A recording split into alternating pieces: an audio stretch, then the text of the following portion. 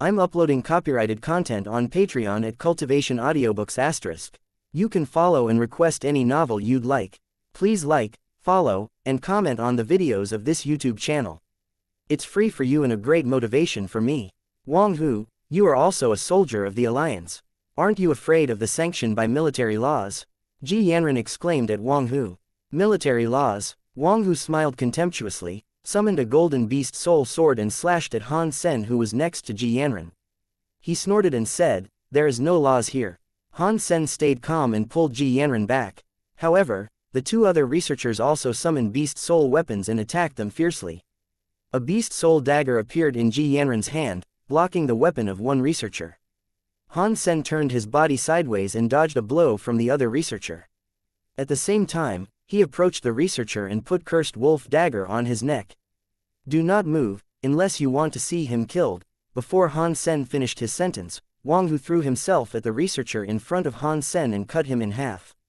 Without a stop, the golden sword continued to approach Han Sen. Han Sen's eyes became cold. He raised the Cursed Wolf dagger at the golden sword and quickly stepped back. He did not realize that Wang Hu was so cruel that he did not even care about life and death of one of his own, so Han Sen was a bit slow. Crack! Unexpectedly, the Cursed Wolf dagger was cut off by the golden sword. A cut was made on Han Sen's forehead. Although the cut was not that deep, blood started to flow.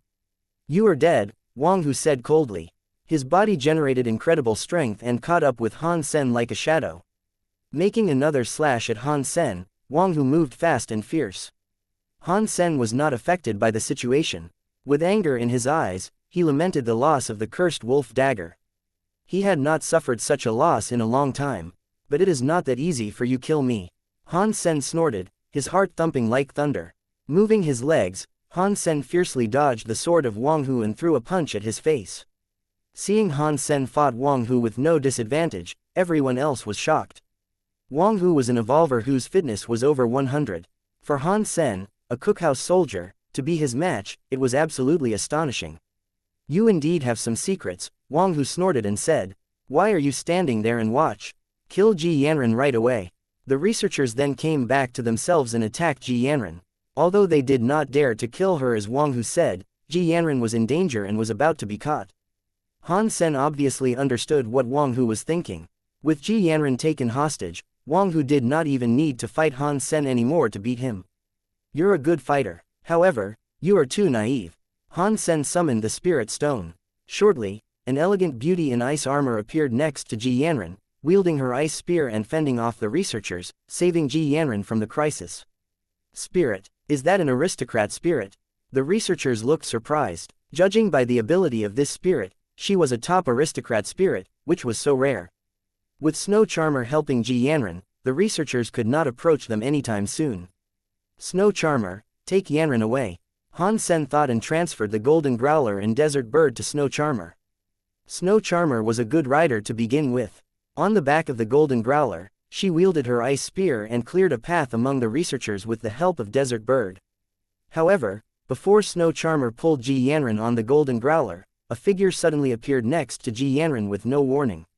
A mini laser gun was pointed to Ji Yanran's head. "Professor Li Mingtang." Ji Yanran looked to that person, shocked. Unexpectedly, it was Li Mingtang. Judging by his speed, Li was even faster than Wang Hu. It was so hard to imagine that Li Mingtang, who was the weak and polite scholar, would have such fitness, even stronger than Wang Hu. "Wang Hu, stop," Li Mingtang said calmly. Wang Hu stared at Han Sen coldly and went back to the side of Li Mingtang. Han Sen did not chase him, staring at Li Mingtang without speaking. "Captain, I do not mean to kill you or become the enemy of the Jis. So, I will have to ask you to cooperate for a little while. When we find the treasure, I will let you go," said Li Mingtang. Then he looked to Han Sen and said, "The same applies to you. Be our hostage and I will not kill you.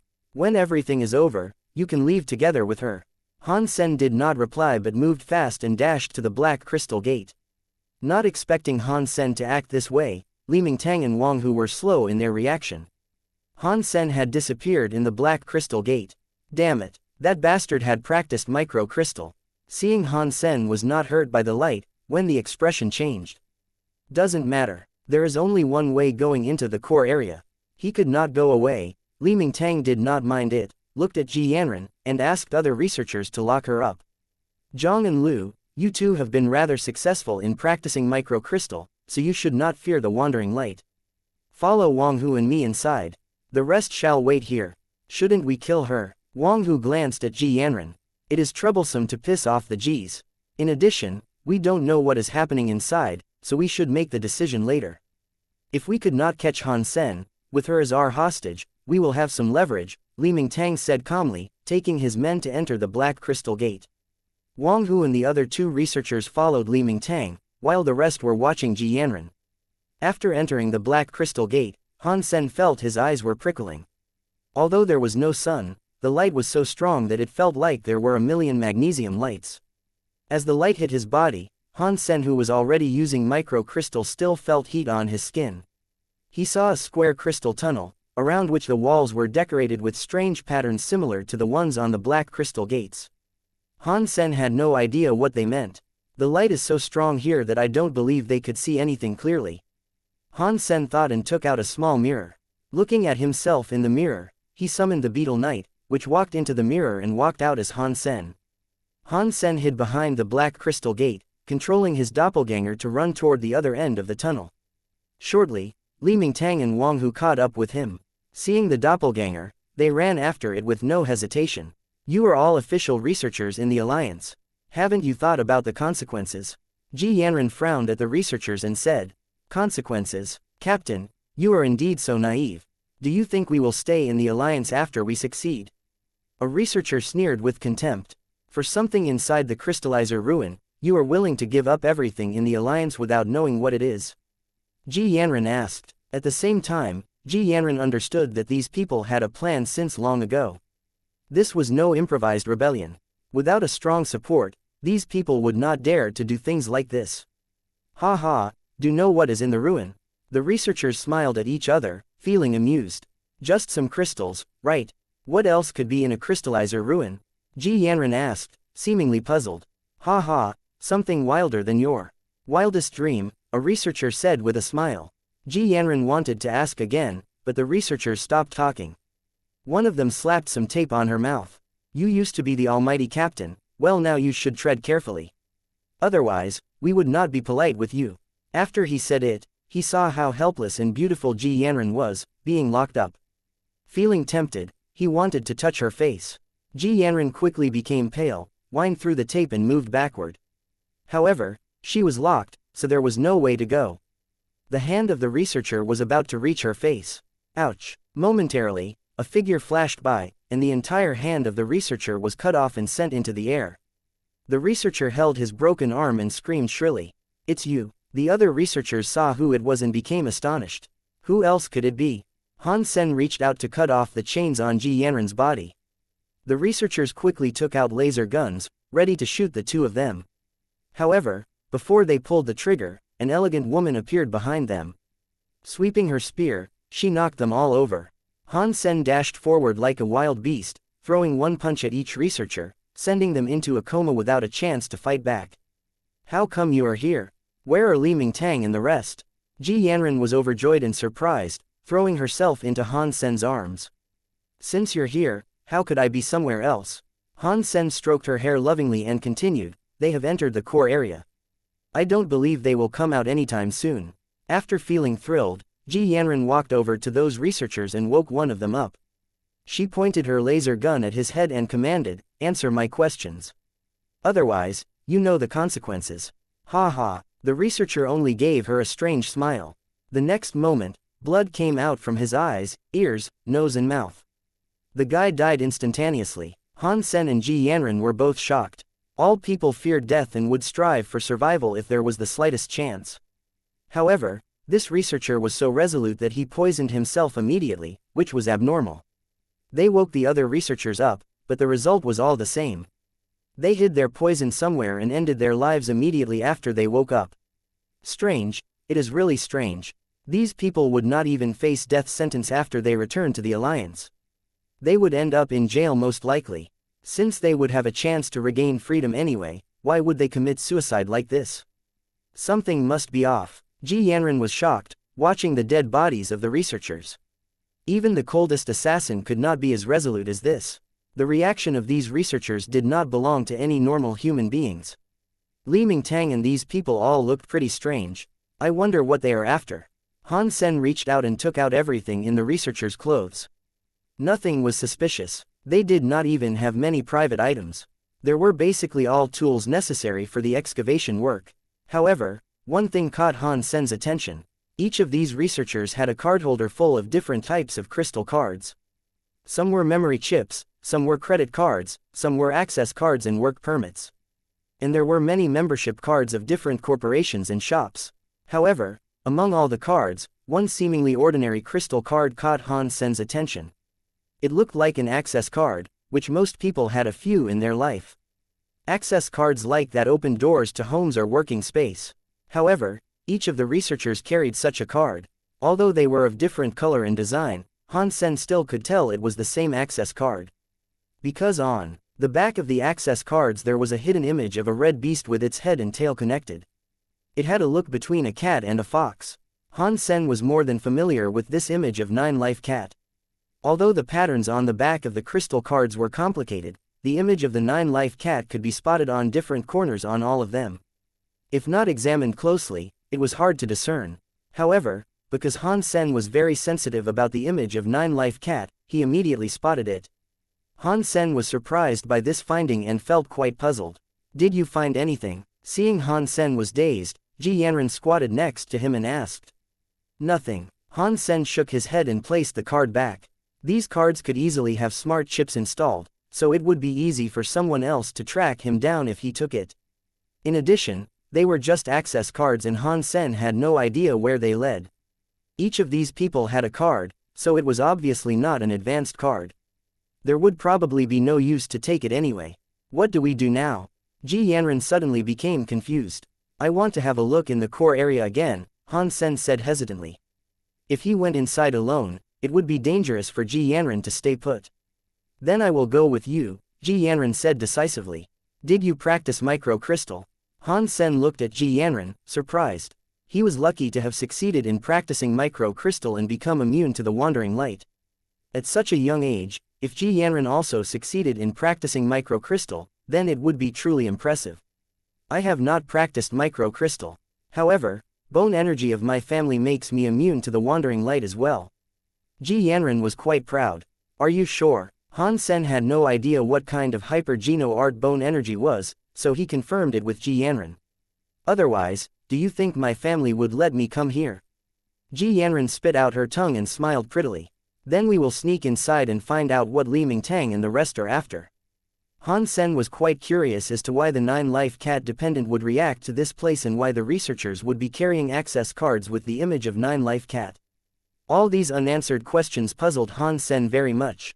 Entering the black crystal gate, Han Sen felt his eyes were prickling from the blinding light. Ji Yanran gave Han Sen a pair of glasses, which made it much easier for him after putting it on. Inspecting the patterns carved on the tunnel, he still did not understand what they meant. After going through the tunnel, the two reached a corridor with many rooms on the sides. Han Sen took a look and found several rooms had been opened.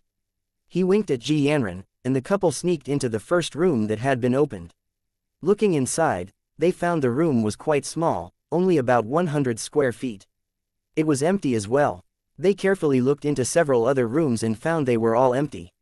Li Mingtang must have taken what was inside, Ji Yanran said after a while.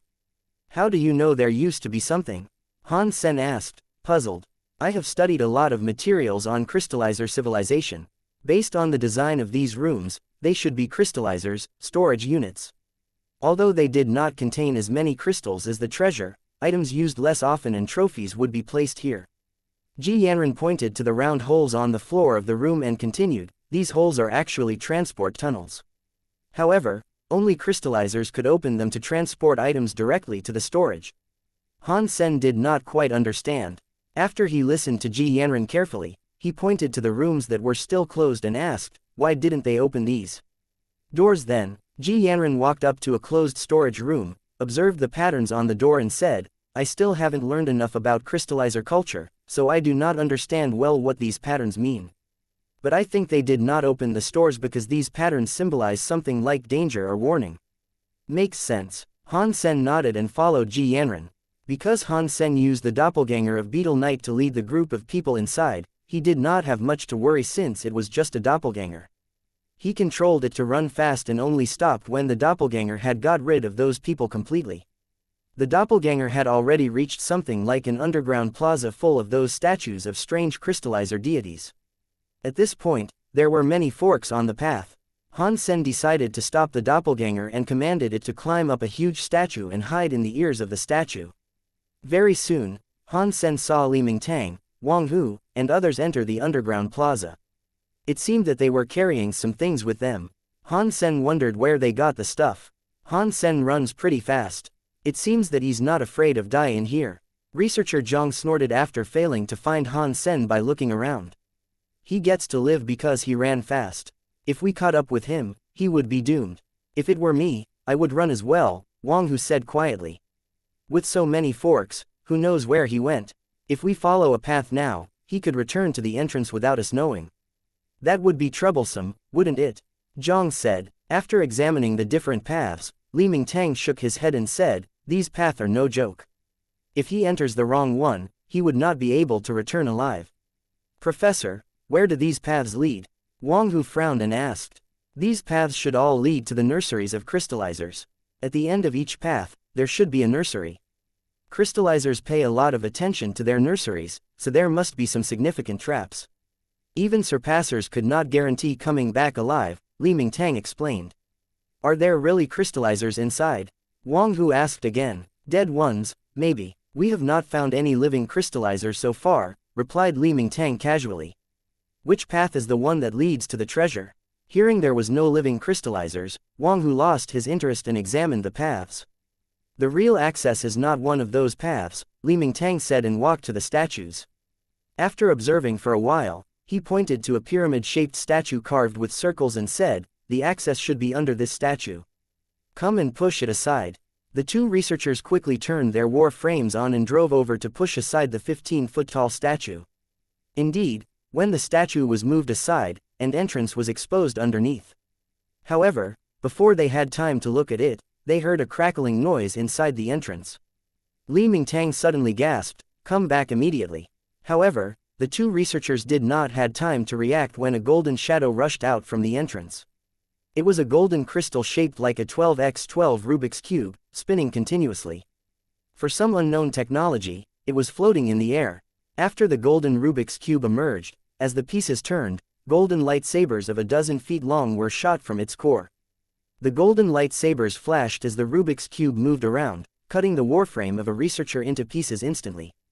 The other researcher became pale and drew his laser gun to shoot at the Rubik's Cube. However, as the pieces were turning, the Rubik's Cube quickly dodged his attack and approached his warframe swiftly. The Rubik's Cube clattered as it turned, the golden lightsabers flashing in, cutting the remaining warframe into pieces. Naturally, the person sitting inside had no way to survive. After destroying the warframes, the Rubik's Cube clattered again and flew toward Li Mingtang. Li Mingtang fished something like a grenade from his clothes and threw it far away. With a distant noise, the golden Rubik's Cube surprisingly left Li Mingtang alone and rushed toward the noise. Now, Li Mingtang quickly went down the entrance, and Wang Hu followed hastily. After circling around the spot where the grenade exploded, the Rubik's Cube seemed to know it had been tricked, turned around, went down the entrance, and disappeared from Han Sen's sight.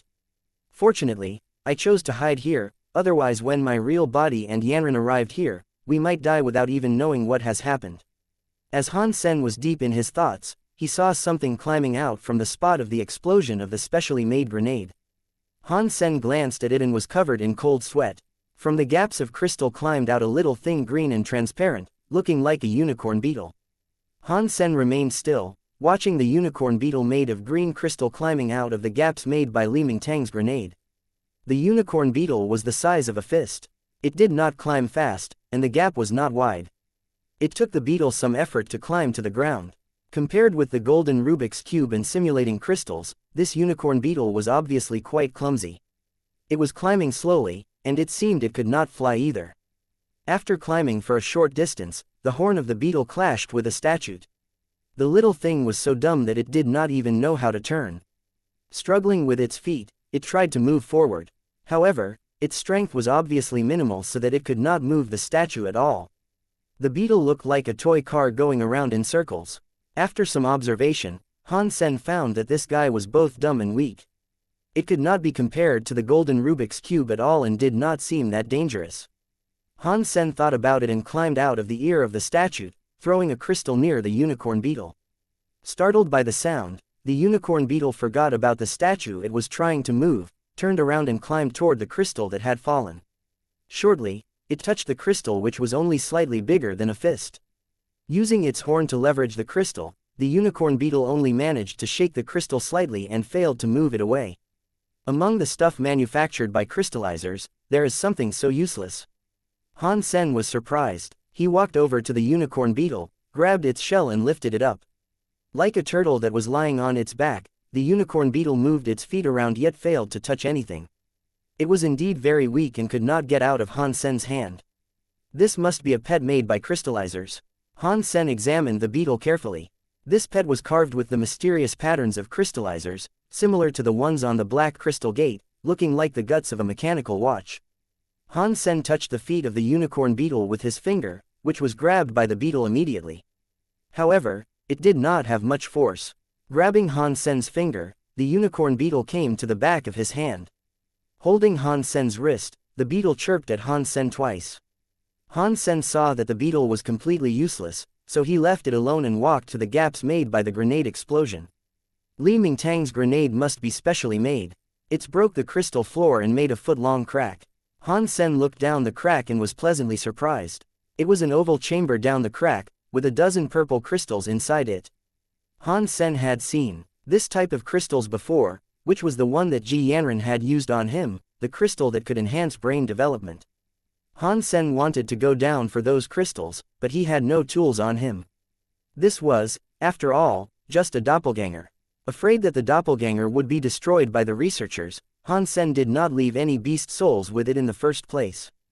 With the strength of the Beetle Knight, it was not realistic for him to widen the crack. Han Sen had to stay put and wait for his own body and Ji Yanran to come over. At that time, he would think of some ways to take the crystals out from the chamber underneath. His own body and Ji Yanran were still a bit far away from his doppelganger, so Han Sen the doppelganger sat down and started to play with the unicorn beetle on his hand. This guy looked quite pretty yet incredibly clumsy. It was quite fun to play with it. Han Sen and Ji Yanran followed the doppelganger's route. Han Sen told Ji Yanran about what had happened and took her over. He also described the looks of the unicorn beetle to Ji Yanran, but she did not know what it was either. Her guess was also that it can be a crystallizer's toy or something like that. After seeing his doppelganger, Han Sen seized the unicorn beetle and took the Beetle Knight back to his mind. Products of crystallizers generally have some unique functions. The golden Rubik's Cube you just described was in fact a guard crystal. It could shoot lightsabers that easily slice war frames apart, let alone human bodies. Unless someone was fast enough to escape before it started to use lightsabers, there was no other way to go past it. Seemingly useless stuff like this is indeed quite rare in crystallizer ruins. Ji Yanran observed the unicorn beetle and did not see anything special about it. It is a crystallizer product after all. Even if it is a toy, it is quite unique. I believe I can make some money if I take it back. Looking at the unicorn beetle, all Han Sen could see was dollars. Many collectors are very into crystallizer products. If you find the right person, it could be worth a lot. Ji Yanran nodded and said. Then I will keep it first. Han Sen put the unicorn beetle into a pocket and walked over to the gap. He then turned on his super biological warframe to widen the gap. After 20+ minutes, the gap was wide enough for a person to go down, so Han Sen put away the warframe and crawled inside. There was no other things in the room than the purple crystals. Han Sen picked them up one by one and counted 16 in excitement.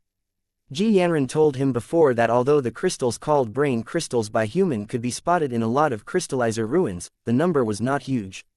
In smaller ruins, it would be lucky to find 1 or 2 brain crystals. Sometimes there was none. Even in larger ruins, it would be impressive to find 7 to 8 brain crystals. Human history, the most brain crystals they ever found in a ruin were 100+, which shocked the entire alliance. The fact that there were 16 brain crystals in this place was definitely something huge. If you want to take these brain crystals for yourself, you will have to use them right here. Otherwise, they would be spotted in the scanning process before you board Daphne, Ji Yanran told Han Sen, seeing how excited her boyfriend was. Then let's use them. We will each use half. For better, for worse. Han Sen said and split the brain crystals into 2 portions, taking 8 for himself and giving 8 to Ji Yanran. Initially, Ji Yanran did not plan to take the crystals. Listening to Han Sen, she was happy to take the 8 crystals and said, "We could only use 1 in 12 hours, otherwise the extra stimulation to the brains would cause a small problem." Han Sen nodded and put a brain crystal on his forehead.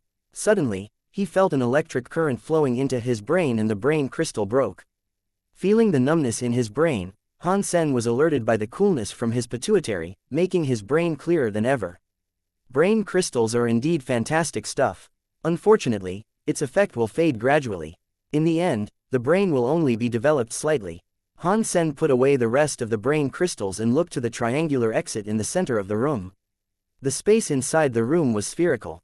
Other than the gap where they came from, the only exit was the triangular tunnel leading downward in the center of the room. Han Sen walked to the tunnel and looked down, finding the 6-foot-long tunnel was connected to another spherical room. Ji Yanran, do you know what these spherical rooms are used for? Han Sen knew so little about crystallizers that he had to look to Ji Yanran. Ji Yanran shook her head and said, "In all the materials that I've studied, there is no mentioning of such places.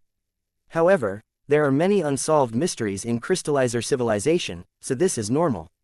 Shall we go down and have a look? Maybe there are more brain crystals." Han Sen thought about it and said. Li Mingtang and Wang Hu had entered the core area. However, the guard crystal had followed them inside. Han Sen had no idea what was happening in the core area, so they might encounter the guard crystal if they followed Li Mingtang and Wang Hu, which was not ideal. "I wonder if it's too risky," Ji Yanran hesitated. "It's not risky." Han Sen summoned Snow Charmer and sent her down the triangular tunnel to find out what was inside the other room. Very soon, Han Sen made sure that it was an empty room. Snow Charmer also found triangular tunnels leading to other places. Han Sen hesitated and summoned the Beetle Knight again, making his doppelganger hide inside the statue's ear, watching the entrance from which Li Mingtang and the rest entered the core area, while he and Ji Yanran entered the other room through the triangular tunnel. Like Snow Charmer said, it was an empty room. On the side of the room there was a triangular tunnel of the same size leading horizontally to another spherical room. Han Sen asked Snow Charmer to climb into the tunnel first to make sure there was no danger before he and Ji Yanran went inside one by one. It turned out that all the spherical rooms were empty, all connected by triangular tunnels. After traveling past a dozen spherical rooms, Ji Yanran and Han Sen ended up in a normal room. Walls of the room there were lined with black crystal cabinets that had at least hundreds of lockers. There was no telling what was inside. "This is the treasure." Ji Yanran saw the black crystal cabinets and became surprised. "You're saying this is the treasure? So, the simulating crystals, parasite crystals, and guard crystals are all stored here." Han Sen was overjoyed. He did not expect to come to the treasure by accident. These black crystal cabinets are similar to the ones used to store crystals that we had discovered before. However, this room is different from the previous treasure. Also, I'm not sure why the room is connected with those spherical rooms. Therefore, I could not make sure whether this is the real treasure. Ji Yanran was not confident. "Let's open one up to find out." Han Sen asked Ji Yanran to go back into the previous spherical room and commanded Snow Charmer to open up a square black crystal elkoker. Nothing strange happened. The black crystal locker was empty. There was nothing stored inside. Ji Yanran came back to examine the inner structure of the cabinet and said assertively, "Now I am sure that this is the cabinet that holds the crystals. This should be a treasure, but it seems too small for a royalty ruin. These cabinets could not even be compared to those in some smaller ruins. It does not look like it is designed for a royalty. It's good as long as it is a treasure. Maybe it is the private collection of the royalty." Han Sen was excited and asked Snow Charmer to open up other cabinets. However, dozens of cabinets all turned out to be empty, which disappointed Han Sen a bit.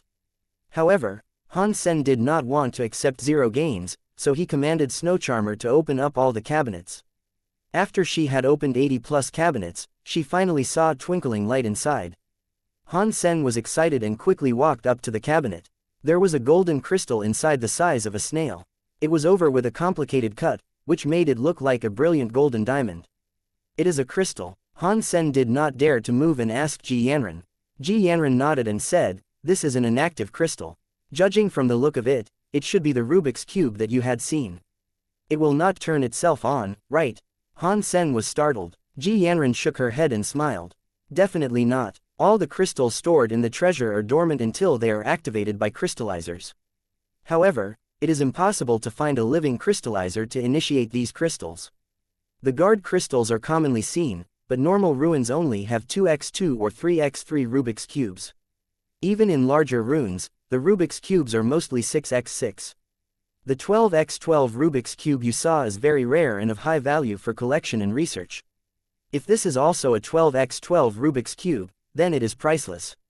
Hearing Ji Yanran say that, Han Sen was overjoyed, took out the golden crystal, and stuffed it in his pocket. He said with a smile, "Then I will put it away first." Ji Yanran knew what he was thinking but did not say anything, just rolling her eyes at him. With the finding of the guard crystal, Han Sen was even more motivated. He told Snow Charmer to open up all the remaining cabinets and soon discovered another crystal. It was a white crystal. Han Sen looked to his girlfriend, puzzled. "This is the memory crystal, containing all the data left by the crystallizers. If one has enough mental power, one could directly sense the content of the crystal. However, human nowadays could hardly reach that level. They could only get part of the fragmented information in the crystal relying on machines. Since this crystal is left behind by a crystallizer royalty, it might contain important information. If we are all able to translate part of it, maybe our science and technology could have another leap," Ji Yanran explained. "Then I will put it away first." Han Sen unapologetically took this memory crystal as well. "Did you hear something?" Han Sen suddenly noticed something and looked to Ji Yanran.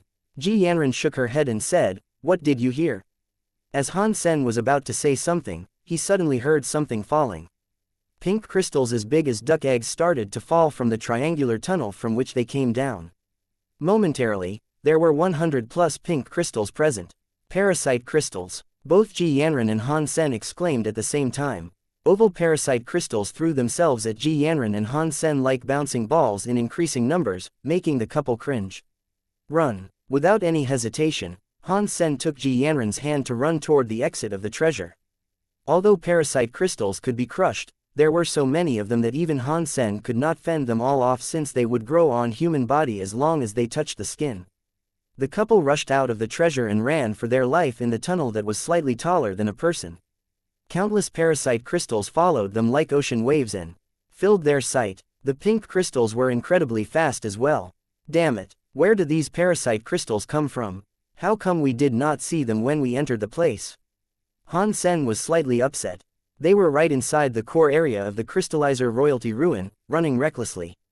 If they died here, they would not even know what killed them. However, looking at the endless parasite crystals following them, Han Sen knew they would die definitely if they did not run, so he did not dare to stop. Luckily, the snow-toothed wolf mounts was running ahead of them as their scout, which was more or less a comfort to Han Sen. Boom! The snow-toothed wolf which was running in front was suddenly cut in half by a beam of light. It fell heavily on the floor and then disappeared. Rubik's Cube. Han Sen saw the 12x12 Rubik's Cube in the next intersection and became pale. This way, Ji Yanran ran into a side path first and Han Sen followed her. However, neither the parasite crystals nor the Rubik's Cube was retreating.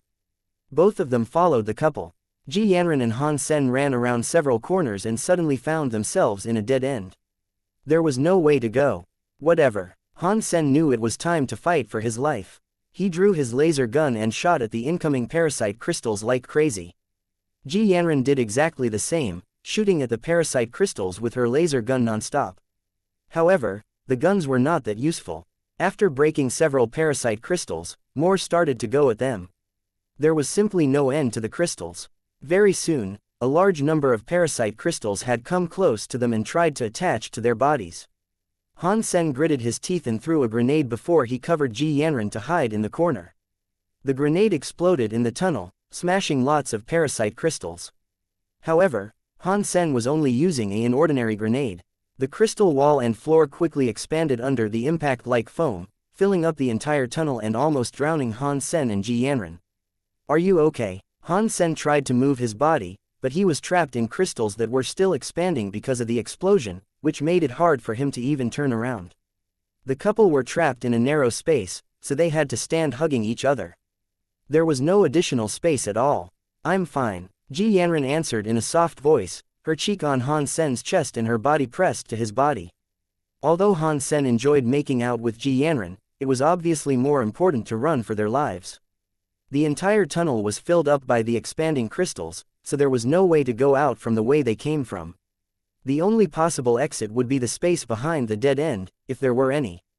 As long as they could break this crystal wall, they would still have hope. However, Han Sen no longer had any beast soul weapon he could use. He had to run Jadeskin and turn his hands into jade, throwing punches at the crystal wall behind Ji Yanran's back. Bang! Under Han Sen's fist, the wall only had a hairline crack. "I have a sacred blood dagger from Second God's sanctuary. Let me try," Ji Yanran said and summoned her dagger, stabbing at the wall behind her backward. However, Ji Yanran could hardly move her arm, so it was hard for her to put much force into the move. In addition, she had just become an evolver before long, so she did not have great fitness. After stabbing with her dagger a few times, she was only able to leave several shallow white marks on the crystal wall. "I'll do it." Han Sen stopped Ji Yanran and punched at the crystal wall again. Han Sen had achieved initial success in Yin-Yang Blast. Using the technique of Yin Force, it was not hard for him to make a powerful punch in a short distance. With slight vibration, Han Sen's fist punched at the crystal wall with loud bangs. After dozens of punches, the crystal finally cracked. Pieces of crystal started to fall from the crystal wall. Han Sen followed up by punching hundreds of times, expanding the cracks. Eventually, the crystal wall was pierced by his fist. "I know that God will not let me die here." Han Sen was overjoyed. The crystal wall was only less than an inch thick. He accelerated in punching the wall and quickly expanded the opening to the size that one person could cross through. "Turn around slowly and crawl into the hole." Han Sen glanced into the hole and saw a hall. There did not seem to be much stuff inside. In addition, if there was anything inside, it must have been alerted by the loud noises he was making. Ji Yanran turned around slowly. However, looking at the hole, her eyes suddenly became red. She cried, "Han Sen," she sounded like she was crying. Tears filled up her eyes and she grabbed Han Sen's hands. The crystal next to the hole was colored red by blood, which was astonishing to look at. And the back of Han Sen's hands was completely broken. Breaking the crystal wall with bare hands was something difficult for him even though he had practiced Jadeskin. In the end, her bones were almost broken. However, Han Sen gritted his teeth and pulled through without making a sound, which was why Ji Yanran only noticed his wound until this point. Holding Han Sen's hand, Ji Yanran could not make a complete sentence. Her tears fell like rain.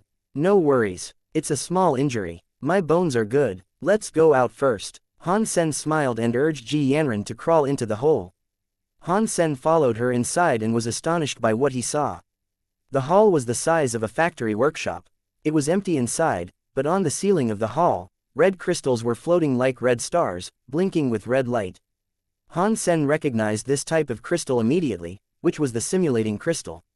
Boom! When the couple just stood up, all the simulating crystals started to flash red lights at them, as if there was a press conference in the hall.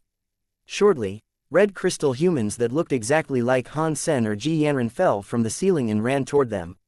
Simulating crystals were an impressive creation, which many human scholars called a miracle. It was impossible for a human to become a rock, let alone a gun. However, simulating crystals were beyond their limitations.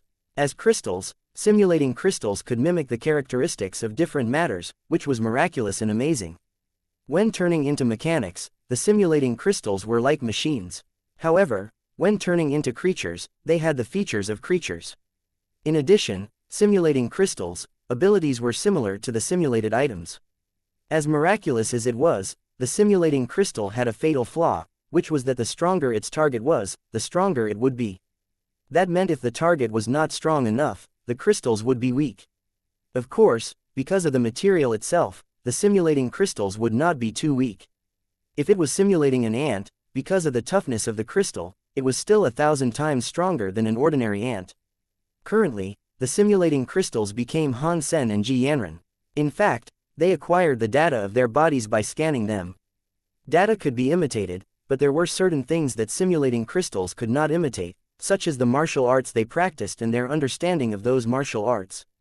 Therefore, when Han Sen saw a large number of simulating crystals turning into Ji Yanran and him, he was not too appalled but became more relaxed.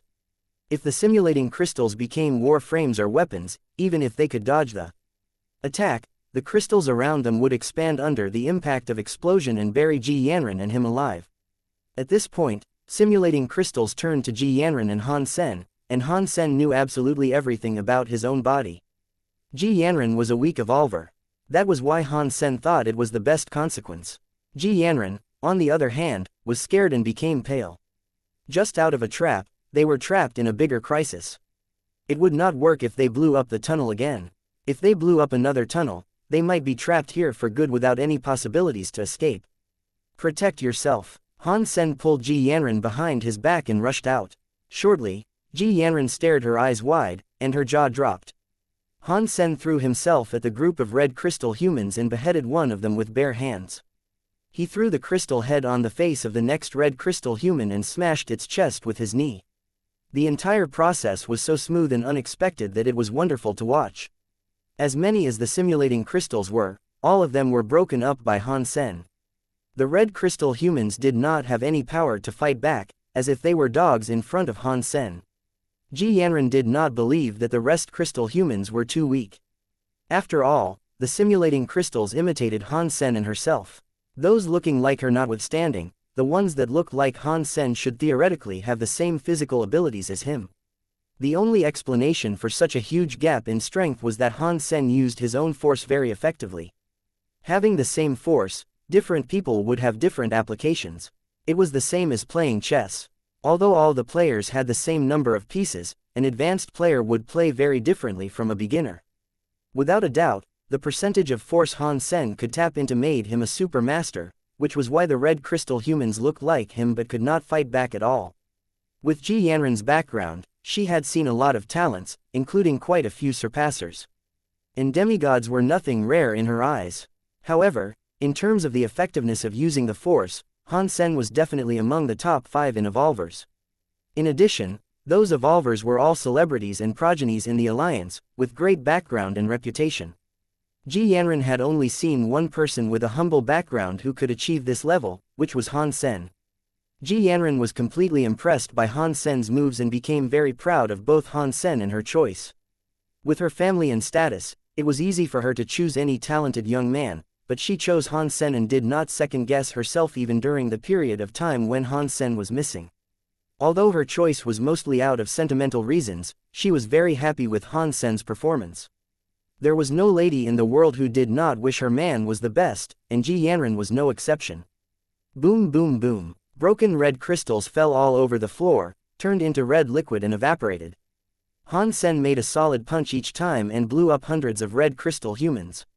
Boom. He used 7 kill to turn his leg into axes, kicking the head of a red crystal man into its guts, blowing up its entire body. Pieces of crystal fell on the floor. Han Sen, Ji Yanran blushed out of excitement and hugged her man, not knowing what to say. She felt as long as she was around Han Sen, she had nothing to fear and nothing to worry about. Han Sen thought Ji Yanran was worried about him, patted her on her bouncy butts and smiled. Just a few red crystal men. It's going to take way more than that to hurt your husband. No worries. Ji Yanran hugged him tight without speaking or letting go, burying her head in his chest. Ahem, this is not the right time. Even if you're in the mood, we must find somewhere safe first. Seeing how charming and tempting Ji Yanran was, Han Sen was burning up with passion. I'm in no mood. Ji Yanran blushed and hit Han Sen with her small fist, rolling her eyes at him. Isn't it nice to be young? You have the mood to flirt in such a place. A voice sounded with the worst timing, surprising Han Sen and Ji Yanran. They quickly turned to look. The crystal door on the side of the hall was pushed open. Li Mingtang entered from outside, looking at the couple with a grin. Han Sen looked behind him and did not see Wang Hu. Li Mingtang was injured in multiple places and did not seem to be in good shape. Han Sen, you surprise me. I have only seen 3 people at your age who could use their own strength so effectively. Li Mingtang looked at Han Sen with approval and continued to say, however, this is in a crystallizer royalty ruin. So, from now on, you have to follow my lead. And why is that? Han Sen stared at Li Mingtang coldly and said, for this, what do you think? Li Mingtang said casually, and his skin suddenly turned into gold. Instantaneously, he had a gold body, looking like the Buddha himself. Super Diamond Body. You obtained Super Diamond Body. Han Sen was shocked, watching Li Mingtang with a golden body. I started when I was 3 years old and had spent more than 6 decades practicing it. All I have achieved is initial success. Li Mingtang said quietly, without any intention to brag. What is Super Diamond Body? Han Sen asked, puzzled. The name sounds like some cheeky cartoon he used to watch on the Skynet. Ji Yanran explained, there are numerous hyper-geno arts adapted from ancient martial arts, so there are all kinds of rankings. However, no matter which ranking you see, Super Diamond Body is always in the top 10. Super Diamond Body was adapted from the ancient martial art Indestructible Diamond Body. If you could practice it to the extreme, even plasma cannons could not hurt you. However, it is so hard to practice that 100 years might be just a start. Therefore, not a lot of people dare to try this hyper-geno art. However, once achieving something, one's body would be absolutely peerless among people with the same status. It is not that impressive as the captain said. I have only achieved initial success. If someone has a fitness level above 120, it would be easy for him to break up my body. Li Mingtang paused and said, in fact, you do not need to be my enemies. I did not mean to take your lives anyway, otherwise Captain, you will not be able to live until this moment. In this crystallizer king ruin full of crises, an extra person means extra force. We should all cooperate in order to have a bigger chance at survival. What do you think? Cooperation, yes. However, you must at least tell us about your goal to enter this crystallizer royalty ruin. We do not want to die without knowing why. After consulting his girlfriend, Han Sen said to Li Mingtang. In fact, it will do you no good knowing about these. You'd be better off not know. Li Mingtang sighed. Since you want to cooperate with us, you must have something you need us for. If we follow you without asking, we would probably die without knowing the reason, Han Sen said coldly. You are indeed smart people. Li Mingtang paused and continued, actually, I could tell you and it's fine. Captain, you should know that this crystallizer ruin was discovered decades ago. I heard that an interstellar exploration ship found this place. Ji Yanran thought about it and said. Li Mingtang nodded slightly and said, indeed. The exploration ship found this crystallizer royalty ruin and sent a team to explore it. However, none of them came back. After that, the Alliance sent a warship similar to Daphne here and none of the people came back alive either. Did you know what had happened? Ji Yanran said. No. Li Mingtang shook his head and said with his eyes glistening, however, my late father was the captain of the exploration ship that discovered the ruin in the first place. After he came here, he never went back. All I want to find is his remains. Professor, you must think we are 3-year-olds. It is so obvious that you and Wang Hu both want something here. Don't tell me that Wang Hu is also looking for his dad's remains, Han Sen said quietly. Li Mingtang smiled and said, of course, the reason we entered the ruin was also for something the captain of the Alliance warship brought to the ruin. What is it? Han Sen asked. A crystallizer key. Legend has it that as long as you have that key, you could initiate the core of crystallizer ruins and control all the crystals. Li Mingtang was full of excitement. Can you imagine what would happen if humans could control those magnificent crystallizer technologies? It will make human technology jump ahead 300 years. I'm afraid that the reason you're looking for that crystallizer key is not to enhance human technologies, Han Sen said coldly. Han Sen knew that the so-called exploration ship was actually pirate ships which grabbed the fortunes in the universe that had been overlooked. For Li Mingtang's father, the captain of an exploration ship was a euphemism of interstellar pirate. I've told you everything you want to know. Choose whether or not you want to cooperate with me. Li Mingtang did not answer Han Sen's question but said to the couple. One last question, what do you need us for? Han Sen asked. There is an area ahead of us that neither Wang Hu nor I managed to go through. We also lost each other. Unexpectedly, I ran into you guys. I now have an idea the three of us work together to pass that area to reach the core of the crystallizer ruin. When we arrive there, you could take the crystals in the treasure, which are what the Alliance wants anyways. And I could take the crystallizer key, what do you think? Li Mingtang said, deal. Han Sen had decided on the reply with Ji Yanran minutes ago, so he agreed without hesitation. Okay, let's go then. When we are in the area, I will then tell you in details what to do. We should not mess around with this, otherwise all three of us will be in danger, Li Mingtang said and walked out of the hall. Han Sen followed Li Mingtang, holding Ji Yanren's hand. Looking around, he couldn't help praising the greatness of crystallizer civilization. Even now, the Alliance could hardly build such an integrated architecture covering the entire planet without affecting the planet's self-regulating system, which was simply magnificent. Li Mingtang carefully led the way ahead of them, telling them what to watch out for, so that they would not trigger the self-defense mechanism in the ruin. Shortly, the three of them reached an abyss, which looked bottomless and was about several miles wide. It almost looked like the gates to hell. From afar, he could see a fairy-tale-like castle that looked like it was designed for the giants. The castle was connected to their side by a foot-long crystal bridge. It looked like the two sides of the abscess were connected by a thread. Passing this crystal bridge, we could then arrive at the core of the crystallizer royalty ruin, Li Mingtang said, pointing at the castle far away. Can we fly over? Han Sen said, puzzled. Look above, Li Mingtang pointed to the ceiling and said. The couple looked above and saw gigantic green crystals were hanging from the ceiling like chandeliers, each over 10 feet wide and very delicate. As gorgeous as they were, Ji Yanren became pale after she saw them. After seeing those green crystals, Ji Yanren started to whisper. There are nest crystals here. How can we possibly walk over there? Ji Yanren asked Li Mingtang.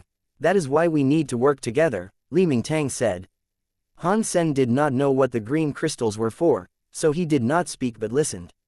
After a while, he finally understood why Li Mingtang and Wang Hu failed to go through. The green crystals that looked like chandeliers were named nest crystals, nurturing lots of mini crystals inside of them.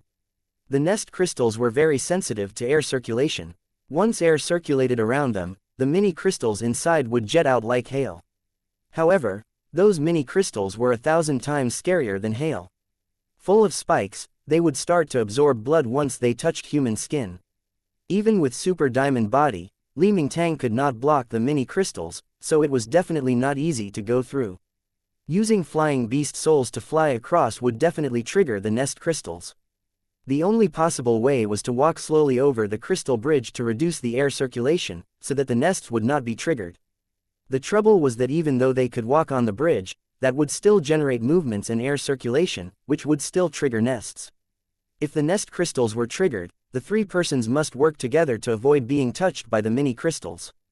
Li Mingtang told Ji Yanren and Han Sen how to cope with the mini crystals, and the three of them slowly walked onto the crystal bridge with some distance apart. None of them dared to go too fast. They moved on the bridge like slow motion for fear that they might alert the nest crystals. Initially, Li Mingtang thought that it was basically impossible to walk through without triggering the crystals. However, the three of them passed the bridge slowly. The nest crystals hanging above were not triggered at all. Strange. Even Li Mingtang frowned, not knowing why the nest crystals were so calm. Last time when Li Mingtang came to this place with Wang Hu, they triggered a nest crystal without walking far. In the end, the two of them had to run for their lives separately. Even so, Li Mingtang still got injured. It is the best if we could refrain from triggering them. Let's go inside, Li Mingtang said and walked into the castle. Ji Yanren and Han Sen followed up, maintaining some distance from Li Mingtang. Previously, Li Mingtang needed them to go over the bridge. However, now that the nest crystals were not triggered, Li Mingtang might not need them anymore. Han Sen vigilantly followed Li Mingtang into the castle. The gate was already open. After they entered the castle, they became dumbstruck. In the huge castle lay many corpses in a messy way. All the corpses looked alive without any hint of drying up. They almost looked like living persons. However, taking a closer look at them, the three could easily tell that they were dead. When seeing those dead people, Li Mingtang suddenly became excited. Quickly glancing at the dead bodies, his eyes fell on the body of a middle-aged man and he became thrilled. Although Li Mingtang was overjoyed, he did not dare to go over, observing vigilantly. Those people would not die here for no reason. There were no injuries on any of their bodies. Standing or sitting, they simply died, without any traces of fighting or struggling. However, Li Mingtang still did not understand how those people died and why their bodies looked exactly like how they were when alive, without any signs of corruption, which was why he did not dare to go over. Han Sen and Ji Yanren were even less tempted to go up. When they were about to ask Li Mingtang the expert, they suddenly saw someone coming out from a structure inside the castle. With a closer look, Li Mingtang saw it was Wang Hu and suddenly changed his looks. He asked Wang Hu, "When did you come? Did you find anything?" Wang Hu smiled, reached out his hand and showed Li Mingtang a red crystal the size of a pigeon egg. "After separating with you, I walked around before I came over, and I have also found the thing." "Fantastic, give me the thing, quickly." Seeing the red crystal, Li Mingtang looked overjoyed and watched the red crystal zealously. "Okay." Wang Hu walked to Li Mingtang slowly, quickly handing the crystal to Li Mingtang. Li Mingtang was so excited that he reached out to grab the crystal. Unexpectedly, Wang Hu flipped his hand and grabbed the crystal, punching Li Mingtang in the chest with his other hand. Li Mingtang was prepared as well. The moment when they made the move, Li Mingtang's body turned into gold. When Wang Hu hit his chest, the sound was metal hitting metal. "Wang Hu, you should know that you could never hurt my super diamond body," Li Mingtang exclaimed coldly. "Is that right?" Wang Hu snorted and suddenly threw a grenade.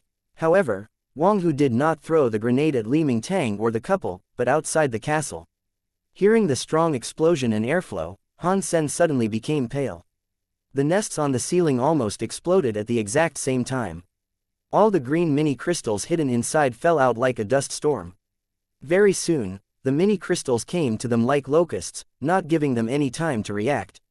"Rot in hell." Wang Hu regarded the three of them coldly, while the mini crystals bypassed his body as if he was not a target at all. Li Mingtang was shocked, but it was too late to run. All the green mini crystals stuck to his body, from which even his super diamond body could not defend him. Waving his hands like crazy, he did not manage to break many before he was covered in green mini crystals like a beekeeper covered in bees. After sticking to his body, the green mini crystals quickly turned into a red color. Obviously, they sucked out a large amount of blood from Li Mingtang's body. Li Mingtang issued a shrill scream, hitting the mini crystals on his own body like crazy, but to no avail. More and more mini crystals started to stick to him. Han Sen and Ji Yanran were both pale, thinking that it was probably the end of their lives. Since even Li Mingtang's super diamond body was not effective, it was less likely for them to survive. However, after the mini crystals came over, they also bypassed the couple and did not touch them at all, which made them both surprised and happy. "What?" Seeing the situation, Wang Hu regarded the couple, surprised. "All right then, let me send you to hell myself." Wang Hu summoned his golden beast soul sword and walked directly to Han Sen. Han Sen was staring at the red crystal held in Wang Hu's left hand, not because he could tell something special about the crystal, but because the 9-life cat dependent was reacting to the red crystal. The red crystal looked very similar to the material of the 9-life cat pendant. Without more time for Han Sen to examine the crystal, Wang Hu had already walked up to him. Han Sen stood in front of Ji Yanran and shape-shifted into the Fairy Queen, running heresy mantra and overload at the same time to achieve his best. "I did not kill you because I did not want Li Mingtang to find out about my real strength. You think you could beat me with your miserable abilities?" Wang Hu snorted with contempt, stabbing his sword at Han Sen. Wang Hu's move was incredibly fast, and his sword reached Han Sen's throat in an instant. His heart thumping, Han Sen fixed his eyes on Wang Hu. Stepping forward instead of going back, he approached Wang Hu like a ghost. Even if Han Sen did everything he could, his fitness was still lacking compared to Wang Hu, who had already passed 100 in fitness. In addition, Wang Hu had a sacred blood sword from Second God's Sanctuary in his hand, while Han Sen had no proper weapon to use, which made it even harder for him to compete with Wang Hu. Han Sen's only chance to win was a close combat. Seeing Han Sen approaching himself, Wang Hu turned his sword around, changing from stabbing to cutting without so much as a pause. There was almost no way for Han Sen to defend himself. Swish! Han Sen was a bit slow at dodging the sword, and his neck was immediately marked with a cut. Blood started to flow. Although the injury was not fatal, it looked very scary. "Watch out, Han Sen. It is Sprocket Sword, do not let him strike again." Seeing Wang Hu's sword skills, Ji Yanran alarmed Han Sen, appalled. "You are indeed someone from the J's. So knowledgeable that you recognize Sprocket Sword. However, you know that too late." Wang Hu moved his left hand and summoned another Beast Soul Sword. With one sword in each hand, he attacked Han Sen continuously. Han Sen had no way to block the incoming attacks. Wang Hu's sword skills were so incredible that the two swords looked like they were designed to be used together. One sword after another, Wang Hu did not leave any chance for Han Sen to even breathe. The strikes were so tight that they were like two sprockets moving forward with their teeth intertwined with no gaps at all. Just in a moment, Han Sen had been cut in several places already, bleeding heavily. Since Han Sen evolved to Second God Sanctuary, he had never met such a strong enemy. There was no way for Han Sen to fight someone with a fitness over 100 and using sprocket sword. Summoning her dagger, Ji Yanran wanted to join the fight. Even if she had to sacrifice her life, she could not stand there and watch Han Sen getting killed. "Don't come over, I got it," Han Sen exclaimed to stop Ji Yanran from coming, staring at the double swords of Wang Hu. "No rush, you will both die anyways." Wang Hu's swords were getting faster and faster, his face cold. The kiting skills that Han Sen had put a lot of effort into eventually became handy. With excellent calculation, Han Sen managed to stall Wang Hu. Although he did not have the ability to fight back, Wang Hu's swords were never deadly to him either. Wang Hu couldn't help frowning slightly. Sprocket sword was one of the best sword skills in making attacks. Once started, it could hardly be stopped by anyone. Since Wang Hu succeeded in practicing sprocket sword, even an evolver stronger than himself could hardly survive his double swords. It would be impressive for someone to block 100 or 200 strikes. However, Han Sen's fitness was obviously weaker than Wang Hu, but he had already blocked 300 strikes before Wang Hu could launch a fatal attack. In addition, Wang Hu was starting to feel that it was harder and harder for his blades to hurt Han Sen. Although Han Sen was covered in injuries and blood all over, Wang Hu knew very well that those injuries were not deadly. What was even weirder was that Han Sen's injuries only bled a bit when he just got hurt, but the bleeding stopped very soon, and the injury started to shrink.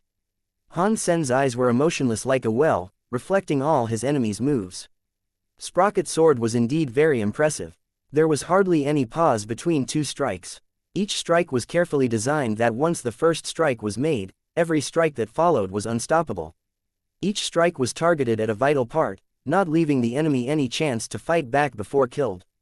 However, humans were not machines with sprockets, and the design of sprocket sword even gave Han Sen some extra opportunities. When it came to the design in martial arts, Han Sen had never met anyone stronger than Queen, who was a real master. Different from Queen, Wang Hu's sword skills were half fixed and half calculated, which made it more rigid than Queen's kiting skills. If Queen was a real master, then Wang Hu was simply someone with a good set of sword skills. No matter how good a set of sword skills was, it must be rigid with errors. When Han Sen was using kiting skills to dodge the attacks from Wang Hu, he was also continuously leading Wang Hu to make mistakes. Gradually, Han Sen came to understand the sprocket sword better, so it was harder and harder for Wang Hu to injure him. Wang Hu became upset. It was the first time that he had encountered an opponent like this one. It seemed that Han Sen's footwork was quite ordinary. However, no matter how fierce Wang Hu's sword skills were, it was hard for him to kill Han Sen. Han Sen's fitness was much worse than Wang Hu's, but Wang Hu started to feel that he was about to lose control. The figure of Han Sen became more and more unpredictable in Wang Hu's eyes, which consumed his confidence and made him feel that it was hard for him to kill Han Sen. Wang Hu was even worried that Han Sen might strike back.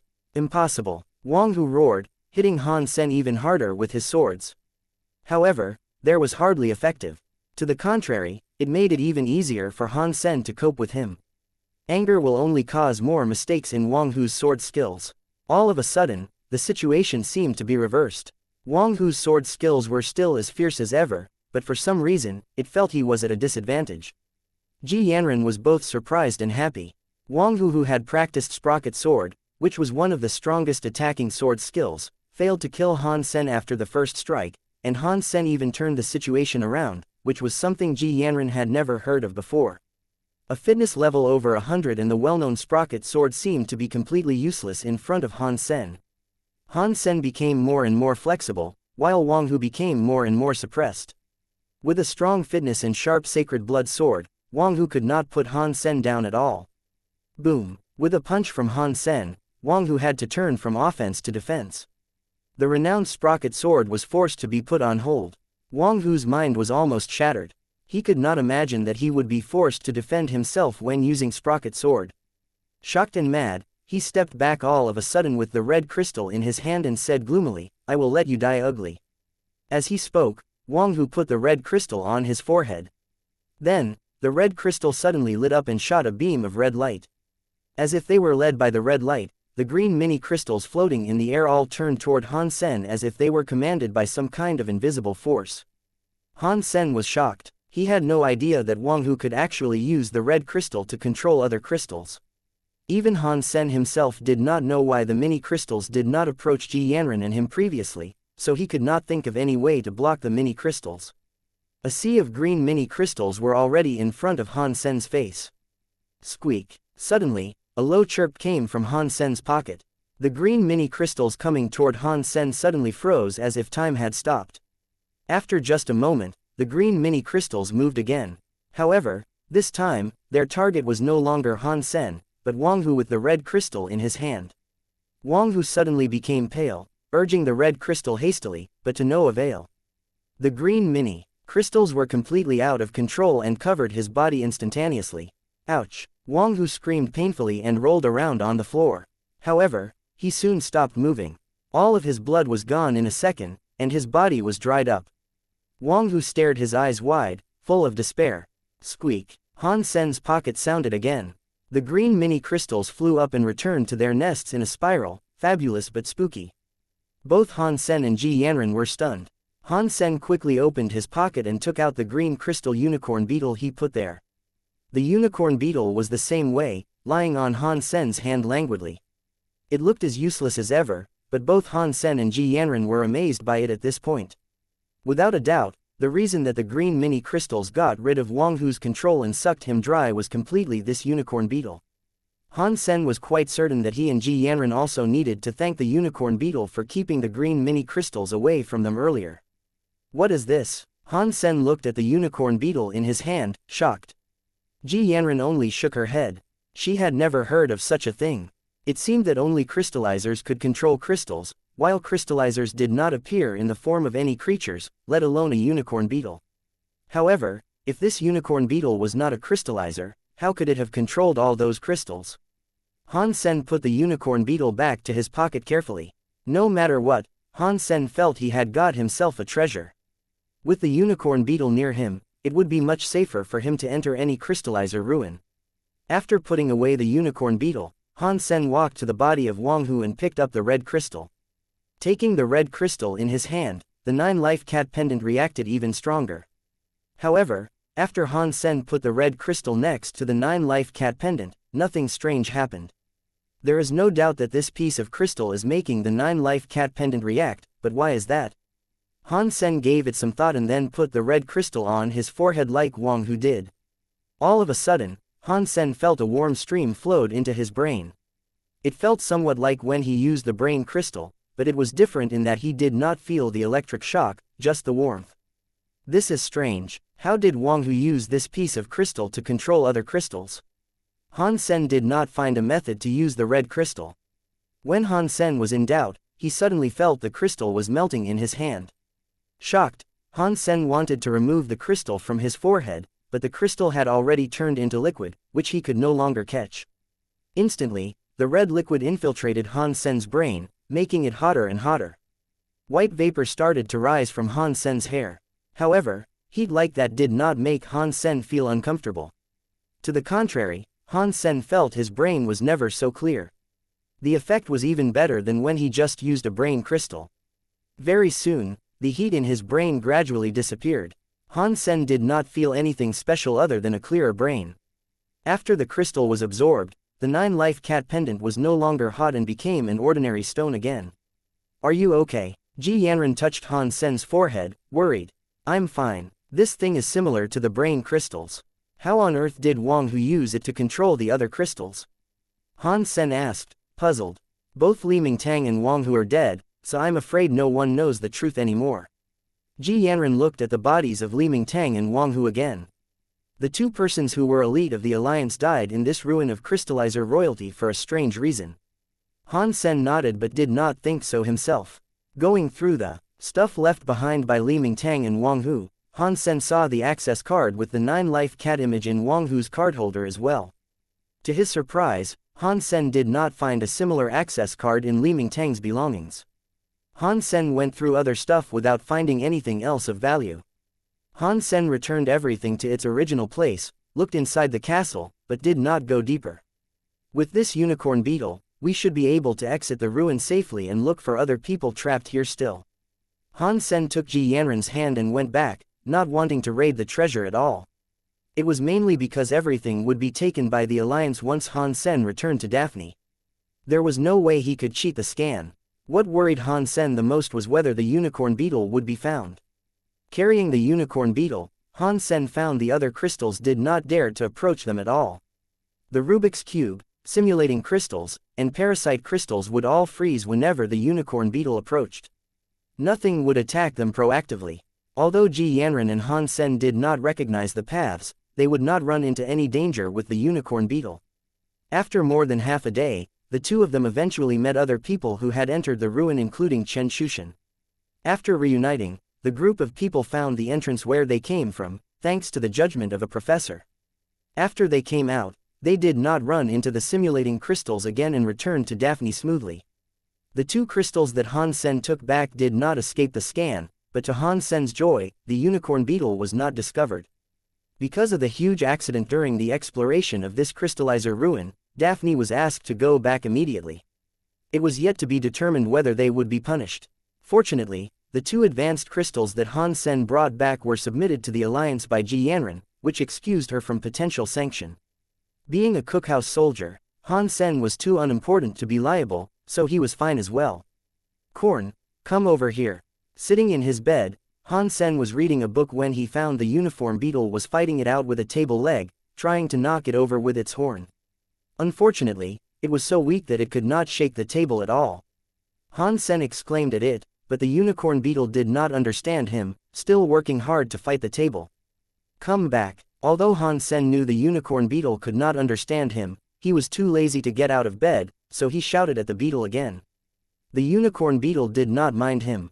However, its body was suddenly captured by something and started to float toward Han Sen. Ah! Han Sen looked at the unicorn beetle in surprise.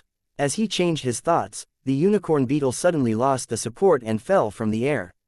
Han Sen was completely shocked. He tried to focus his mind again on the unicorn beetle, and very soon, it floated again, flying wobbly toward him. Han Sen caught the unicorn beetle with his hand and felt overjoyed. Then he tried to focus his attention on other smaller objects like cups. Indeed, it turned out he could move some smaller objects with his mind. He could make a cup within a range of about 6 feet float. If the object was more far away, it would be beyond his power. Also, he could not lift anything heavy with his mind. Initially, Han Sen was very excited. Later, however, he discovered that this ability was almost useless. The distance requirement was stringent, and the actual force he could use was too weak. It was almost impossible to be used in a fight. The red crystal seemed to have given my brain some revolutionary development. Now I could even use my mind to move things. However, it is still so weak that it is not very useful. Han Sen soon lost interest in his newly gained ability. However, another benefit that the red crystal brought him made Han Sen jump with joy. When Han Sen started to learn the ancient language again after he came back, he found his memory and understanding much better and his progress much faster. Because of the accident in the last mission, everyone on Daphne was forbidden to enter God's sanctuary or use the Skynet. Han Sen had to learn the ancient language all the time. Because his brain had been enhanced, he had made tremendous progress in understanding the ancient language.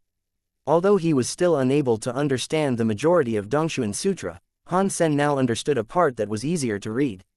This part was a technique that represented a kind of footwork. Simply by going forward, backward, left, right, and sideways, one could produce endless interesting combinations.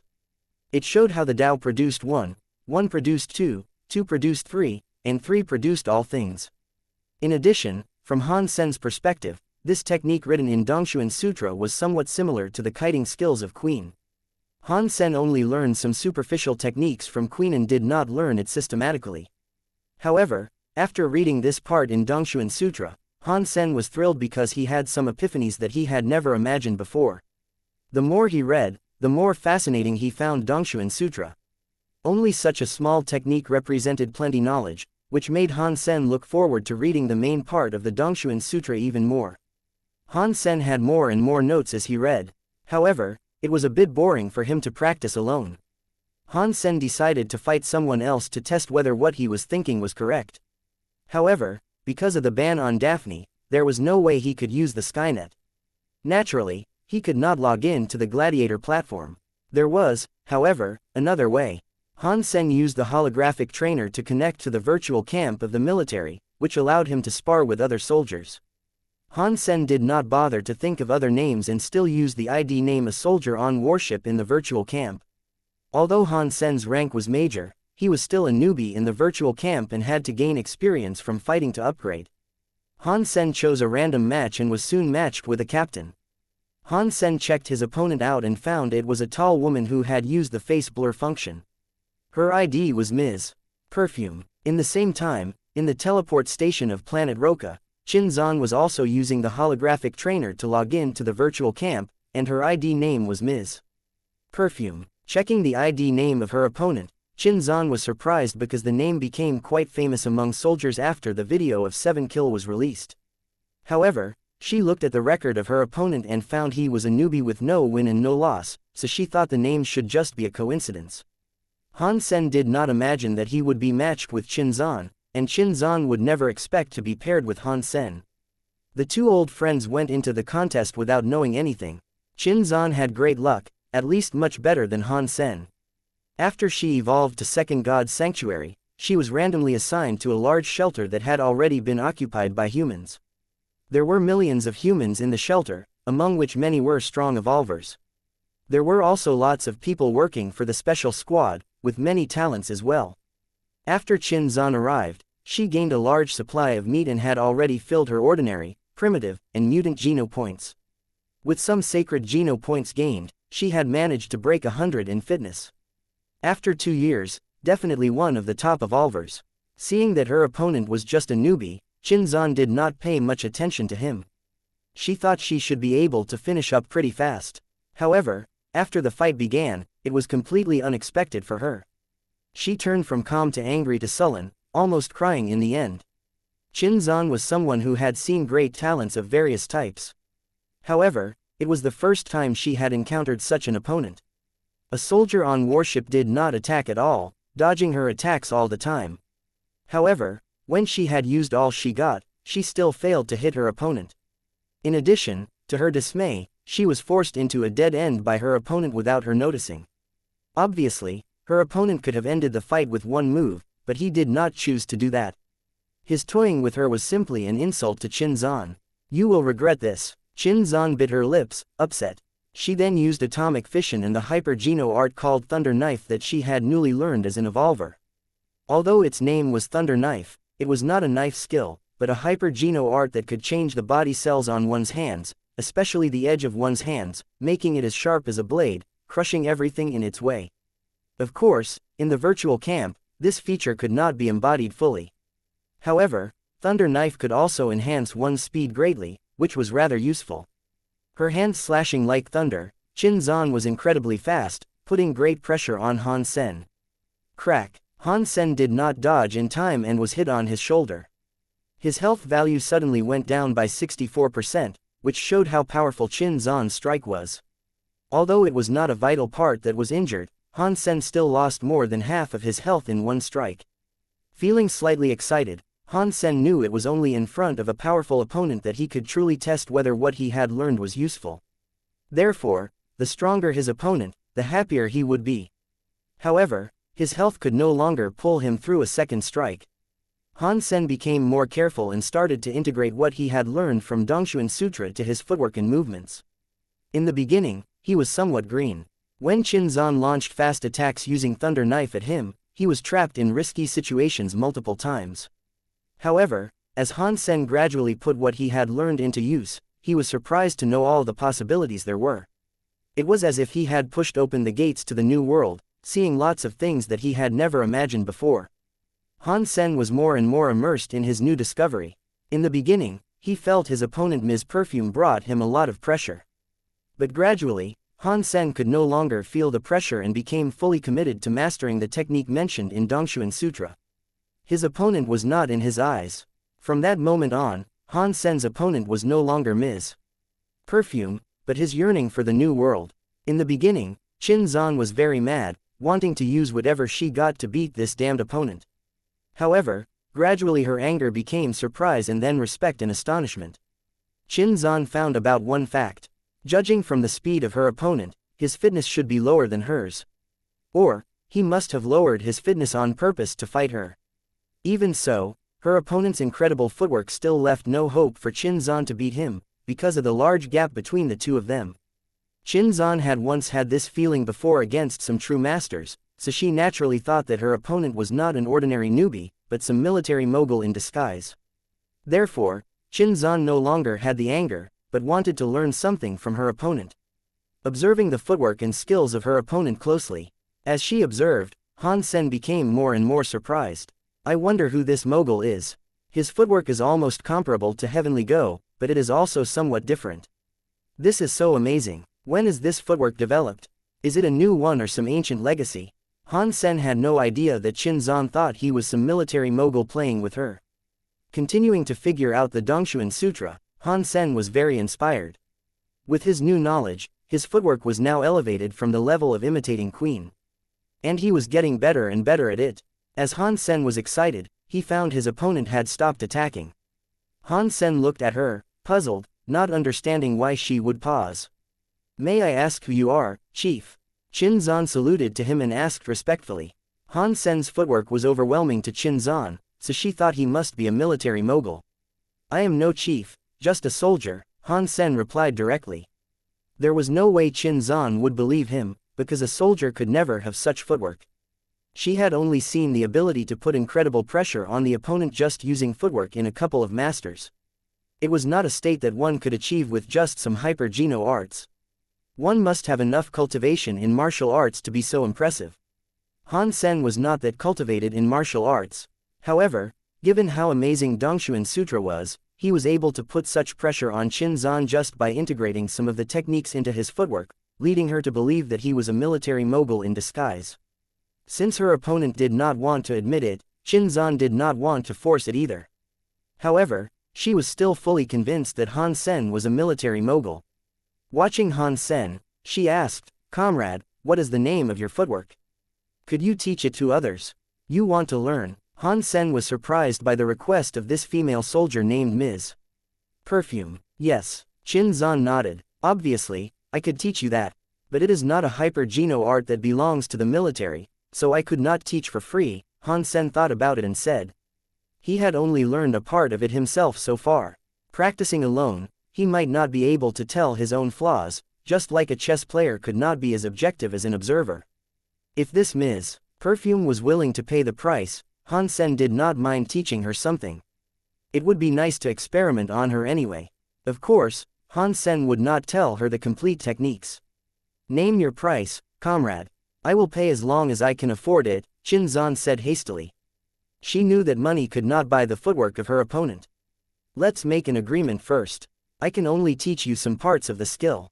It is up to you how much you could master. Since his opponent was sincere, Han Sen did not want to lie to her and put the truth forward. Of course, I understand that. Because of the way Han Sen said it, Qin Zan was even more convinced that he was a military mogul. It was okay for him to instruct her once in a while, but he definitely had no time to be her personal tutor. All right, if you want to learn, one class is half an hour.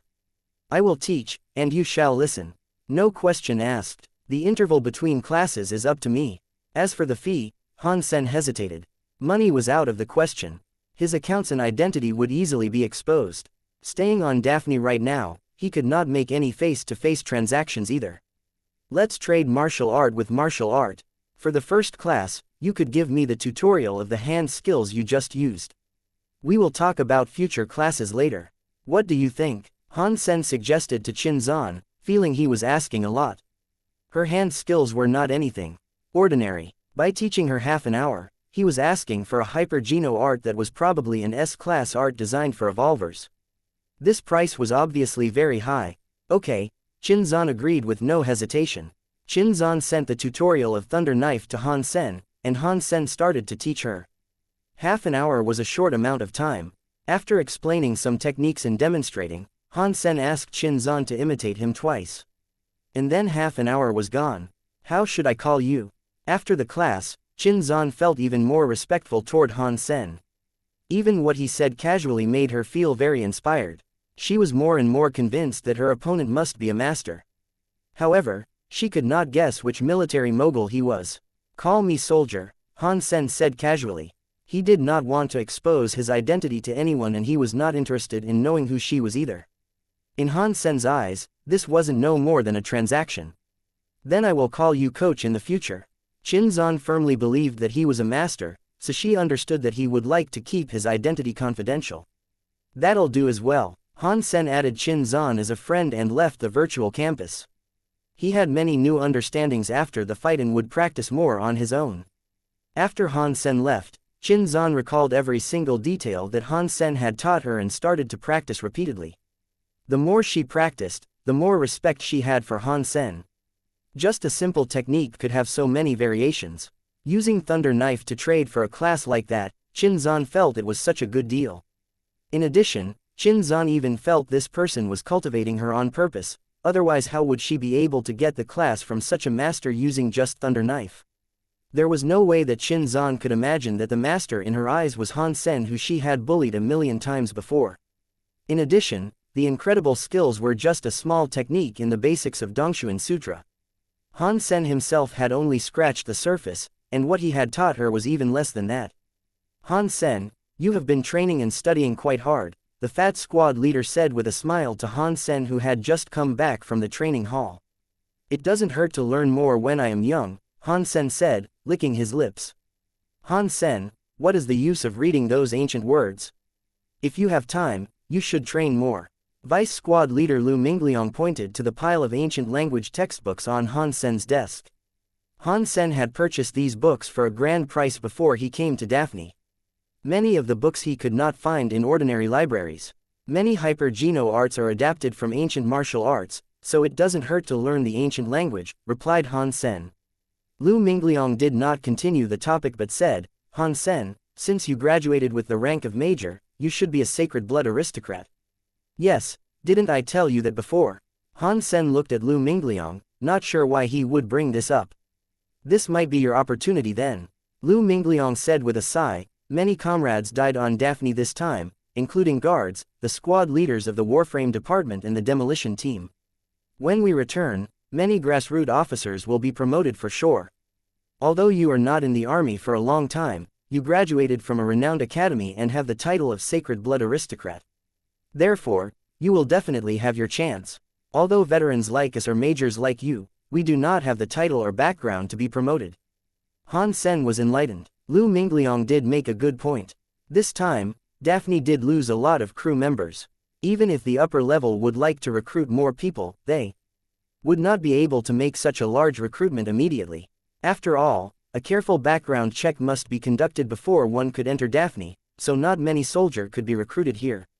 It was almost inevitable that some original crew members would be promoted, which was Han Sen's opportunity. If he could become a squad leader of a less busy department such as the Warframe team, he would be able to have more time to study or go to God's sanctuary. In a quiet corner, Han Sen called Ji Yanran to ask about this matter. "I was just about to tell you this. The upper level will promote some grassroots officers among the original crew members of Daphne. However, I don't want you to become the squad leader of other teams, but prefer if you could be my guard," said Ji Yanran. "Guard, so I will be able to follow you anywhere. I love it." Han Sen was overjoyed. Being Ji Yanran's guard, he would have more time to spend with her alone. In addition, as long as she agreed, he would have infinite free time, which was much better than a squad leader. Ji Yanran blushed and said, "You are full of dirty thoughts."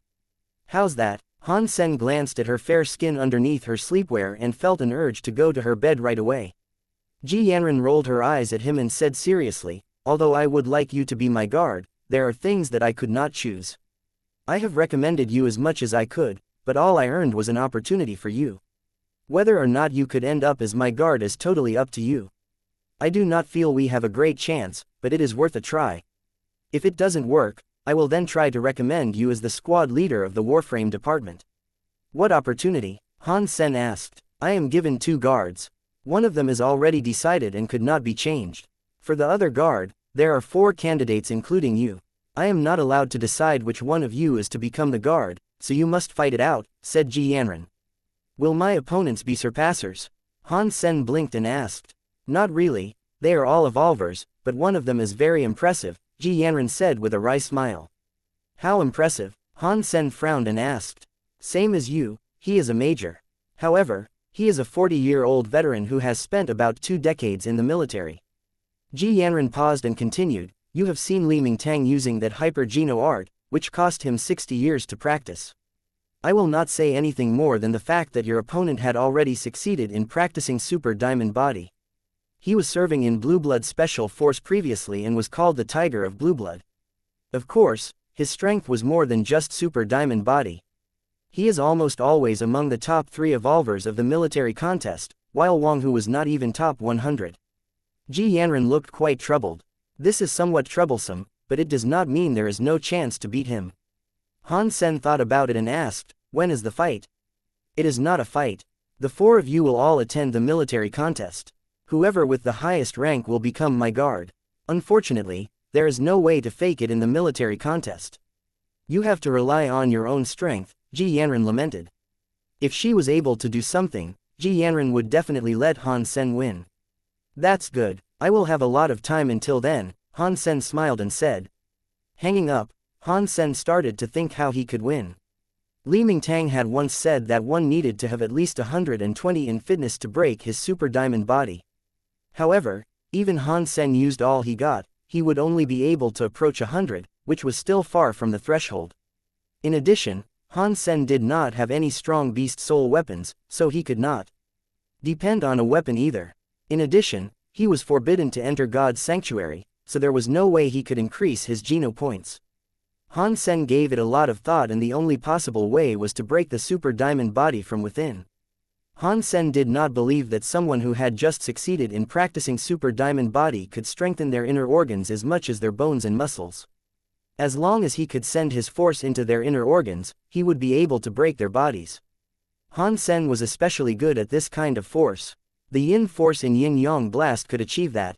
To be more confident, Han Sen decided to spend more time to practice Yin Yang Blast, especially the Yin force which could penetrate one's body. Currently, when Han Sen used the Yin force, he could penetrate a steel plate 3 inches thick and send 60% of his force to the object behind it. This meant he would be able to send enough force to one's inner organs through one's skin and muscles. However, the conversion rate of 60% was still a bit low.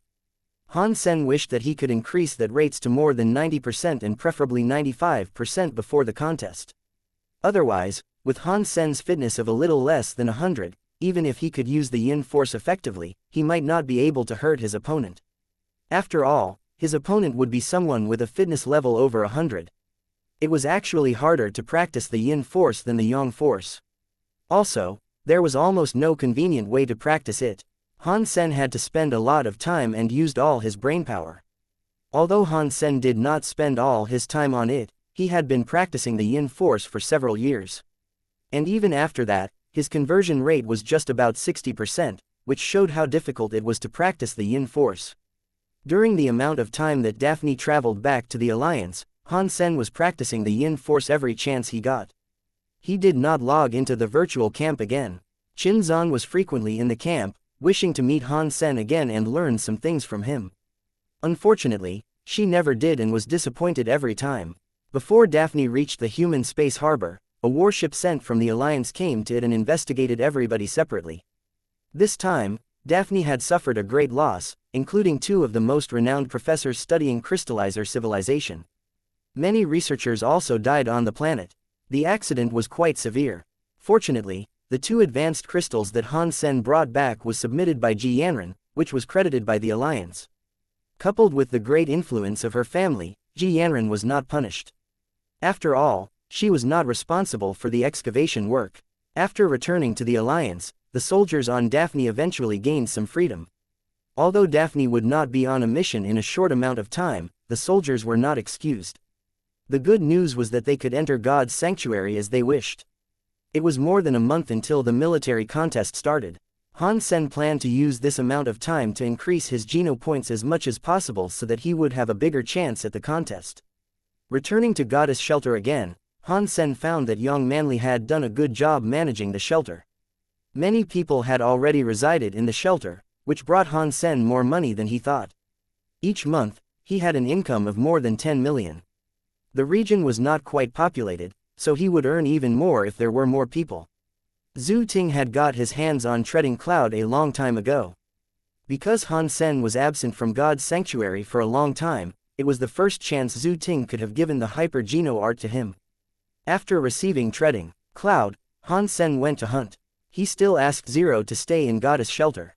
Since she could not gain Geno points from eating meat and could not use beast souls either, there was no point for her to go hunting. She could stay in the shelter and defend it when there were creatures attacking the shelter. Han Sen went deep into the glaciers and snow mountains alone. On his way, Han Sen was almost traveling at full speed and bypassed all the creatures he saw. He wanted to kill creatures that were so small that they could be finished in 1 to 2 days in order to increase his Geno points rapidly. However, few creatures were of a small size in this area. Having traveled 2 to 3 days in the glaciers and snow mountains, Han Sen eventually saw a smaller creature that he had never eaten before. It was a creature the size of a cat. It looked like a ferret covered in shiny purple fur, eating red fruits growing on a bush at the foot of a snow mountain. Having never seen this kind of creature, Han Sen did not dare to be careless. Making sure there was no other creatures around him, he sneaked to the purple ferret quietly. However, when he was still 100 feet from the purple ferret, it suddenly noticed him. Glancing at him with its purple eyes, it was not scared away, but threw itself at Han Sen fiercely. Han Sen's heart leapt. The speed of the ferret was incredibly fast. It came to Han Sen's face in just a moment. A sacred blood creature. Han Sen was both surprised and overjoyed. The creature's speed was even faster than himself, so there was no doubt that it was a sacred blood creature of second God's sanctuary. Using both heresy mantra and overload, Han Sen stepped out to dodge the purple ferret's attack by a hair. At the same time, he punched at the tiny body of the purple ferret. In the air, the purple ferret twisted its body in an incredible angle and dodged Han Sen's punch, continuing to strike at Han Sen. Having no time to move around, Han Sen was scratched by the ferret. The armor coming with the Fairy Queen was not effective at all. If Han Sen did not avoid the attack, that scratch would gut him. An injury like this was not enough to make Han Sen cringe. He was still very calm, using his footwork to fight the ferret. The strength of the creature was completely beyond Han Sen's imagination. What was worse was that his skin scratched started to bleed purple blood. Obviously, he was poisoned. Since he had practiced Jideskin, Han Sen was immune to most poisons. After he made the first breakthrough, normal poisons were completely useless on him. The fact that the toxins of this purple ferret were effective on him showed how strong the creature was. Luckily, Jideskin was still effective. After the purple blood flowed for a while, his blood turned red and the injury started to heal. This purple ferret was incredibly fast and nimble. It was even able to shift its directions in the air. Punching a dozen times, Han Sen missed every single time. Luckily, Han Sen's effort in practicing his footwork was not a waste. Relying on incredible kiting skills, he managed to dodge the lightning snap of the purple ferret each and every time. A man and a ferret were fighting in the snow. The tiny body of the ferret was at an absolute advantage. The animal attacked Han Sen continuously in a fierce way. Unfortunately, most creatures were not that smart like humans.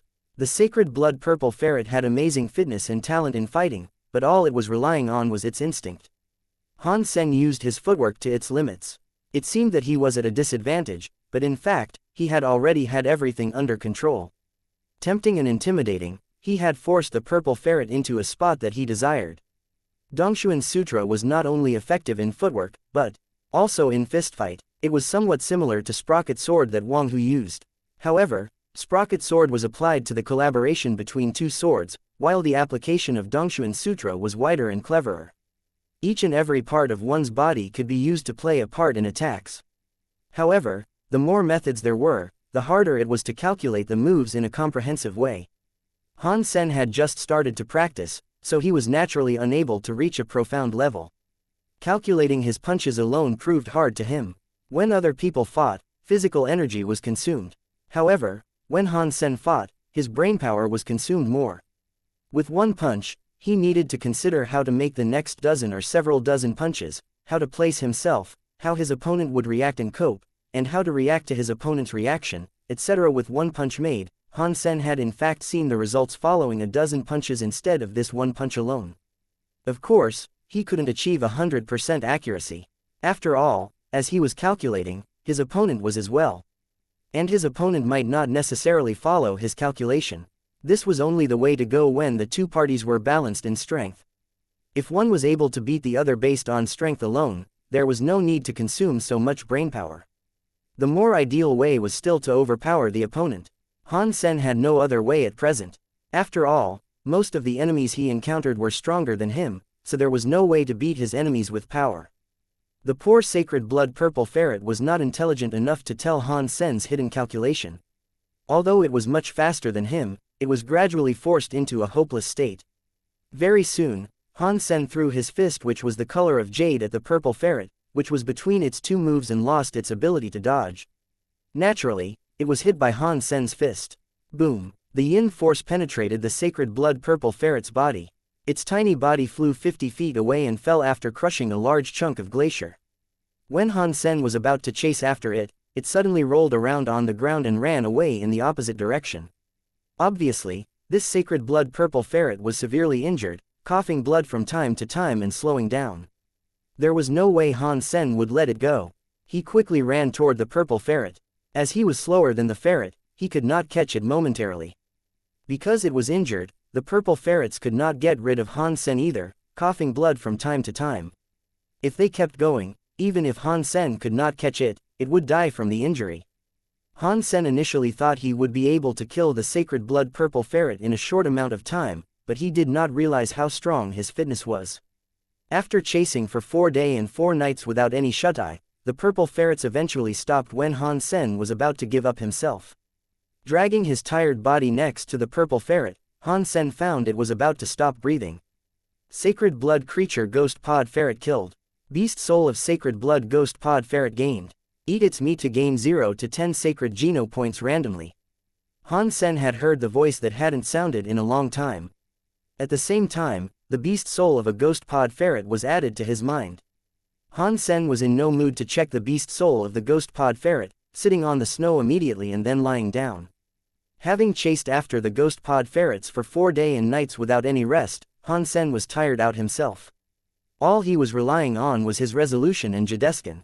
Because he was afraid to attract the attention of other creatures, Han Sen did not dare to use the golden growler mount either. After all, the golden growler was only a super mount from First God's Sanctuary.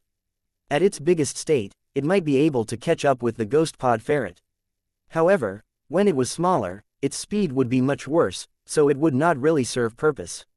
That was why Han Sen had to chase the ferret on foot. At this point, he did not even want to lift a finger. Having lied on the snow for 2 to 3 hours, Han Sen still felt sore all over, not wanting to stand up. "Hey, friend, are you okay? You could not sleep here. You will die like this." Seeing him from afar, a tall woman pushed Han Sen, who was lying on the snow, and said. Han Sen was indeed too tired. Seeing she was not trying to steal the body of the ferret on the ground, he knew she did not mean him harm, so he did not stand up and just said in a laid-back manner, "Don't mind me. I will not die." Since he had made the first breakthrough in Jideskin, Han Sen would not die even when buried in snow, let alone sleeping on snow. "You will die like this." The woman frowned, pulled Han Sen up from the snow, and put him on her back. She lifted the body of the ghost pod ferret with her other hand and said as she walked, "So tired after killing such a small thing, men are such useless creatures. Let me down, I can walk on my own." Han Sen felt both surprised and amused. This lady probably had nerves as thick as her figure. "Relaxed, I will carry you back to the shelter for free," the woman said thoughtlessly. Han Sen was too lazy to move in the first place.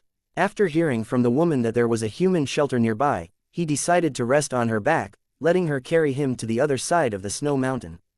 The lady was quite tall, almost like a man. It was hard to tell how old she was. Han Sen felt she should not be too old.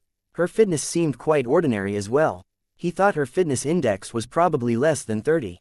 She should be a mutant evolver who had entered God's Sanctuary not long ago, which explained her low fitness level.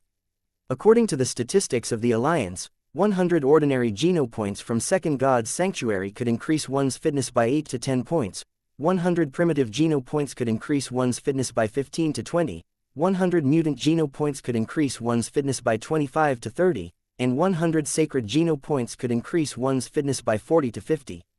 Although it was just a rough estimate and the actual statistics depended on personal situation, it almost always fell in this range. As long as Han Sen maxed out on ordinary Geno points and primitive Geno points, he would be able to increase his fitness index by 30. With his original fitness index of 70, he could break 100 in fitness. For ordinary people, it was not so easy to hit 100 in fitness. Even a sacred evolver started with a fitness level around 30. Even with ordinary, primitive, and mutant Geno points maxed out, a sacred evolver would not be able to reach 100 in fitness index but must gain some sacred Geno points as well. It was even harder for the mutant evolvers. As for primitive evolvers, they were basically cannon fodder in Second God's Sanctuary. It was hard for them to kill even just an ordinary creature. Obviously, this woman did not have a prominent background. Relying on herself, she probably had as hard a time like Han Sen did when he was first in Steel Armor Shelter. Many people could not even reach 100 in their fitness index for their entire life, which was why they did not dare to go to Third God's Sanctuary and died of old age in the second. Even there were some people who would risk their life by going to Third God's Sanctuary without hitting 100 in fitness level. Most of them died from accidents. Only less than 1/1000th would survive. The reason that Han Sen worked hard to lay his foundation in First God's Sanctuary was not just to have a good time in Second God's Sanctuary. In Third and Fourth God's Sanctuary, he would need even stronger fitness in order to just survive. To go far, he must first establish a profound foundation. With a shaky beginning, his road would only become more and more difficult. The woman was obviously a talker. She was very outgoing, chatting with Han Sen while carrying him. By replying to her from time to time, Han Sen soon learned a lot. The woman was named Guantong, 29 years of age. She came to Second God's Sanctuary 3 or 4 years ago. Fortunately, she had the good luck to end up in a middle-sized shelter which had about 10,000 people without encountering any risks. However, the family of Guantong was quite ordinary, so it was quite hard for herself to evolve with mutant Geno points maxed out. In Second God's Sanctuary, her life was even more difficult. Until now, she still had not reached 30 in her fitness index. The shelter she was staying at was named Starwheel Shelter, the owner of which was Li Xinglan. When hearing the admiring tone in Guantong's voice when talking about Li Xinglan, Han Sen felt rather curious about Li Xinglan. After Guantong carried Han Sen and traveled past 2 mountains, Han Sen eventually saw Starwheel Shelter. What he saw surprised him completely. It was not because the shelter was marvelous. In fact, Starwheel Shelter was about the same as Han Sen's Goddess Shelter, so it should also be the shelter of an aristocrat spirit originally. The reason Han Sen was surprised was that surrounding area of Starwheel Shelter was filled with creatures. Giant eagles were snapping at the shelter from the sky. Floods of beasts came toward the walls of the shelter. Dead bodies and blood turned the ground near the shelter into a graveyard. A creature taller than the walls of the shelter was hitting on the crumbling wall with its hammer-like fists, trying to make a huge gap on the wall. The beast roars and human cries and the clashing between blood and fire were the symphony of life and death. Broken body parts could be seen everywhere, from both humans and creatures. On the main battlefield in front of the gate of the shelter, a man wearing snow armor was wielding a long bronze sword, fighting a black ape, a silver 2-headed bird, a unicorn beast, and a red serpentine. Fighting 4 creatures alone, he was not at any disadvantage, which made Han Sen quite surprised. The 4 creatures were obviously all sacred blood creatures. The man was able to fight all of them alone, blocking the main attacks of the creatures, which was why the shelter was still standing at this point. However, the current situation was not promising. There were so many creatures that they hit the Starwheel Shelter like waves of the ocean. Among them, 2 other sacred blood creatures were blocked by 2 strong evolvers in the shelter. However, other creatures still caused a great damage to humans were defending the shelter. Everyone knew that if they teleported back to the Alliance at this point, they could never come back here after the creatures occupied the shelter. At that time, they would never be able to teleport back to God's Sanctuary again. That was the reason why everyone was still guarding the shelter with their lives. However, they still fell short compared to the fearless and endless creatures. There was no telling until when they could hold their posts. Behind the creatures, a young lady with silver hair and eyes, and a silver staff in her hand was standing on top of the head of a creature that looked like either a snake or dragon, watching everything happen coldly. Beside the young lady, Groups of various creatures launched continuous and fierce attacks at the shelter as she wielded her staff. Either the death of creatures or humans could not change the looks of the young lady, royal spirit. Seeing the young lady's look, Han Sen exclaimed inwardly. He did not know whether his luck was good or bad. After all this time, he eventually ended up in a human shelter, which, however, was under the attack of a royal spirit who was controlling more than 7 sacred blood creatures.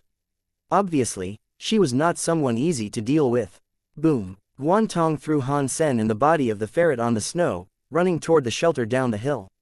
What are you doing? You are committing suicide by going there now, Han Sen exclaimed at the tall figure of Guan Tong. We could not lose the shelter. There is no other teleport device nearby. We will all be doomed if we lose the shelter, so I have to go help, Guan Tong replied without turning her head, rushing into the shelter. Han Sen frowned slightly and cast his glance at the royal spirit. The only way to save the shelter was to kill the royal spirit. Otherwise, groups of creatures would flood in endlessly, and humans would lose the shelter sooner or later. It was almost impossible to see such bloody battles in First God's Sanctuary, so it would be hard for someone who had never experienced this to imagine the scary scenario of creatures attacking a shelter. Even Han Sen, who had witnessed lots of deaths, could not help shivering. All he needed right now was a set of strong bow and arrow. If he had them, he could shoot the royal spirit dead right away, which will lead to the collapse of the creatures. However, he did not have any weapon he could use, not to mention bow and arrow. Thinking of weapons, Han Sen immediately took a look at his mind, which was his Sea of Soul. His newly gained Ghost Pod Ferret Beast Soul was lying there. Han Sen took a look at the Ghost Pod Ferret and became excited. Type of Beast Soul of Sacred Blood Ghost Pod Ferret, weapon. With his thought changing, the weapon of the Beast Soul immediately appeared on his hand. 3 purple claws of a foot long suddenly appeared on Han Sen's right hand, gleaming with poison. It looked somewhat like the adamantium claws of Wolverine in X-Men. With these claws, Han Sen suddenly felt he had an opportunity. Approaching the battlefield, he observed the situation quietly. Lots of creatures were guarding the royal spirit, so he probably only had one opportunity if he wanted to launch a sneak attack on the royal spirit. Any tiny mistake would render his efforts in vain. No matter how fast Han Sen wanted to kill her, he had to examine the battlefield carefully first with patience and calculate all the possibilities. Guan Tong rushed back to the shelter. However, as she stood on top of the walls, she felt helpless watching the creatures attacking the shelter like floods. In addition, everyone guarding the shelter was feeling hopeless. The creature was endless, as if they could never be wiped out. Many people were already sore from the killing, but more creatures threw themselves at humans non-stop. Boom! The creature taller than even the wall eventually managed to break the wall open, and a large number of creatures started to enter. People guarding the shelter became desperate and pale. Without the structure protecting them, it would be even harder for them to defend themselves from the creatures. It was almost certain that Starwheel Shelter would fall. Retreat! Everyone teleport out of God's Sanctuary immediately, commended Li Xinglin loudly as he fought for sacred blood creatures. He then wielded his long sword fiercely and killed dozens of creatures ahead of him. Although no one was willing to give up on the shelter, they did not have any choice. Although it might be hard for them to teleport back to God's Sanctuary in the future, survival was the first priority. People started to retreat from the shelter in an organized manner. These people were not a mob, which showed the good job their leader did. However, in front of absolute strength, no one had any solutions. The army of the royal spirit was so much stronger than them that no matter how strong Li Xinglin was, fighting for sacred blood creatures and killing endless mutant and primitive creatures, he could not save the day. All sorts of negative emotions like helplessness, reluctance, anger, and depression weighed heavy on the heart of every single person in Starwheel Shelter. People did not even want to speak. They slowly retreated to the teleport device inside the shelter, speechless. Even the evolvers who were in charge of protecting others from behind could not make a sound in the fight, as if their throats were stuffed with something better. Speechless retreat. It was an ending that no one was willing to take. Retreat meant failure, and even losing the shelter forever. After the shelter was occupied, unless someone else came to wipe out all the creatures in Starwheel Shelter, they would be committing suicide if they teleported back. Kill. Li Xinglin was gleaming like a piece of jade. His longsword danced like wind, protecting half of the wall from the creatures, buying others more time to retreat. Suddenly, a figure rushed out from the foot of the mountain nearby to the silver-haired spirit hiding behind the army of the creatures quickly, giving rise to roars among the creatures. Someone is there. Someone noticed the strange turbulence among the creatures and glanced that way. They suddenly saw a man throwing himself at the royal spirit in the back. Ah, there is really a person there. How come he went there? That place is filled with creatures led by the spirit. Is he trying to get himself killed? Idiot, he is trying to kill the royal spirit. How is that even possible? She is the royal spirit with the sacred blood snake and thousands of other creatures guarding her. It would be impossible to approach her. Possible or not, he has balls for going there. I admire him. People who had been feeling depressed couldn't help crying out loud, wishing they were right there with him. Momentarily, that person had already rushed into the thousands of creatures surrounding the spirit, going toward her. Everyone's heart leapt. Even those people who were retreating couldn't help slowing down. Although they did not believe there would be a miracle, they could not help wishing there were one. It is him. Guan Tong saw who it was and explained. The man throwing himself at the royal spirit was the man who he saved from snow. Watching Han Sen entering the group of creatures, people had complex feelings. The moment when Han Sen threw himself at the royal spirit, the silver-haired spirit had a strange look in her eyes. She waved the staff, and all of a sudden, the sacred blood creatures attacking the shelter turned to attack Han Sen. Stop them, we cannot let them go back. Looking at Han Sen who was risking his life, Li Xinglin was determined. He stopped the two-headed bird with his sword and then stood in the way of the other sacred blood creatures that were going back as if he was crazy. At Li Xinglin's command, the evolvers who were giving up on the shelter immediately joined the fight without even thinking. The other two strong evolvers went back to fight the two sacred blood creatures that were about to turn back. Boom! Li Xinglin took a hit from the unicorn beast with his bronze sword and fell, leaving a long furrow on the ground. However, he was still holding his sword, tight with the blood at the corner of his mouth. It was fine for him to battle for sacred blood creatures when he was able to move around. At this point, he had to stand in their way and take all their attacks head-on, and he could not bear it no matter how strong he was. No matter who you are, kill the spirit for me please.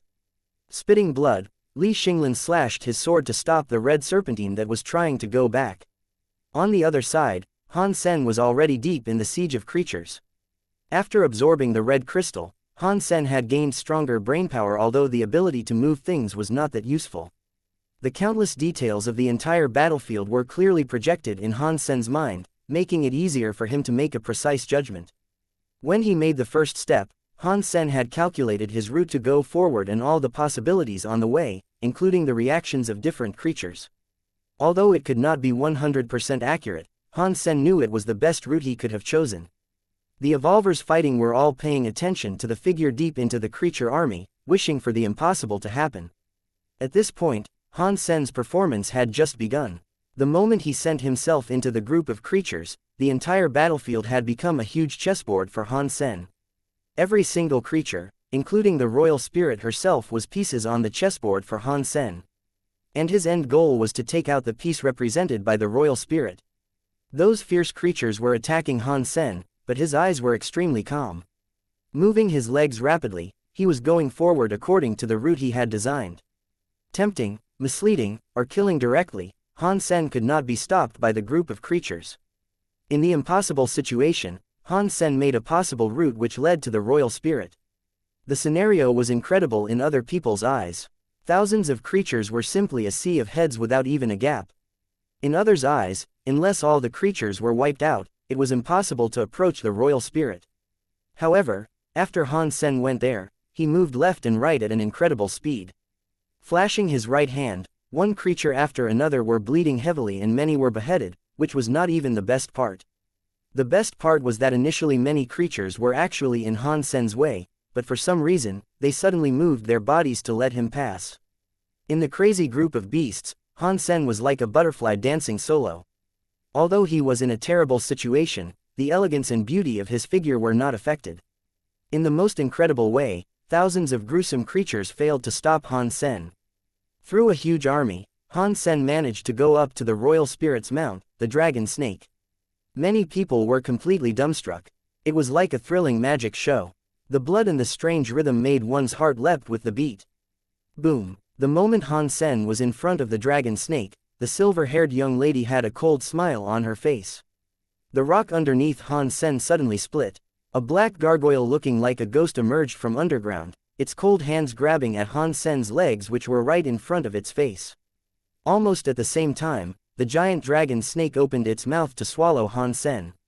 Damn it, the spirit is so wicked that she hid a sacred blood gargoyle underneath. That is the end of it. People who had seen some hope suddenly lost faith. Attacked by the sacred blood gargoyle, snapped by the dragon snake, and surrounded by fierce creatures, the person had nowhere to go. Cold light flashed in Han Sen's eyes. He suddenly jumped up, disregarding the gargoyle and throwing himself into the mouth of the giant dragon snake. Evolvers, who were watching this scene couldn't help feeling sad. Their hope was almost all gone. This was a desperate move. However, the dragon snake was so big that it could simply swallow the man. The claws were so small that they were not enough to threaten this giant creature. Even if he could hit the creature, the cut would only be a scratch to its gigantic body. Maybe he would not even be able to break the snakeskin. As Han Sen was about to be swallowed by the dragon snake, his body suddenly paused in the air and rose a couple of feet. Stepping on the snake's nose with his right foot, he rose higher at an incredible speed to the same height as the royal spirit standing on the head of the snake. The royal spirit blinked and moved her staff slightly. Silver light covered her whole body, turning her into a warrior covered in silver armor and her staff into a slim silver sword. Without any expression, her delicate fingers moved, and the slim silver sword was stabbed to Han Sen's forehead like a lightning bolt. Fast, incredibly fast. There was no time for him to react. Behind Han Sen, the sacred blood gargoyle appeared like a phantom, its hands grabbing at Han Sen's legs from behind. The snake also spit out its tongue looking like a trident to hit Han Sen's waist. In other people's eyes, Han Sen was faced with a death trap. However, from Han Sen's perspective, this was his opportunity. All the planning, the careful design, and the performance were for this moment. His heart thumping like thunder, Han Sen used heresy mantra to its full. Overload made his bones squeak. Reed armor appeared on Han Sen's body as the ruby crown appeared on his head. His black short hair became blonde and long, dancing in the air like crazy. His eyes, which were now golden, were completely emotionless. As he shape-shifted into the fairy queen, everything became slower in Han Sen's eyes. The sneak attack of the sacred blood gargoyle, the tongue blade of the snake, the slim silver sword of the royal spirit, and the countless creatures throwing themselves at him, all became a holographic image in Han Sen's brain, even the slightest details of which could be learned by him. Without moving away, Han Sen, who was now at his best, thrust his chest to the slim sword of the silver-haired spirit girl without hesitation, letting the sword pierce his chest and approaching the spirit at the same time. They were so close to each other that Han Sen's face was about to touch hers.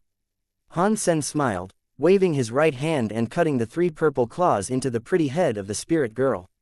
With her incredulous look, her head was cut into 4 parts. Boom! The figure of the spirit girl became twinkles of lights and disappeared.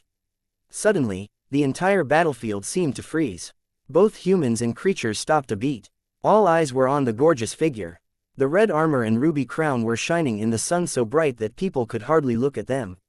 The injury on Han Sen's chest had stopped bleeding. Although it was a decision he made at the moment he saw the spirit girl shifting into a warrior, Han Sen executed it perfectly with his peerless control of his body and timing. Although the slim silver sword pierced his body, Han Sen managed to avoid all his inner organs. It stabbed him in the gap between his heart and lung. In addition, his heart was the toughest among all inner organs because of the heresy mantra. It was probably even tougher than his muscles, which was why Han Sen dared to take such a great risk. It looked very scary, but the danger was not so great and the result was great. If it was a normal fight, the spirit might be guarded. Han Sen could not even be her match. Without any special tactics, it would be impossible for him to kill her so fast. Sneak attacks were focused on plots. Without any sacrifice, it would be impossible for someone weaker to beat someone stronger. After Han Sen killed the royal spirit, the army of creatures lost their leadership and became a mess. The evolvers of Starwheel Shelter roared in excitement, attacking proactively instead of defending themselves. Momentarily, the situation was completely reversed. The army of creatures was defeated, scattering around, while the evolvers started to chase the creatures falling behind. Disregarding his injury in the chest, Han Sen launched a strike at the sacred blood gargoyle closest to him. The spirit could resurrect in spirit stone, so there was nothing left for Han Sen. If he could not take the opportunity to kill one or two sacred blood creatures, he would be risking his life for no reason. Being attacked by Han Sen, the sacred blood gargoyle did not manage to run away and had to fight him. Its stone-like hands continued to hit the ghost pod claws, while the claws were only able to leave shallow marks on the gargoyle's skin. However, the blood flowing from those marks gradually turned purple and black. Ghost pod claws were extremely toxic, which almost defeated Jadeskin.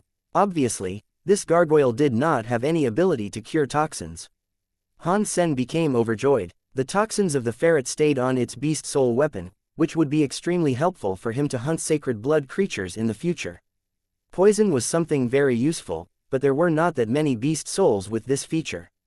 When Han Sen was feeling excited, the gargoyle raised its head and roared.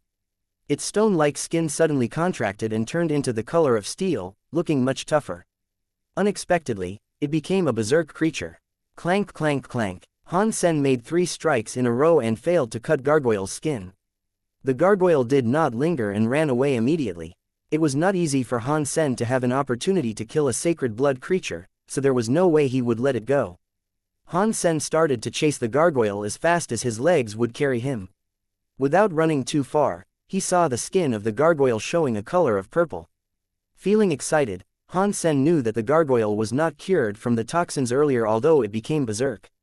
Now Han Sen were even more driven to chase after the creature. This gargoyle was most likely doomed. Now the only thing Han Sen worried was that if it died of poison, its meat might not be edible anymore.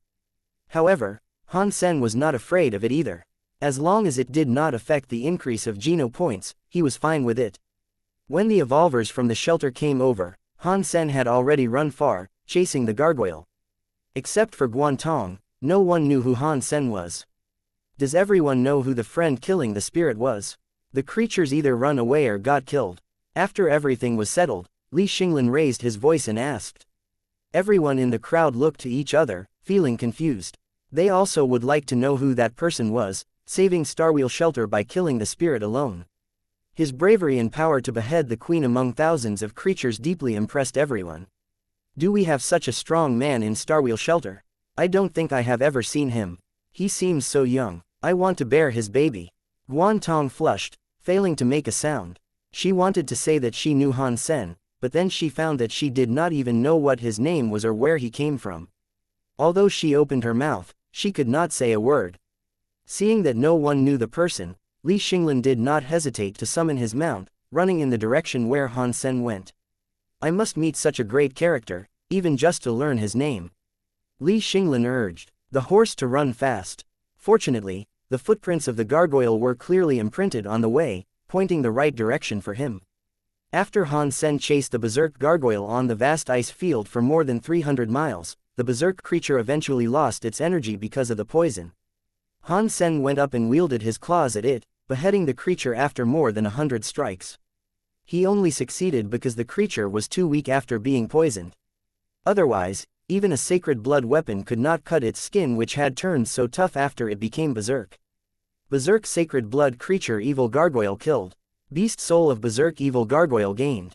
Meat inedible. The voice he heard almost made Han Sen laugh out of happiness. Lady Luck was still on his side. After coming to Second God's Sanctuary, he gained a beast soul from each of the 3 sacred blood creatures he had killed. His luck was simply peerless. Evil gargoyle, I wish it as armor. With a weapon and armor, I would not need to worry about anything. Han Sen quickly looked to his sea of soul and saw the evil gargoyle squatting quietly.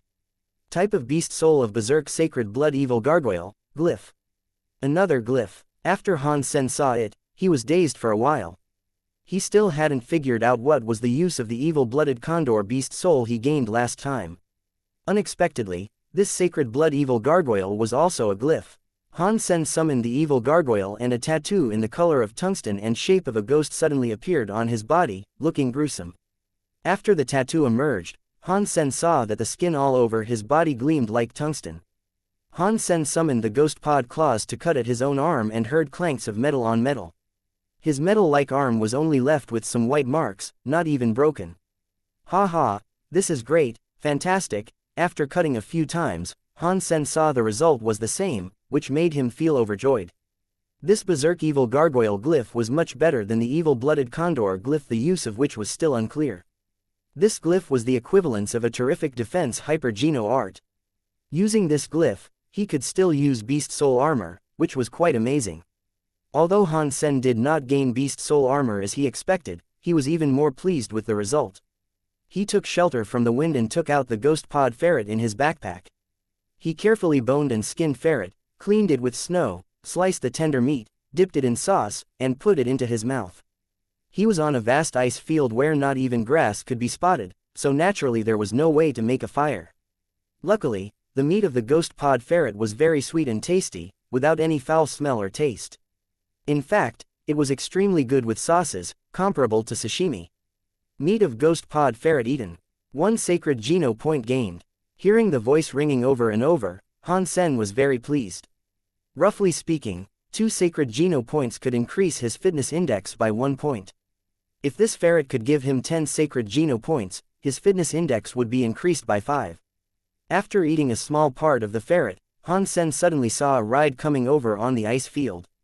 To his surprise, it was the man fighting 4 sacred blood creatures in Starwheel Shelter earlier. Han Sen did not know why the man would be here. As he was puzzled, he saw the man examining the spot where Han Sen killed the evil gargoyle and tracing the footsteps to him. Han Sen suddenly became alerted, watching the man running his way and approaching him. "Friend, do not get the wrong idea. I did not mean you harm by tracking you down, but only wanted to make a friend." Seeing Han Sen, Li Xinglin became happy and told Han Sen why he was here. "If you just want to thank me, then it's not necessary," said Han Sen. "If I will only want to thank you, I did not need to chase you for more than 300 miles, Li Xinglin said in a clear voice.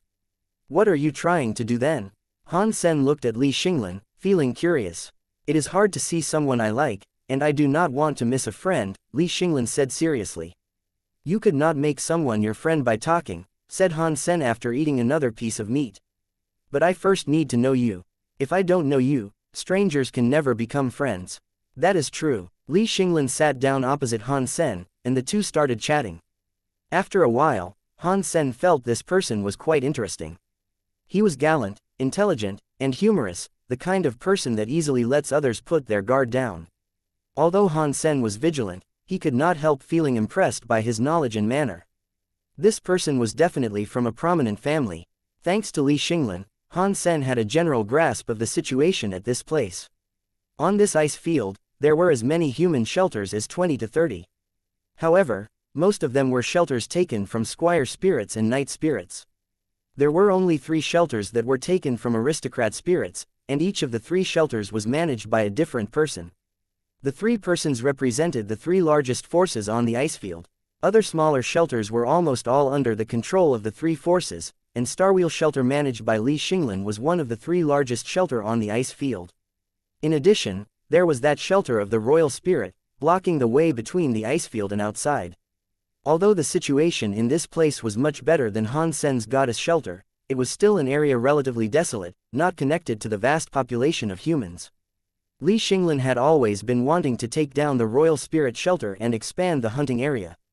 Otherwise, the resources were limited in this area, which made it hard for him to max out on sacred geno points. However, depending on the ability of Starwheel Shelter alone, there was no way they could take down the royal spirit shelter. In addition, human shelters on this ice field had been competing against each other for years, so there were lots of grudges between them, making it hard for them to work together to conquer the royal spirit shelter. Although Li Xinglin had been trying to urge all the shelters to unite since he took over the Starwheel Shelter, the grudge and hatred that had accumulated for centuries were not that easy to be resolved. Han Sen admired Li Xinglin's strategy and way of thinking quite a lot, so he agreed that he would help if Li Xinglin could persuade the other 2 shelters to conquer the royal spirit shelter together. Han Sen knew his own strength very well. Although he had killed the royal spirit once, it was a sneak attack, which would only work for the first time. Next time, the royal spirit would be guarded. If he fought the royal spirit one-on-one, face-to-face, he might not be her match. In addition, there were a lot of sacred blood creatures in the royal spirit. Han Sen could cope with 1 or 2 of them. If there were more, he had to run for his life. Therefore, there was no way he could conquer the royal spirit shelter on his own.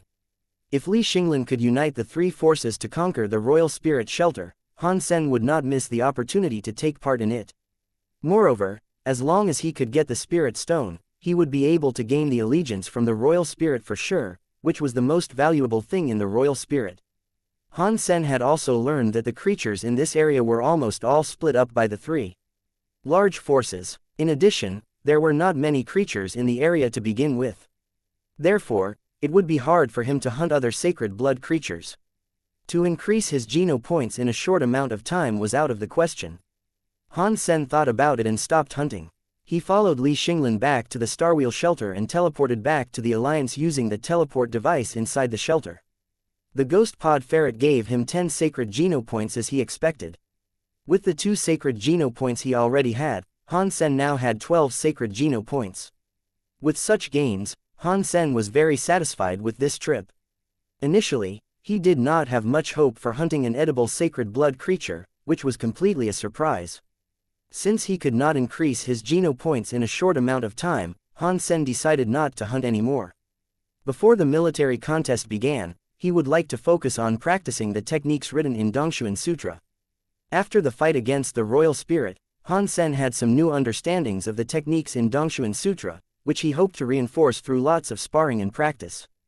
Han Sen thought about it and logged into the official Skynet platform of the Alliance. Before he became an evolver, he could not enter the evolver section on the official platform, which was why he chose to go to Gladiator. Now with the official identity as evolver, he could register at the official platform to fight evolvers from all over the Alliance. In addition, the official platform had a benefit. Although the account information on the official platform was private and was protected by law, the marks of aristocracy would show when someone entered the platform. Aristocrats with different titles were most likely matched with opponents with the same title. Han Sen was a sacred blood aristocrat, which would be marked next to his account on the official platform. This way, the majority of his opponents would be sacred blood aristocrats, same as him. And a small part of his opponents would be other people with good record.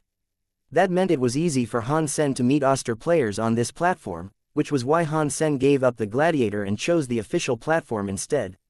When registering, Han Sen thought about it and used the name of Dollar. However, after he entered the ID name, he saw it had already existed. Han Sen then added some words and changed it into, I am Dollar, which still could not be used. Han Sen tried a couple of times, but even, $9,527 was registered as well. Feeling quite upset, Han Sen wrote, Kill Dollar, in his ID name, which was eventually usable. After entering the virtual platform, in front of Han Sen's chest there was a shiny purple badge in the shape of a shield, which represented the identity of sacred blood aristocrats. Anyone could tell he was a sacred blood aristocrat at first sight, so there were a lot of envious glances cast his way. Although at this day and age, there were much more sacred blood evolvers than there were before, the percentage of sacred blood evolvers was still low. Han Sen chose to be randomly matched and was soon matched with someone. Seeing there was a sacred blood badge on the chest of his opponent as well, Han Sen felt quite pleased. Wang Dongyan checked out his opponent and found the ID name was Kill Dollar.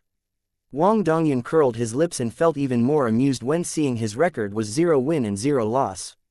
Kill Dollar. A newbie like you does not even deserve to be killed by Dollar. Wang Dongyan licked his lips, wondering how he could teach this newbie a lesson to show him he should be more careful with the ID name he used. Dollar was a celebrity, so you could fashion your name after him. But don't take yourself so seriously. Kill Dollar my ass. Wang Dongyan became a sacred blood evolver in recent years as well, so he knew the name of Dollar, who was so famous that it was hard for him not to know. Wang Dongyan was quite a fan of Dollar's, so he was even more upset when seeing this ID. After the fight began, Wang Dongyan did not hesitate to use the explosive punch that he was best at, ready to kill this arrogant newbie that dared to insult Dollar. However, when he threw half a punch, he suddenly saw his opponent throwing a fist at him as well. Although the strike was not that fast, Wang Dongyan had to retreat. Otherwise, before he could hit his opponent, he would be punished first. Taking back his fist sullenly, Wang Dongyan stepped back at the same time, preparing to kick the newbie's ass later. However, after this punch, Wang Dongyan was shocked to find that he never had another opportunity to make an attack. The strikes from his opponent never stopped, making him feel suffocated. It felt he had to dodge or block every punch from his opponent, and there was no opportunity for him to fight back. As he blocked and dodged, Wang Dongyan ended up on the edge of the battlefield without even noticing it. With nowhere to go, he was finished off. Wang Dongyan could not believe that he was not able to make a single punch facing a newbie. Unable to accept this kind of result, he challenged his opponent again quickly. His opponent clicked yes. Although Wang Dongyan was trying to take the initiative this time around, he quickly ended up in the same situation as the last time, unable to fight back at all. Wang Dongyan sent an invite again, while his opponent chose to reject him this time. Wang Dongyan insisted, but his opponent had already entered another fight, obviously with a new match. Wang Dongyan searched for the room of his opponent and chose to watch. He would like to see why that person was able to beat him and why in such a strange way. Neither the person's speed nor strength was that great. However, he was beaten completely, which made him feel reluctant to accept. Wang Dongyan checked Kill Dollar's opponent, who was named, I Am Sword Master, with where than 1,000 wins and 800 losses. That was way record. Since this person was a veteran on the platform, he was definitely not bad. The moment, I Am Sword Master, moved, Wang Dongyan knew he was right. This person's sword skills were fierce and fast. Judging by his moves, Wang Dongyan could tell that this person had put a lot of effort into practicing his sword skills. If Wang Dongyan was against this person, he could probably only choose to back off and defend himself under such sword skills. However, the choice of Kill Dollar made Wang Dongyan stare his eyes wide open. Kill Dollar did not go back at all, but went forward, punching at I Am Sword Master. The punch was neither fast nor fierce. In Wang Dongyan's eyes, I Am Sword Master could definitely cut Han Sen with his sword, but I Am Sword Master chose to retreat, dodging the punch from his opponent. Later on, Wang Dongyan felt like he was watching a playback of his own match. I Am Sword Master made the exact same choices as himself, suppressed by Kill Dollar until the last minute, unable to fight back. No way in hell, Wang Dongyan almost jumped up and yelled. He could not understand why I Am Sword Master would choose to retreat in the beginning. Nor did he understand how I Am Sword Master lost in the end. From his perspective, there were so many opportunities to fight back. In addition, the punches of Kill Dollar were far from perfect. In fact, they were even quite flawed. If I Am Sword Master was able to take advantage of any of the flaws, he could have turned the situation around, which he failed to do. Maybe I Am Sword Master is too weak. Yes, it is definitely so. Wang Dongyan thought it must be the sword man's problem that he could not utilize any of the flaws. Although his sword skills were impressive, he must not be that intelligent. However, Wang Dongyan completely forgot that he acted exactly the same way. He did not feel he was too weak and did not take his loss too well. I Am Sword Master did not take his loss well either, sending another invite to Kill Dollar. He had the exact same thought as Wang Dongyan. However, Han Sen did not agree to fight him again. He was practicing the techniques in Dongshuan Sutra, so it would make little sense for him to fight someone he had defeated already. What he needed was endless new challenges against opponents using various skills. After launching the sneak attack on the Royal Spirit, Han Sen had a deeper understanding of the techniques in Dongshuan Sutra. The techniques did not need to be perfect, and there was no victory against overwhelming odds in its true sense. If one beat someone much stronger than oneself, one was merely using one's strength to tackle the stronger person's weakness. How to hit his opponent's weakness with his own strength was Han Sen's main focus at the point. It would be the best if he could be stronger than his opponent. If not, he had to show his strength against his opponent's weakness, making himself the stronger one, which was the correct way to go.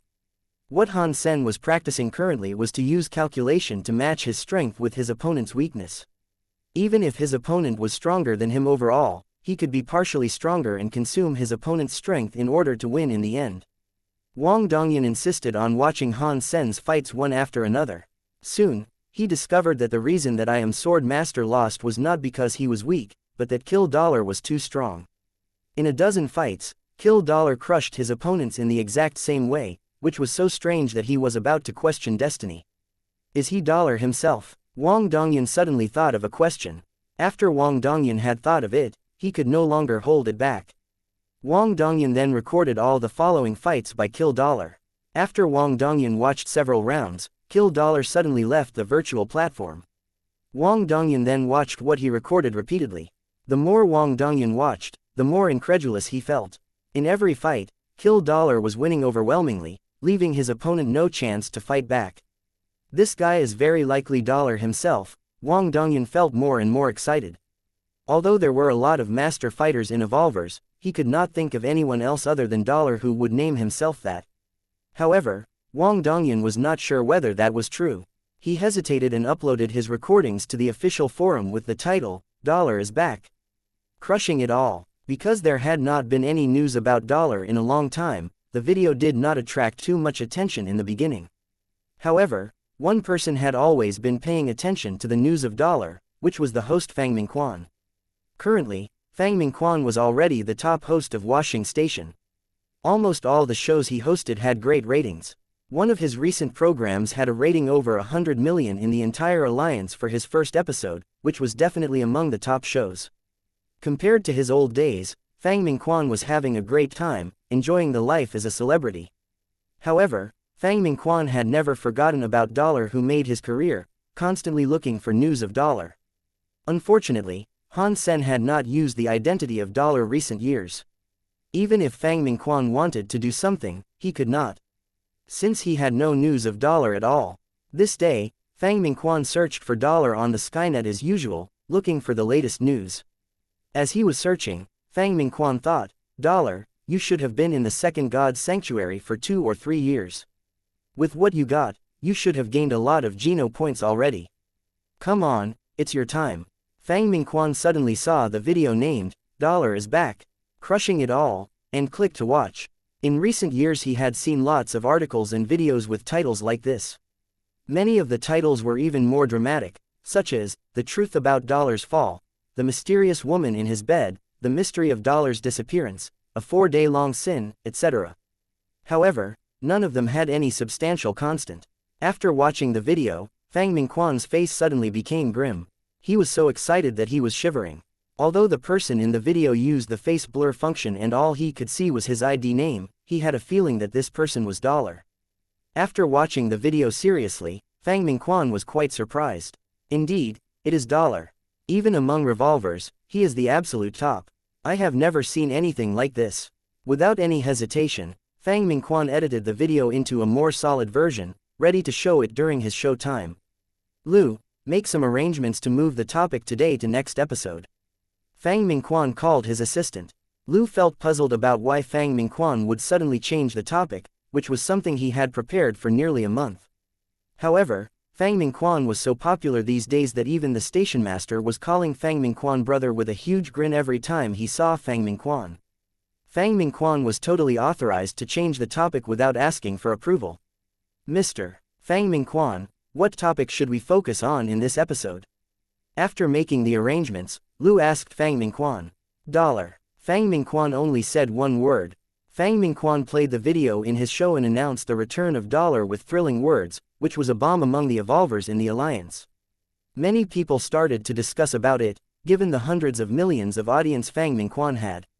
Is it true? Is he really Dollar? His name is Kill Dollar, that is more like Dollar's enemy. These punches are so amazing. How did he do it? Dollar is so handsome, crushing it all. My king, you're eventually back. Please accept my allegiance. I've been waiting for so long. What king? He was not necessarily able to beat Lin Feng when he was unevolved. Not to mention he is now in second God's sanctuary. He has not been there for many years. How strong can he be? There are so many revolvers who could kill him. Fuck off. My Dollar is invincible anywhere he goes. What the heck do you know? Do not be so excited. It is obvious whether Dollar is strong or not. You can tell from the video that all his opponents were sacred blood aristocrats, but they were all defeated by Dollar. Exactly, the strength of my king is beyond doubt.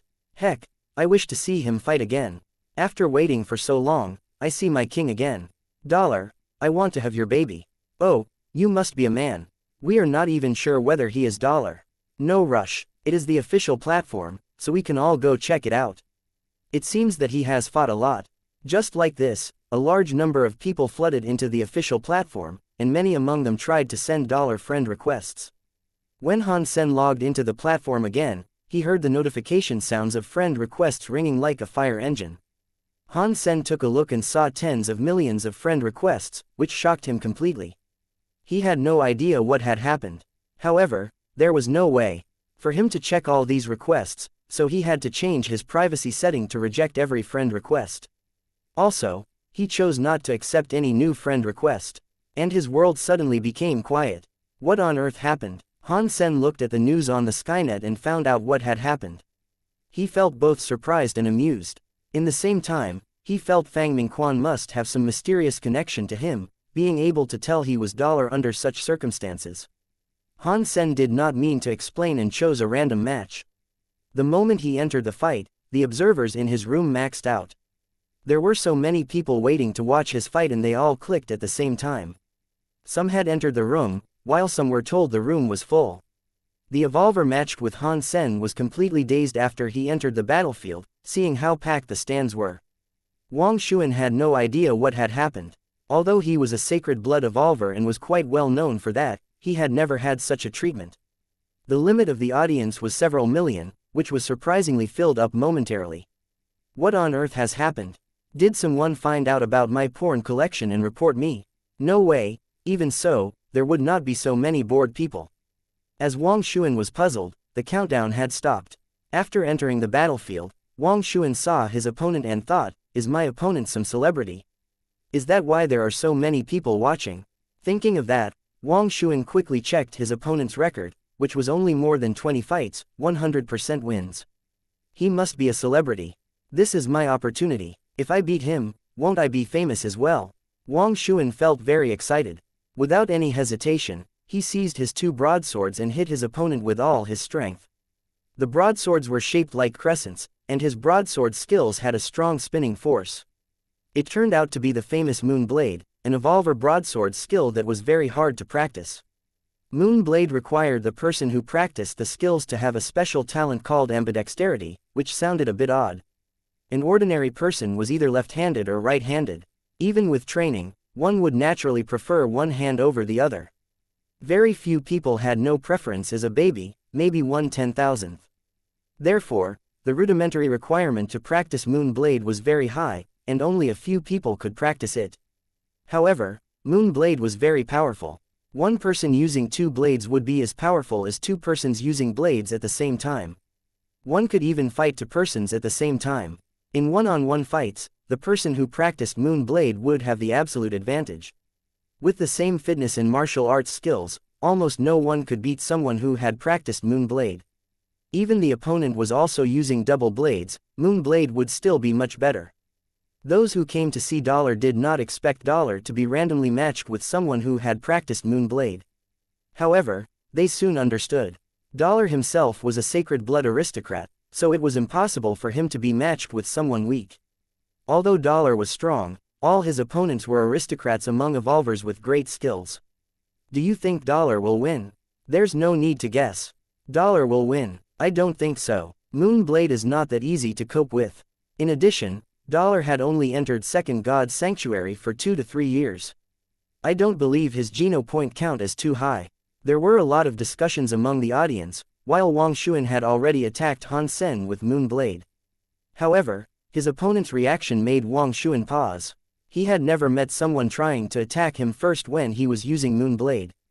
In addition, his opponent was not using any weapon, attacking at him with bare hands. Heck, don't you dare to look down on me. Your brother will teach you how impressive Moon Blade is. Wang Xuan added force to the broadswords, trying to kill his opponent in one strike, which would make him really famous. However, before his broadsword fell on Han Sen's body, Han Sen moved sideways although Han Sen's hands were going forward. Han Sen's position was so strange that Wang Xuan did not know how to react for the time being. This guy is weird, I will take it slow. Wang Xuan thought, then took back his weapon and stepped back, trying to figure out what was happening. But he never had a second opportunity. Han Sen's fists flew at him non-stop in a manner similar to Sprocket's sword. The attacks were so tightly arranged that Wang Xuan had to protect himself first, without any chance or time to fight back. Boom! Wang Xuan failed to make a single strike until the end when he was finished off by Han Sen. Feeling regretted and upset, Wang Xuan presented himself for not insisting during his first attack. Otherwise, he would not have ended up like that. Ha ha, Dollar indeed. Incredible skills. That looked exactly like the video. This is a random match, so there was no way to cheat. My king is so strong. Such incredible fight, only Dollar could achieve that. The king is after all a king. Who dares to say that he has fallen? Dollar did not pay any attention to the audience and chose to be randomly matched again. As he moved, all the audience chose to be randomly matched as well, wishing to be his opponent. When Han Sen started the fight again, those who were not matched with him became the audience. Momentarily, the room was filled up. This time, Fang Mingquan, who had received the message, also came into the room, broadcasting the fight as he watched. It was just an ordinary fight on the official platform, instead of a match. The two players were even randomly matched. However, the number of the viewers were still rising at an incredible speed. The online viewers had hit 10 million in just a few seconds and was growing still. It seemed that it would take no time for the number to hit 100 million. Eventually I see Dollar. You did not get into the room either. Yes, there are too many people trying. Ha ha, when we were in First God's Sanctuary, Dollar was our faith. Now we are all evolvers, D God is still peerless. I really enjoy watch him beating others. Kill Dollar, what an ironic name. Dollar is probably the only person who could kill himself. Look at Dollar's opponent. Well, what a bimbo. She must have had the surgery. Oh my, there are huge. Damn it, those globes. Opposite Han Sen, a tall woman came out. Besides her long legs, her ample breasts were almost out of this world. At first glance, anyone would be attracted to look at her girls. It would take people a while to notice that her other features were pretty as well. Han Sen looked at his opponent and was also immediately attracted by her nice racks. Being a man of cast iron will, he only took a glance before he looked at her profile. Her ID name was, Wish I Did Not Understand. Same as Wang Xuan, Wish I Did Not Understand was startled. She had no idea about the news of Dollar, so she was not prepared for such a large audience at all. However, none of those chosen to be matched with Han Sen was weak. After slight surprise, Wish I Did Not Understand became calm and positioned to defend herself, waiting for attacks from her opponent. It seemed that she was not nervous at all. Audience of the fight and viewers of Fang Mingquan's show were all surprised by the performance of the large-breasted beauty. Faced with such a situation, it was not easy to stay calm and be herself. Enclosed like a box, this is Iron Wall Boxing of Taisha Wang. Fang Mingquan recognized the woman's skills and explained in excitement. I believe we are all familiar with Taisha Wang, who is a senator and demigod. Iron Wall Boxing is known as the best self-defense boxing skills in the world. We will have a great show today. When the best attacking skills meet the best defense skills, what would happen? Let's wait and see the fight between the sword and shield. Wow, it turns out that the beauty is one of the Taishas. Look at her boobs. I would surrender the moment I see them. Iron Wall Boxing is also good. I would kneel before I surrender. I'm afraid Dollar is in trouble this time. Iron Wall Boxing is very impressive indeed. I have seen it before. An evolver besieged by 6 persons walked out easily with this skill. So good. This is going to be a great show. Seeing the defense skills of the beauty, Han Sen's eyes lit up. After fighting 36 opponents, he had never encountered someone who was good at defense, which intrigued him very much. Without hesitation, Han Sen threw a punch at her. There was no such thing as perfect defense in the world. Similarly, Han Sen's attack could not be flawless. If 2 persons with equal strength were fighting, one would have to beat the other when there was a mistake. Without moving, there was no mistake, which was why whoever threw the first punch could more easily make mistakes and thus lose the fight. Iron Wall Boxing was more than defense. It was also about fighting back. The beauty understood the logic profoundly, so when she saw Han Sen making the first move abruptly, she felt a bit contempt toward her opponent. Even so, the big-breasted beauty was still quite careful. Since the biggest mistake in defense was carelessness, she would not make such stupid mistakes. The beauty used Iron Wall Boxing skills to block Han Sen's attack. When the 2 fists touched, both of them felt a shock. Han Sen did not earn any advantage, and the strength of the beauty was no weaker than his. Han Sen did not plan to beat her with strength anyways. Her goal was to practice the techniques written in Dongshuan Sutra. To overpower his opponent would do him no good, not to mention the fact that his strength was not better than hers. After one strike, Han Sen's fists were thrown at the beauty endlessly. She uses her fists to block his, only to find the punch a fake one. If one put all one's force into a punch, then it would be difficult for one to take the punch back in the middle or change direction. However, If one was reserving some force in the beginning to control one's arm and fist, one could always easily change the direction of one's attack. This was the application of black and white boxing in an actual fight. Using defense, the beauty thought she had blocked Han Sen's fist, but suddenly found it was a fake move. When their fists touched, Han Sen's fist had already changed direction, hitting her in another place. If it were a different person, the person would not be able to put up defense under such a swift change. However, the beauty stepped out and turned her waist around abruptly to put her arm in front of Han Sen's fist. It turned out that Han Sen's second strike was still a fake move. Without even touching the girl's arm, Han Sen's arm twisted like a snake, hitting her stomach. Iron wall boxing deserved to be called the best skills for defense. The beauty elbowed Han Sen harshly on the fist. However, Han Sen's punch was still a fake move, after which he quickly changed direction again. The ever-changing situation was dazzling to watch. Damn it, Dollar is so good at making fake moves. I could never tell that he was not putting any force into it. I thought he used all his force in the free punches. If I were her, I would have died a long time ago. Great offense and great defense. Dollar is in trouble. Excellent. Iron wall boxing of Taisho. The defense is simply flawless. Great to watch. However, the fact was not as simple as people saw. The beauty was extremely pissed off at this point, feeling her opponent was looking down on her. Her opponent obviously knew that she was good at defense, so he used several fake moves in a row to toy with her, believing that she only knew how to defend herself without fighting back. If just now, the beauty did not pay any mind to his attacks and punched him, he would probably have died by now. However, Han Sen made fake moves consecutively, which fooled her indeed, making her very mad. My family's iron wall boxing is more than just defense. The beauty felt angry, staring at Han Sen's fist closely, ready to finish him off with one punch when he made another fake move. However, what happened next was so insulting that she was about to cry. Han Sen made 18 fake moves consecutively, while the beauty was never sure whether it was actually a fake move, which was why she never fought back.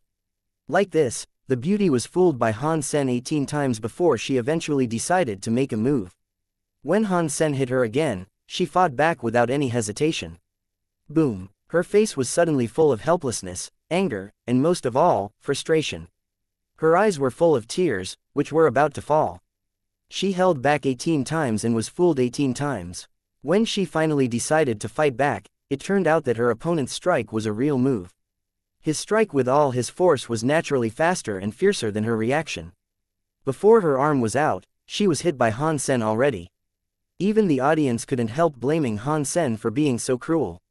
How could you bully a beauty with boobs like these? However, Han Sen did not think of all that. All he wanted to do was to break the defense of iron wall boxing. The defense was so perfect that it was impossible to be tackled head-on. He had to trick his opponent into fighting back using the skills of black and white boxing in order to break her defense. If she was tough enough, staying on the defense side always, then Han Sen would make mistakes sooner or later as the proactive party. After all, making moves was riskier than making no move. When making a move in a prolonged fight, one would always risk making mistakes. If she kept her original strategy, she would have a bigger chance at winning. Once she made a mistake, it was almost impossible for her to maintain the perfect defense. Very soon, the beauty was finished off by Han Sen. In a room, a pretty girl came out of a holographic device, her eyes red with tears. In the end, she couldn't hold it back, and her tears fell on her fair cheeks. Han Sen won every fight he was in for a dozen times.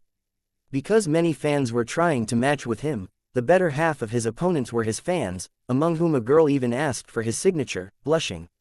This is a virtual platform. There is no way I am able to do that. Han Sen had to log out of the official platform. If he kept going like this, it would not help him at all. The news about Dollar appearing again was spread very fast. Many people were debating whether Kill Dollar was really Dollar himself. And more people were waiting for Dollar on the official platform. Han Sen did not use the platform again. People were checking to see whether he was online 24/7. There was no way to fight normally. Currently, what he needed was tough fight instead of fanfare.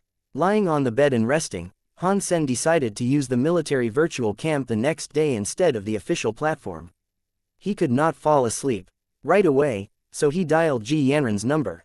After a while, Ji Yanran picked up. "Are you still busy with work so late? Han Sen asked. No, I was on the official platform, said Ji Yanran excitedly. Dollar appeared again with 40+ wings and no loss. So impressive, I was just watching him fighting, so good, you also went to see Dollar. Are you his fan as well? Han Sen was dazed, not knowing Ji Yanran was so interested in Dollar. Yes, I am his fan. Who wouldn't like such a hero? He used to save those kids and fight the Golden Horned Shira, so manly. Ji Yanran's face was filled with worship. There were almost hearts in her eyes. Hey, your boyfriend is still here. This is inappropriate. Han Sen curled his lips and said. Ha, why are you jealous?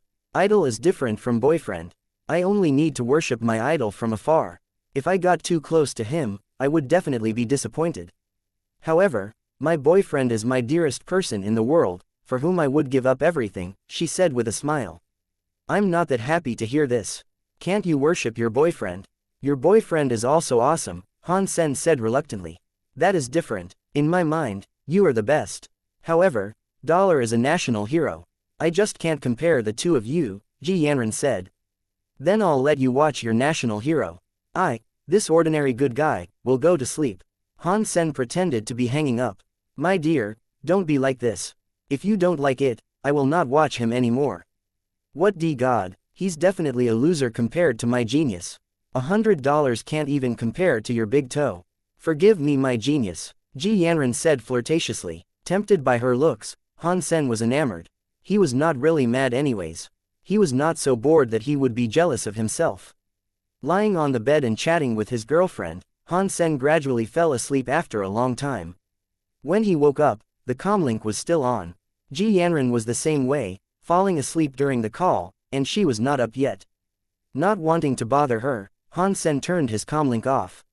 After brushing his teeth, he went to eat something and got ready for his virtual camp fight. However, his comlink suddenly started to ring.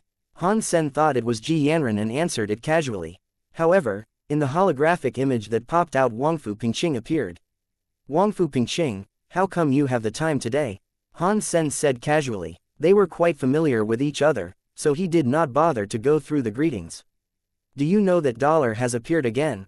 Wangfu Pingqing said directly. I believe every evolver knows that, Han Sen said helplessly, spreading his hands. He did not expect the attention he attracted by using an ID name related to Dollar. You really think that person is Dollar? Wangfu Pingqing said. I think so, replied Han Sen. Why? Wangfu Pingqing asked, puzzled.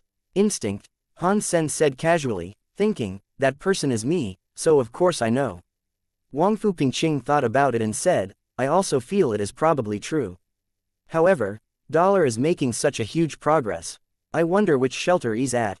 If you don't know, I would know even less. Right, why do you look for him? Does Son of Heaven still want to go after him? Han Sen asked, pretending to be casual. Although my cousin hates Dollar, he is not so bored. The reason I want to look for him is because the footwork he was using in the fights looked like Heavenly Go. Wangfu Pingqing said grimly, even if he is using Heavenly Go, what does that have to do with you? Han Sen asked, puzzled. Currently, in the Alliance there should be only two persons who practice Heavenly Go. One is my grandmother, and the other is the student of my grandmother.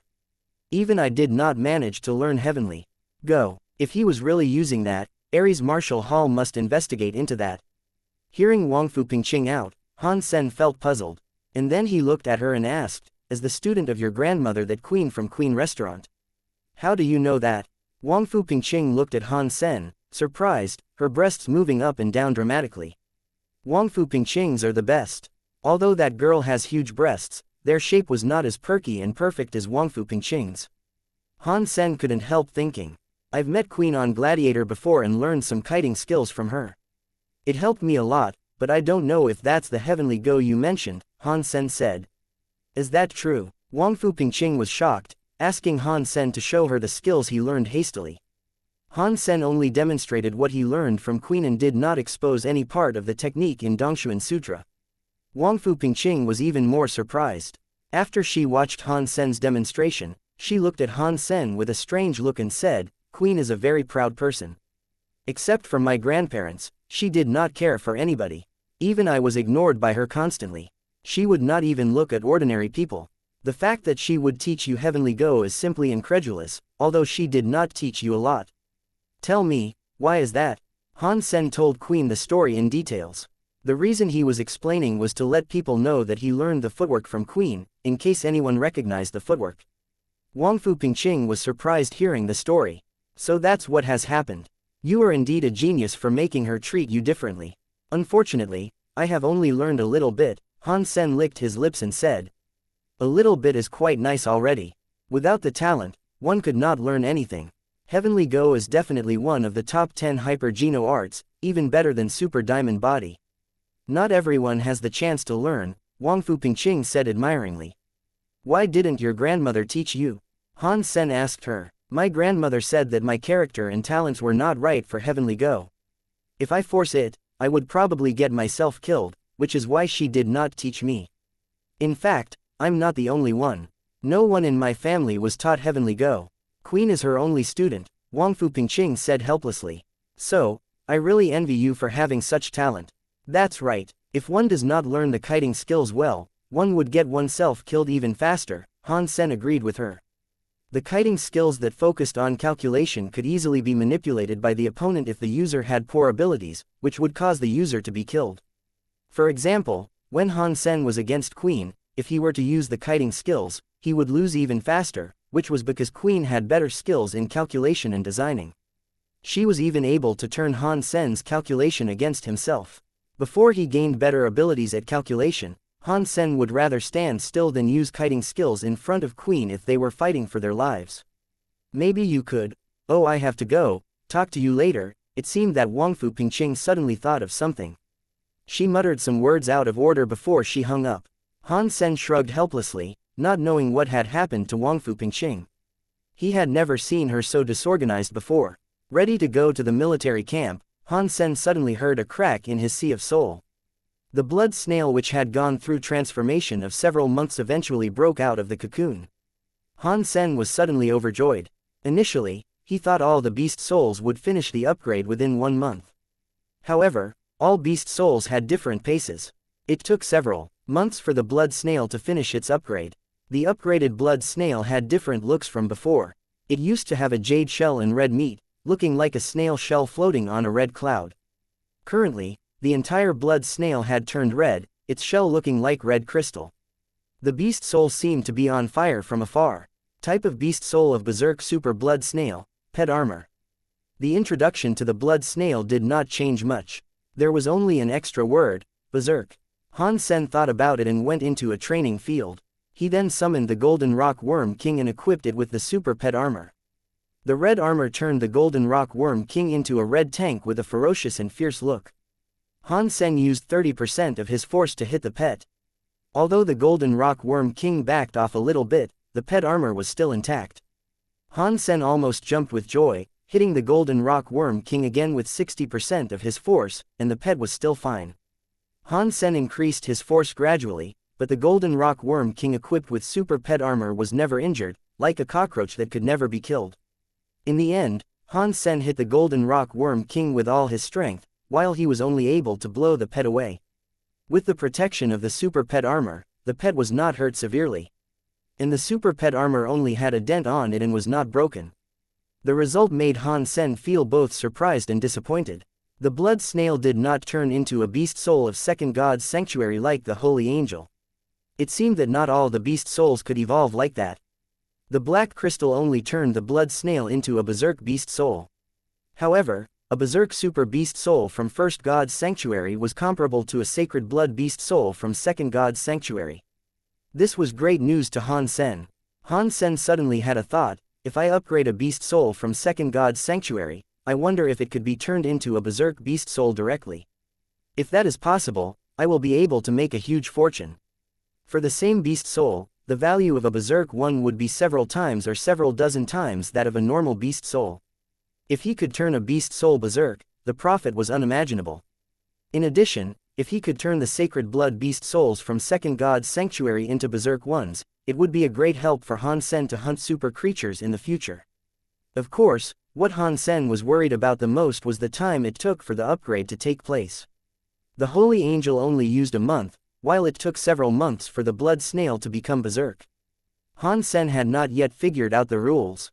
Han Sen had no mood to go to the military camp anymore. He immediately went to the teleport device and entered Starwheel Shelter.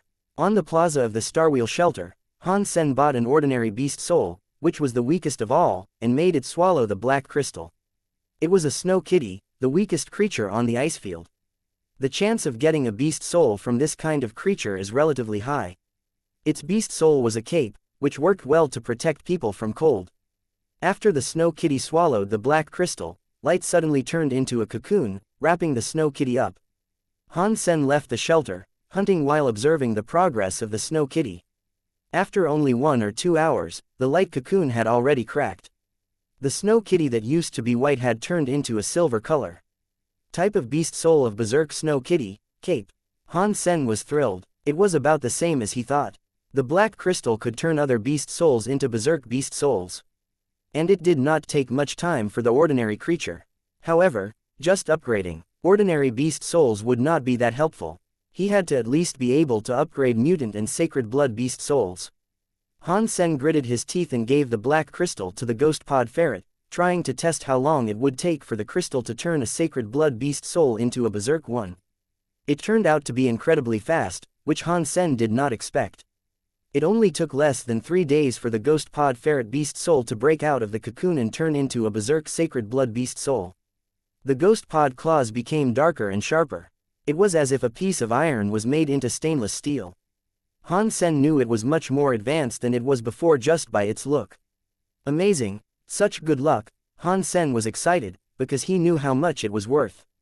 Unfortunately, Han Sen did not have a mutant beast soul from Second God's Sanctuary, so he could not test the upgrade time of a mutant beast soul. However, he had a rough estimate. Han Sen guessed that the reason the upgrade of the blood snail took so long was that it was a beast soul from First God's Sanctuary. Beast souls from First God's Sanctuary did not have the feature of Berserk, but the black crystal added the Berserk feature to the blood snail, which probably called for a bigger change to the beast soul itself. Han Sen thought that was why it took so long. The reason that the upgrade of the Holy Angel was faster was probably that she had the feature of, to be involved, to begin with. Of course, this was only Han Sen's own guess. He would have to make further experiments to test if that was true. Han Sen hesitated and then fed the black crystal to the sacred blood beast soul evil-blooded condor. The berserk gargoyle did not show any desire toward the black crystal, similar to the Holy Angel and blood snail which had already used the black crystal. Han Sen was looking for suitable prey on the ice field, but to no avail. In recent days, he had not even run into a mutant creature and had only gained some primitive geno points. Li Xinglin was right. The resources on the ice field were not enough to support so many humans to cultivate. In comparison, the mountains around Goddess Shelter had quite a lot of advanced creatures that acted alone. However, the terrain of the mountainous region was not suitable for large-scale hunting because of the potential dangers. If they did not want to risk their lives in the mountains, they had to take down the royal shelter in order to communicate with outside. Otherwise, they had to stay at the spot and rely on the limited resources. Han Sen decided to check out the royal shelter, getting ready for conquering it in the future. After marching for 2 days toward the royal shelter, the evil-blooded condor had already become a berserk beast soul. However, Han Sen still did not know what the glyph should be used for. It was not that easy to tell like the glyph of the gargoyle. Because Han Sen had no other beast souls, he fed the black crystal to the golden growler. He did not have time to make money using the black crystal recently anyways. Running on the ice field, Han Sen was using Treading Cloud on his way. Without 7 twists, he had to settle with Treading Cloud. Luckily, the effect of Treading Cloud was much better than Han Sen had thought. It enhanced his speed and was also quite easy to learn. Han Sen was pleased that it was much better than Sparticle he used. Indeed, the Chens are great at footwork. I wish I could get my hands on 7 twists someday. Han Sen said to himself. A few hundred miles from the royal shelter, Han Sen saw the silver-haired spirit riding the dragon snake on the ice field, followed by groups of creatures. Han Sen had no idea where she was going. Seeing the sacred blood creatures among the groups, Han Sen immediately decided against a sneak attack. Last time, there was Starwheel Shelter as his backup, which he now did not have. If he went there alone, he would most definitely get himself killed. However, on a different note, since the silver-haired spirit had left the shelter, could he take the opportunity to steal her spirit stone from her shelter? Although there were definitely sacred blood creatures guarding the shelter, this was an opportunity nonetheless. Even if the chance was slim, it would not hurt to check it out. After Han Sen arrived at the royal shelter, he was surprised by what he saw. Although he had read about the description of royal shelters, it was simply overwhelming seeing it with his own eyes. It was not even like a castle. It was a huge metropolitan. At first glance, he could not even see the borders. In the sky, huge creatures were flying, and groups of strange birds were hovering. A large number of creatures were going across the shelter, many of which were sacred blood creatures.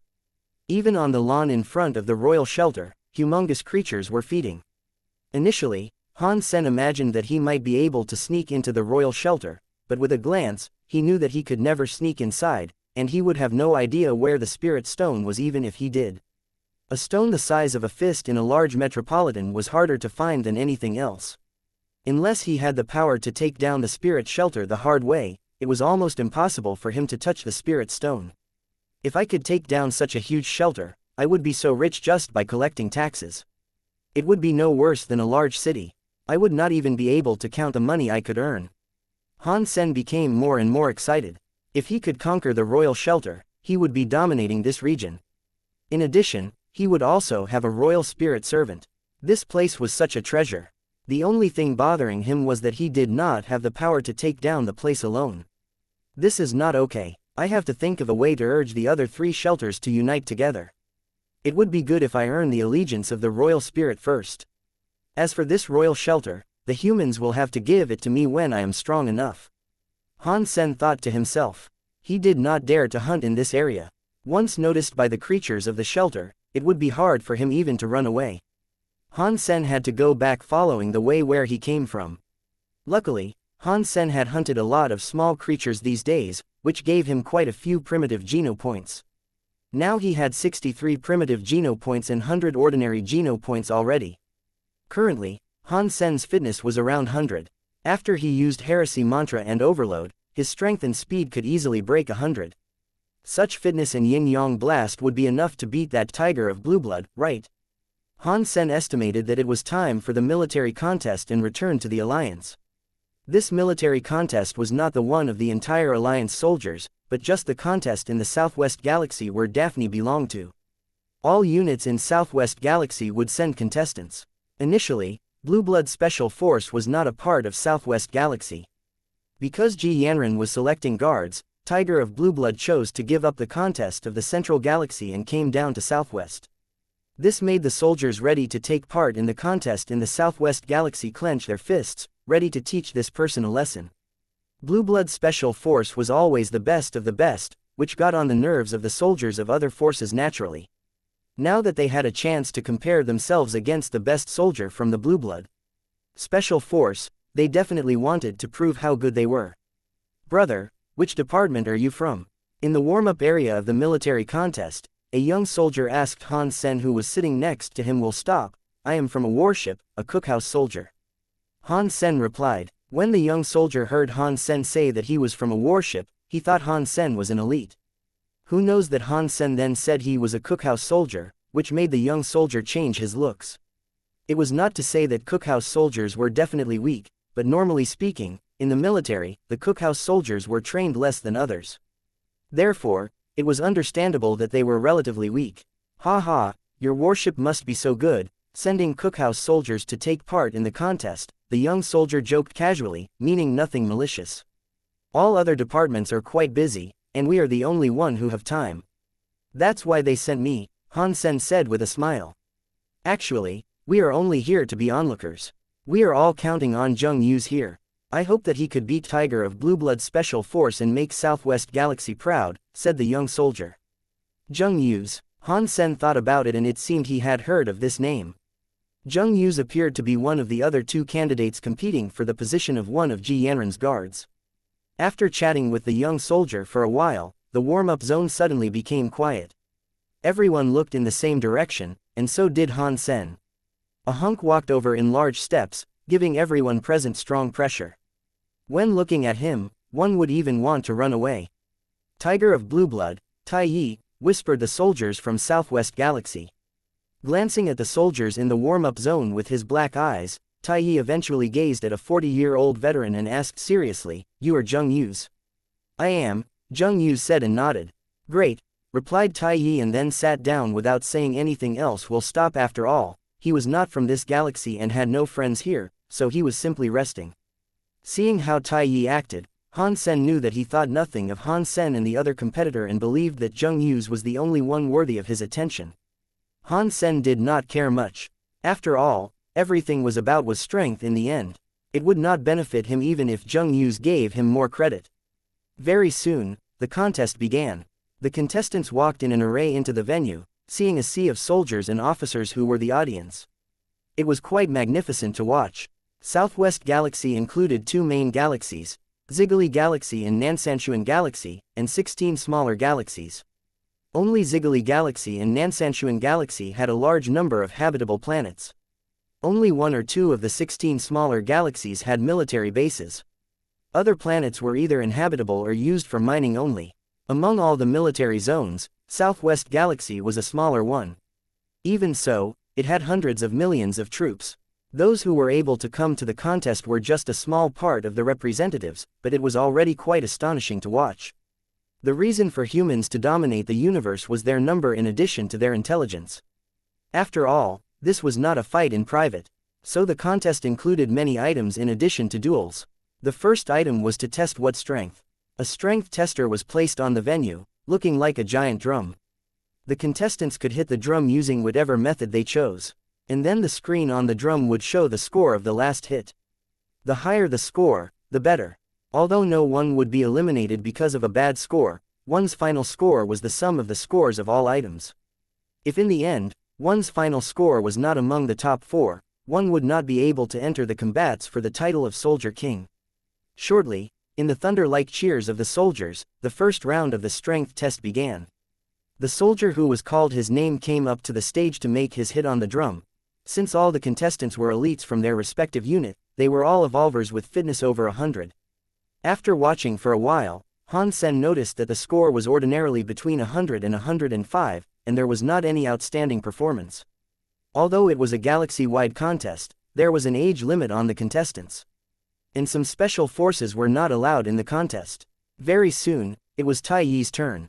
All the eyes of the contestants were focused on him. Even the audience stopped cheering, waiting to see Tai Yi's performance quietly. Under all the attention, Tai Yi was not nervous at all. He simply walked up to the drum and hit it without any additional moves. Boom! A loud sound made people's ears hurt. The number on the screen of the drum changed quickly and ended up on the number 113.7584. Everyone couldn't help gasping. This kind of strength was nerve-wracking among evolvers. A sacred blood evolver only had a fitness index around 30 to begin with in Second God's Sanctuary. With ordinary, primitive, and mutant geno points maxed out, a sacred blood evolver could only reach around 90. In order to have a fitness index of 110, one would have to gain at least 40 to 50 sacred geno points. All the contestants changed their expression. Zheng Yu's looked grim. This kind of strength was a huge pressure on all of them.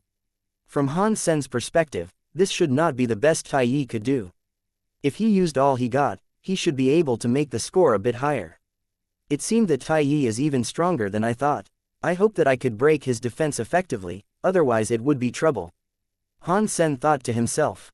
If the two opponents were more than 30 apart in their fitness indexes, there would be the effect of overpowering. For example, when Han Sen first tried, he could not even break the eyes of the baby golden growler, which was because they were too different in fitness index. However, Han Sen's fitness had reached 100.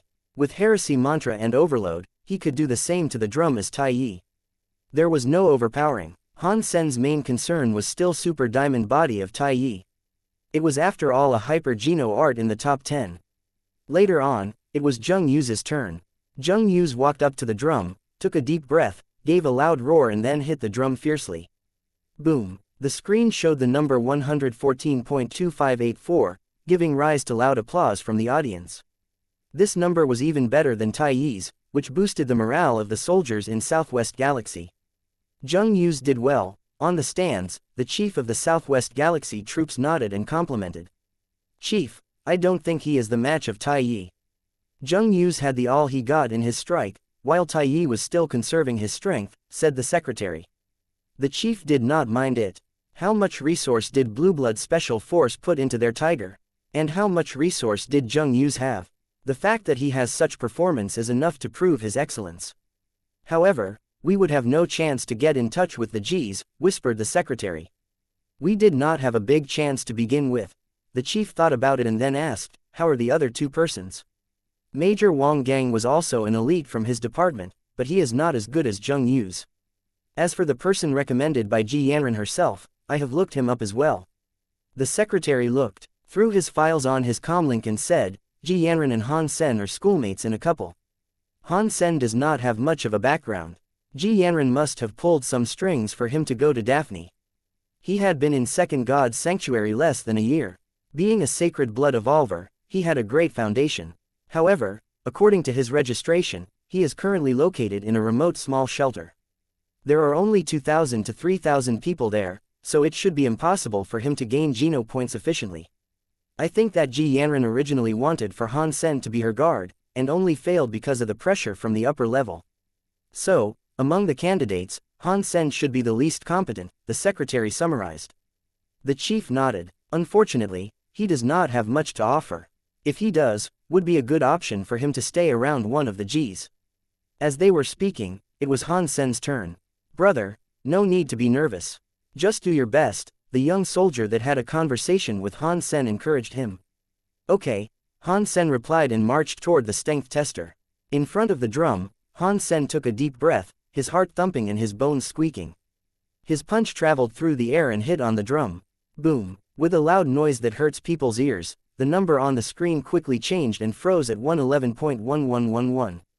This number was so neat that it looked like it was faked. Everyone was dazed. Of course, it was not just because the number was needed, but mainly because it was such a good score. Up until this moment, it was the third best. The soldiers started to applaud for Han Sen, because he was one of the Southwest Galaxy. Damn it, what's wrong with the score? It must mean I am going to be single all my life. Han Sen felt quite depressed. He uses his best to see how much he could get and did not expect such a number. Despite the unlucky number, he was quite satisfied with his score. With the score, he could be counted as an elite him on the evolvers, not to mention the fact that he had great space. Well done, brother. Are all the cooks on your warship so good? When Han Sen returned to his seat, the young soldier gave him a thumbs up. That's true, but we're not cooks, we are cookhouse soldiers. Han Sen smiled and said. Because of his punch, lots of contestants were impressed by Han Sen, but Tai Yi did not even look at Han Sen. Naturally, Tai Yi could tell that Han Sen had given all he got with his punch and even tapped into his potentials using hyper-geno arts. Although his score was good, Tai Yi did not think much of him. This Han Sen is not bad. He does know something, the chief said, slightly surprised. The secretary wiped some cold sweat off his forehead. The discrepancy between Han Sen's performance and his investigation was a negligence on his side. Although the chief did not say much, the secretary understood very well that he should not have made such a mistake and the chief would not tolerate such mistakes every time. I'm so sorry, chief. I will reinvestigate right away, the secretary said hastily. No need. This is the best test. Let's wait and see, the chief said quietly. Yes, sir. Although the secretary continued to watch the game, he still quickly looked at the information he found on Han Sen again. The chief could be merciful, but he had to be committed to his duty. Otherwise, there was no need for him to stay on his position, which was utterly dangerous. After the strength test, Tai Yi, Zheng Yu's, and Han Sen became top 3. Wang Gang's number was less than 110, posing no threat to any of them. The second item was Sprint, to Han Sen's surprise. However, this device was tuned to level 10 with a gravity of 100. Without a fitness level of over 100, it would be impossible for someone to run inside, let alone pass all the metal walls. After the game began, soldiers entered the device. However, the result was not great. 8 soldiers had failed at Sprint.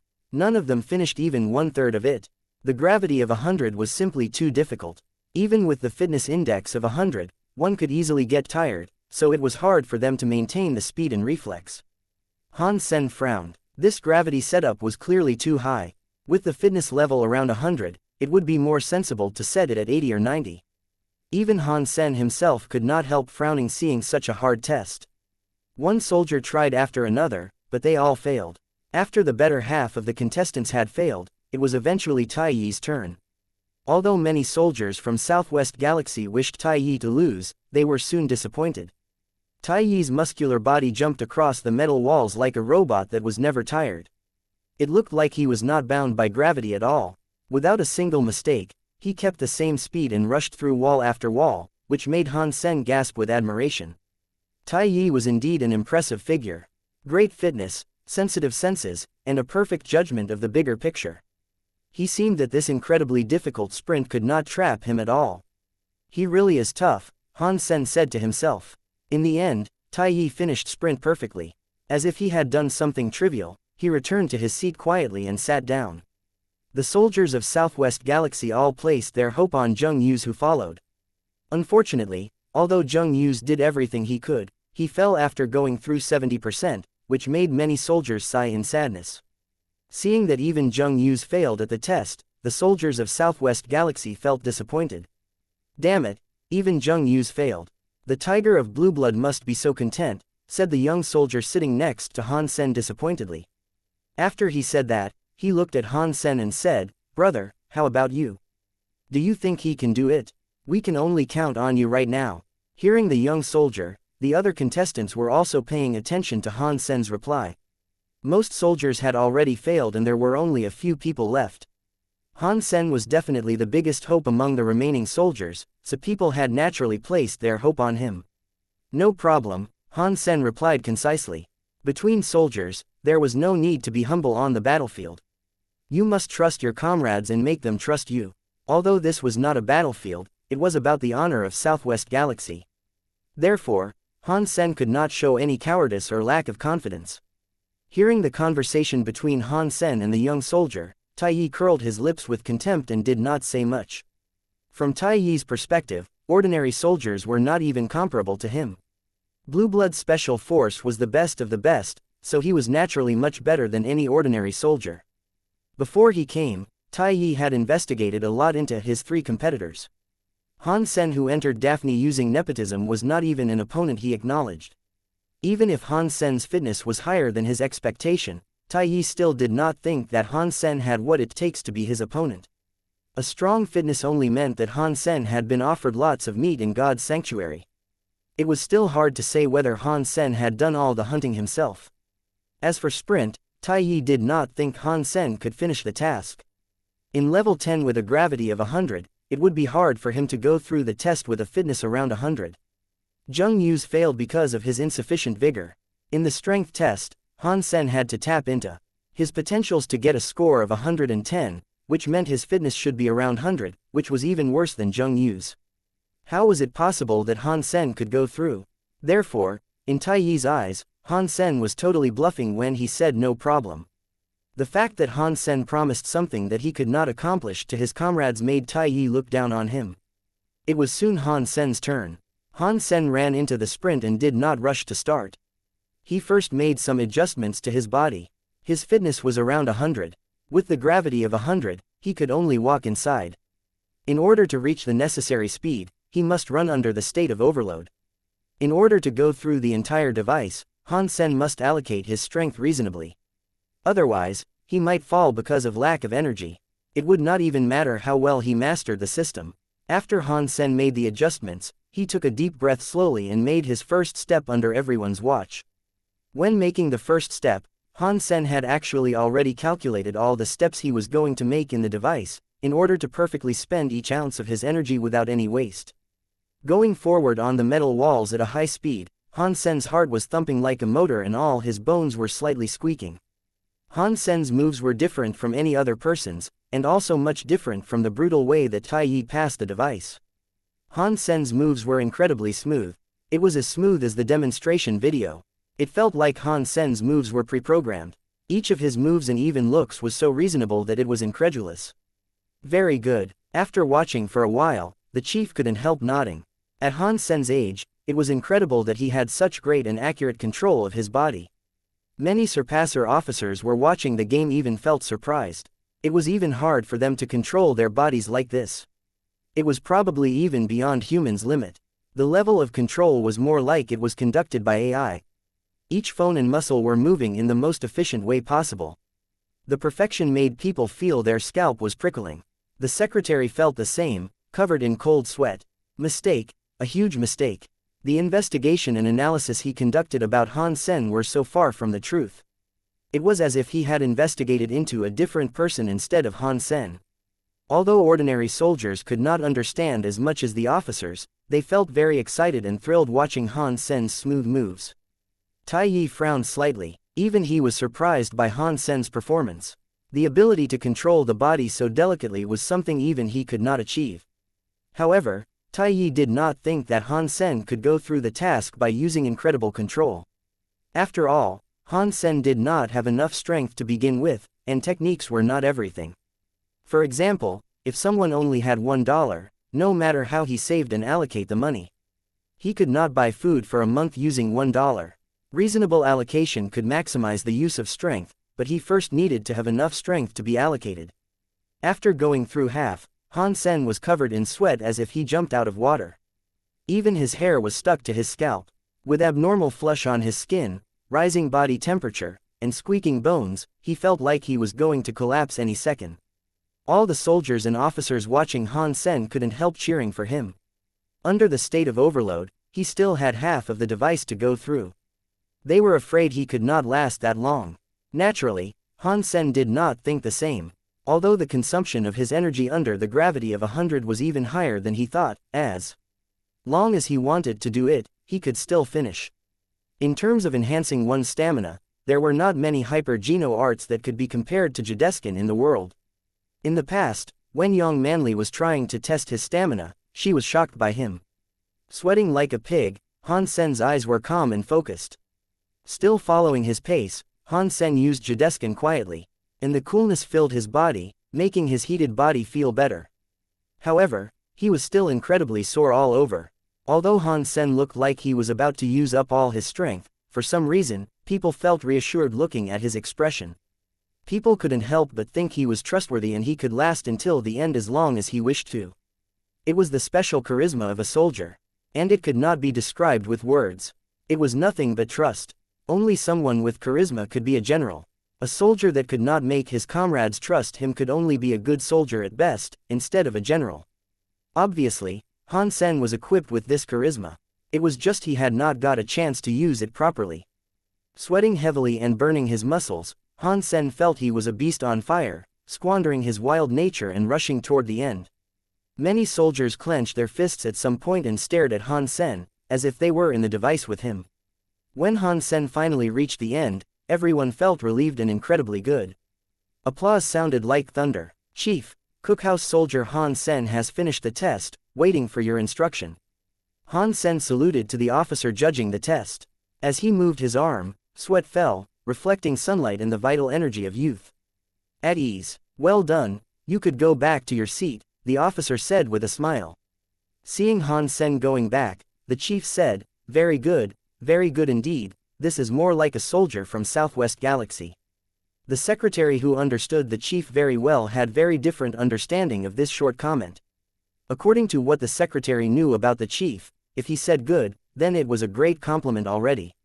If he said very good, it meant the chief appreciated the person a lot. Now that the chief said very good twice, with a strong tone, he must feel so excited inwardly.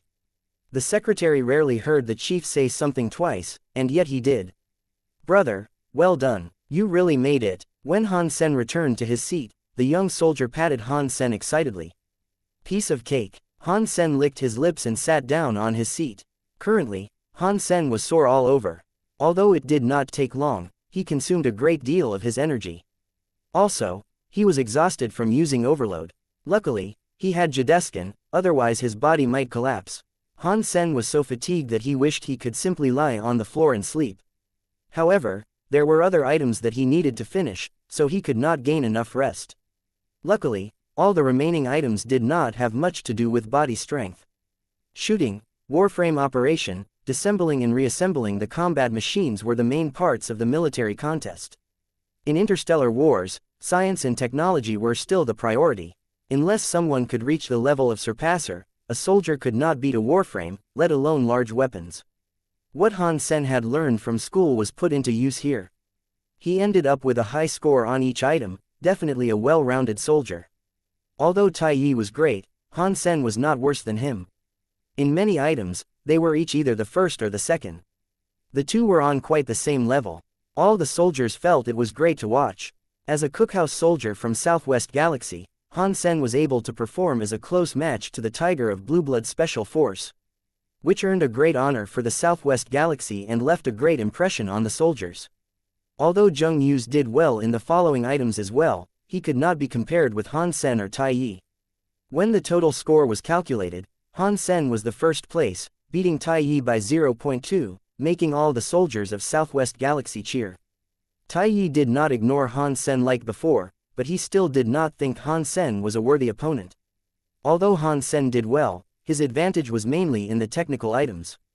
It did not mean that Han Sen had better fighting skills than Tai Yi. However, the final combat was a one-on-one combat, which would call for real strength, of which Tai Yi was very confident. Han Sen did not say anything but tried to recover as much as possible, waiting for the combat for the title of Soldier King. Only the top 4 contestants with the highest scores could participate in the combat.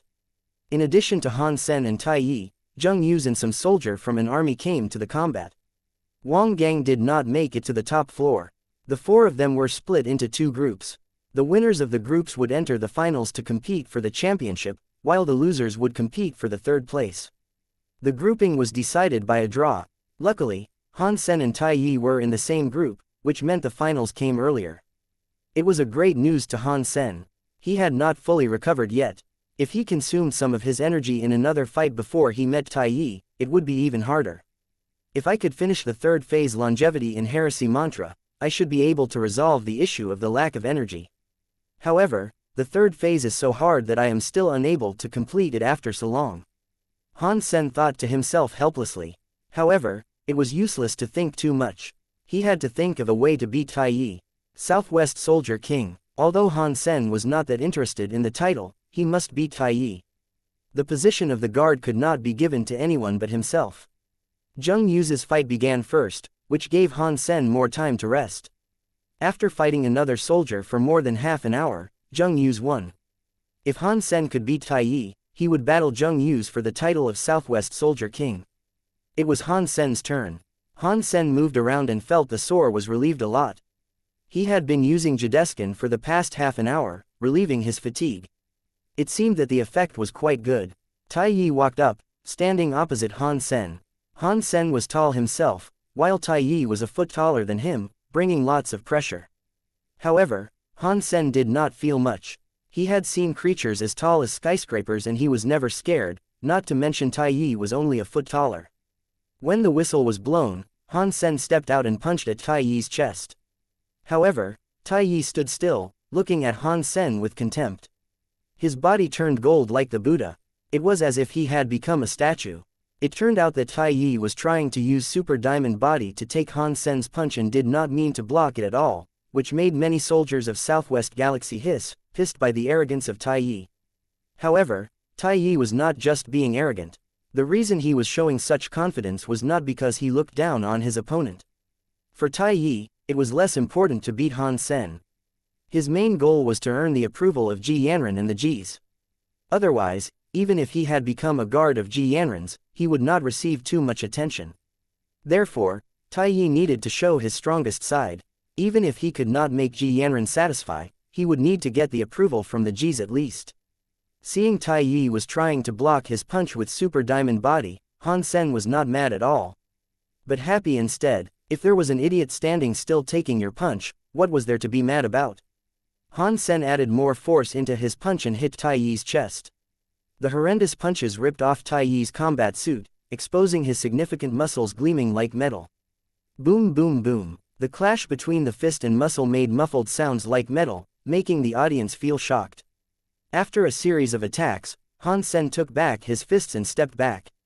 His jade-like fists were already swollen and red, blood even flowed from some spots. However, Tai Yi did not even move. His muscles were not even red. Standing on the stage like an ancient god, he looked invincible. So scary. How come he was not affected by the punches at all? Of course he was not affected. It was Super Diamond Body that ranks top 10 among all Hyper Geno arts. I heard that even if someone had just gained initial success, he could not be hurt by anyone with a fitness level under 120. Damn it, that's awesome. If I knew it, I would have practiced it as well. Haha, forget it. The difficulty to get that hyper-geno art notwithstanding, even if you have it, it would be impossible for you to gain initial success without 5 or 6 decades of practice unless you are especially talented. Would you take that bet? How old is Tai Yi? He must only be 30-something. How come he have practiced for so long? That's why we call him an elite and genius.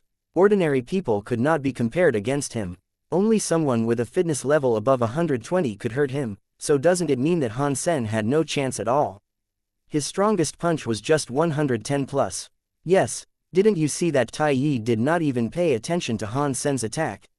The gap between them is so big that there is no way around it. Sigh, Han Sen could not beat Tai Yi after all. You can't put it that way. How old this Han Sen? At Tai Yi's age, he must be much stronger than Tai Yi. Unfortunately, he's too young now. Don't talk about age. Losing is losing. We soldiers from Southwest Galaxy are not sore losers and we did not need excuses. A lot of soldiers watching were discussing. Most of them were impressed by the strength of Super Diamond Body and felt sorry for Han Sen. Seeing Tai Yi's performance, the secretary was secretly relieved. This time, he made a huge mistake, but luckily, the result was not too different from his prediction. Tai Yi would still beat Han Sen, which made the secretary felt much better. If Tai Yi was defeated by Han Sen, then his investigation would become a huge joke. Even if the chief did not scold him, the secretary would feel bad himself. What was more important was that this might cost him the trust of the chief. If he could not even do a brief analysis right, would the chief trust him with more important matters in the future? For a secretary, it was dangerous to lose the trust of his supervisor. You seem to be relieved. The chief suddenly turned back and looked at the secretary. No, the secretary was surprised and answered hurriedly. Do you think Han Sen will lose? The chief asked again. The secretary muttered, not sure how to answer. It is not your fault to be mistaken in the investigation. After all, you did not see Han Sen in person. However, if you still failed to make the correct judgments after he saw him, then it could only mean that you still have much to learn, the chief said casually. Chief, you're saying that Han Sen will win? The secretary suddenly became pale, but the chief did not say much more, gazing at the two soldiers on the stage deeply. Did you finish? Seeing Han Sen stepping back, Tai Yi said coldly. Yes. Han Sen swung his arms to relieve the prickling of his bones. Having hit Tai Yi's a dozen times, his bones were about to be cracked. Super Diamond Body was indeed quite frightening. Do you want to go alone? Tai Yi asked. No, I'm good. Han Sen shook his head and said. Then it is my turn, Tai Yi said and raised his fist, ready to hit Han Sen. I don't think you should make that move, Han Sen said sullenly. Why? Tai Yi frowned slightly, not understanding what Han Sen meant. Because you have already lost, Han Sen said seriously to Tai Yi. Ha, nonsense. Tai Yi snorted and did not deign to speak to Han Sen again, raising his fist at Han Sen. Same as Tai Yi, Han Sen stood still against Tai Yi's fist. So, Han Sen has also practiced Super Diamond Body. That's unlikely. How old is he? Even if he's talented, it is impossible for him to succeed in practicing Super Diamond Body. Why is he staying still then? Is he waiting to be punched? Who knows? He just said Tai Yi has already lost. So, there must be some reason. The soldiers looked at Han Sen who was motionless, puzzled. Tai Yi's fist was about to hit Han Sen's face, but Han Sen was still standing calmly, as if Tai Yi were not trying to attack him. When Tai Yi's fist was less than 5 inches from Han Sen's face, everyone's heart was in their throats. And Tai Yi suddenly froze. Although Tai Yi's fist was only inches away from Han Sen, Tai Yi suddenly stopped moving and looked terrified. Very pale and cold sweat started to appear on his forehead. If observed closely, his body was also shivering. I just suggested you not to make that move, but you didn't listen. Now I'm afraid you have to suffer a bit, Han Sen sighed and said. Tai Yi was about to say something, but when he just said a word, blood filled his mouth, and his metal body suddenly became pale.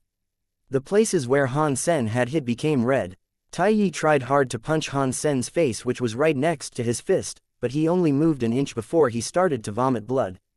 His magnificent body found next to Han Sen's feet, and he failed to stand up again after struggling. Blood came out of his mouth continuously.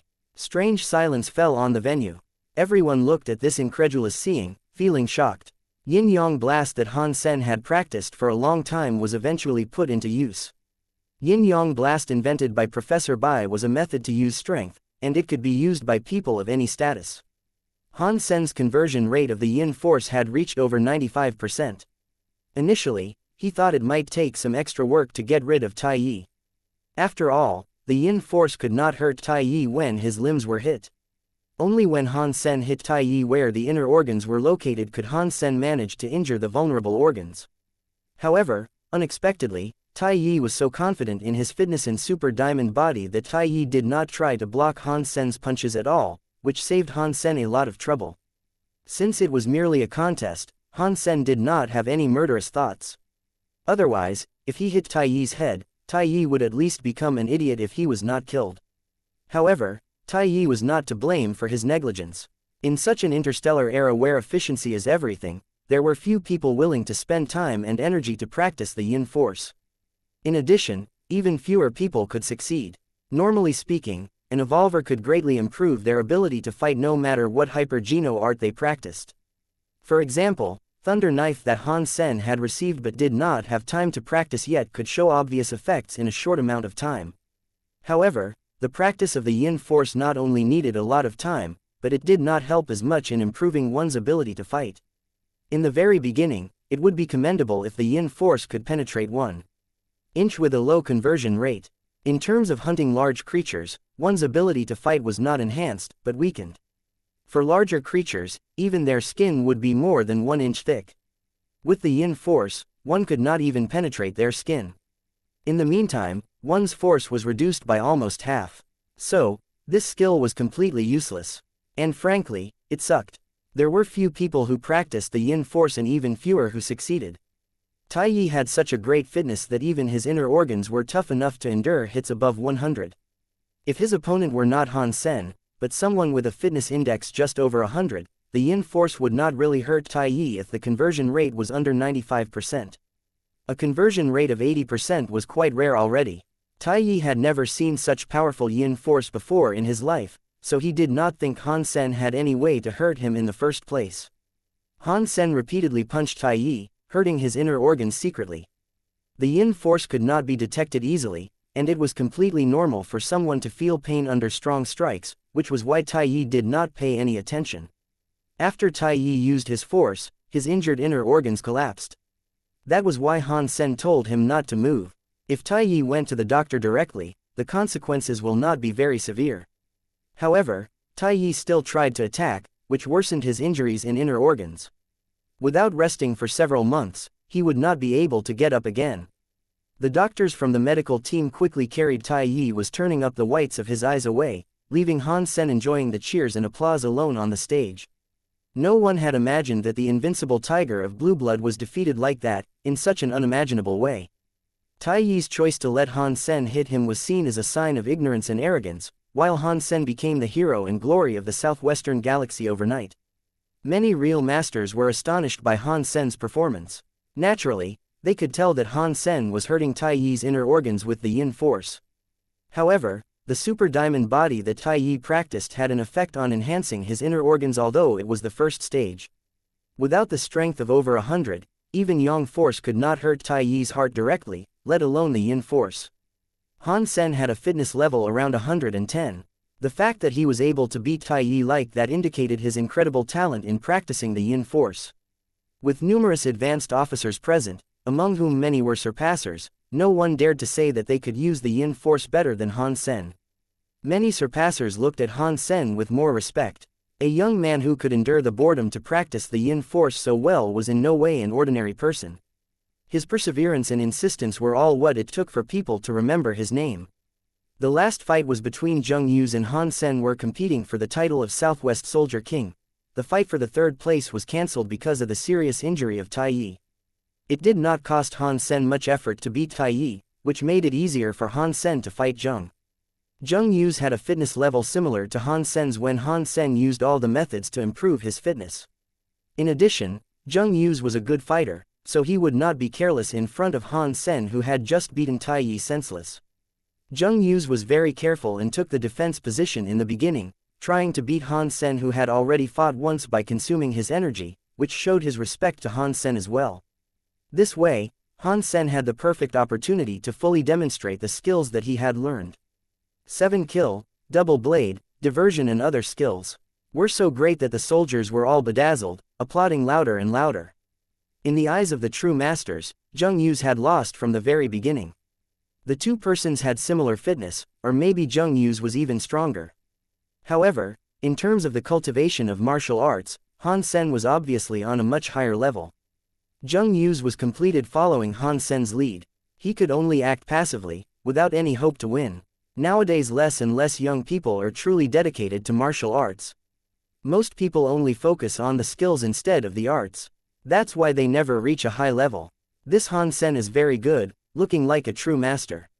He will have a great future for sure, said the chief with approval. The secretary smiled wryly inwardly. The more the chief liked Han Sen, the bigger his mistake was. However, after being criticized by the chief, the secretary had realized that he should stop covering up his mistake, but face it to avoid similar mistakes in the future. Without any suspense, Han Sen beat Zheng Yu's and became the new Southwest Soldier King. Zheng Yu's was not able to fight back effectively from the beginning to the end. It was as if the two persons were not on the same level at all. In fact, Zheng Yu's was afraid before he even started, terrified by Tai Yi's injuries inflicted by Han Sen. Zheng Yu's was too conservative to perform at his usual level.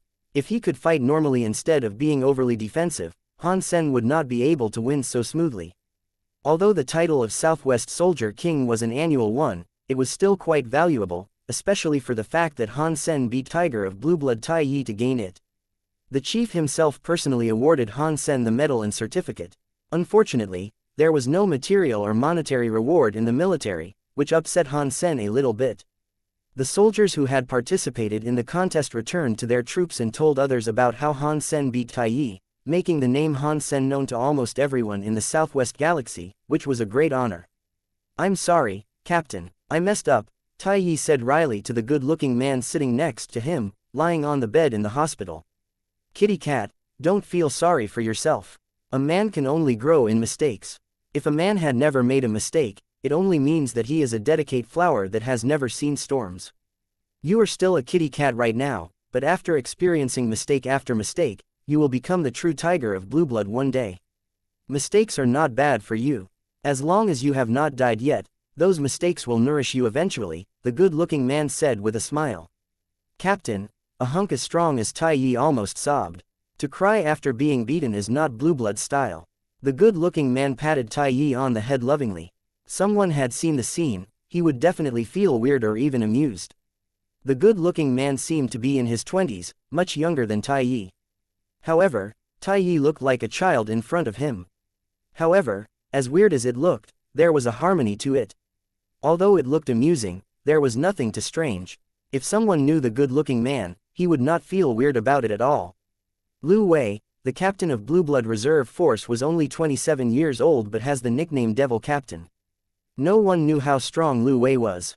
The Blue Blood Reserve Force members were like children in front of Lu Wei, including Tai Yi. The training schedule of Blue Blood Reserve Force was most likely made and executed by Lu Wei. The nickname of Tai Yi, Tiger of Blue Blood, was in fact from Lu Wei. However, Lu Wei initially called Tai Yi, Kitty Cat of Blue Blood. Except for Lu Wei, anyone who called Tai Yi that would be beaten hard. Then, the other members of the reserve force twisted the name and called Tai Yi the Young Tiger, which later became Tiger of Blue Blood when spread wider. Get better and there are worse training waiting for you in the future. Don't think there is no consequence for your loss. After you go back, your training will be doubled, Lu Wei said lightly. Yes, Captain, I will train harder. Next time, I will not lose to that guy, Tai Yi said, gritting his teeth. He is no longer your opponent. However, it is a nice thought to have. Keep it. Lu Wei smiled and thought of Han Sen. Reflecting on the details of Han Sen's performance in the contest, Lu Wei curled his lips into a strange smile. When Han Sen returned to Daphne, he reported to Ji Yanren's office.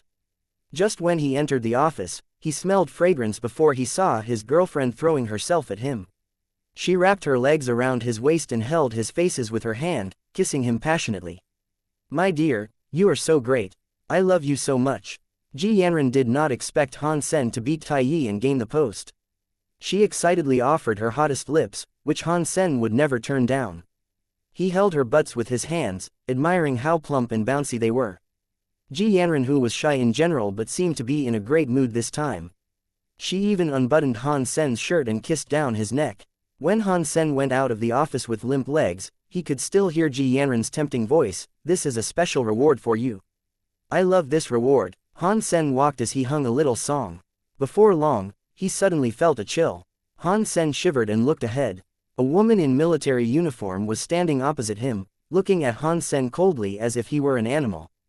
The looks on the woman's face made Han Sen feel she was not looking at a man, or even a human. In her eyes, Han Sen was no different from a cat or dog. If Wendy could be described as a cold soldier, then this woman just seemed like a bloodthirsty killer. Although Han Sen had never seen this woman before, he had this impression already at the first sight. He could not tell why, but he thought this woman was so scary that he would rather beat 10 men like Tai Yi before pissing her off. The woman walked straight past Han Sen and surprisingly, knocked on Ji Yanran's door. "Who is that woman? How come I have never seen her before?" Han Sen suddenly had a thought. At this time, the most plausible explanation for the woman who was not from Daphne to visit Ji Yanran was that the woman was the other guard. Although Han Sen did not know what the identity of the woman was, he could sense that the woman was much stronger than him with his keen perception. Han Sen even suspected that the woman was a surpasser, otherwise it was unlikely that she gave him a sense of suppression. Very soon, Han Sen's guess was corroborated. At night, Ji Yanran was chatting with Han Sen using comlink lying on her bed. "That woman is your other guard?" Han Sen still remembered that woman and asked casually. "Yes, that is Colonel Annie. She is my new guard. Do not try to flirt with her. She is a surpasser. If you piss her off, I could not stop her," Ji Yanran said, smiling. "My dear wife, what is it that your family do? They're able to get you a surpasser as guard?" Han Sen couldn't help asking. Han Sen had never asked about Ji Yanran's family, but he was so surprised this time. Even those captains of interstellar warships will not be so extravagant that they used surpassers as their guards. "Have you been following the news recently?" Ji Yanran did not answer but asked. "Not a lot, but I know something." Han Sen would read the news from time to time in case that he knew too little about the society. "Have you seen any news related to the Gs?" Ji Yanran asked with a smile. "News about the Gs?" Han Sen thought about it and suddenly stared his eyes wide. "You mean the one who entered the election recently?" The next morning, Han Sen got up and teleported into God's sanctuary. This time, he did not rush to go hunting. He decided to go to the market of the Starwheel Shelter to buy some mutant beast souls. Even if mutant beast souls were not that helpful to him, he could easily elevate them into berserk mutant beast souls with the black crystal to make a lot of money. Such a good deal was not to be missed. Han Sen wandered around in the market of the Starwheel Shelter, which was much more bustling than the goddess shelter which belonged to Han Sen. However, mutant beast souls were still hard to find, and there was none of the sacred blood beast souls. Han Sen had his eyes on several mutant beast souls and asked for the price, but most of the owners did not want cash, but to trade for a beast soul on the same level. For the ones sold for cash, Han Sen did not like them as much. 1 out of 100 beast souls would be berserk. So, if Han Sen sold berserk beast souls in large quantities, someone would eventually suspect him, which was why he did not want to sell too many. Currently, Han Sen was looking for a beast soul that could become a dozen or even dozens of times more valuable once it became berserk. Maybe he could even make enough money to purchase a sacred blood beast soul. That was not unlikely. He could not pick and choose sacred blood beast souls, but he could pick some rare mutant beast souls that were highly popular among evolvers. Once he made them berserk, their value would be incredibly high. Of course, if Han Sen kept the beast souls for a while, they would be useful to him as well. Han Sen wandered slowly in the market and saw 2 mutant beast souls in a shop after a while, one of which he liked a lot. "Hello, how much do you want for the mutant snowy wolf?" Han Sen asked the owner, pointing at a wolf beast soul that looked like a snowball. Snowy wolves were not rare on the ice field. In fact, there were so many of them that they caused a lot of troubles. On the ice field, you could easily spot hundreds of thousands of snowy wolves wandering around. Although most snowy wolves were primitive creatures, normally speaking, humans could not attack such a large group at all. Some snowy wolves even had a group of 100,000. Without the team of thousands of people, humans could not fight the wolves. Therefore, unless it was in a large hunting campaign organized by the shelter owner, ordinary people could hardly kill any snowy wolves. To get their beast souls were even harder. On the other hand, the ability of the beast soul was essential to people living on the ice field. The beast soul could even save people's lives. Even primitive beast soul of snowy wolf was several times of other primitive beast souls. Mutant snowy wolf beast souls were even more inaccessible. Han Sen estimated that if he could produce a berserk mutant snowy wolf beast soul, its price will not be cheaper than ordinary sacred blood beast souls. The type of the beast soul of snowy wolf was armor. Different from ordinary armor, snowy wolf armor had an effect against the cold. The more advanced the beast soul was, the warmer it got. With a sacred blood snowy wolf beast soul, one could survive snowstorms on the snow field and go back safely. Even if one fell into an ice hole or slept in the glaciers, one would not be frozen to death. This ability was not to be taken lightly. Nature's force was horrendous, especially in God's sanctuary. If one unfortunately encountered snowstorm and got lost on the ice field, unable to find any shelters, then even evolvers with more than 100 in fitness level could easily be frozen to death. Of course, Han Sen was equipped with Jadeskin himself, so the ice and snow were not that harmful to him. Unless he lost food supply for a long time, he would not die from the cold. Trading for beast soul weapon on the same level, better be heavy sword. The owner glanced at Han Sen, lacking the enthusiasm that a seller should have. That was completely normal. After all, he was selling popular stuff which everyone wanted. Because the owner's request was specific, a deal was never made. A dozen minutes before Han Sen came, several people had come by and asked, but there was still no deal. You want to trade for a St. Hall license? Han Sen did not have beast souls on his hand, so he could only trade with licenses. An S-class license for evolvers. I could pay you extra. But I don't want anything below S-class. The owner said directly. Although the mutant snowy wolf is valuable, it is not quite enough to be traded for an S-class St. Hall license, right? Han Sen looked at the other mutant beast soul that the owner had. It was a black ape beast soul, 6 to 9 feet tall. Its hair looked like tungsten. The muscles on his chest were so strong that they looked like bulks of iron, looking magnificent. You really have an S-class St. Hall license. The owner's eyes lit up. He eventually got excited and looked at Han Sen expectantly. What is the type of this mutant beast soul? Han Sen did not answer, but asked, pointing at the black ape. It is a shapeshifting beast soul, violent ape. After shapeshifting, your strength will be enhanced greatly. However, it could only enhance your strength, and would even hurt your flexibility a little bit. Being an honest man, the owner explained both the pros and cons of the mutant violent ape. How much strength can it give me? Han Sen's eyes lit up a little bit. Beast souls with shortcomings would definitely have more outstanding strengths. Pure strength was quite useful to Han Sen. After all, his strength was not quite enough at this point. It was still hard for him to kill sacred blood creatures with strong defense. This depends on your fitness. Normally speaking, the increase should be more than 10 points, the owner pondered and said. Han Sen calculated and found that more than 10 points were quite good. With his current ability, he could easily achieve 120 to 130. If he evolved it into a berserk beast soul, the increase should be higher. 1 S-class evolver St. Hall license for 2 beast souls of yours. How about that? Han Sen took out a license and showed it to the owner. The ice field was a small region after all. If it were in a more populated area, many people would kill to trade to mutant beast soul for an S-class St. Hall license. However, in this place, the resources were so limited that the owner was still hesitating about the deal. After pondering for a while, the owner obviously wanted the S-class St. Hall license very much. He said decisively, okay, let's do it. The deal was completed smoothly, and Han Sen got the mutant snowy wolf and violent ape. Feeling excited, Han Sen summoned them to try them out. The snowy wolf turned into white leather mail that covered Han Sen's body. The helmet was shaped like the head of the wolf. Han Sen looked like the white werewolf from afar, looking quite handsome. As for the effect against the code, Han Sen also experienced it. He was much warmer after wearing the mail, feeling like air conditioning. Shapeshifting into the violent ape, Han Sen became a black ape and found empowered immediately. Obviously, the beast soul enhanced his strength greatly. Although his body did become much clumsier, Han Sen could accept that result because of the enhancement in his strength. Han Sen was very satisfied with this deal. In the future, if he turned this beast soul into a berserk one with the black crystal, he could choose to use it or sell it.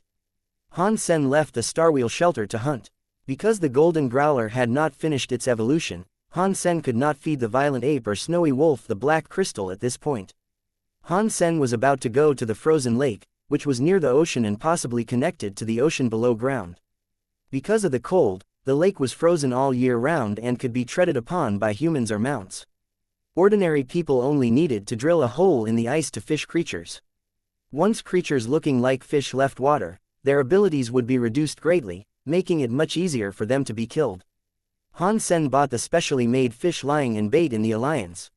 When he came to the frozen lake, he found that it was no different from the glaciers. Under his feet was thick ice. Even the thinnest place was 3 to 6 feet thick. There were many people on the frozen lake. Because of the limited resources on the ice field, the frozen lake could be counted as a nice spot to go fishing since mutant creatures could be spotted sometimes. It took some patience to fish there. If he had good luck, it might only take 1 day for him to catch a mutant creature. If his luck was bad, it would take him more than half a month to catch one. Han Sen mainly came to the place to fill up his primitive geno points. Since the fish in the frozen lake were mostly primitive and small in size, they were perfect for him. Of course, it would be the best if he could catch a mutant creature. If not, it did not matter as well. In the large area of the frozen lake, Han Sen could see many people fishing next to holes of diameters around 3 feet. Han Sen did not plan to make the hole himself. He found a hole no longer used, took care of the thin ice that had formulated already, put the bait on the hook and fished in the hole. Han Sen put down his stool and sat down. Wearing the leather mail of Snowy Wolf, he did not feel cold at all. Taking out a textbook of ancient language, Han Sen started to read as he waited for fish to take the bait. "It's you." When Han Sen just sat down for a while, someone who walked past with staff in her hand ran to Han Sen in surprise after seeing him. Han Sen looked up and found it was the tall woman, Guan Tong. Seeing what she had in her hand, Han Sen figured that she was there to fish as well. "You're also here to fish?" Han Sen smiled at Guan Tong. Thank you for last time." Guan Tong opened her mouth and did not know what to say.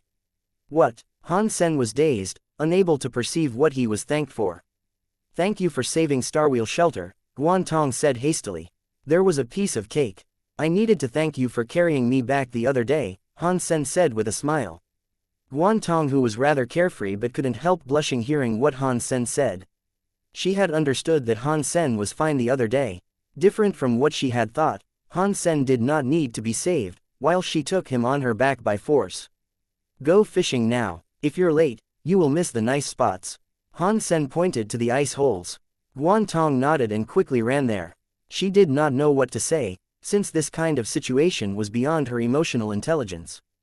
Guan Tong started to fish about 20 feet from Han Sen, while she glanced at Han Sen from time to time as she fished.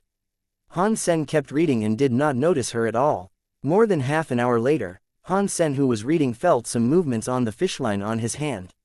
Han Sen put down the book in his hands and looked to the buoy floating on the water, which was shivering slightly. Han Sen put his finger on the fishline and felt the shiver like a traditional Chinese doctor feeling the pulse.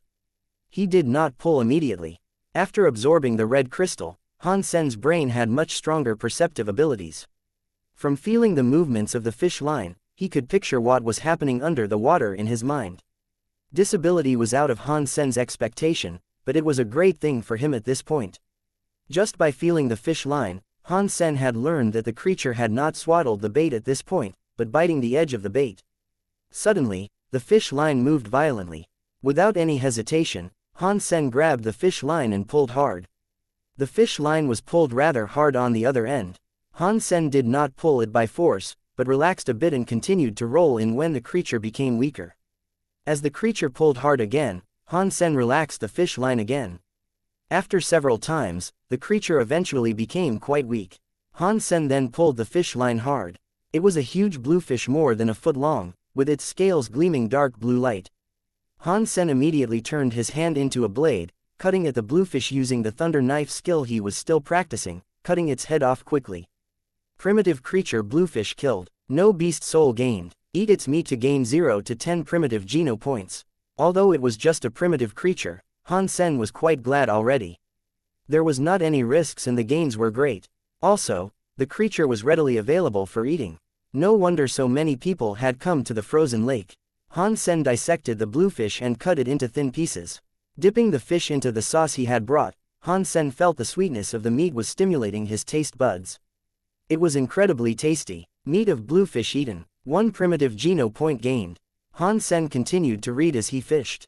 In less than 2 hours, he had caught 4 bluefish and 3 gold anchovies. Although he had not gained any beast souls, his gains were considerable. People next to Han Sen were less lucky. When Han Sen had caught 7 fish already, the luckiest among the others had only caught 2 fish. Many people looked to Han Sen with jealousy. Every time Han Sen pulled the fish line, many people nearby would glance at him. Guan Tong was obviously less lucky. Like most people, she had got nothing since she came. She was not to be blamed for that.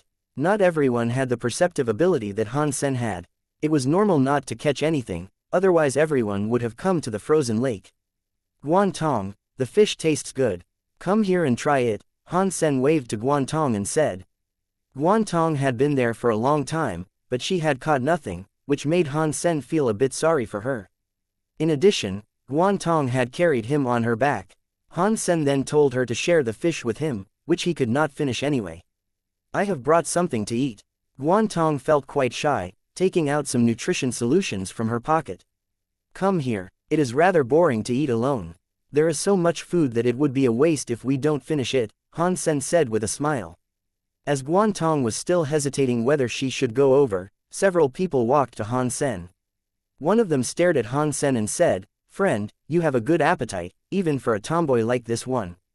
Han Sen glanced at those people. Those people did not have any fishing tools or personal belongings, so they did not seem to be fishing here. Fuck off, Han Sen said coldly. You have quite a temper. But I'm afraid that you have not been told who this place belongs to. The leader of the group of people, a middle-aged man, did not get mad, but smiled coldly at Han Sen. Those people did not take Han Sen's words seriously at all. They walked to Han Sen's side and started to pull the bag that Han Sen used to place the fish he caught. Didn't you hear me? Do not make me say it again, Han Sen frowned and said. Ha ha, boy, you are tough. However, Black God Shelter is not the right place for you to get tough. The middle-aged man reached to grab the fish in Han Sen's bag. Our boss at Black God says that half of the gains in the frozen lake must be handed to the Black God Shelter. You have 7 fish here, so I will make it cheaper for you, only taking 3 gold anchovies from you.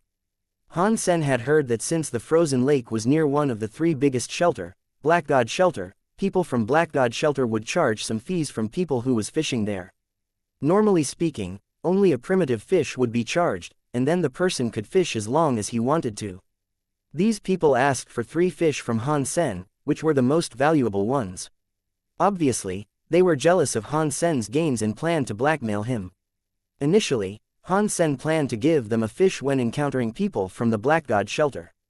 After all, it was their place. However, these people wanted to blackmail him, which made Han Sen reluctant to give them even 1 fish. Seeing the middle-aged man reaching to his back, Han Sen did not speak but stepped on his hand. The strike was fast and fierce, which the middle-aged man could in no way dodge. His hand was stepped on by Han Sen, and he suddenly screamed like a pig. Damn it, he dared to attack us. The rest people saw Han Sen making a move and quickly summoned their beast souls, hitting Han Sen immediately. It seemed that they were being merciless, aiming at Han Sen's vital parts. Han Sen's eyes became cold. When other people tried to kill him, of course he would not be soft. When the weapons were about to hit him, he waved his right hand. With the flash of 3 purple lights, all the weapons were cut into pieces, and 3 persons in the front were cut in the chest and died immediately. The other 2 persons survived luckily because they did not run as fast. Full of terror, they turned to run while shouting, "Go away now, people of Black God Shelter are nearby, and they will be here in a minute." Guan Tong ran over and said. Han Sen nodded slightly and said, "You should go as well. Avoid this area for the time being." After parting with Guan Tong, Han Sen left the frozen lake. He did not want to make things worse between him and Black God Shelter, so there was no need for him to look for trouble. However, As Han Sen just left the frozen lake, a dozen mounds ran to him and approached him shortly. Obviously, they were targeting him. "Boss, he is the one who killed of our brothers." Among the dozen mounts, one was of the middle-aged man who had run away. He pointed at Han Sen and yelled. The dozen mounts quickly circled Han Sen. Their leader, a man in black mail with eyes like hawks, stared at Han Sen and said coldly, "You killed my men." "They were trying to kill me, so of course I could not choose to be killed," Han Sen said, looking at the man in black mail. The men in black mail quickly summoned a beast soul knife that was narrow and long. He pointed it to Han Sen and said, "No matter for what, you killed my men at the place of that god shelter, so you deserve to die." As he said, the men quickly slashed the knife at Han Sen. The knife was so fast that it was a black light, coming to Han Sen's face in a second. Han Sen quickly changed his expression. The strike from the men in blackmail was so fast that Han Sen could not completely dodge it with his speed. He had to roar and summon the gargoyle to block the strike with his claws. As his claws were about to clash with the long knife of the man in black mail, the long knife unexpectedly disappeared. When it appeared again, it cut Han Sen's chest. Blood started to come out of Han Sen's injury in the chest. Luckily, Han Sen stepped back in time and diverted the majority of the force from the knife. In addition, the gargoyle glyph also made his skin tougher to block the damage. Otherwise, Han Sen would have been gutted by this strike. The knife skills of this man in black mail were very strange, and his fitness was incredible, definitely much tougher than Tai Yi. Han Sen was not killed by the strike, which surprised the men in black mail slightly. However, he did not stop attacking, but slashed at Han Sen again with his knife. Several people in the group also summoned their beast soul weapons to rush at Han Sen. Judging from their speed, they were all evolvers with fitness above 100. Han Sen knew that he could not stay, or else he would definitely die there. Using heresy mantra and overload at the same time, Han Sen quickly stepped away, running. However, those people besieged Han Sen and there was no place for him to go. Han Sen had to rush at two of them. The two persons cut at Han Sen without hesitation. Han Sen moved left and right, like a willow tree in the wind, dodging the attacks from both persons. However, there was no way he could dodge the strike from the men in blackmail was chasing after him. His back became bloody immediately. Han Sen gritted his teeth and stayed silent. He rushed away as fast as his legs would carry him and broke the siege of the two persons, running fast on the ice field. He knew he could not stay. The fitness of the man in black mail was even stronger than his. In terms of both fitness and knife skills, the man was the top of the top. With the help of the evolvers with fitness level above 100, Han Sen would definitely die if he chose to stay. We could not let him leave alive. The man in black mail led the group of people to chase after Han Sen, showing strong desire to get rid of him. The resources on the ice field were so limited that it was completely normal to fight for them. The Black God would not tolerate any challenge to his interests or authority, otherwise there was no way he could lead the Black God shelter. Han Sen had known that the competition for resources was heated, but he did not expect it to be as fierce as this. Han Sen's speed was lower than that Black God's to begin with. Without any place to hide on the ice field, there was no way he could run away like this. If there were no other evolvers, he could try to fight Black God, risking his life. However, under the circumstances, he could only try to run away. Turning quickly, Han Sen ran toward the frozen lake again. Seeing Black God approaching him, Han Sen jumped inside one of the ice holes and disappeared. Guard the ice holes nearby. I don't believe he will not come out, Black God commanded coldly.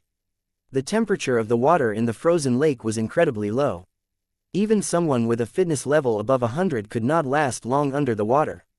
In addition, Han Sen could not breathe under the water, which was why Black God believed that Han Sen could not stay longer than 5 minutes under the water before he appeared in other ice holes. At that time, even if Han Sen wanted to fight again, he would be almost frozen to death, which would make Black God kill him more easily. However, after Han Sen entered the water, he was not frozen to death as Black God predicted.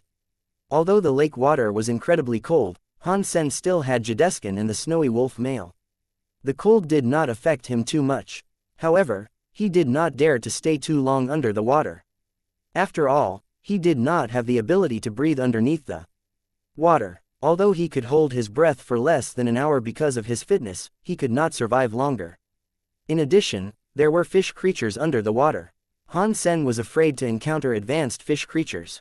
Under the water, his ability to fight was much worse than on the land. Han Sen was swimming underneath the ice. Some fish creatures would approach to attack him from time to time, which were all hit senseless by Han Sen's fist. None of them dared to approach him again. The reason that Han Sen did not kill those fish was that he was afraid the bodies of the fish would float to the surface, which would expose his location under the water. The frozen lake was huge after all. If he swam further away and climbed up, he could naturally escape successfully. After Han Sen swam for a while, he felt there was something wrong with the current. The current behind him seemed to be moving. He turned around and found a silver creature that looked like an eel, which rushed toward him like a torpedo. The silver body as wide as a bucket stirred up the water, which made Han Sen roll around before he stabilized himself. The eel turned around and rushed to Han Sen again. Han Sen thought it was not the way to go, so he moved sideways to dodge the eel and did his claws into its silver scales. As if he were climbing a tree, Han Sen wrapped his arms and legs around the eel's body. No matter how the eel rolled, Han Sen stuck to the creature. Although the claws were berserk, which made it tougher than ordinary sacred blood weapons, it only pierced the eel's body by 2 inches.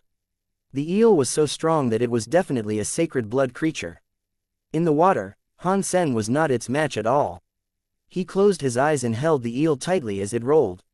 With the toxins on the claws, the eel shouldn't be able to survive too long. The eel rolled so hard that it was incredibly fast in the lake.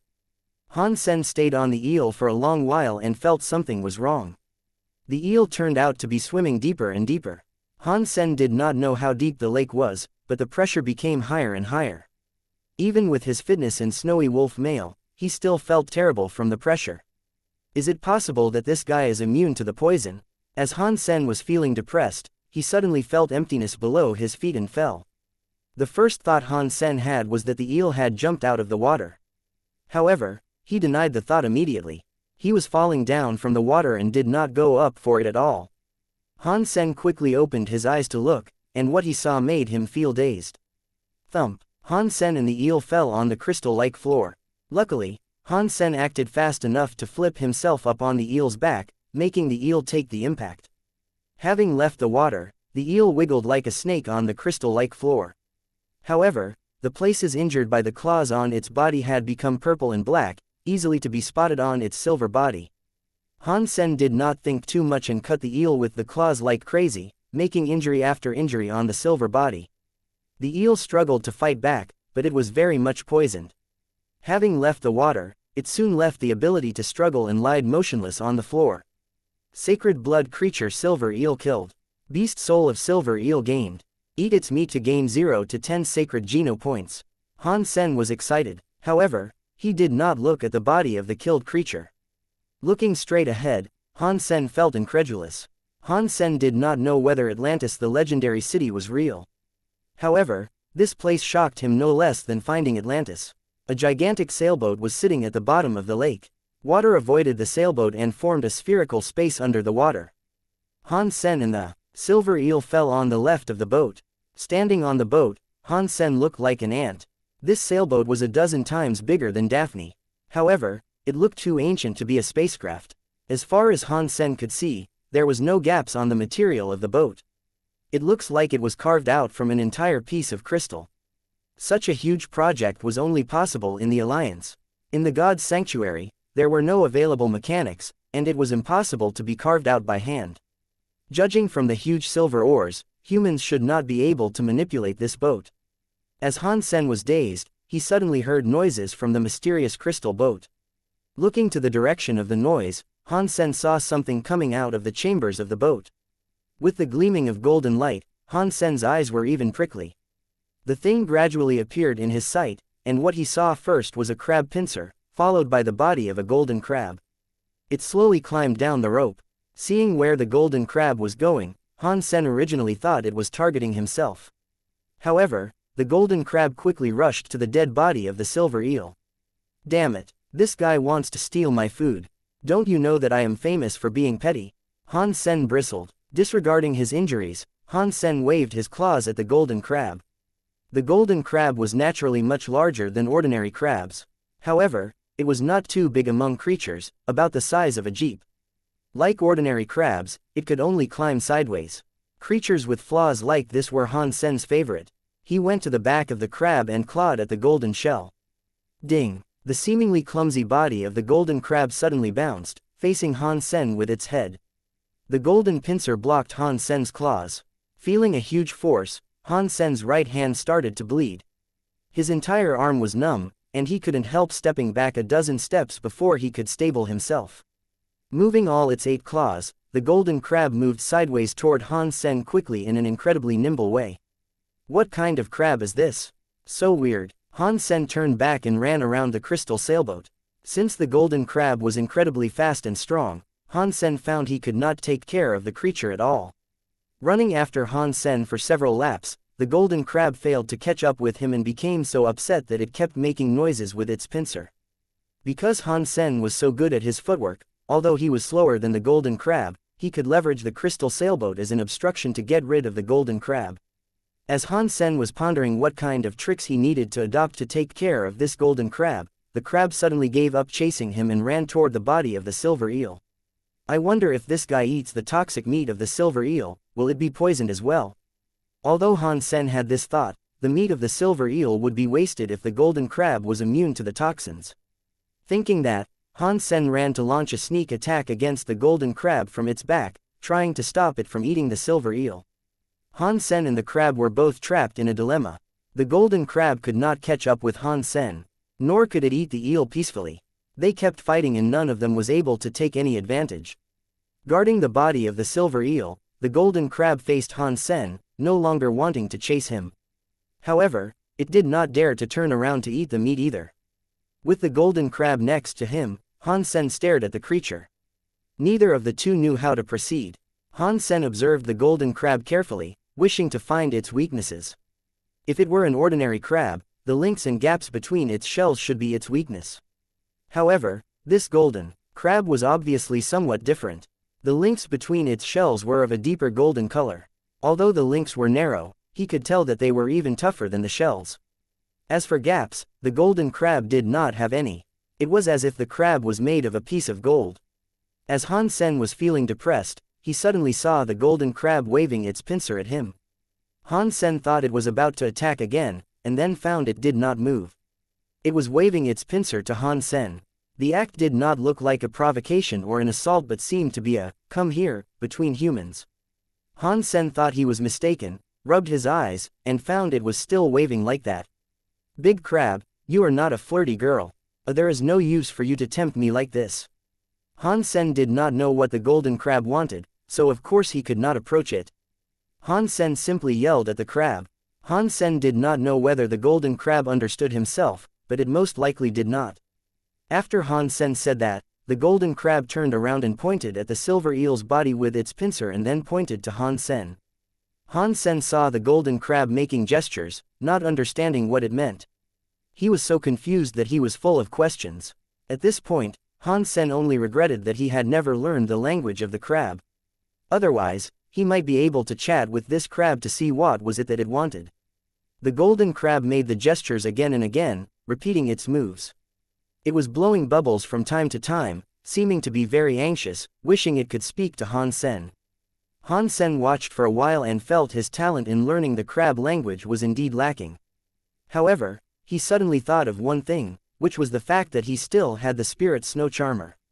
Although she had lost the ability to control other creatures after it gave Han Sen her allegiance, she had been the master of creatures once, so she might understood what the crab was talking about. Summoning Snow Charmer, Han Sen pointed at the golden crab making the gestures and asked her, "Snow Charmer, do you know its language?" "No," Snow Charmer answered decisively. Han Sen was suddenly very disappointed.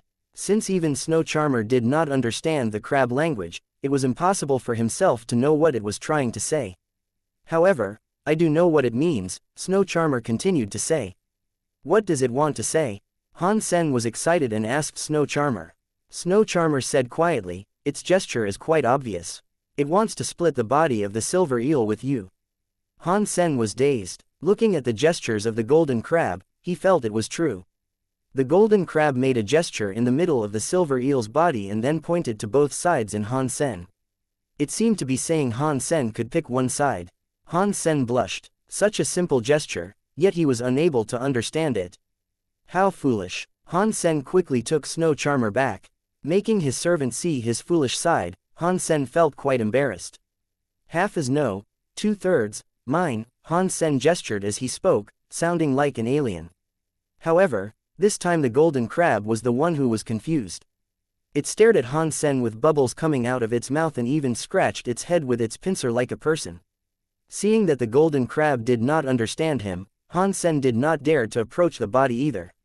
He had to gesture to the golden crab to ask it to step aside repeatedly. Luckily, this gesture was easy to be understood. The golden crab moved aside and stared at Han Sen in suspicion. Han Sen gestured it to move aside a bit further, and so it did. After a couple of times, Han Sen made sure that the distance between the golden crab and the silver eel was safe to him. He then walked next to the silver eel's body, gesturing at 2/3 of the body like the golden crab. He then pointed the smaller part and then the golden crab, the larger part and then himself. The golden crab seemed to be understanding this time. As it shook its pincer, it moved its claws and returned to the eel. Han Sen felt scared and stepped back quickly, but the golden crab did not mean to chase after him. It gestured on the body again, meaning it insisted on half and half. Han Sen could not believe that he would bargain with a crab at this place with gestures. And this golden crab looked like an older lady bargaining in the farmer's market, not willing to sacrifice anything. The man and the crab discussed for a while and finally reached an agreement. Han Sen could take about 3/5, while the golden crab was to take 2/5. Eat as you want. I wish you the bloody crab would be poisoned to death. Han Sen cut the body of the silver eel according to the proportion they had agreed through gestures. Seeing the golden crab taking its part with its pincer, Han Sen cursed inwardly. Han Sen was afraid that the crab might snatch his part after it finished its own, so he summoned the angel, feeding the remaining silver eel to her. The archangel was the main force to help him hunt super creatures, so it was essential to Han Sen that she transform again. Sacred blood meat was not a waste on her. In addition, this silver eel was as thick as a bucket and more than 30 feet long. Han Sen's part was about 18 feet long. It was too much for him to eat up, while the archangel was eating with ease. Her mouth moving non-stop, she was not affected by the toxins at all. The silver eel disappeared quickly. Han Sen then had the time to look at the beast soul of the silver eel. Han Sen felt he was a bit too lucky recently. As long as he hunted a sacred blood creature, he would gain a beast soul, which even scared Han Sen himself a little bit. He was afraid that he might have used up his luck and would become unlucky. Type of beast soul of sacred blood silver eel, water mount. Water mount. Han Sen became overjoyed. He was just wondering how he could come back to this place again.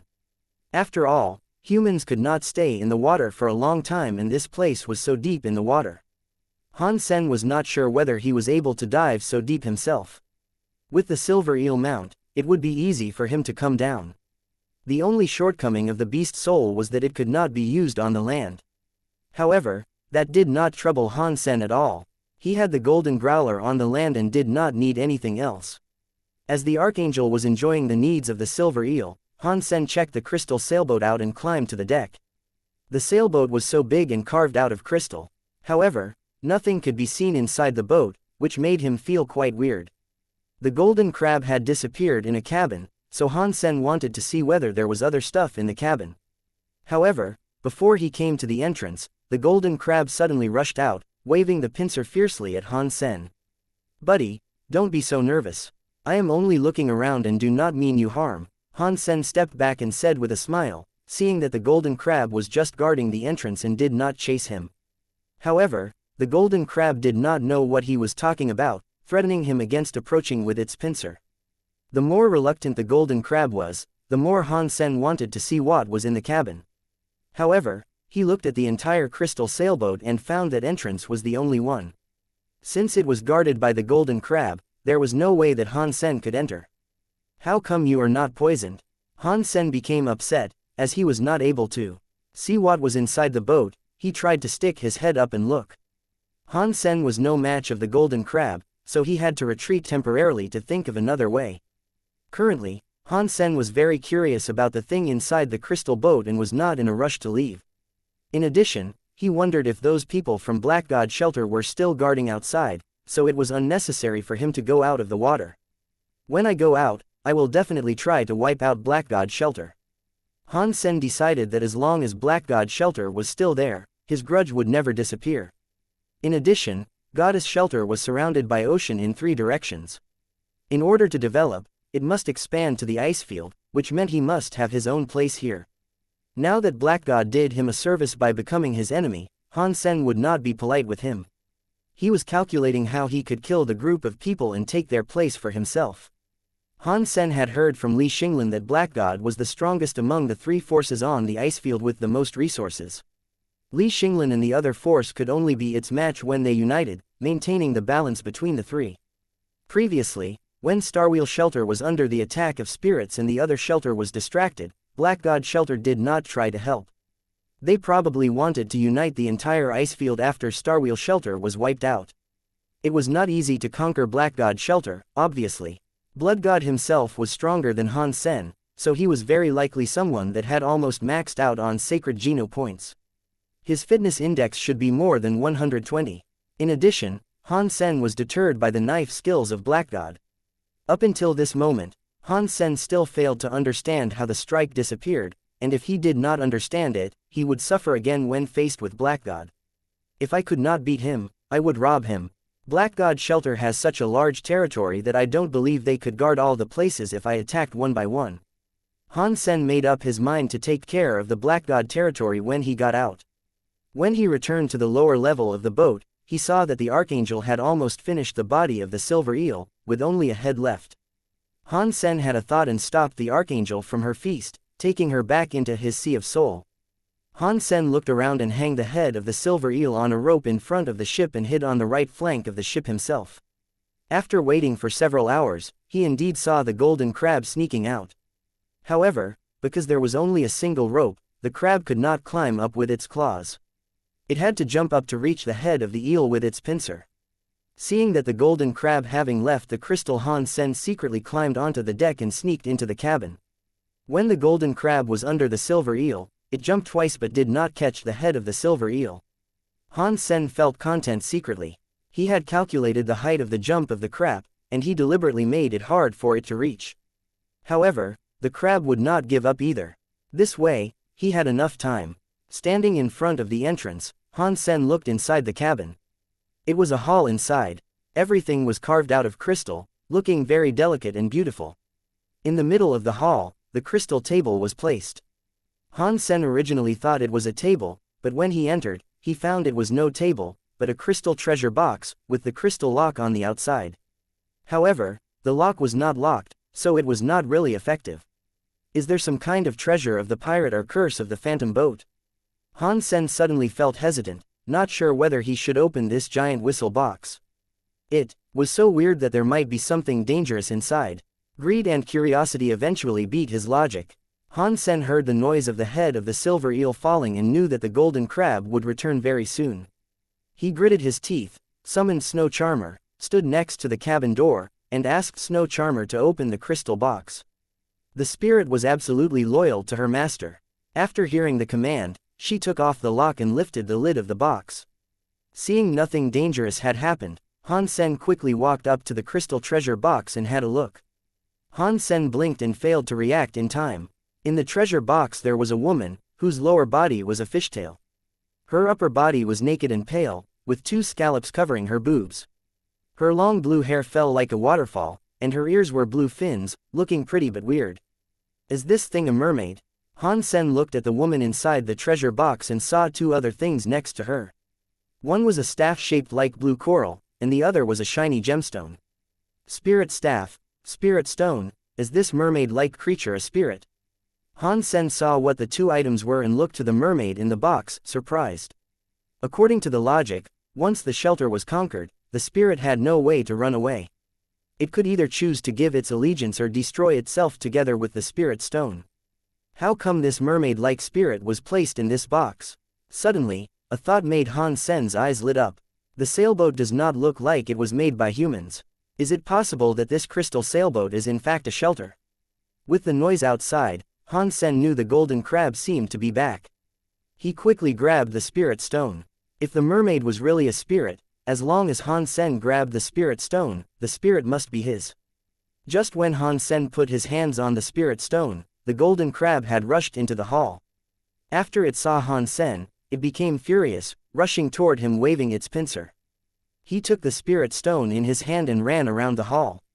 He used the techniques in Dongshuan Sutra and ran from the golden crab using the pillars and other stuff as obstructions. Han Sen and the crab were running inside the crystal boat, and there was nothing the golden crab could do to Han Sen. When Han Sen ran, he suddenly heard a noise. Where the noise came from was the box that trapped the mermaid spirit. When he turned around to look, he saw the mermaid had sat up. Her white hands rubbed her eyes and then stretched. It looked like she had slept well. After the mermaid woke up, she saw Han Sen and the spirit stone in his hand. Her blue eyes were suddenly dazed, and she froze for a while. The golden crab was still chasing after Han Sen. When Han Sen was about to continue to run, he suddenly saw the mermaid taking up the staff and pointing it to the golden crab. The golden crab went to the side immediately and did not chase Han Sen anymore. The mermaid went out of the crystal box with the staff in her hand. When she walked, a piece of wave moved under her fishtail, supporting her to go forward. The mermaid went up to Han Sen, bowed to him with a hand on her right chest. And then she said, "Mermaid Princess wishes to give her master her pure soul and become his loyal servant." Mermaid Princess. This mermaid is a royal spirit. Han Sen heard her words and became overjoyed. He did not expect a mishap had come a blessing. Just by wandering around under the water, he had gained a royal spirit. There were two types of royal spirits. One was princess and the other was prince. Since the mermaid caught herself a princess, she was for sure a royal spirit. Han Sen did not hesitate and put the spirit stone on her forehead. In blue light, the spirit stone and the mermaid became one. They both became a light that entered Han Sen's sea of soul. Mermaid Princess. Royal spirit. She is indeed a royal spirit. Han Sen checked the information of the princess. Although he had expected it, he still became overjoyed. After the mermaid princess became Han Sen's, the golden crab suddenly became fierce again. It was no longer bound by the spirit and rushed to Han Sen again. Han Sen ran out of the cabin to dodge the attack of the golden crab. He made it all the way under the crystal boat and the golden crab then gave up its chase. Han Sen moved further away from the boat and summoned the mermaid princess. He then commanded her, "Get rid of the annoying crab." Since it was a royal spirit, then her ability should be the equivalence of a sacred blood creature. With her unique intelligence, she should be able to be the match of the crab even if she could not kill it. However, the mermaid did not move at Han Sen's command. She took a deep breath, her ample breasts under white scallops shivered, and she said, "Master, I don't have the ability to kill it." Han Sen felt dazed and looked at her. "Are you not a royal spirit? Even if you could not kill the crab, you should be able to fight it." "Sorry, Master, I am not a fighting spirit. I do not have the ability to fight," said the mermaid princess. "Then what is your ability?" Han Sen asked curiously. He had heard about the non-combatant spirits, which were rather rare. However, that was mainly because the spirits that humans gained were limited in general. "I could operate the crystal palace." The mermaid princess pointed at the crystal sailboat. "How would that be useful?" Han Sen looked at the mermaid princess, dazed. The ability of this royal spirit was just to operate a boat. Han Sen could not think of what use it would serve. The crystal palace shelter is indestructible internally. It could sail to any place in the water, and it could go to the bottom of the sea. Except for the fact that it could not leave the water, Crystal Palace could reach anywhere. Mermaid Princess was obviously upset about Han Sen questioning her ability. Han Sen thought about it and reckoned that this ability was rather nice. Since the boat was a royal shelter, Han Sen now had a moving castle on the ocean with Mermaid Princess. He could go hunting without any efforts, which would solve the issue of the lack of creatures. Thinking it was a nice thing to have, Han Sen commanded the Mermaid Princess again, "Okay, get the Crystal Palace over here right now." "Sorry, Master, I could not," the spirit said helplessly. "How come you could not do that either? Didn't you just say that you could operate the Crystal Palace?" Han Sen looked at the spirit in suspicion. "I must be sitting on the operating seat of the Crystal Palace to control it," answered Mermaid Princess. Han Sen became somewhat depressed. The golden crab was guarding the cabin. So, it did not make sense for him to rush inside. In addition, God knows whether there were more impressive creatures inside. "Forget it. When I think of a way to kill the crab, I will take back the Crystal Palace." Han Sen gave up the thought of taking the sailboat by force. Other people did not have Mermaid Princess anyway, so they could not take the sailboat away even if they had discovered it. At a remote corner of the frozen lake, Han Sen made an ice hole from underneath the water and climbed out. He shook off the water on his body and quickly left the lake for the ice field, seeing no one was around. Han Sen wanted to go to Starwheel Shelter to ask Li Xinglin about the detailed information of Black God Shelter. Only when he had more information about his enemy could he hit his enemy harder. Especially, Han Sen must find out about Black God's knife skills. Li Xinglin was very glad to see Han Sen visiting him. Hearing Han Sen explaining his conflict with Black God, he frowned and said, "Black God is more and more arrogant and wanton." Li Xinglin explained the background of Black God in details to Han Sen, which made Han Sen frown slightly. The family of Black God was quite ordinary, but he was working for a force in the Alliance, which made it almost impossible for Han Sen to kill him in the Alliance. Among all the shelters, he was the strongest on the ice field. In addition, every month he provided a large sum of income to the force in the Alliance, which gave him strong support. It was not easy to take him down. As for the knife skills of Black God, all Li Xinglin knew was that it was called Tornado Knife. He did not know how it worked either. Li Xinglin only knew that when Black God made the move, the knife would disappear for a moment, as if it was teleported. Of course, Black God was merely an evolver, so he could not have the ability to make the knife teleport. There must be some special techniques that they did not know of. Tornado Knife, it sounds familiar somehow. Han Sen felt he had heard about the name somewhere. Thinking about it, Han Sen then remembered that Tang Junliu had once said that one of his knife skills was Tornado Knife. However, from what Han Sen could remember, Tang Junliu did not have the ability to make his weapon disappear. Would this Black God be related to Tang Junliu? Han Sen was determined to ask Tang Junliu first when he went back, to figure out what Tornado Knife was about. After he returned to the Alliance, Han Sen asked Ji Yanran to get him the number of Tang Junliu in the military. Han Sen then contacted Tang Junliu. "Han Sen, how does it feel to be a soldier?" Tang Junliu asked Han Sen, smiling. "I don't feel much," Han Sen shrugged and said. He was telling the truth. Although he was now Ji Yanran's guard, the actual guard was Annie, so Han Sen was merely a declaration. In fact, no one expected that Han Sen could protect Ji Yanran as an evolver. His position was required by Ji Yanran herself, and initially her guard was only Annie. However, since Annie had arrived, Han Sen had a lot less time to spend with Ji Yanran. That woman was following Ji Yanran almost 24/7, which made Han Sen very mad about it, even questioning whether she was a lesbian in love with Ji Yanran. "Ha ha, your life is great. With the beauty on your side, it is not like an ordinary service. You are completely on vacation with your girl. Lin Feng and I are having a terrible time. We are either training or fighting the Shira, almost losing our lives several times," said Tang Junliu, feeling upset. "How come you guys are at the front?" Han Sen asked, puzzled. With the background of Tang Junliu and Lin Feng, it should be easy for them to stay in the back, but they were serving in the front.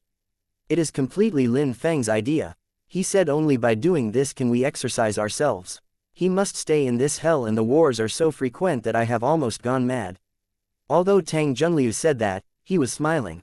Obviously, he was just joking. Han Sen looked at Tang Junliu carefully and found he had much darker skin than before.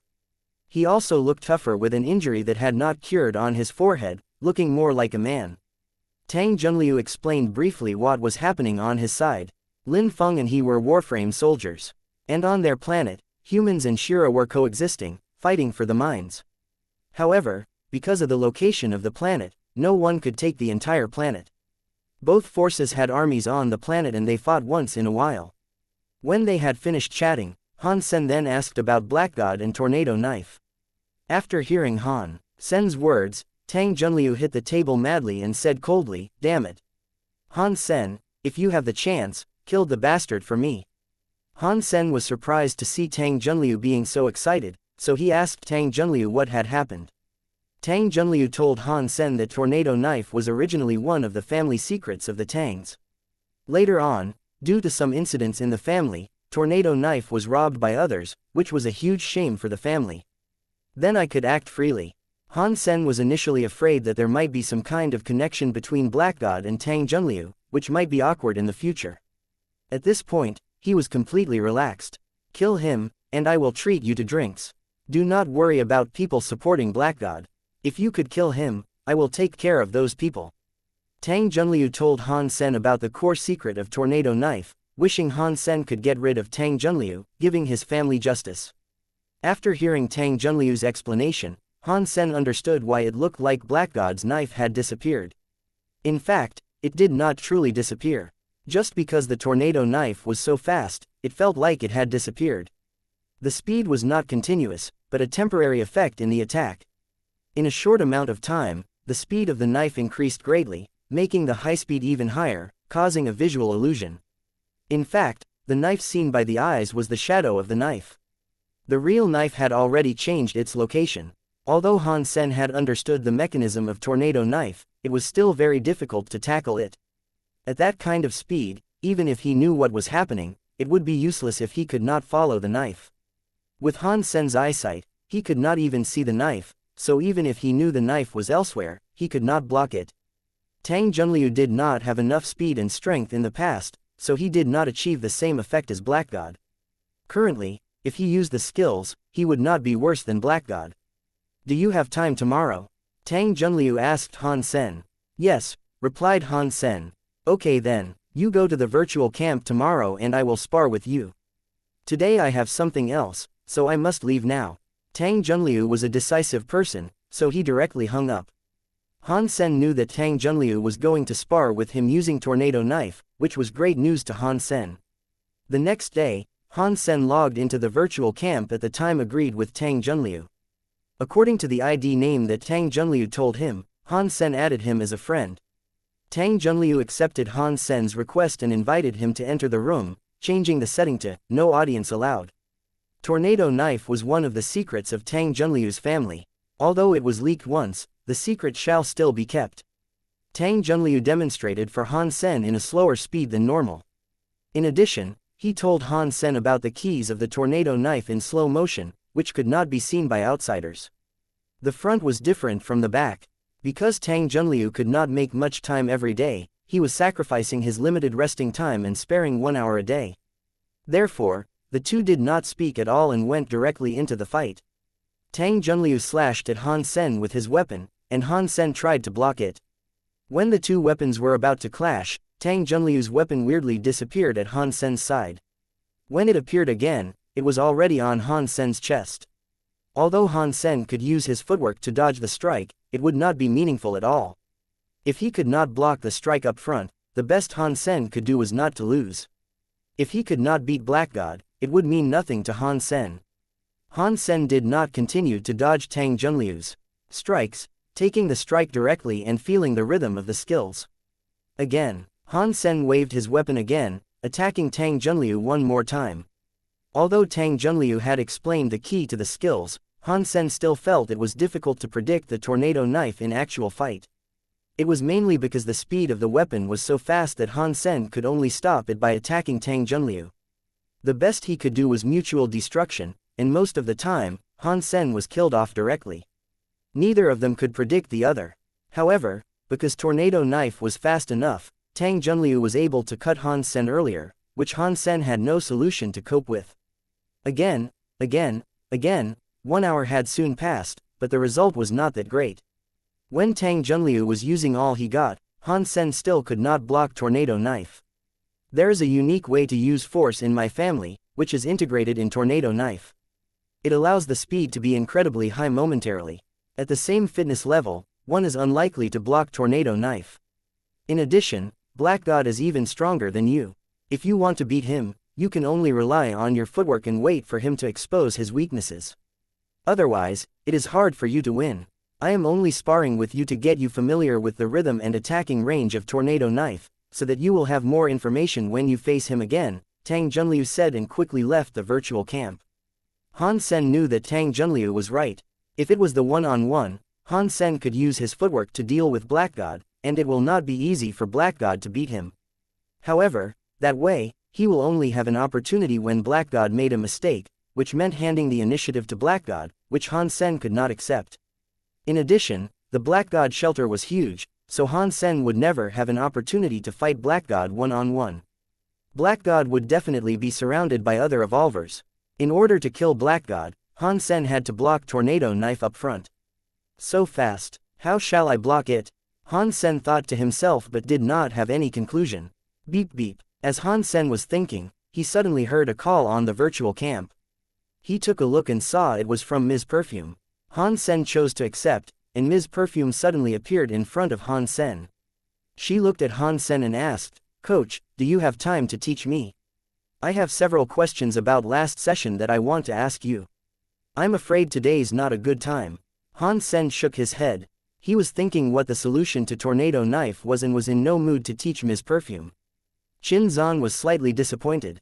She had waited for a long time to see Soldier on the warship again, but she did not have the opportunity to ask him questions. Naturally, she was let down. When Qin Zan was about to say goodbye, she suddenly heard Han Sen ask, "Do you practice fast sword or knife?" "Yes, but I am not that good at it," Qin Zan answered hastily. Atomic fission that she practiced was great in both strength and perseverance. That was why her techniques were all quite balanced. There were no extreme techniques. "Then, if you encounter someone who is much faster than you, what will you do?" Han Sen did not truly want to ask her, but only voiced his concern. Qin Zan thought about it and said, "Avoid it with my footwork and then find the perfect opportunity." Qin Zan thought he was using questions to teach her and felt quite happy inwardly, not daring to take Han Sen's question lightly. "If you could not dodge and have to fight it out with your opponent, what then?" Han Sen asked again. "If we are fighting for life and death, the faster one will definitely win. If I am not faster than my opponent, and I could only enhance my strength," Qin Zan said after serious consideration. "Why strength?" Han Sen looked at her in surprise. He initially thought Qin Zan would say to increase her defense. Qin Zan thought Han Sen was testing her, so she organized her words and said, "If one is fast, then his strength must not be too strong. If I am strong enough, I will not die from his strike. However, my strike will kill him. That is a method. Although what you said might work, it is not the answer I want." Han Sen shook his head with a wry smile. This method would not work against tornado knife. The strength of Black God was stronger than Han Sen's to begin with. Even if they trade one strike for the other, Han Sen would be the one who suffered more. "I am not smart enough. Please instruct me, coach." Qin Zan could not think of a way to win when her opponent was faster than her. Han Sen wanted to say he did not know, but when he saw Miss Perfume, Han Sen suddenly thought of one thing.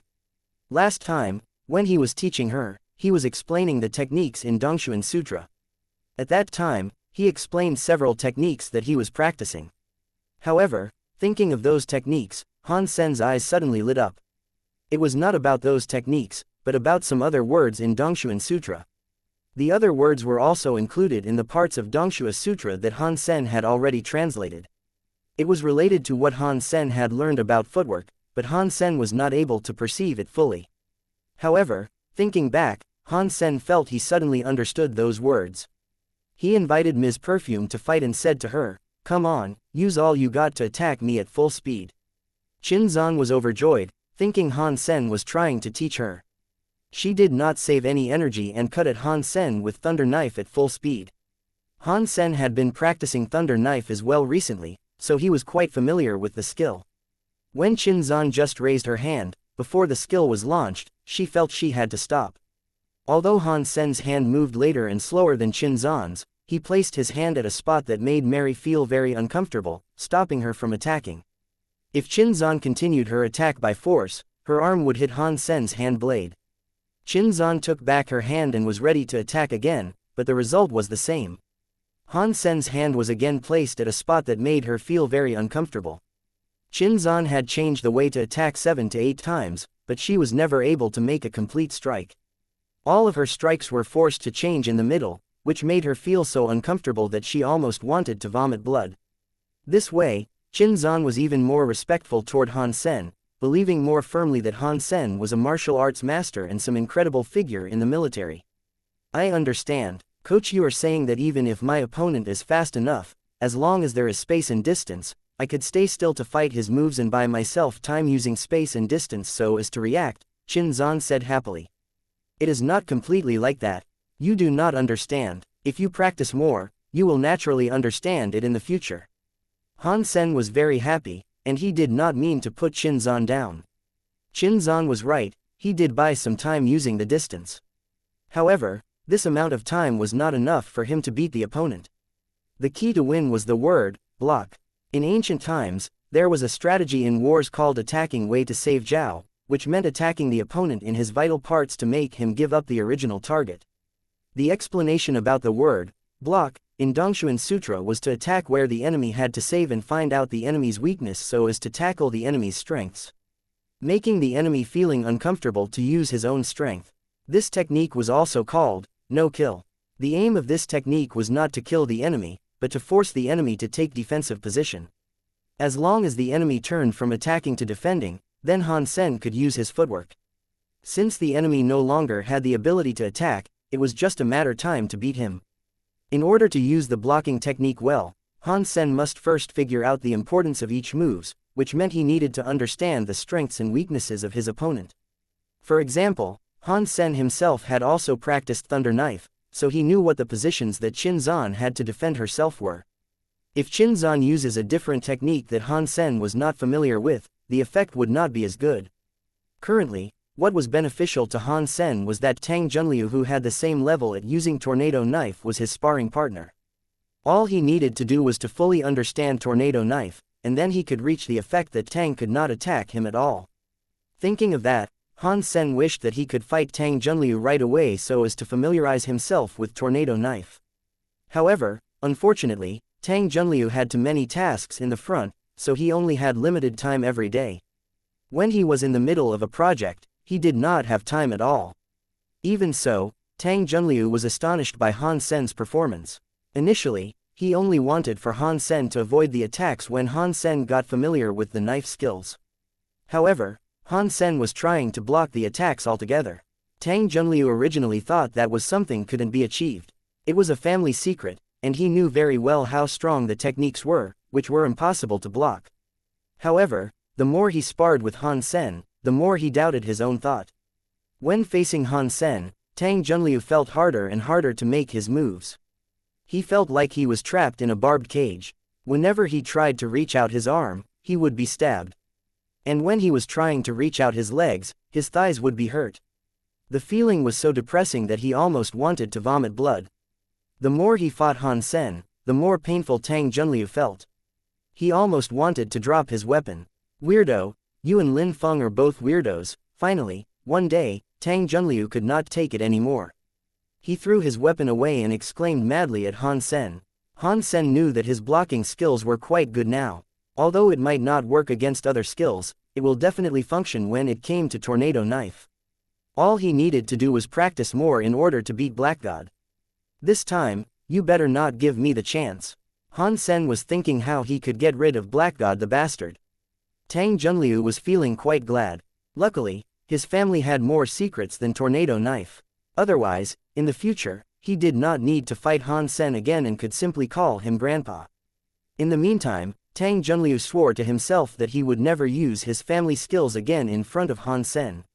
Han Sen asked Tang Junliu to practice with him a few more days. In the end, Tang Junliu had become the one who was tortured. He could not make his moves, and he was beaten miserably by Han Sen. Sometimes, Tang Junliu could not stand it and used different knife skills to turn the situation around.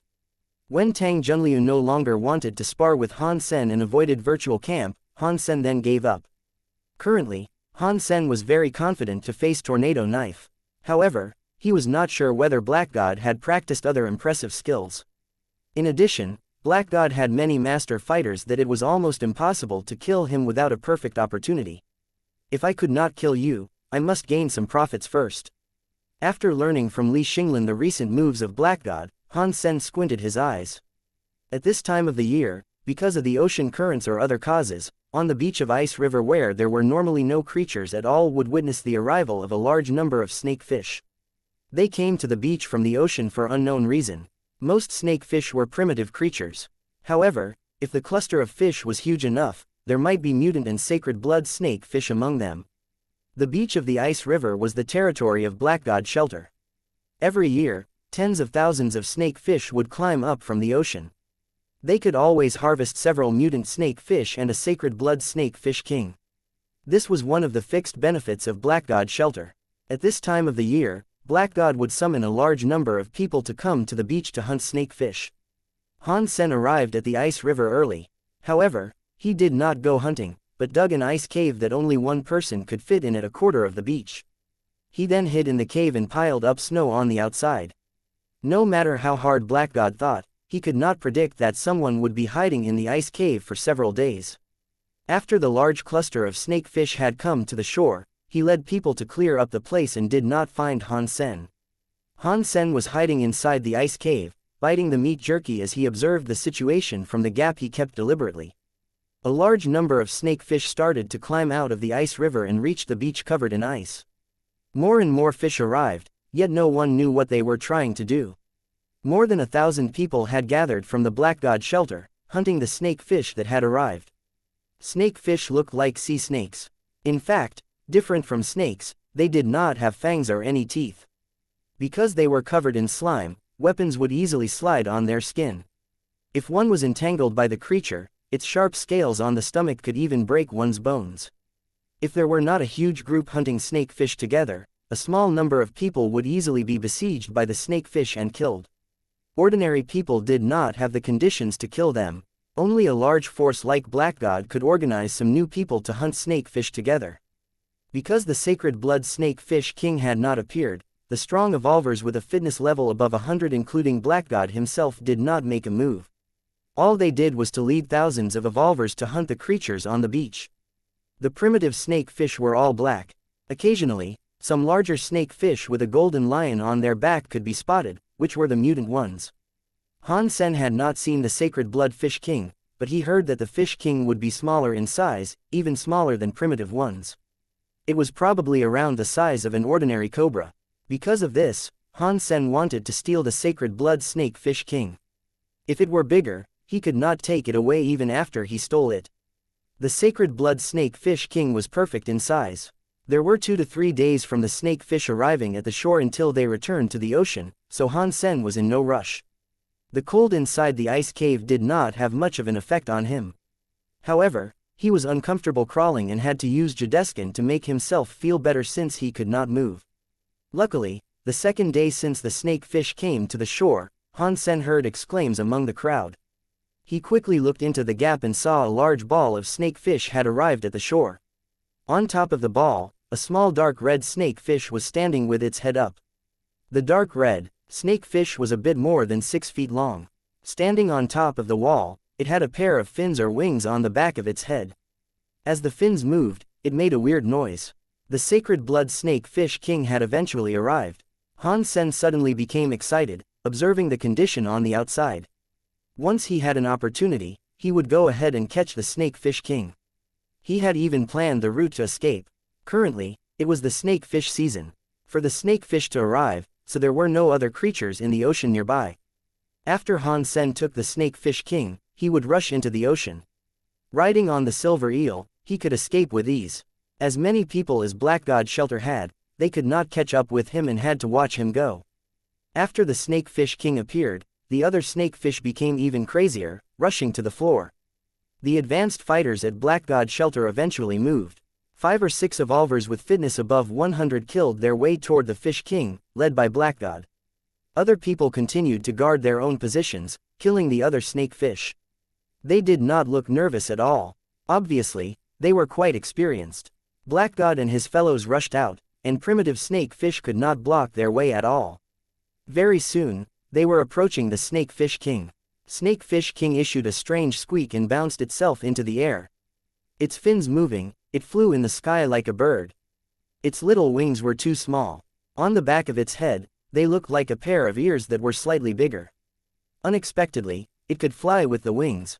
Black God and the rest were besieging the fish king. As they hit it with their weapons obviously slid off. They could not kill the creature in a short amount of time. The snake fish king was 100 times more slimy than an eel. Even sacred blood beast soul sword would slide off its body, not leaving any marks. Even Black God's tornado knife did not work on it, which made Han Sen feel quite surprised. If they could not hurt the snake fish king, how did Black God and the rest kill it in the past years? Those people did not use any special method but attacked the snake fish king together while killing the primitive snake fish that were approaching them.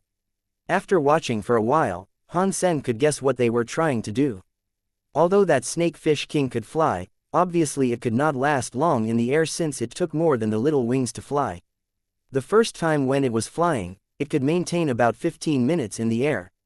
However, gradually, it could last shorter and shorter in the air and had to land. In the air, he did not have any point of force application. However, when it was on the land, there were points of force application. When the weapons cut it again, they would not slide off that easily. After watching for more than half an hour, Han Sen noticed that the snake fish king was weaker and weaker. He knew that it was his opportunity, took away the snow on the outside, and climbed out of the ice cave. Currently, it was the key moment for him to hunt the snake fish king. Because the snake fish king had felt ominous and continued to scream, which made the cluster of snake fish even crazier. Everyone was doing their best to hunt the snake fish, and no one had extra energy to look at other people. In addition, they had already cleared the space and blocked the way to the beach, so there was no way they could expect an outsider present. Han Sen got inside the group of thousands of people, and no one found he was an outsider. Han Sen killed several snake fish casually and gradually approached.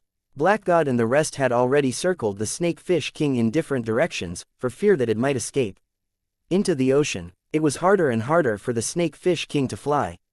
It looked like it was about to be dead. Once it lost the ability to fly and could only wiggle on the ground, it would be easily killed.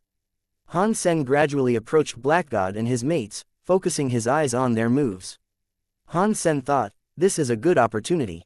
If I could kill Black God here, then Black God shelter would have no leader, which would make it much easier for me to conquer the shelter. Initially, Han Sen only wanted to steal the snake fish king. Now that he had an opportunity to assassinate Black God, he would not let it go. Han Sen focused on Black God first. Very soon, the fish king could no longer fly. Black God was overjoyed, found an opportunity, and rushed to cut it in half. Brother, watch out. When Black God was about to make a strike, he suddenly heard his friend calling him and felt ominous. Black God was indeed quite impressive and decisive.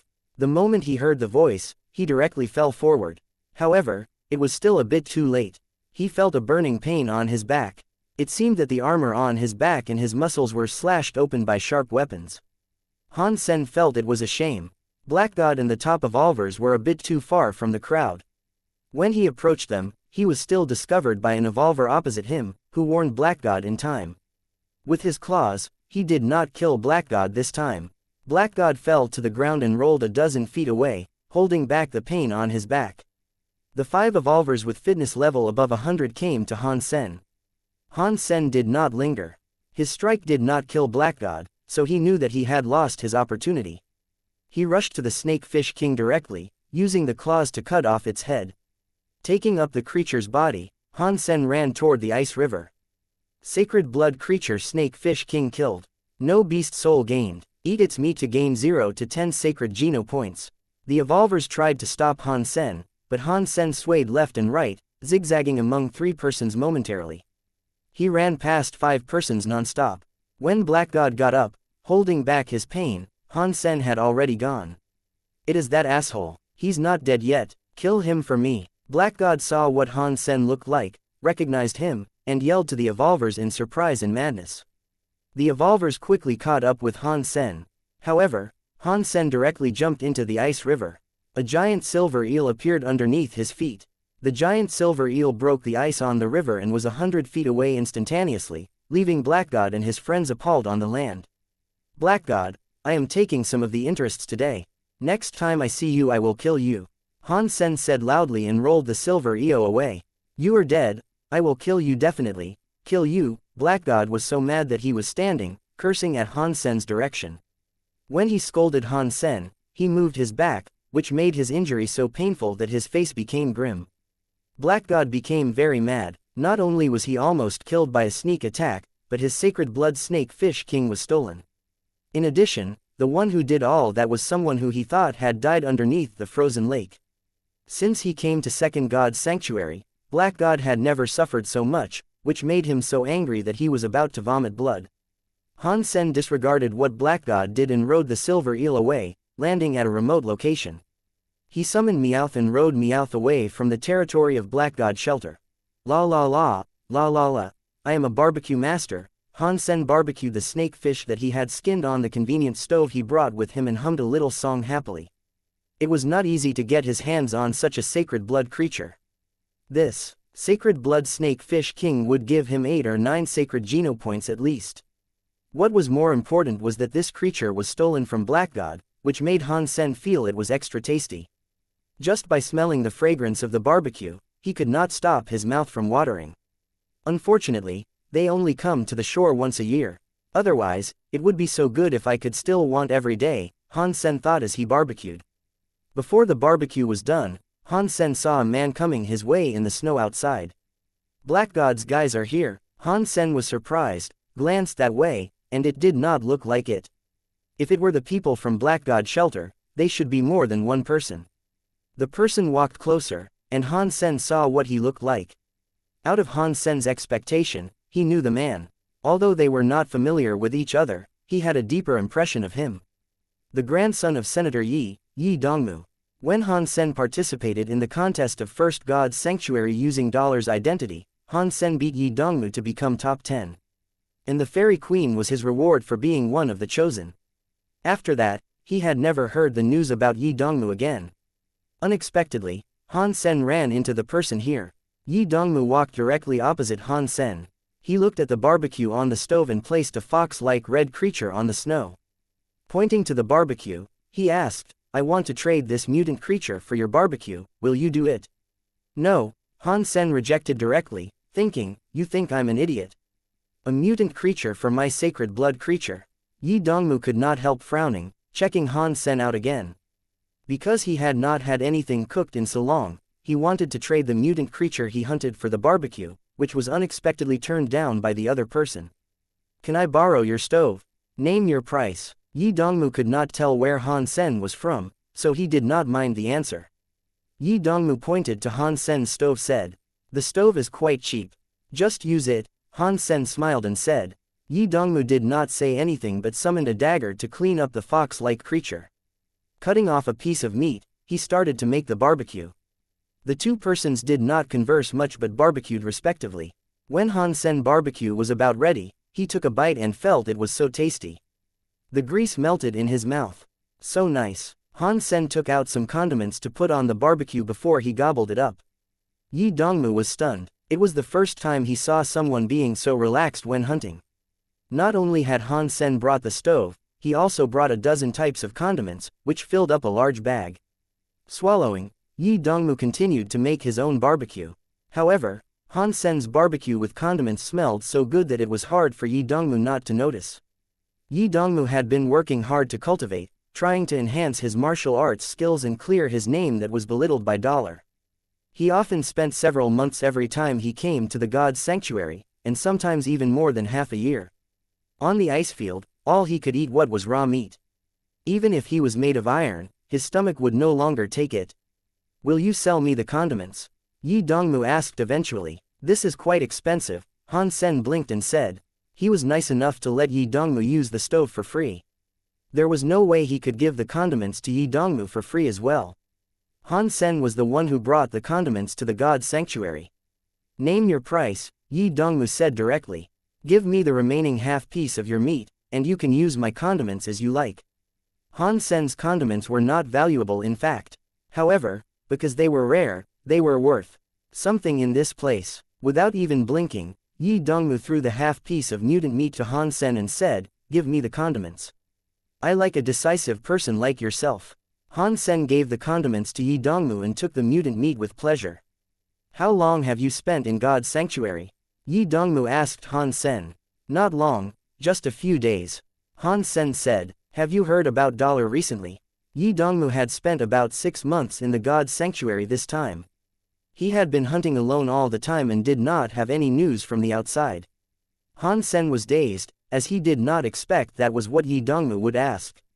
He thought about it and said, "I heard that there was someone named Kill Dollar on the official platform. He had won consecutively. Some people said he was Dollar himself, and I wondered if that was true." "Tell me about the details," Yi Dongmu said immediately. Having taken the mutant meat, Han Sen explained briefly to Yi Dongmu, and added in the end deliberately, "I have only heard about it. No one knows whether kill dollar's actual dollar. And I will be the last one to tell. It must be him. Except for him, no one could be that good, Yi Dongmu said assertively. Han Sen was embarrassed inwardly. There were definitely evolvers who could be as good. He just had not met a truly good opponent. I want to hunt a sacred blood creature and need an assistant. Come with me, I will spare you 10% of the meat after I succeed, Yi Dongmu said to Han Sen after eating a smaller half of the barbecue and taking the rest into his pocket. 20%, Han Sen blinked and doubled the price. Let's go. Yi Dongmu did not bargain and asked Han Sen to go with him. Han Sen liked people like this a lot. Rich people who did not care about the price and only cared to be happier the best. Following Yi Dongmu eastward on the ice field, Han Sen reached the snow-capped mountains in less than 2 days. If he were to go back to Goddess Shelter, he must cross this region. However, because of the terrain, it was not easy to pass this region. Furthermore, if he encountered sacred blood creatures, it was too dangerous to fight on the mountains without the ability to fly. If he were not careful, he would fall into deep valleys. The reason that Li Xinglin and Black God would try to conquer the royal shelter before they expand to the mountainous region was because of the terrain, which was unsuitable for large-scale fights. You are not trying to enter the mountains to hunt sacred blood creatures? Han Sen asked Yi Dongmu, surprised. Relax, there is no risks. I'm only asking you to lure the creature out for me. The rest is my job. That creature had suffered in my hands, so it would not dare to come out if I were there, Yi Dongmu said quietly. Han Sen did not say anything more and followed Yi Dongmu into the snow-capped mountains. Like Yi Dongmu said, he did not go deep into the mountains, but stopped after climbing one mountain. Just walk around ahead of me. When the creature had come out, run in my direction. Yi Dongmu dug a hole in the snow and lay down, asking Han Sen to bury him with the snow. Han Sen knew that like himself, Yi Dongmu was also an assassin. He did not say much and followed Yi Dongmu's instruction, walking around in the valley ahead of him. Looking around, all he could see was continuous snow-capped mountains. There were no creatures, let alone sacred blood creatures. What creatures would be here? Han Sen looked for a while and did not spot any creatures. As Han Sen became impatient, he suddenly heard hoofbeat. From afar, he saw a donkey-like creature with a pair of antlers running from behind a mountain. Its hooves were rather wide, which prevented it from being trapped in the snow. It ran toward Han Sen quickly. Faster and faster. There is a creature indeed. Han Sen did not know whether this one was the one that Yi Dongmu was talking about. He turned around to run toward where Yi Dongmu was hiding. The creature looked like it could fly, running fast on the snow. Luckily, Han Sen was close to where Yi Dongmu was hiding and soon reached him. The creature followed Han Sen and approached him quickly. Yi Dongmu quickly emerged from underneath the snow, appearing under the stomach of the creature, stabbing his dagger into its stomach, making a long cut. The creature was bleeding on its stomach. Forgetting about Han Sen, it neighed, turned around and ran. However, Yi Dongmu would never let it go. Catching up with it, he cut the creature repeatedly. The creature finally fell on the floor quietly. Good skills, good footwork. Han Sen couldn't help complimenting. Yi Dongmu had made great progress in these years indeed. In addition, he was in Second God's Sanctuary several years earlier, so he had improved his geno points greatly. If it were dollar, he would have killed the creature with the first strike. I am not good enough, Yi Dongmu said seriously. Han Sen felt very embarrassed inwardly. Yi Dongmu was simply obsessed. It should have been several years since Yi Dongmu saw him. So, there was no way Yi Dongmu knew what level Han Sen was on. It was completely his own illusion. Is that the sacred blood creature that you were talking about? Han Sen walked up to the creature and asked, puzzled. Although this creature ran fast, it did not look like a sacred blood creature judging from its fitness. Yi Dongmu shook his head. Not this one. This is a mutant creature. Yi Dongmu then paused and said, this is good as well. We will use this body as the bait. That creature would come out smelling the blood. You can stay here and make a barbecue out of this mutant creature. Yi Dongmu then dug another hole and hid himself again. Brother, you do not need to work so hard. How about we continue after eating something together? Asked Han Sen. No need. If it were dollar, he would have done even better. Yi Dongmu said seriously and urged Han Sen to bury him up. Han Sen did not know what to say. Even he felt somewhat embarrassed. He did not feel he was as good as Yi Dongmu had described. Han Sen buried Yi Dongmu up again. Dissecting the mutant creature's body, Han Sen thought it was a bit too big for him to eat. He then summoned Meowth to offer him the food. Meowth bit the body of the mutant creature excitedly. As for Archangel, she did not care to eat mutant meat at all, not wanting to come out. Han Sen took out a piece of barbecued snake fish king, eating while squatting. He soon heard the voice telling him the increase of sacred Geno points. Seeing that Han Sen was feeding mutant meat to his pet, Yi Dongmu frowned slightly. This behavior was a bit too extravagant. Even Yi Dongmu himself had never done that before. After all, the resources on this ice field were so limited that Yi Dongmu had not even filled up his mutant Geno points yet. After Han Sen had just taken a few bites, he heard loud hoofbeat behind the mountain again. Meowth that was eating suddenly bristled. It bared its teeth toward the direction of the noise and growled fiercely. Han Sen stared at the direction of the snow-capped mountain, and soon saw a creature that looked like a triceratops rushing out from behind the mountain. Its horn looked like a silver awl and its skin looked like iron. The moment the triceratops came out, Han Sen felt dazed. Han Sen wondered if Yi Dongmu was dumb. Such a large creature weighed at least a dozen tons. It would take more than a year for someone to eat it. What use would it be even if he killed it? But then Han Sen thought, Yi Dongmu was probably just trying to gain the beast's soul. The meat was not that important to him. Han Sen felt a bit upset. However, it would not be a waste if he got the meat. He would not eat himself, but he could feed Archangel. Han Sen took Meowth and ran back. He did not need to move a finger anyway. With 20% of the meat, he could feed Archangel happily. That triceratops had rushed to the location of the body of the mutant creature. Without a pause, it still came toward Han Sen. Yi Dongmu, who was buried in the snow, suddenly came out of the pit, stabbing his dagger at the stomach of the triceratops. The skin of the triceratops was much thicker than that of the mutant creature. The dagger of Yi Dongmu disappeared in the skin of the triceratops, yet no blood came out. Only black leather and white fat was cut open. The triceratops tried to get rid of Yi Dongmu under its stomach. However, Yi Dongmu moved up its body and came to its back like a gecko, stabbing its back fiercely. The triceratops roared and stamped like crazy, trying to take Yi Dongmu down. However, Yi Dongmu stuck himself so closely to the creature that he would not fall. Han Sen found a remote spot and sat down, caressing the head of Meowth and enjoying his barbecue as well as the performance of Yi Dongmu. Bravo! I will give you 9.9 for this move. When seeing an excellent move, Han Sen could not help sharing. Yi Dongmu was so upset. The skin of the triceratops was so thick and tough that only a little blood came out when he had stabbed the creature multiple times. On the other hand, the triceratops seemed to have infinite strength. Jumping and wiggling, it almost got rid of Yi Dongmu several times. He had to hold the creature tied with both hands and stick close to it. There was no chance for him to touch the dagger again. However, Han Sen was enjoying the show, applauding when seeing something good, which made Yi Dongmu feel so upset he was about to vomit blood. Come and help me. Yi Dongmu could not last any longer and yelled to Han Sen. That is not okay. We had an agreement. You give me 20% of the meat and all I need to do is to lure the sacred blood creature out. I will not mind other businesses. Han Sen shook his head and said.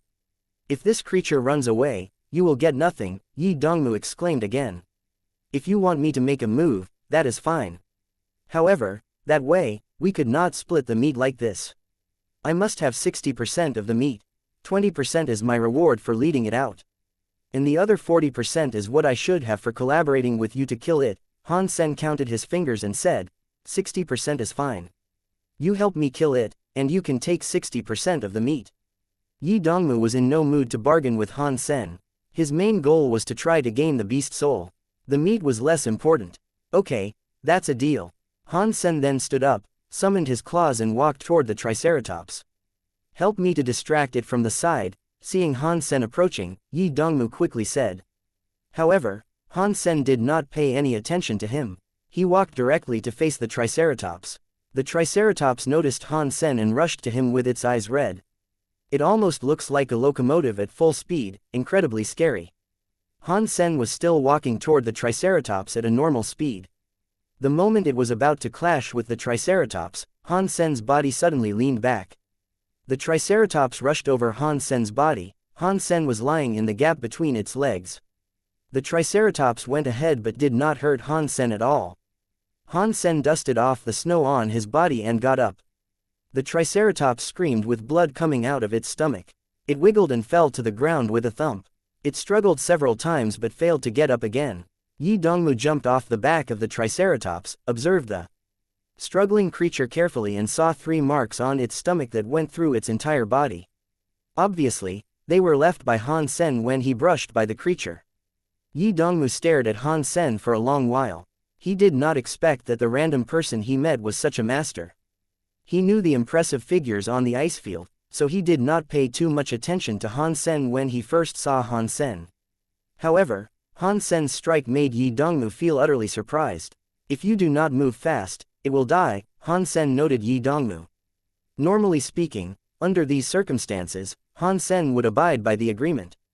Since he had agreed to help Yi Dongmu kill the creature and he had 60% of the meat, he did not need to be greedy about the potential beast soul. Yi Dongmu did not say anything and stabbed his dagger into the jaw of the Triceratops, ending its life with several strikes. Whether Yi Dongmu had gained a beast soul, however, he did not have any special expression after killing the creature. Walking up to Han Sen, he said, "You're good. Just average. I just broke 100, Han Sen said casually. I know the locations of some other sacred blood creatures living alone. How about we continue to cooperate in the future?" Yi Dongmu said seriously. "That's okay. However, if it were a long-term cooperation, we could not split like this," Han Sen smiled and said. "We will split the meat half and half. The beast soul will depend on our own luck." The fact that Yi Dongmu said that showed he reckoned that Han Sen was stronger than himself. Otherwise, because he provided the location, he should have taken 10% more. Okay, Han Sen agreed. It would take Han Sen some time to find sacred blood creatures, and he would not necessarily be able to kill those creatures alone. Yi Dongmu will provide him with the location of the sacred blood creatures and he could take half of the gains. There was nothing wrong about that. Let's split up the sacred blood meat first. Han Sen pointed to the body of the Triceratops and said. "You can have all of it. You have poison on the weapon, so the meat has already been contaminated. Even if I take it, I will not dare to eat it," Yi Dongmu said calmly. "Thank you then." Han Sen summoned the angel, asking her to eat the Triceratops up. Humanoid pet, what is the level of it? Yi Dongmu stared at the archangel. With his background, he had never got a chance to have a humanoid pet. Sacred blood, Han Sen said casually. Yi Dongmu stared at the angel eating the Triceratops, feeling dazed. It was very hard for him to imagine that the angel who looked like a little girl would be able to consume the better half of the meat of the Triceratops in a little while and did not seem to be stopping anytime soon. He turned back and looked at Han Sen, seeing Han Sen was eating his leftover barbecue. Yi Dongmu's expression became more complicated. As the descendant of a senator, he was someone who had seen a lot. However, he had never seen someone like Han Sen who fed a humanoid sacred blood pet with all his sacred blood meat since he entered Second God's Sanctuary. The resources on the ice field were extremely limited. Although this creature was big in size, it was a sacred blood creature nonetheless. Feeding it all to the pet made even Yi Dongmu cringe. At this point, Yi Dongmu had to reassess Han Sen. Strong, wanton, and careless. Even Yi Dongmu felt puzzled about the background of Han Sen. It is about time. I must return to the Alliance now. Let's meet next time. After the Archangel finished eating the Triceratops, Han Sen directly said goodbye. Although as long as Ji Yanran did not call him, he was idle and had infinite free time, he'd still go back from time to time in case Ji Yanran got worried. I will return to the Alliance as well. Let's go together. Although Yi Dongmu did not need to go back to the Alliance, he wanted to find out about Han Sen's background and who he was. The two persons teleported back to the Alliance from Starwheel Shelter. Yi Dongmu immediately looked up all the information about Han Sen. The name Han Sen being real was out of Yi Dongmu's expectation. After looking up Han Sen's materials, Yi Dongmu felt quite strange. Judging from Han Sen's background, he was such an ordinary guy that it did not match his achievements at all. From his information, the biggest difference in Han Sen's life was his girlfriend Ji Yanran. However, although the Jis were an incredibly prominent family, Han Sen only knew Ji Yanran after he went to the military academy.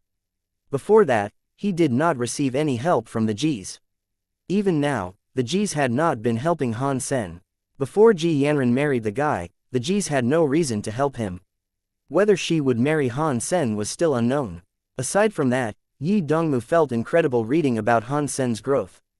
Yi Dongmu thought if he were Han Sen, he would never have achieved what Han Sen had. In addition, according to the information, Han Sen had entered Second God's Sanctuary for less than a year. The fact that he had such fitness on the ice field with limited resources made Yi Dongmu feel incredulous. How did he do it? Yi Dongmu couldn't help frowning. Han Sen returned to Daphne, trying to meet Ji Yanran. However, at the door, he was blocked by Annie. "We are both guards. Why are you minding my business?" Han Sen was very upset with Annie. Since she had come, he did not have much chance to be alone with Ji Yanran. "Because I said no," Annie stayed cold and said. "What if I must go inside?" Han Sen was mad, asking Annie coldly. "You can try." Annie looked at Han Sen indifferently, as if she were looking at a dead man. Han Sen immediately wanted to go inside by force. Just because she was a surpasser, Annie was being incredibly arrogant, which pissed him off. The doors of Ji Yanran's office suddenly opened and Ji Yanran came out from inside. She held Han Sen's hand and said to Annie, "Colonel Annie, he is also my guard. He has the right to see me at any time." "I'm sorry, Ms. Ji. The order I got was to protect your safety 100%, ruling out all the unsafe elements." Annie said calmly. "Please, Captain, this is in the military," Ji Yanran said, a bit upset. Annie did not speak again, but she looked the same, not taking Ji Yanran's words seriously. Ji Yanran did not say anything more and pulled Han Sen into her office. "Do not have any conflict with her in the future. She will kill you," Ji Yanran said helplessly to Han Sen. "A guard can be so arrogant. Disrespecting your words," Han Sen said. "Technically speaking, she is my guard. However, I do not deserve to have a guard like that with my current position. She was arranged by that person in my family. In fact, she only listens to him and my words are basically useless," Ji Yanran said helplessly, leaning against Han Sen. "However, she is also doing it for my safety, so do not provoke her in the future." Han Sen nodded. He also knew that Ji Yanran's safety depended on Annie. It was impossible for her to count on him as her guard since he was away all the time. When Han Sen left Ji Yanran's room, it was already nighttime. Annie was still guarding the door. Judging by her position, it seems she had not even moved in the past couple of hours. "Men like you are a shame to all soldiers." When Han Sen just stepped out of the room, he suddenly heard Annie saying coldly, "Are you talking about me?" Han Sen turned around, stared at Annie and asked. "The most disgusting are men who live off women like you," Annie said to Han Sen, disgusted. Han Sen looked Annie up and down for several minutes, but he said nothing. "What are you looking at?" Annie felt uncomfortable under his gaze and exclaimed coldly. "With the professional judgment of someone who lives off women, I can tell you that you do not have what it takes for a man to live off you. You will probably die alone," Han Sen said seriously. "You," Annie was shivering in anger. "You think you are so good because you are a surpasser. If I were a surpasser, I could kill you with one strike. Do you believe that?" Han Sen curled his lips and said, "I will wait for you to become a surpasser and see how you kill me with one strike." Annie's face became blue. However, she was not someone good at talking. She was so angry that she could say nothing. In fact, there was a reason for Annie to hate Han Sen so much. Because her dad died early, she was raised by a single parent. Later on, Annie's mother found a boyfriend, who initially treated both Annie and her mother well. He had nice temper and worked hard. Even Annie as a little girl thought he was a good man and called him father. Who knows that the man was not only a gigolo, but also a fraud. A couple of days before he was about to marry Annie's mother, he took away all their belongings, which made life very hard for Annie and her mother. She grew to loathe this type of man very much. Furthermore, Han Sen came to Daphne and became Ji Yanran's guard because of nepotism. Coupled with what Annie had heard at the G's, she hated Han Sen very much. "You do not have to wait until the future. If you dare to play with me, I can prove it to you how weak you are if we are of the same status," said Han Sen, curling his lips. "What do you want?" Annie thought Han Sen wanted her to suppress her strength to fight him. Annie did not mind that. Even if she had to lower her strength, she believed she could beat Han Sen completely. "Let's go to the training room," Han Sen said and walked toward the training room.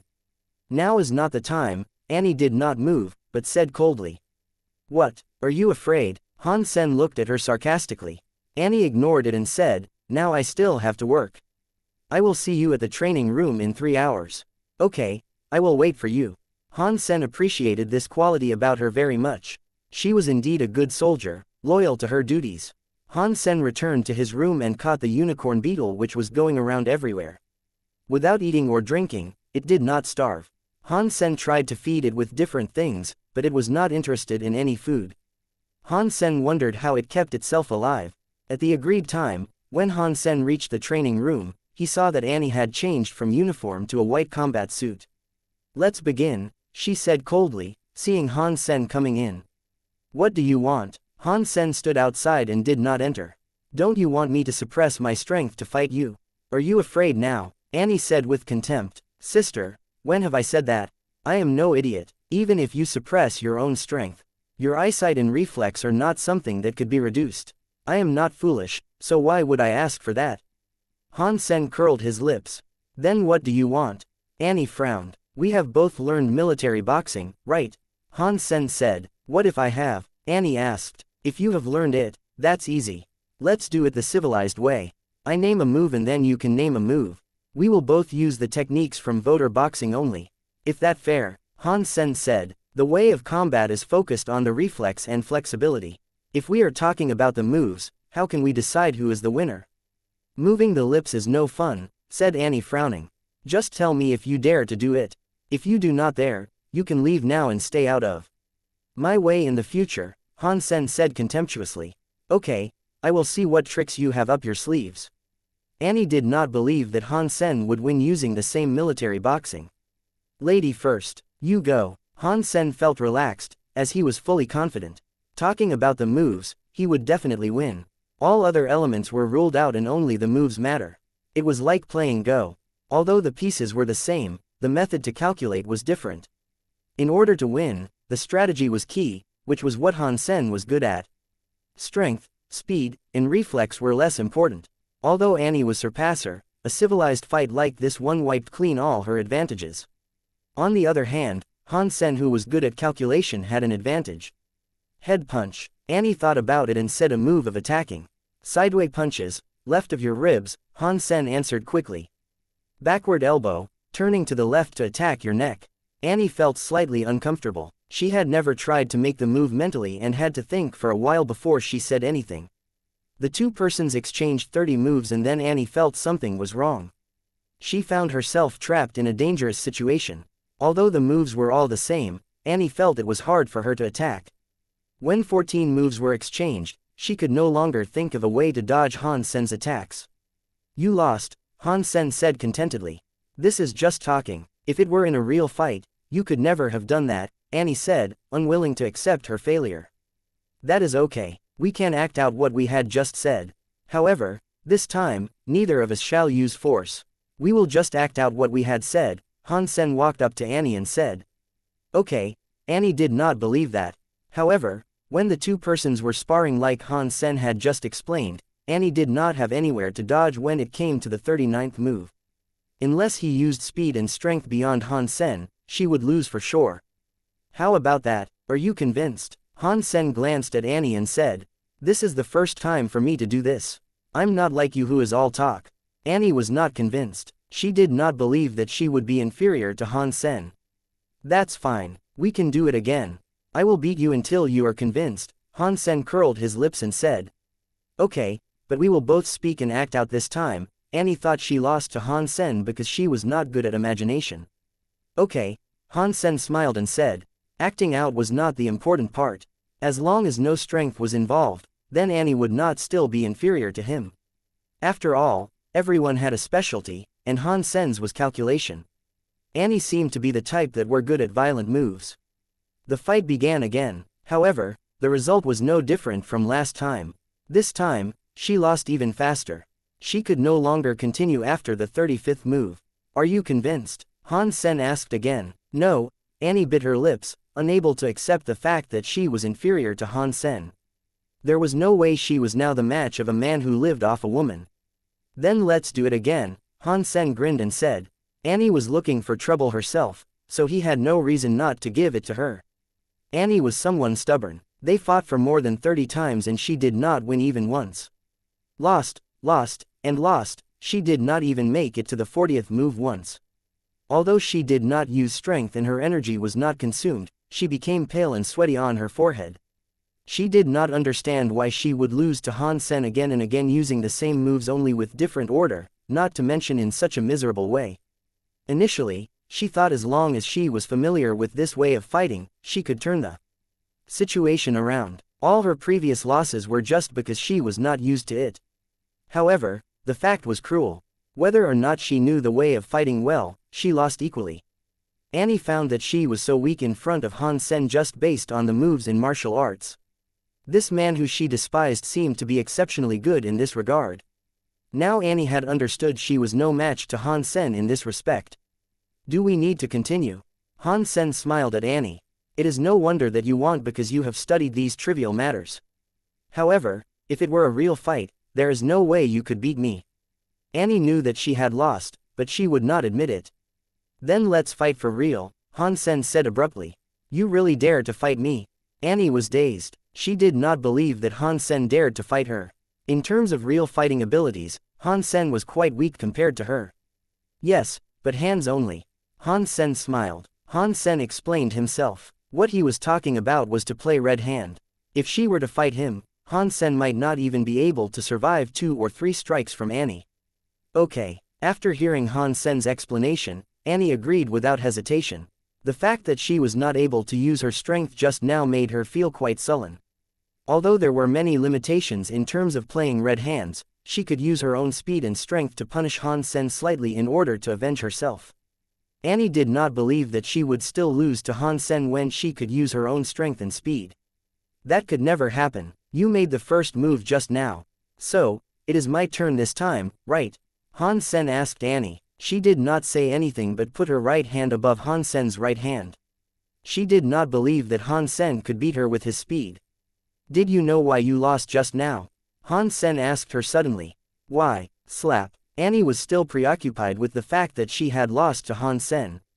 When Han Sen mentioned it, she was distracted immediately. When she was about to ask why, Han Sen's hand had already hit hers. You are shameless, Annie gritted teeth, wanting to kill Han Sen immediately. The game is all about tricks. If they are not allowed, you should say that earlier. Tell me, are tricks allowed? Han Sen asked, smiling. As you, slap. When Annie just said 2 words, she was hit on her hand again. Annie was so pissed that she almost vomited blood. Staring at Han Sen with her eyes wide, she almost looked like a tigress that was about to swallow Han Sen. Han Sen played red hands with Annie from the very beginning. It would be hard for him to hit her even with his sneak attack skills, considering her reflex and speed as a surpasser. However, because Han Sen had already broken the peace of her mind earlier, she could no longer treat the game normally, which was why he was able to affect her state of mind and hit her unexpectedly. At this point, Annie's mind had become a mess. She was watching out for Han Sen at any moment. However, the more she did that, the easier it was for her to be hit. Slap slap slap. Annie stared her eyes wide, watching Han Sen as if she had seen a ghost. She was both sullen and angry. There was no way she could understand why she would not be able to dodge Han Sen's strikes based on her speed. She hated Han Sen's shamelessness and wickedness even more, which distracted her each time so much that she could not focus on dodging his strikes. As the stone was tossed into a well, there was bound to be ripple. The amazing fact about human mind was that sometimes you knew what the right thing to do was, but you could not control your own temper and thoughts. Annie knew that she should calm down and stay away from Han Sen's provocation. However, she was so upset at this point that Han Sen's smiles made her feel incredibly angry. There was no way she could calm down. Slap slap slap. Annie was hit again and again. She could not tolerate Han Sen's words. Boom. All of a sudden, electricity boomed on Annie's body, turning her into a burning light bulb. She hit the table with her palm and turned the table into ashes. Han Sen looked at Annie, appalled. He was terrified. The strength of a surpasser was so scary that it was beyond imagination. If it were him that Annie attacked, Han Sen would probably become ashes as well.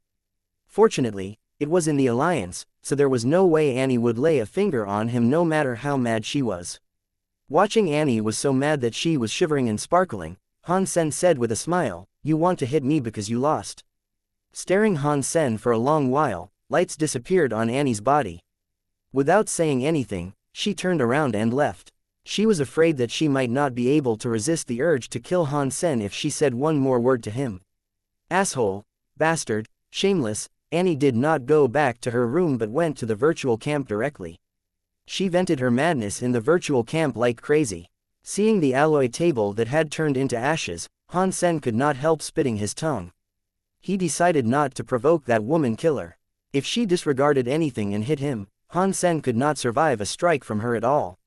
Surpasser is so scary. They are not human anymore. Although Han Sen said that, he looked forward to becoming a surpasser even more. After eating the entire Snake Fish King, Han Sen had gained 9 sacred Geno points, and currently, he had 21 sacred Geno points already. When Han Sen was trying to find Yi Dongmu to hunt sacred blood creatures together, he failed to find him. Without other sacred blood creatures to hunt, Han Sen thought of the crab again. Although the shell of the golden crab was hard, Han Sen had practiced the yin force and could penetrate its shell. Maybe he could kill it after all. The key was his strength. If he did not have enough strength, that was fine as well. Han Sen decided to dive into the Crystal Palace first, hunt some primitive fish creatures at the bottom of the lake, and fill up his primitive Geno points. Hunting fish creatures at the bottom of the lake was much easier than fishing. Han Sen returned to the bottom of the frozen lake again. With the silver eel this time, it was easy for him to come to the Crystal Palace. The golden crab climbed out after hearing the noise.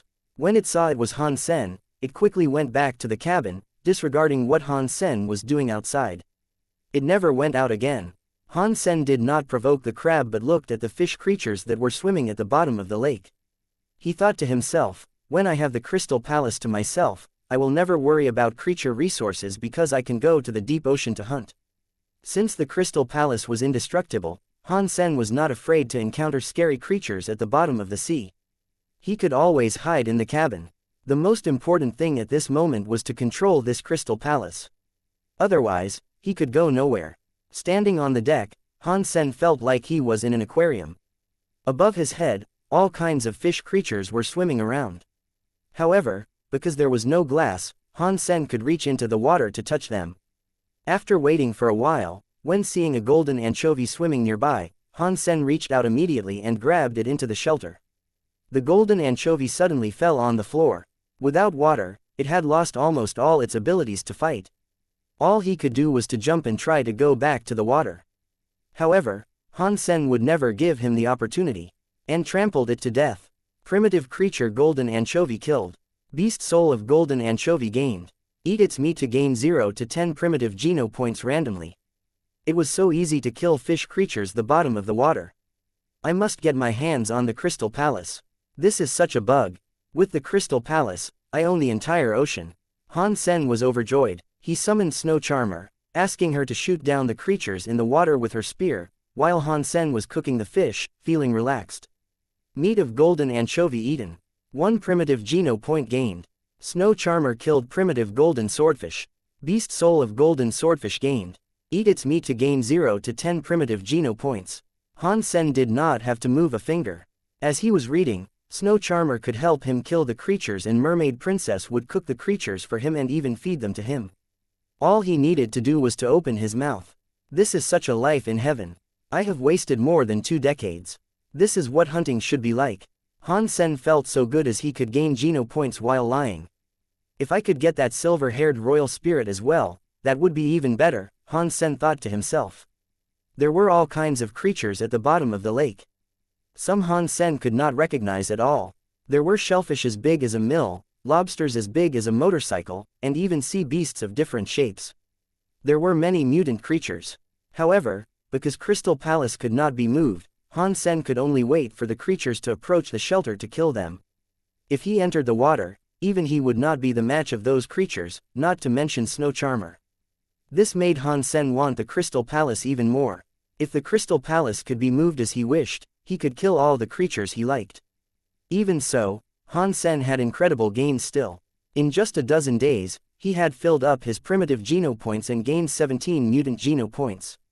In addition to the increase in his Geno points, he also gained a dozen primitive beast souls and a mutant beast soul. These gains were much more than back in the days when Han Sen hunted alone. The only shame was that he did not hunt any sacred blood creature.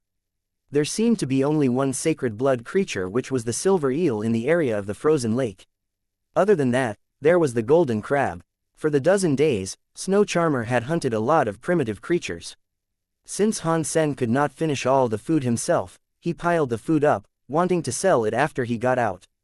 Who knows that the golden crab was so shameless that it came to take some every day, treating Han Sen's place as its kitchen. Damn you, crab, I must get straight with you today. Han Sen had tolerated its behaviors for days and felt he should be on the same level as the golden crab in terms of fitness.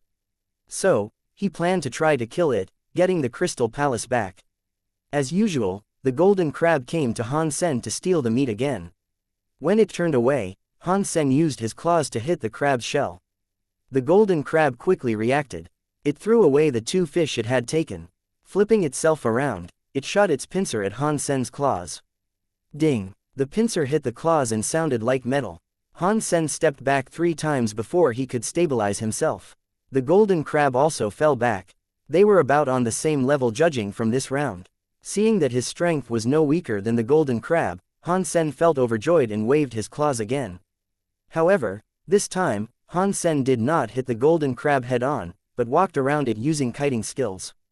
Very soon, Han Sen found an opportunity to hit the crab hard on its shell.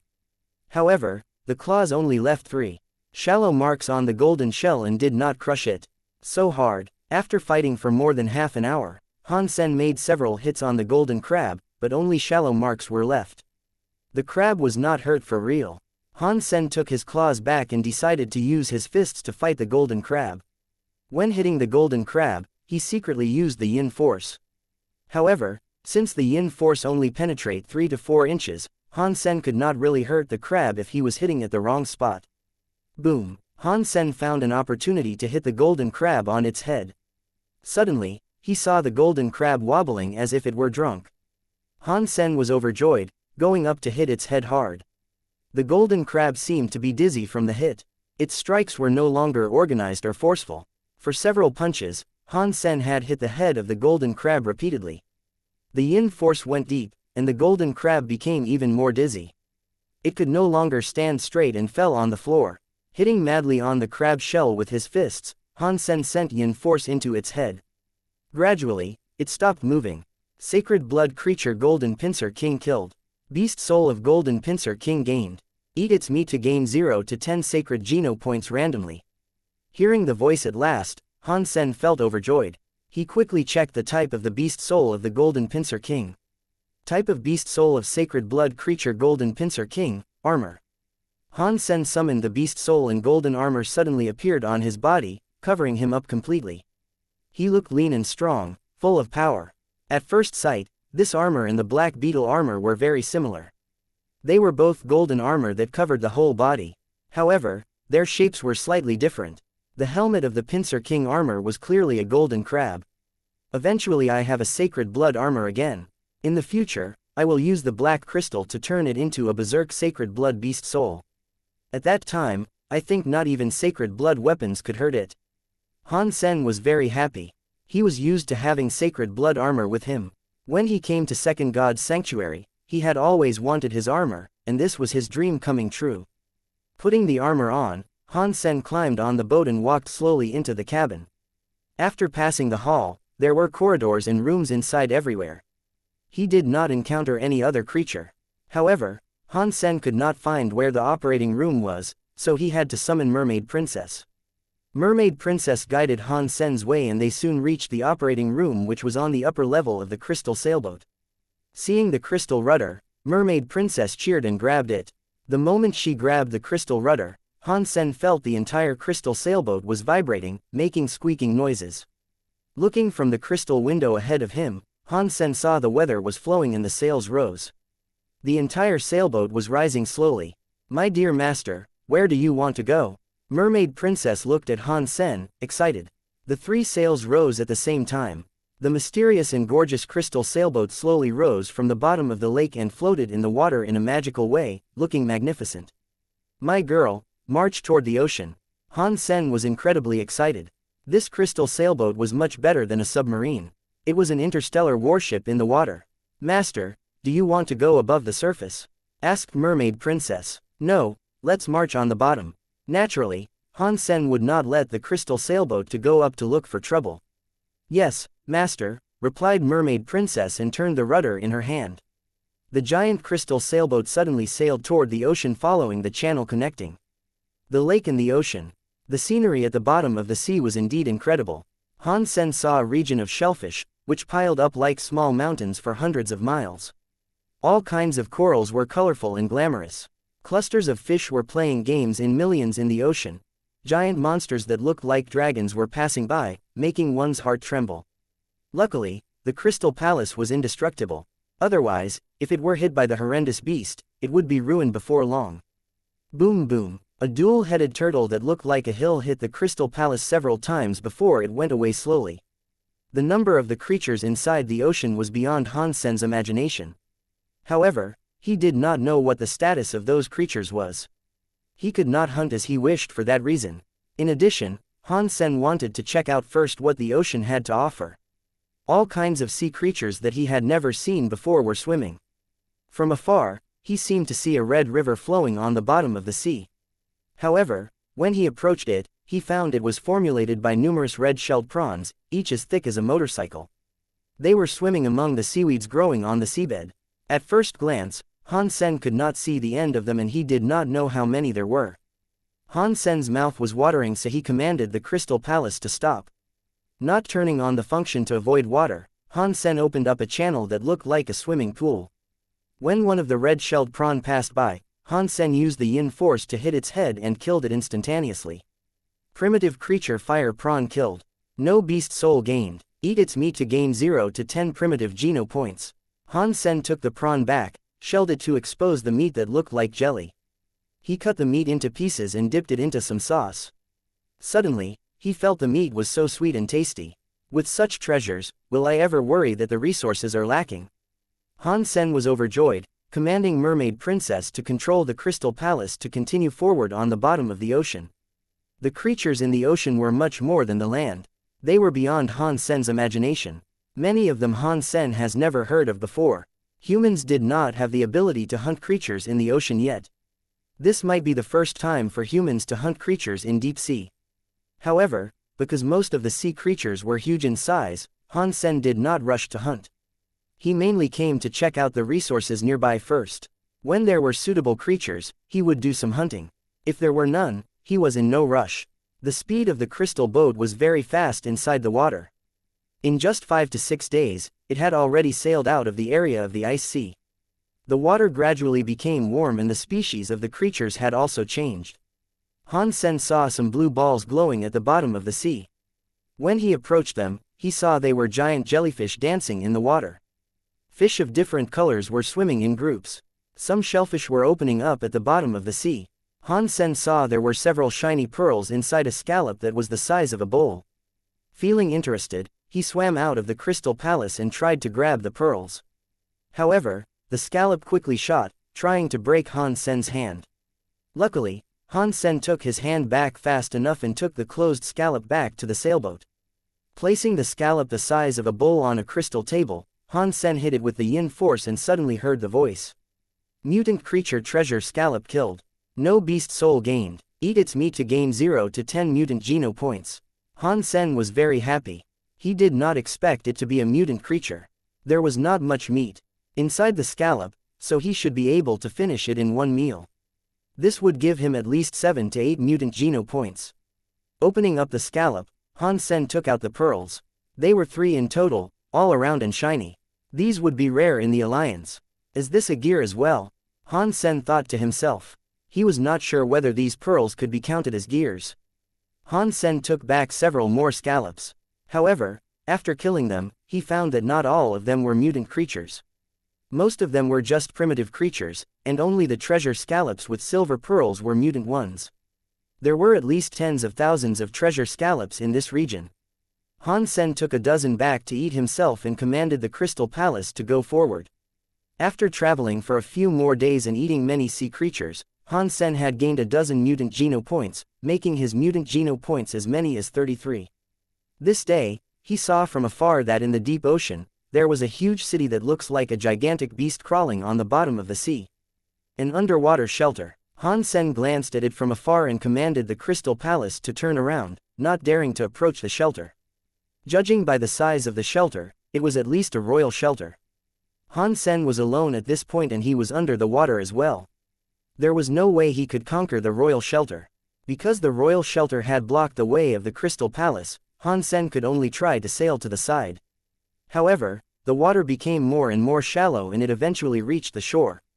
Han Sen glanced at the shore from afar and found many humans, out of his expectation. There was a castle next to the shore, which should be a human shelter, to Han Sen's joy. The ice field was surrounded by ocean and blocked from other places by the royal shelter. There was no way for the ice field to contact the outside. However, now Han Sen could drive the Crystal Palace and come out from the bottom of the sea. This was a great business route. If he used it well, it was easy to make money. Parking the Crystal Palace at the bottom of the sea, Han Sen rode the silver eel to go out. He swam to the shore and planned to ask where he was at. However, when he approached the shore, he found it was different from he had imagined. The reason for there to be so many people was that they were trying to conquer the shelter on the shore. In front of the shelter, there were many creatures that looked like porcupines, covered in spikes which could be shot like arrows. The humans charged several times but failed to break into the rain of spikes. Many people ended up getting hurt. In front of the group of porcupines, a giant 9 feet tall covered in black iron armor ran into the army of humans on a huge boar, holding an tower shield in one hand and a double axe in the other. There was no one among the humans who could do anything to him. A human evolver who looked quite fit and should have a fitness over 100 was slashing a long broadsword at the giant. However, all the strikes were blocked by the tower shield of the giant warrior, who was not hurt. With the rampage of the huge boar, no one could stop the double axe in the giant's hand. Han Sen took a look at it and felt surprised. This seemed to be an aristocrat shelter, so the giant warrior should be an aristocrat spirit, the equivalents of mutant creatures. However, the defense of his armor and shield was so good that even the human evolver with more than 100 in fitness index cannot break his shield, which was astonishing. Coupled with the spikes coming from the porcupines, the humans could not go inside the shelter at all. Nor did they have any opportunity to destroy the spirit stone of the giant. Warrior, what a nice meat shield spirit. I will not miss it. Han Sen was very motivated.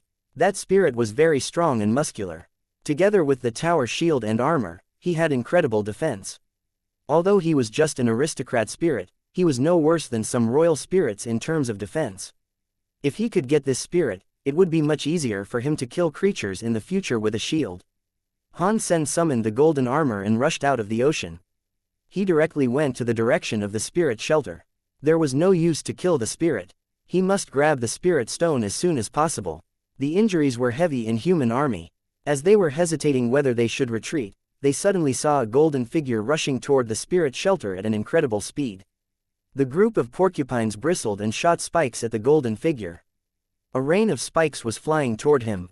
Many people were nervous as they watched. They had suffered a lot from the spikes and knew how good they were.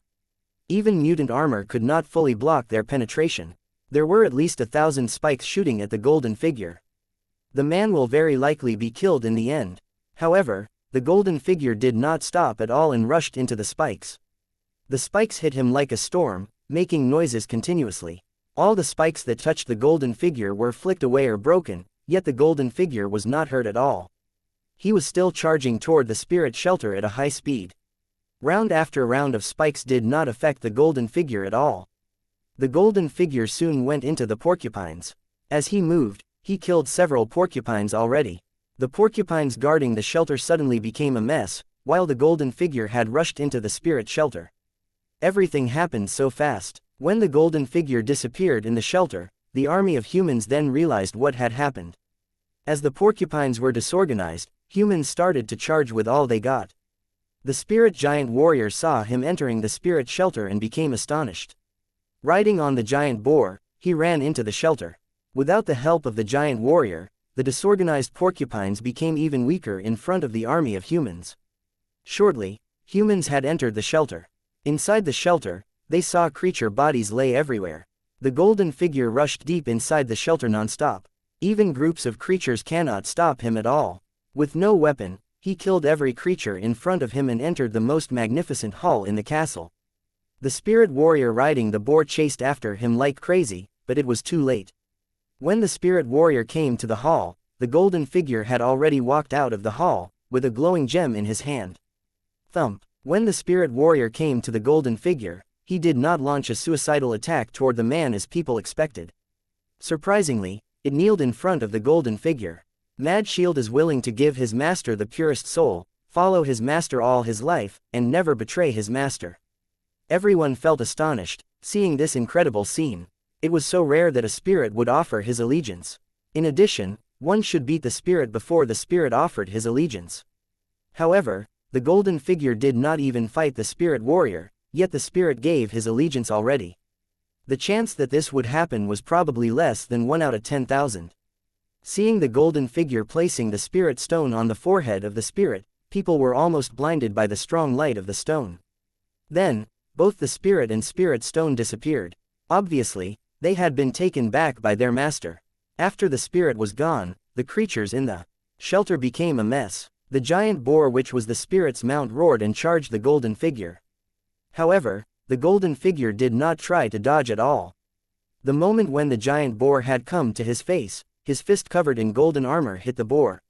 Facing the giant creature that were rushing over like armored vehicles, the golden figure simply took back his fist casually, while the giant boar suddenly had blood coming out of all the holes on its body, dying at the feet of the golden figure. Strong, he's too strong, everybody gasped. Just now, when they were fighting outside, the humans had seen how strong the giant mount was. Even evolvers with a fitness index more than 100 could not face it head-on. However, the creature was killed by the golden figure with one strike. Dollar. He must be Dollar. Dollar is among us, someone suddenly exclaimed, making people having a chill. Yes, the golden armor, the invincible attitude, who else could it be other than Dollar? Damn it, it turns out Dollar is here. Dollar is simply invincible, even in Second God's sanctuary. Dollar, I love you. With Dollar here, we will never be afraid of the creatures. That punch is so badass. Han Sen did not stay at all. After killing the boar, he jumped to the top of the palace and quickly left the shelter.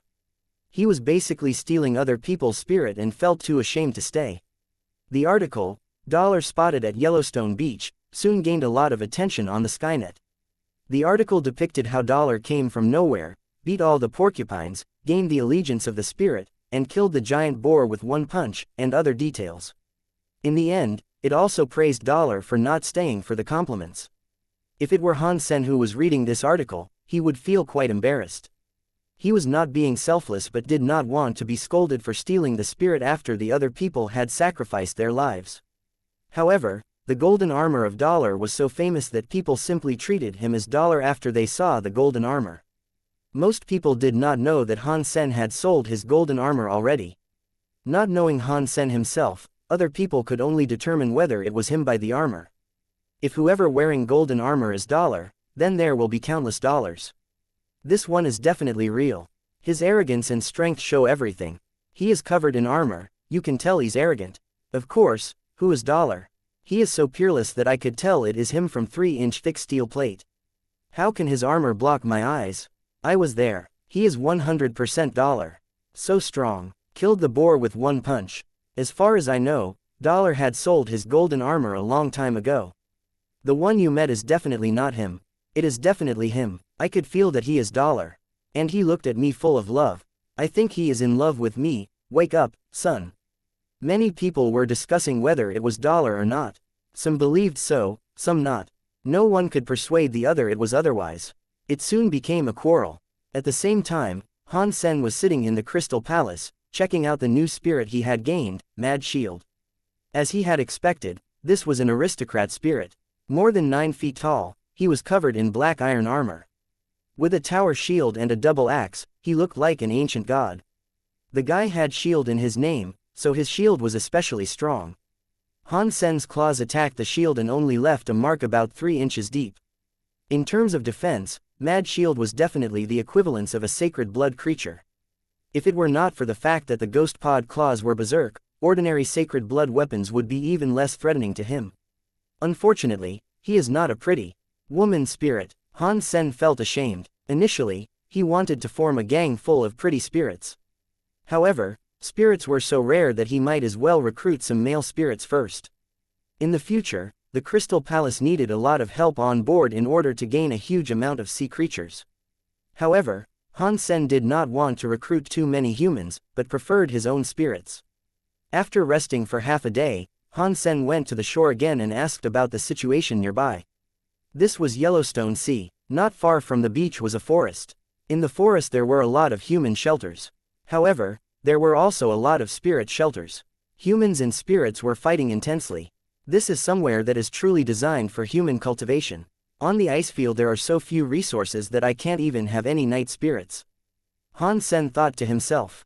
As he was thinking how he should make use of his current resources, he suddenly heard a crack in his Sea of Soul, which made Han Sen feel happy. He looked to his Sea of Soul and saw the light cocoon of the golden growler had broken. The golden growler that was all golden and shiny came out of the cocoon. It seemed that its body had turned into gold completely, like a gold statue, looking much stronger. Berserk Super Creature Golden Growler, Mount. The Berserk Golden Growler had enhanced greatly in both speed and strength. It could even be compared to the Sacred Blood mounts in Second God's Sanctuary. In addition, its ability to change size was something that an ordinary Sacred Blood mount did not have. Han Sen fed the black crystal to the Snowy Wolf, and the mutant Snowy Wolf turned into a Berserk Beast Soul after just one day. As he fed the black crystal to his beast souls, Han Sen ordered Mermaid Princess to take the Crystal Palace to the ice field.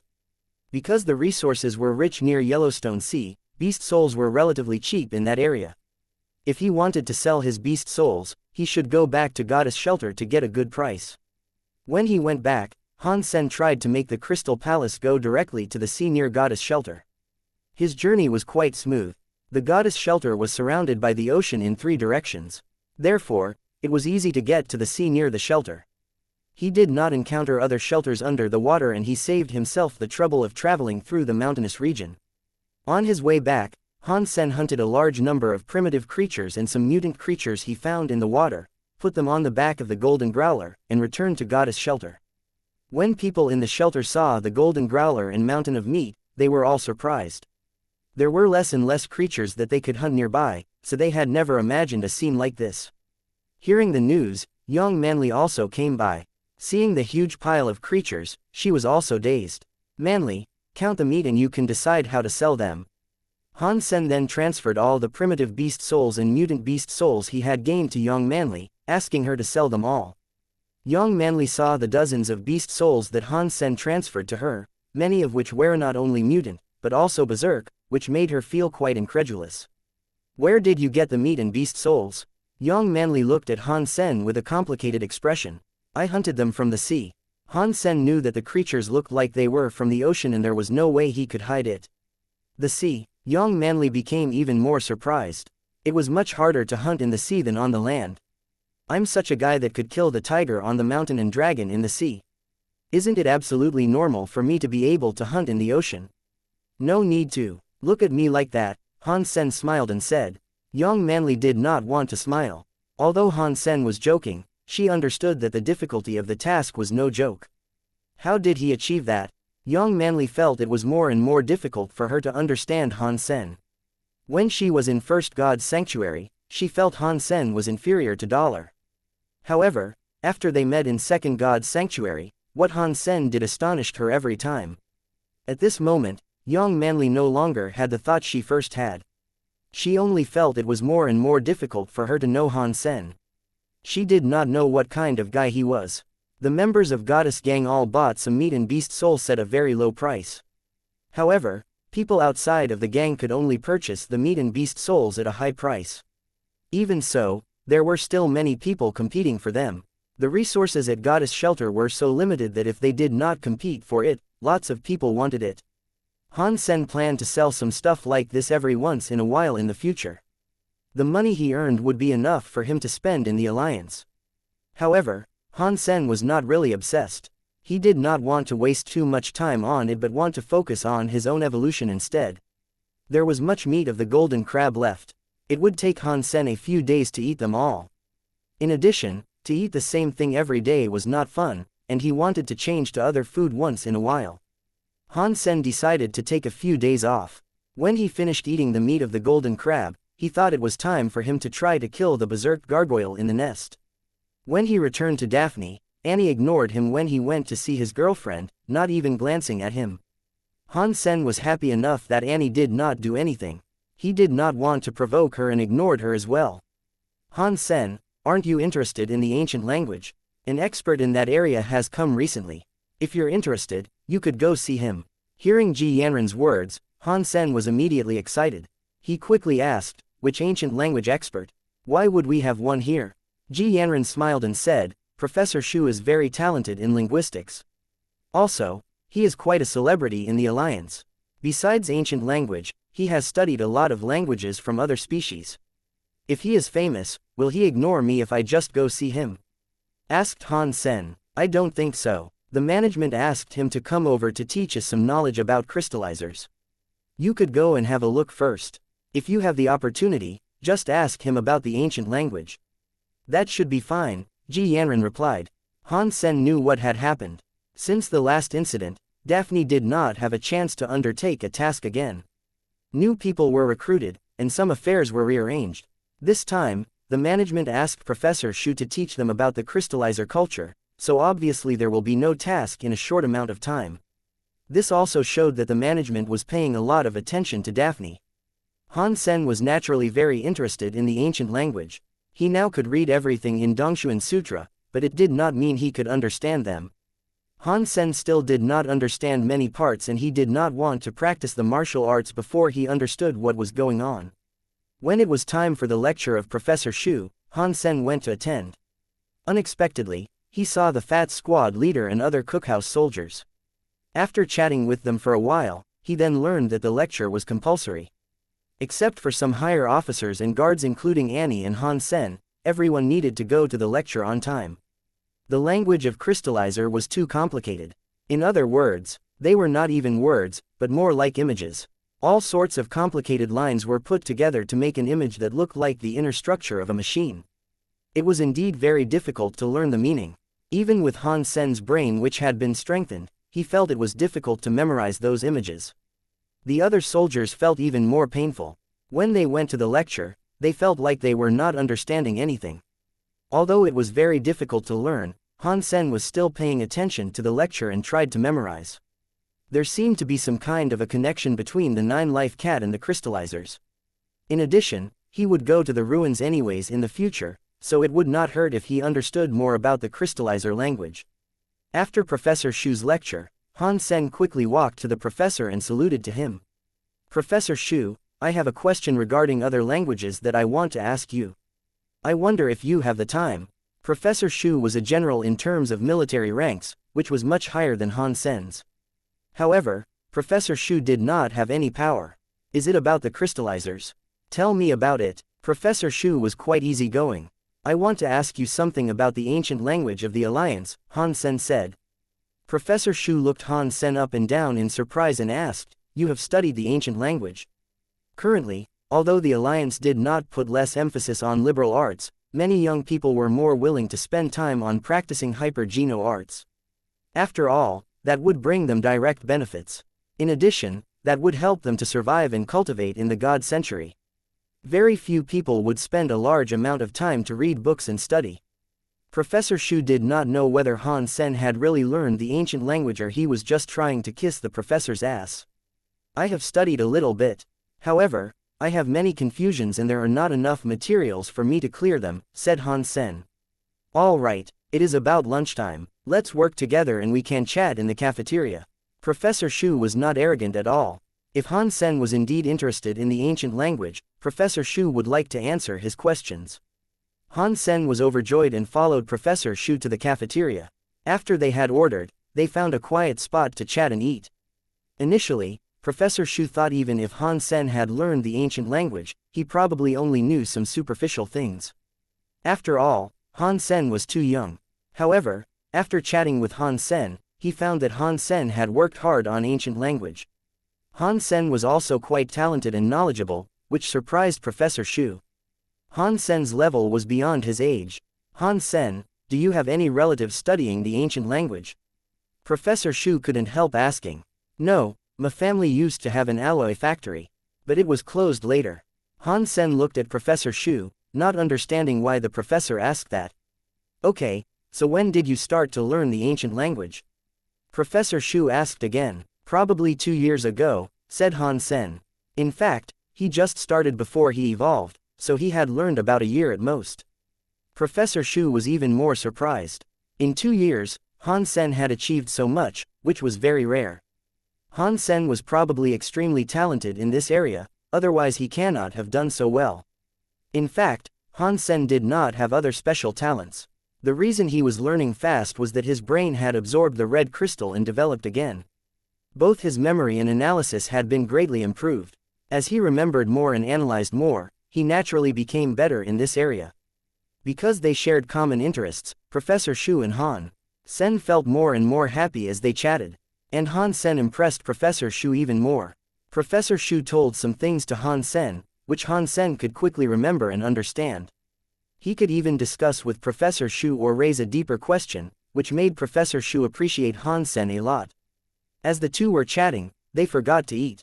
In the end, their food had gone cold, and they were the only 2 persons left in the cafeteria. When the cookhouse was about to close, they had to leave. Before he left, Professor Shu gave Han Sen some materials on the ancient language and asked Han Sen to read them. He also told Han Sen to ask himself if Han Sen did not understand. After chatting with Professor Shu for a long while, Han Sen felt he was inspired. The materials he got from Professor Shu were also a great help to him.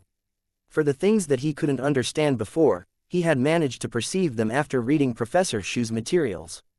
After that, when he read Dongshuan Sutra again, he had many new understandings. Although there were still places that he did not understand, he had a more profound grasp of the text. Unfortunately, there were too many technical terminologies about cultivation in Dongshuan Sutra. Because it was written a long time ago, Han Sen still felt difficult to understand and translate everything with what he had learned. However, after reading the materials and asking Professor Shu some questions, Han Sen had some new gain and translated another technique. The reason that Han Sen was able to do that was that he had read Yin Yang Sutra, which Yin Yang Blast was based on. This technique in Dongshuan Sutra was focused on the Yin force, which had a lot of similarity with the Yin Yang Sutra. However, obviously the technique was better. If he could practice well, he could make his force to penetrate a large object. It was a bit exaggerating to say he could hit the bull behind the mountain, but it would not be difficult for him to penetrate through a steel plate of several feet thick. Han Sen was a big fan of the Yin force, so he practiced according to the technique recorded in the sutra. If he was able to reach that level, in the future, he could hit the inner organs of the creature when he met one and did not need to break their tough skin and bones. After several days, Han Sen felt he had already been able to use the Yin force better. Originally, he could only penetrate 3 to 4 inches, but now he could penetrate 1 foot already. This sutra is indeed a great book. It deserves to be called the very best secret technique of a strong man. If I could learn the true content, it should be even much better than Jideskin. Han Sen wanted to translate the entire text right away, but he cannot rush. If he practiced before he understood, there might be danger and risk. There is no Geno solution designed for Dongshuan Sutra, so he might hurt himself. When he had rested for more than 10 days, eating golden crab every day in the shelter, he had eventually finished eating the crab and gained 7 sacred Geno points. Currently, Han Sen had 28 sacred Geno points. Han Sen, Super Body, King Spirit Status, Evolver Lifespan, 300 requirement for next evolution, 100 Geno points owned, Ordinary Geno points 100, Primitive Geno points 100, Mutant Geno points 43, Sacred Geno points 28. Checking his progress, Han Sen felt the number was quite good for someone who had entered Second God's Sanctuary for less than a year. Currently, Han Sen's fitness index had definitely passed 120. It took a test for him to find out the exact number. Anyway, he was much stronger than Tiger of Blue Blood in the past now. Han Sen estimated that when he maxed out on all 4 types of Geno points, he should be able to reach 170 or 180. He wondered how strong the super creatures of Second God's Sanctuary were and whether he would be able to hunt them by then. It was too early to think about that at this point. The most important thing for him was to fill up his sacred Geno points. As for mutant Geno points, Han Sen was not that worried, because there were a lot of mutant Geno points in the ocean. If he had patience, it would be easy for him to fill up the mutant Geno points. However, in order to kill a sacred blood creature in the ocean, it would take a lot of work. Humans' ability to fight would be reduced greatly in the water, and they cannot breathe in the water. To fight a sea creature on the same level as him, even Han Sen was scared. Once he had an accident in deep ocean, there was no way for him to run. I will go kill the berserk gargoyle first. Han Sen entered God's sanctuary again, making up his mind to go to the nest. Sacred blood beast souls were still very attractive in Han Sen's eyes. In addition, the beast souls from the eggs were normally very good and of rare types. However, before Han Sen even left the goddess shelter, Zhu Ting found him. Captain, I heard you have several berserk mutant beast souls in the ones you brought back. Zhu Ting grinned and asked. There are 2. What, you want them? Han Sen looked at Zhu Ting, smiling. Yes, name your price. Zhu Ting nodded quickly. A berserk mutant beast soul could even have similar abilities to sacred blood beast souls. Of course Zhu Ting wanted something like that. In such damned place, if he had a berserk mutant beast soul, he could have a much better life because it would be easy for him to kill anything but sacred blood creatures. Easy, you have 7 twists to trade, Han Sen smiled and said. Zhu Ting suddenly had a long face and said, brother, you don't understand. I do not dare to give you 7 twists, otherwise the Chens will never forgive me. Then I have no way to help you. Just purchase them from Young Manly, Han Sen said, looking helpless. No, her price is incredibly high. Except for those who are rich, no one has that kind of money. Zhu Ting was depressed. If he had that kind of money, he wouldn't go to Han Sen. In fact, Han Sen told Young Manly that there was no rush to sell the berserk mutant beast souls, which was why Young Manly's price was high. He was just trying to show off the power of Goddess Gang and did not plan to sell for real. Of course, if someone were really willing to pay a high price, Young Manly would not turn it down. I could not help you with that. Han Sen patted Zhu Ting on his shoulder and left the shelter. Zhu Ting looked at Han Sen, puzzled. He did not understand how Han Sen was able to get so many nice stuff. Han Sen spent much less time than him in Second God's Sanctuary. However, in less than 1 year, at such a bad place, Han Sen had even sold berserk mutant beast souls, which was astonishing. Zhu Ting gritted his teeth and decided to purchase the berserk violent at first. He only had enough money to buy this one because of the high price Young Manly gave. However, when Zhu Ting found Young Manly told him that not only berserk mutant beast souls, even mutant beast souls were sold out. Damn it, so many rich people. Zhu Ting regretted that he did not buy Violent Ape when he could, and now he did not even have the chance. It seems that I must have a conversation with Han Sen. He must have better beast souls. Maybe that item could make him give me some better beast souls, Zhu Ting muttered to himself. When Han Sen was at the nest again, he summoned all his beast souls. For the time he spent in the Alliance, the Golden Pincer King had already been evolved into a berserk sacred blood beast soul, and the golden armor looked even better at this point. The gargoyle glyph had also been summoned. The desert bird was hovering over his head, enhancing all the beast souls further. Han Sen felt he had enough strength to blow up a planet. Of course, that was only an illusion. However, he was much better than before. Into the nest again, the silver berserk gargoyle quickly rushed toward him. Han Sen did not dodge this time, blocking the gargoyle's arm with his ghost pod claws. Bang! The claws in the arm of the gargoyle suddenly clashed, leaving a new long injury on the gargoyle's arm. Silver blood suddenly started to flow. Han Sen stepped half a step back. His strength was no weaker than this berserk creature. The gargoyle roared fiercely, trying to grab Han Sen with its claws, its nails looking like silver daggers. Han Sen was not weaker than it in terms of either strength or speed. In addition, his footwork was much better than the creature's. So, there was no way Han Sen would let it grab him. As he swayed, not only had he dodged the attacks, but he had also managed to leave scratches on the gargoyle, making it bleed.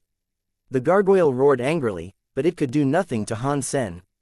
It could not even touch Han Sen's body because Han Sen's kiting skills were so good. As Han Sen was feeling content, the gargoyle suddenly scratched at him. Just when he dodged the attack, the arms of the gargoyle suddenly gained 2 inches and still clawed at him. The 10 nails looking like silver daggers suddenly hit Han Sen's armor. Ding! The sound of metal made people's ear hurt. However, the nails that looked like daggers did not manage to penetrate the armor, but only left some shallow marks on it. Han Sen was more than surprised. Berserk golden armor and berserk gargoyle glyph combined, the defense was incredibly strong. Even the berserk gargoyle did not manage to hurt him. This strike gave Han Sen more confidence. He took back the ghost pod claws and hit the gargoyle with his fists. Boom boom, his fists were thrown, and legs were dancing. His fists hit gargoyle, making it step back continuously. The gargoyle was overpowered by Han Sen and killed by Han Sen in the end using the yin force. Berserk sacred blood creature inferno gargoyle killed. No beast soul gained. Meat inedible. Han Sen was dazed. It was the first time he encountered such a result. There was no beast soul or meat. What bad luck! Were luckily, Han Sen did not mind. There was an egg, which 100% would produce a sacred blood beast soul. In his hand, it was the same as a berserk sacred blood beast soul. What sacred blood beast soul should it be? I would prefer a pair of wings, or a beast soul add-on like the devil sword. Han Sen climbed up the cells carefully, looking inside. There were many cells at this place. However, as he went deeper, he did not see any other creatures. It seemed that the gargoyle was the only creature there. Is there not an egg? Han Sen became a bit worried. Luckily, very soon he saw the egg, making him feel relieved.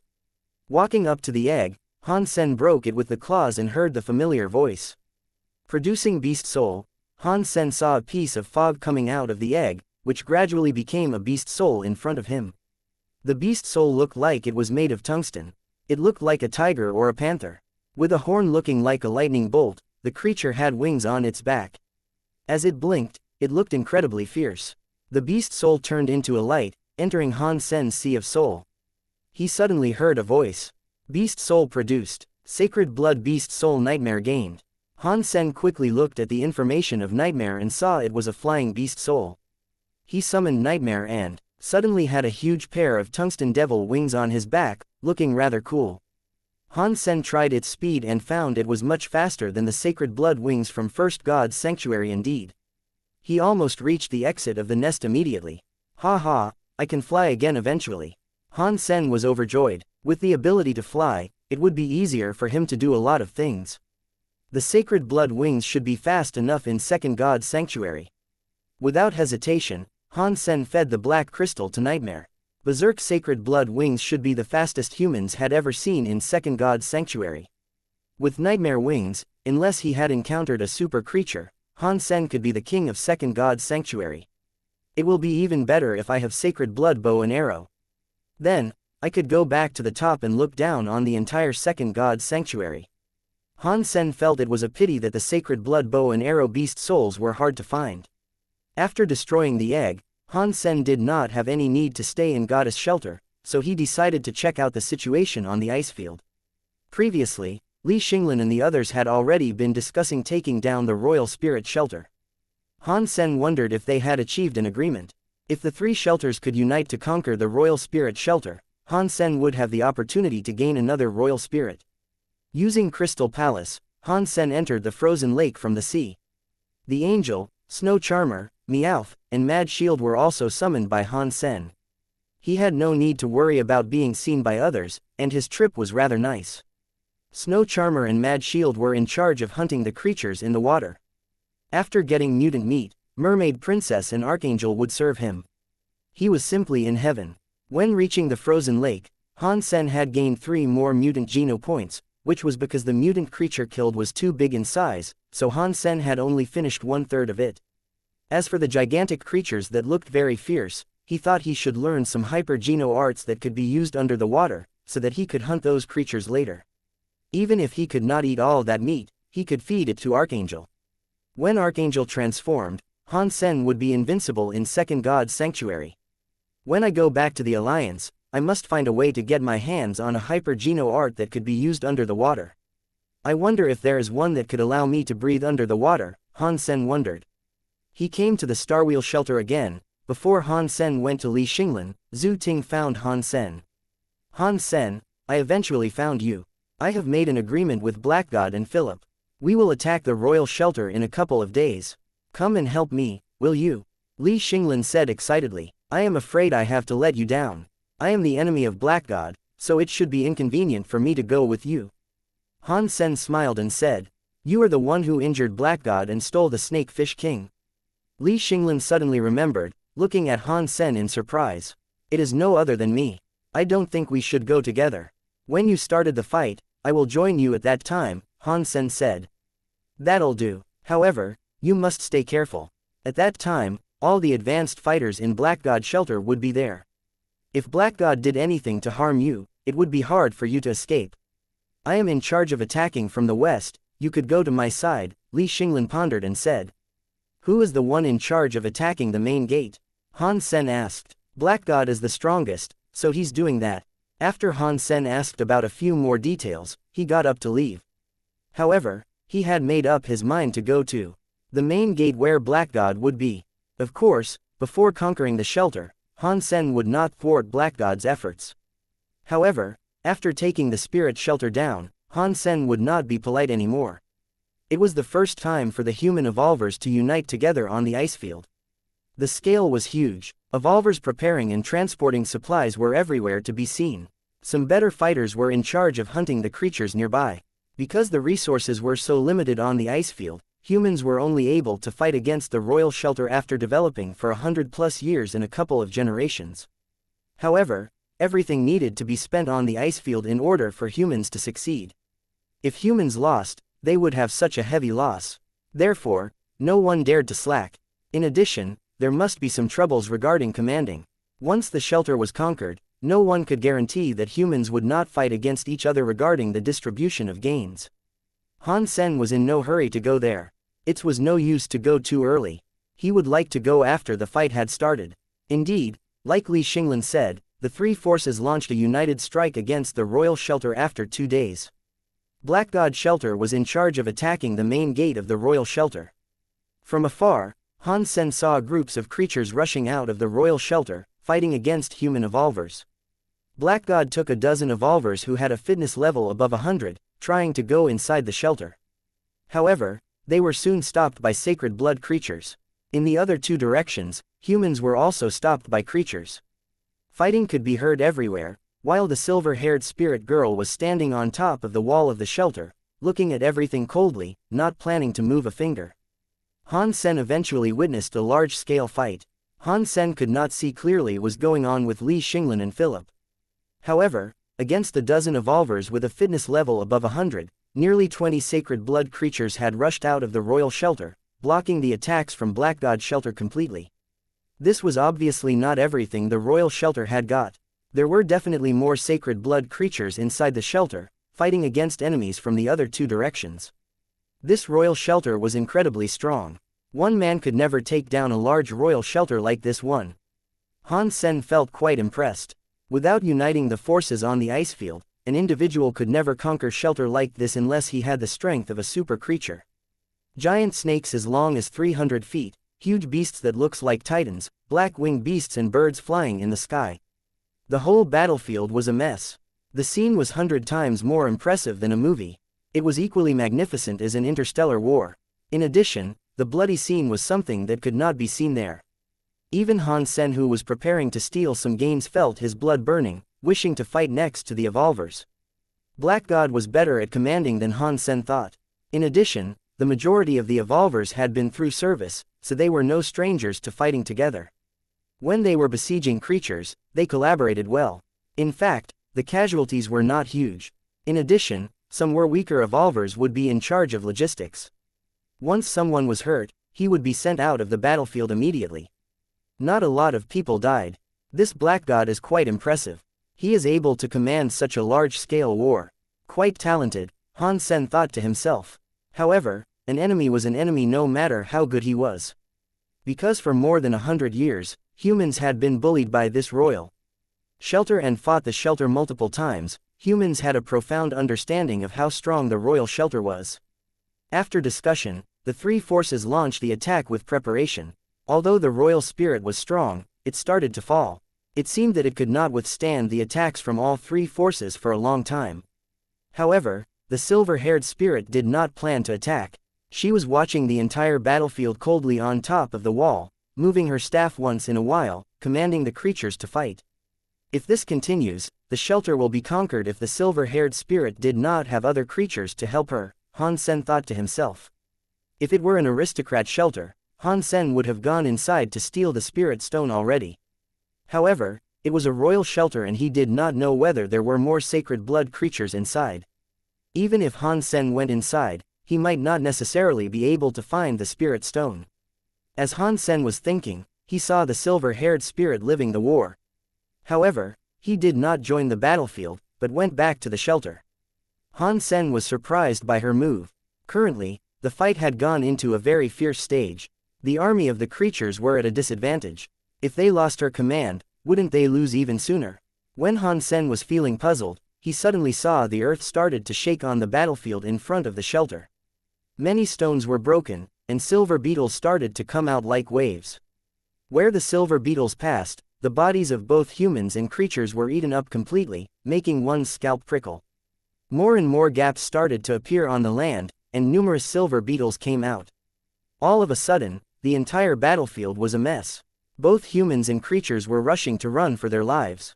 No one had any intention to continue the fight. Humans and creatures that were fighting against each other a minute ago started to escape together. It was hard to imagine that they were fighting for life and death just now. Even the huge snake and the giant beast were running as fast as they could. It seemed that they were very scared of the silver beetles. Han Sen was also rather scared. However, after careful observation, he found that the individual of the silver beetles was not that strong. They were slightly stronger than primitive creatures, but weaker than mutant creatures. However, there were so many of them and their mouth were really sharp. Even sacred blood creatures had their weaknesses, so it was painful for them to have a silver beetle inside their body. However, Han Sen felt his opportunity had come. The strength of the silver beetles was only their number and sharp mouths. In fact, their strength was not too impressive. However, wearing the golden armor and gargoyle glyph, Han Sen could completely block out the silver beetles. In addition, he was covered all over, so there was no gap where the silver beetles could approach him. Although the silver beetles chased humans away, the creatures were also chased away. Taking advantage of the mess, he could enter the royal spirit and maybe there was a chance for him to get the spirit stone. Han Sen summoned his armor and glyph, sneaking into the shelter in the mess. Just when he approached the battlefield, waves of silver beetles had come to him, drowning Han Sen with their little bodies. Han Sen felt the crackling outside his armor as the silver beetle was trying to bite his armor. However, because of the double berserk sacred blood beast souls, even their sharp mouths could not hurt the armor at all. Han Sen felt reassured and marched toward the royal spirit in the sea of beetles. Under the cover of the silver beetles, no one was able to notice him. Outside, the royal spirit, Han Sen jumped over the wall and entered the royal spirit that looked like a cosmopolitan. The majority of the creatures had been scared away by the silver beetles. There were obviously less creatures in the royal shelter, but their number was still astonishing. Seeing the silver-haired spirit girl walking toward the center of the shelter from afar, Han Sen gritted his teeth and chased in her direction. There were no silver beetles inside the shelter, but a lot of creatures rushed to Han Sen. Han Sen did not linger but spread his nightmare wings, dodging the majority of the creatures and went toward the spirit girl. The weird birds and black-winged beasts in the sky came toward Han Sen.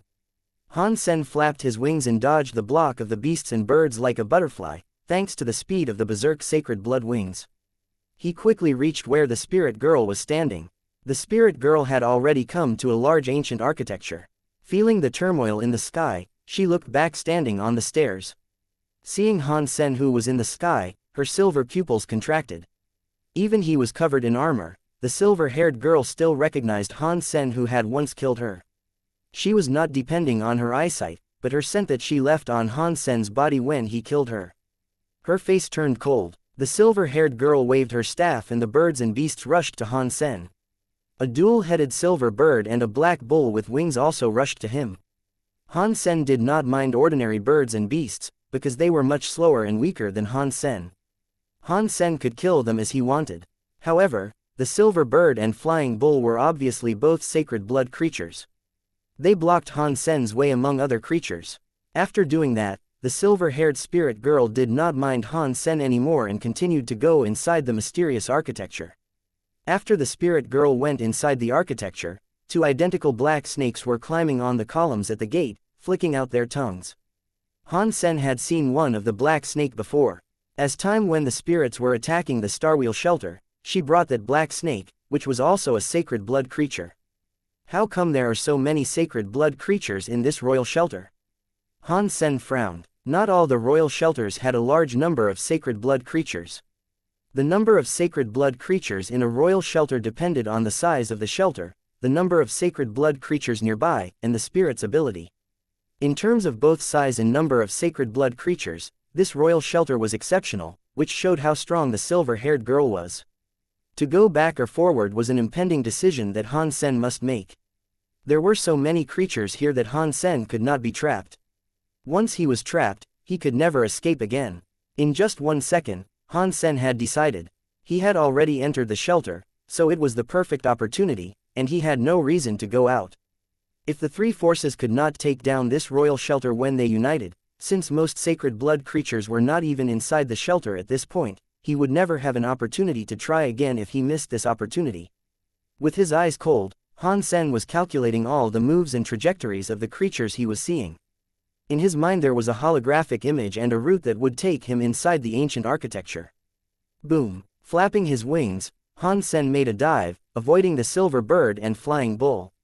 However, because he went slower, many creatures on the floor started to jump at him, throwing themselves at Han Sen who was flying low.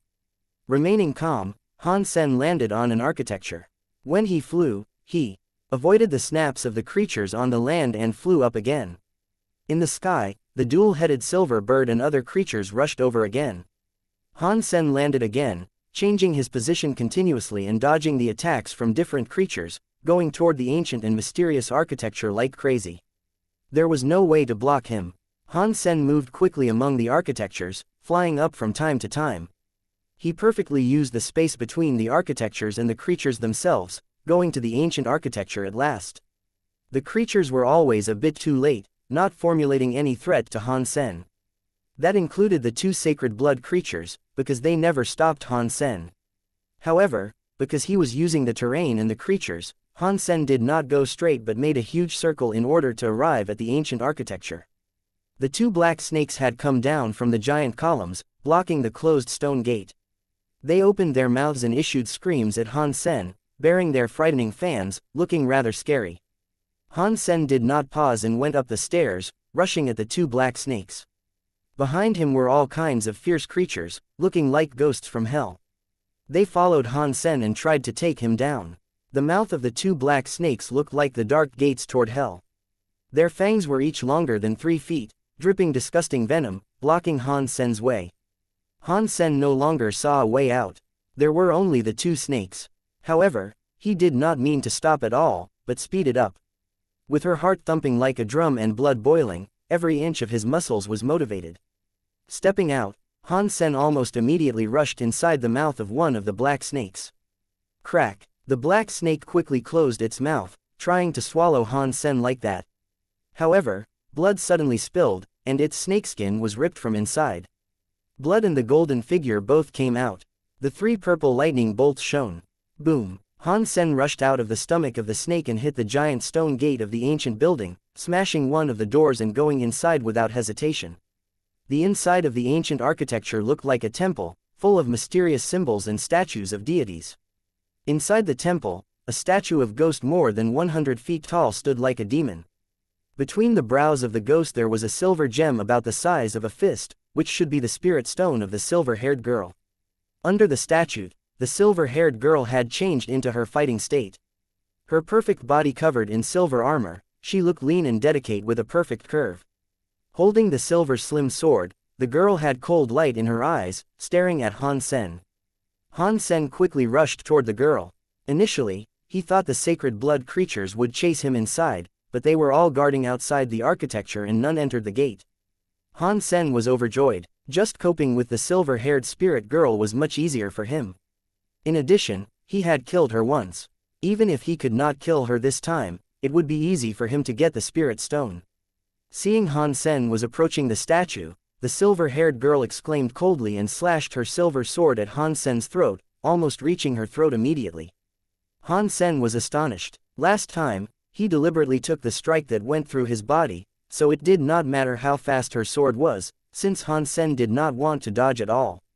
However, as she cut his throat this time, he would be beheaded if he did not dodge, which could never happen. Fighting the silver-haired girl face to face, Han Sen felt how fast her sword was. Stepping back, Han Sen raised the ghost pod claws to block her strike and managed to save himself. Ding! The silver sword and the ghost pod claws clashed, making noise of metal. Feeling a huge force, Han Sen could not help stepping back. Her strength was even a bit stronger than his. After the strike, the silver-haired girl did not stop her attacks. Like silver lightning bolts, she continued to hit Han Sen with her sword, forcing him to defend himself with no chance to fight back. After taking a dozen strikes, Han Sen felt the sword was so fast and unpredictable that he could only go back and could not even leave. Same as her sword, the girl had incredibly fast footwork as well. She followed Han Sen like a shadow, not giving him any chance to breathe. Ding ding ding. Although Han Sen had blocked all the strikes from the girl, his berserk ghost pod claws were chipped by the slim sword of hers. Han Sen's arm was also numb. Until this moment had Han Sen realized how lucky he was to kill the silver-haired girl last time. If he did not surprise her by taking this sword with his body and take advantage of her carelessness, he would never have had any chance. After all, Han Sen had much worse fitness at that time. He was at a disadvantage facing the silver-haired girl this time still, which meant he would have suffered even more last time if it were not for his scheme. It seemed that the silver-haired girl hated Han Sen to his guts. She did not conserve any energy, forcing Han Sen to step back with her sword. Changing his footwork and using kiting skills, Han Sen was not the match of the silver-haired girl because he did not know any advanced claws skills. He was merely using the claws at a knife with bladestorm. If it were not for the good footwork that Han Sen had, he would have been killed by her a long time ago. Even with his footwork, Han Sen was still hit so hard that he could not fight back. All he could do was to step back inside the hall in order to avoid the girl's sword. Otherwise, even if his claws did not break, his arm would be broken. The sword skills of the silver-haired girl were excellent. She almost became one with her sword, crossing the sky like a lightning bolt. She was so fast that her figure became a blur. Han Sen tried to use the blocking technique in Dongshuan Sutra to block the sword of the girl. However, he knew nothing about her sword skills and did not know what the moves were. Unable to determine which move was the important one, he could not block her sword. Also, the sword was so fast that even with Han Sen's eyesight, he could not see it clearly, which made it even harder for him to block it. Ding! Han Sen missed a strike and quickly avoided his vital parts. The cut was made on his shoulder and blood started to flow through the cracks of the armor. Han Sen was shocked. Even the golden armor with gargoyle glyph could not block the silver slim sword, which showed how sharp the sword was. The silver-haired girl became even fiercer in her attacks. Waving her sword faster and faster, she made it more and more difficult for Han Sen. As the sword was about to reach Han Sen's face, Han Sen did not have his claws in place in time, so he could no longer block his strike. That's it. Han Sen gritted his teeth and summoned Mad Shield, putting him in front of Han Sen to bear the strike from the silver-haired girl. Han Sen quickly rushed to the giant statue and went for the spirit stone, no longer lingering. Ding! Han Sen heard steel being ripped apart. The tower shield of Mad Shield was cut deeply by the silver-haired girl, almost breaking in half. Han Sen wanted to take back Mad Shield, but the sword of the girl was too fast indeed. Before he took Mad Shield back, another flash flew across. Crack! This time, the tower shield was cut in half for real. The slim sword cut too. The tall figure of Mad Shield like a lightning bolt. With a flash, there was a line added to the body of Mad Shield. Boom! The body of Mad Shield fell into two halves. The spirit was killed like that. Not having any time to regret the loss of the aristocrat spirit that he had gained not long ago, Han Sen ran toward the statue at full speed. Treading cloud, Han Sen had eventually put the footwork into use. Running like wind, Han Sen rushed to the statue like a tornado. However, the silver-haired girl was not slower than him at all, but even faster. Catching up with him momentarily, she stepped her sword at Han Sen's back. Without turning back, a golden worm covered in red armor appeared behind Han Sen, blocking the girl's sword, while Han Sen jumped up and spread the nightmare wings, throwing himself at the sparkling spirit stone between the statue's brows. Ding ding ding! The three strikes cut the golden rock worm king consecutively, and the red armor was cut deeply. Even the shell of the worm king was broken. Golden blood started to flow. Luckily, the pet armor that had become a berserk super beast soul was much harder than the tower shield, so the Golden Rock Worm King was not killed after taking 3 strikes. Han Sen took back the Golden Rock Worm King. The Spirit Stone was right in front of him. Even if the silver-haired girl came at this moment, there was no time for her to stop him from taking the stone. However, when Han Sen's fingers were about to touch the Spirit Stone, he suddenly felt a strong anxiety. His back was covered in cold sweat. Something's wrong. As Han Sen felt that, he saw a golden figure coming from behind the giant head of the statue. At the same time, a gold sword went to Han Sen's chest. That sword was so fast and Han Sen was so close that there was no time for him to dodge. Whoosh! The golden sword pierced the golden armor into his chest. Han Sen then saw the person who stabbed him. It was a girl with wavy blonde hair and golden eyes covered in golden armor, holding a golden slim sword. Except for the fact that everything was golden on her body, the girl looked almost identical to the silver-haired girl. They were almost like 2 dolls made from the same mold, only with different colors of their armor and hair. Boom! The blonde girl kicked Han Sen down to the floor. Han Sen fell hard and saw that on the back of the statue there was another face. The statue was 2-faced, and between the eyebrows of the face in the back, there was another spirit stone, which was golden and shiny. Twin spirits. Han Sen eventually understood why the silver-haired girl would be so relaxed to fight Han Sen alone, not asking the creatures to hit him. Because that was unnecessary. The spirit shelter was in fact a rare double spirit shelter. In addition to the silver-haired girl, there was a similarly good blonde girl. Han Sen could not even get rid of the silver-haired girl, let alone 2 girls. Without any hesitation, the moment when Han Sen fell to the ground, he got up and brushed toward the outside. Motivating his body and cracking his bones, Han Sen pushed his potentials to his limit. The silver-haired girl and blonde girl did not mean to let him go. The 2 beautiful but deadly figures rushed toward Han Sen like to lightning bolts. Blood spilled like rain. Han Sen had used the kiting skills to his limit. However, all he could do was to avoid his vital parts. The silver and golden slim sword continued to leave one injury after another on his body. The sword skills of the blonde girl and silver-haired girl were compatible. They complement each other and were much stronger when used alone. Han Sen did not even want to fight anymore. He had miscalculated from the very beginning, so he did not have a chance to win. Again, all he could do was to go out as fast as he could in order to survive. With blood covering his body, Han Sen was extremely lucid. His eyes cold, he quickly calculated every possibly as fast as he could. Han Sen only had one goal. Under the attack of both royal spirits, he did not any chance to get the spirit stone again. Every step he made was traded with his injury. Every step was carefully designed, but it could not save him from being hurt. At this point, Han Sen had no other ways than trading injuries for his life. When he reached at the stone gate, he was covered in a lot of blood already. At this point, Han Sen could only celebrate the fact that he had both the armor and the glyph. Otherwise, even if he had practiced Jadeskin, he would have died a million times. The effect of the armor and glyph blocked the majority of the force on the swords of the girls. When the swords hit him, the remaining force was less than 30%, only leaving shallow marks on him. Although they seemed scary, they were not deadly, allowing Han Sen to fight again. However, outside the architecture were full of all kinds of creatures including sacred blood creatures like the black snake, looking even more scary than hell. Han Sen no longer had other options. If he could go out, he could survive. Those sacred blood creatures were still inferior to the girls.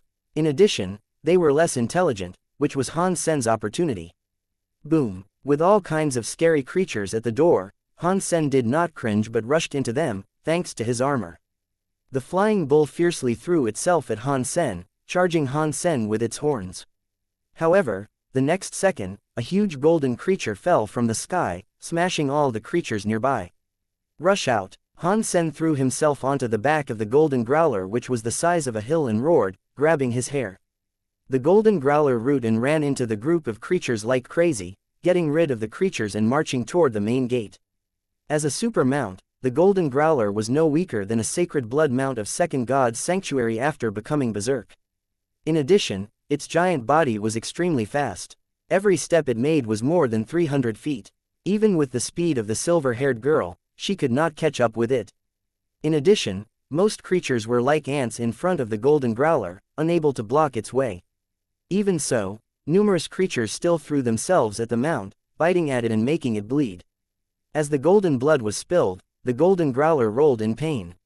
As Han Sen killed the creatures that threw themselves at him, birds and flying beasts were charging him from the sky. With blood and dead bodies of creatures everywhere, it was incredibly violent. Boom! Han Sen was hit hard on his head. It was the beak of the two-headed silver bird. Although Han Sen's helmet was not broken, it was so painful that Han Sen screamed and almost fell from the golden growler. The golden growler had God knows how many creatures on its body. Bleeding everywhere, Golden Growler was still the king of First God's sanctuary. With a roar, it fiercely jumped up into the sky like a hill. When it fell, several palaces were smashed and there was almost an earthquake in the future royal shelter. A lot of creatures were killed and the majority of the creatures on its body were shaken down. Han Sen grabbed the golden hair of the mount and managed to stay on top. The golden growler got up and ran toward the main gate again. Groups of creatures came up to it. Fight, fight, fight. It was the first time for Han Sen to be trapped in such a hard battle. He had no idea how many creatures he had killed. His hand became numb, but more creatures kept coming at him. A mile from the main gate, the golden growler roared and fell to the ground, smashing the earth. It was covered in golden blood and its skin was broken everywhere by numerous creatures. One of its paws no longer looked intact, bearing bones. It was incredible that the mount had lasted so long. Han Sen took back the golden growler and spread his wings, flying outside the shelter. However, all the bird creatures and flying beasts were coming at him already, especially the flying bull, diving at him with its horns like spears. Without the protection of the golden growler, Han Sen knew that he could not be stopped again. Seeing the two-headed silver bird chasing him from the back, Han Sen gritted his teeth and charged the flying bull. A black lightning bolt and a golden lightning bolt clashed. When Han Sen's head was about to hit the horns, he suddenly contracted his wings and flipped in the sky, putting his legs forward, clipping the neck of the bull and bowed to hit the bull's stomach hard. Boom! The ghost pod claws stepped into the stomach of the black bull with fierce force. Han Sen pulled hard and blood was spilled. A scream sounded, and the magnificent body of the bull fell to the ground. Han Sen stepped on the back of the black bull and summoned his wings, rushing out of the shelter. Boom! Hearing a loud object fall, Han Sen then heard the voice. Sacred blood creature Inferno Bull killed.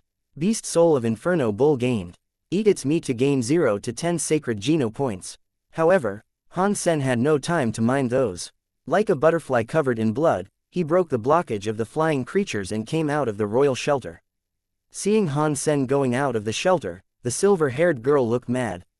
However, there was nothing she could do. Under these circumstances, the men still managed to leave the shelter, so there were no other methods that she could adopt. Outside the shelter, both creatures and humans had left. The silver beetles were going back to the underground. Han Sen's berserk nightmare wings were incredibly fast, and he quickly disappeared on the ice field. Back to the Crystal Palace, Han Sen treated his wounds as he thought about the twin spirits that he ran into. Han Sen did not regret at all. All he could think about at this point was how to take the twin spirits for himself. He wanted them so much. Rare twin spirits, both royal. They were so scarce. Coupled with their strength and beauty, it was a gift from heaven. I must have them, Han Sen thought, feeling resentful. However, the twin spirits were so powerful and had so many sacred blood creatures. When Han Sen entered the shelter, only several sacred blood creatures were guarding the shelter. If it were any other time, there should be at least 3 to 4 dozen sacred blood creatures inside. So, it was very unlikely for him to go inside again. However, that did not make Han Sen give up his greedy thought. He was determined to have the twin spirits, so no matter how hard it was, he will have them. In order to have them, I must first have the ability to beat them and get the 2 spirit stones. The sacred blood creatures were not that frightening. After all, they were not intelligent. There is always a way to cope with them. However, the spirit sisters are very clever and powerful. If I am not able to beat them, I can never have the spirit stones. Han Sen thought back on their sword skills. Han Sen had taken countless strikes from the sisters. He had at least 100 to 200 injuries on his body. With his experience to fight the silver-haired girl, Han Sen had learned their sword skills. Give me some time, and I will come up with a solution for sure. Han Sen was certain that he had this ability. Their sword skills were so strange and fast. With the two working together, there was almost no solution. However, No matter how strong their sword skills were, there was a pattern to it. As long as there was a pattern, there must be a solution. Han Sen was confident that he could think of a way to tackle that. Wait for it, you two will become mine next time, Han Sen was determined. Although he had sacrificed Mad Shield, luckily, he had killed a lot of creatures in the shelter. He had gained several primitive beast souls and a mutant beast soul, in addition to the sacred blood beast soul of Inferno Bull. He did not really suffer a loss. Chapter 532, Dual Fly Sacred Blood Inferno Bull, Shapeshifting Beast Soul. Han Sen looked at his new beast soul with a touch of hesitation. He did not expect it to be a sacred blood shapeshifting beast soul. Too bad it was not a humanoid beast soul. Once it transformed, it could only be able to battle with its Inferno Bull's appearance. Han Sen was not really interested in this type of shapeshifting beast soul, but an Inferno Bull had the ability to fly. A beast soul like this would sell for a high price. And if he used black crystals to evolve it into a berserk beast soul, its selling price would be even higher. There was another mutant beast soul that was also a shield beast soul, but Han Sen was not particularly interested in that type. He thus made plans to sell it further down the line. If there's a humanoid shapeshifting beast soul, the chances of beating the twin spirit in battle will be much higher, Han Sen thought to himself. Although the Fairy Queen's ability in the second god sanctuary was close to that of the beast soul, she was prone to a particular weakness. When she was shapeshifted, she could no longer wear armor. If that happened, Han Sen's defenses would be too low. He had no hope of withstanding attacks from the creatures from the second god's sanctuary. This entire situation had yet to yield a solution. Although Han Sen's wounds were not grievous, they were genuinely quite serious. So he was for now sidelined, and he was left to think of how the twin spirit might be beaten. Before he returned to the Alliance, Han Sen went to see Li Xinglun. He asked him to keep an eye out for anyone who was selling humanoid shapeshifting beast souls. A humanoid shapeshifting beast soul? That sort of thing is extremely rare in the Icefield. Even if someone managed to get one, there's no way they would be willing to trade, Li Xinglun said. I would offer a sacred blood shapeshifting beast soul in exchange. Although it's a beast, and not a humanoid, it possesses the ability of flight. Furthermore, it is a berserk beast soul. Han Sen explained, a berserk sacred blood shapeshifting beast soul that has a flying ability. Can such a thing actually be real? Li Xinglun's face conveyed his shock, as he looked at Han Sen. They were both shapeshifting beast souls. Generally, the beast soul was not as good as a humanoid one, but the combination of it being a berserk beast soul and its flying abilities changed the stakes. The price of a berserk beast soul was higher than that of an ordinary beast soul, but the ability of flight made its value even greater. Of course it's true, do I have to lie? Han Sen did not summon the Inferno Bull because he had not yet raised it to become berserk. If he wished to sell it in the future, summoning it now would be a problem. This was because the berserk one would look different to the one now, and would be easier for others to discover. Okay, I will help you in asking around. How will I find you, if I have news? Li Xinglun asked. I am in the middle of conscription, it would be inconvenient for us to communicate. But I'll soon travel to the Starwheel shelter, so we can talk there later. Han Sen said, okay. Li Xinglun said this straightforwardly but did not elaborate any further. Han Sen then traveled from the Starwheel shelter to the Alliance. While he healed the wounds he had incurred, he also tried to think how he might crack the twin spirits' sword skills. With Han Sen's knowledge opposed to their sword skills, all he would need is a little more time to conjure a blocking skill that would prevent their attacks. But their attacks would come at the same time, and to fight them all was different to battling an opponent one-to-one. Han Sen wasn't entirely sure whether he could block both of their sword skills. To be safe, Han Sen decided to learn a Hyper-Geno art to withstand their sword skills. Because of this, he went to the St. Hall community in the military base to find the Hyper-Geno art he desired. The twin spirits' sword skills relied entirely on speed, so there were many ways to overcome their flurry of attacks.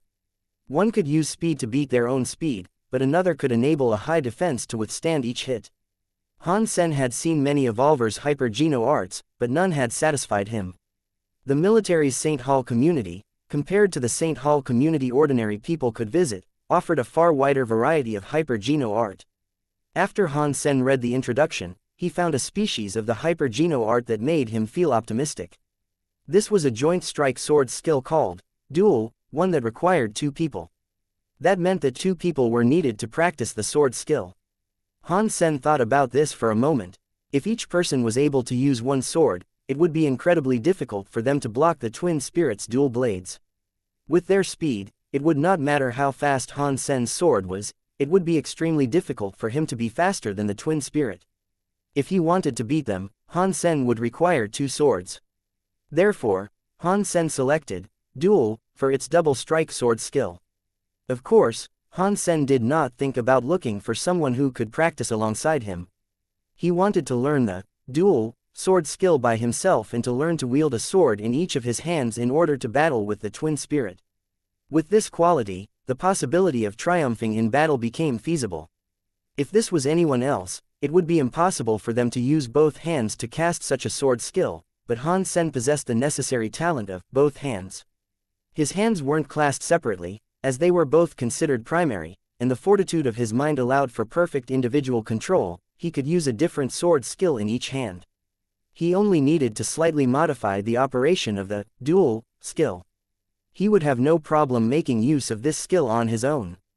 Besides this, Han Sen used his body to remember the joint strike sword skill possessed by the twin spirit.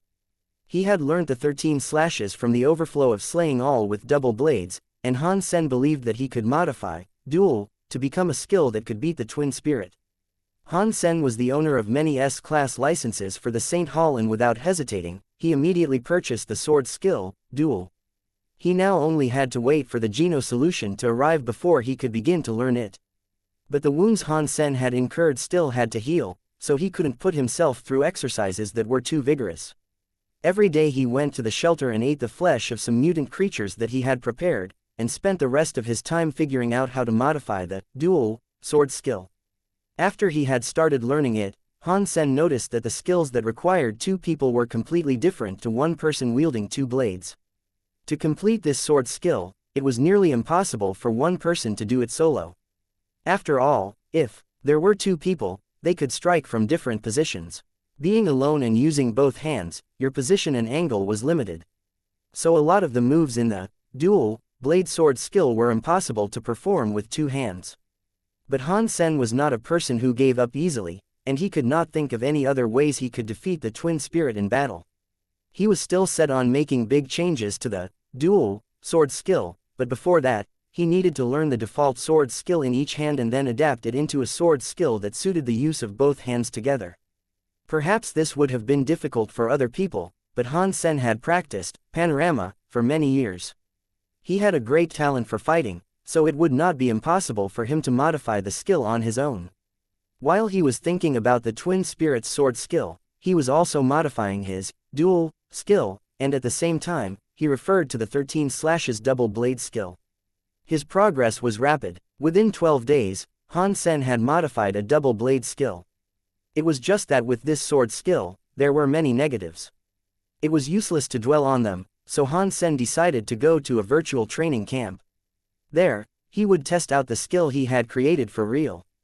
Chapter 533, Snow Lady Beast Soul. There were a lot of negatives associated with the dual sword skill, and they created problems that would arise during combat. This made Han Sen realize that creating a sword skill was no easy task. But Han Sen had no other choice. Any new sword skill creation required vigorous combat testing, so he had to be patient and make a note of every flaw he noticed during battle, in order to rectify and improve later. If there were any mistakes, he was free to make changes now, but if a problem arose during a real field of battle, the price for such a mistake would be paid in his own blood. Knowing this, Han Sen was in no rush. Han Sen continued to improve over time as he tried to perfect the dual blade sword skill. Today Han Sen had visited the shelter again. Li Xinglun was there and found him, wearing a strange facial expression. Han Sen, I found a humanoid sacred blood-fused transfigured beast soul.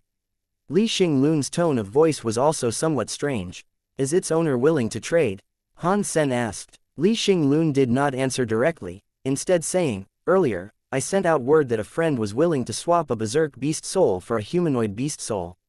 Although many people wanted to trade, and many people called me, humanoid transfigured beast souls were too rare and no one was willing or able to make a trade like that. Li Xinglun paused for a moment, then continued. Yesterday, Black God contacted me. He said he wanted to use an egregore soul to trade for your berserk beast soul. Does he really have an egregore soul? Han Sen asked. Yes, I looked. It is a sacred blood class Snow Lady beast soul. The abilities of the Snow Lady beast soul are quite special. It does not increase one's strength, just one's speed. It also has the ability to reduce one's temperature, but that seems rather useless to me. It would most likely just become a problem. I don't think it's worth trading a berserk beast soul for a Snow Lady beast soul.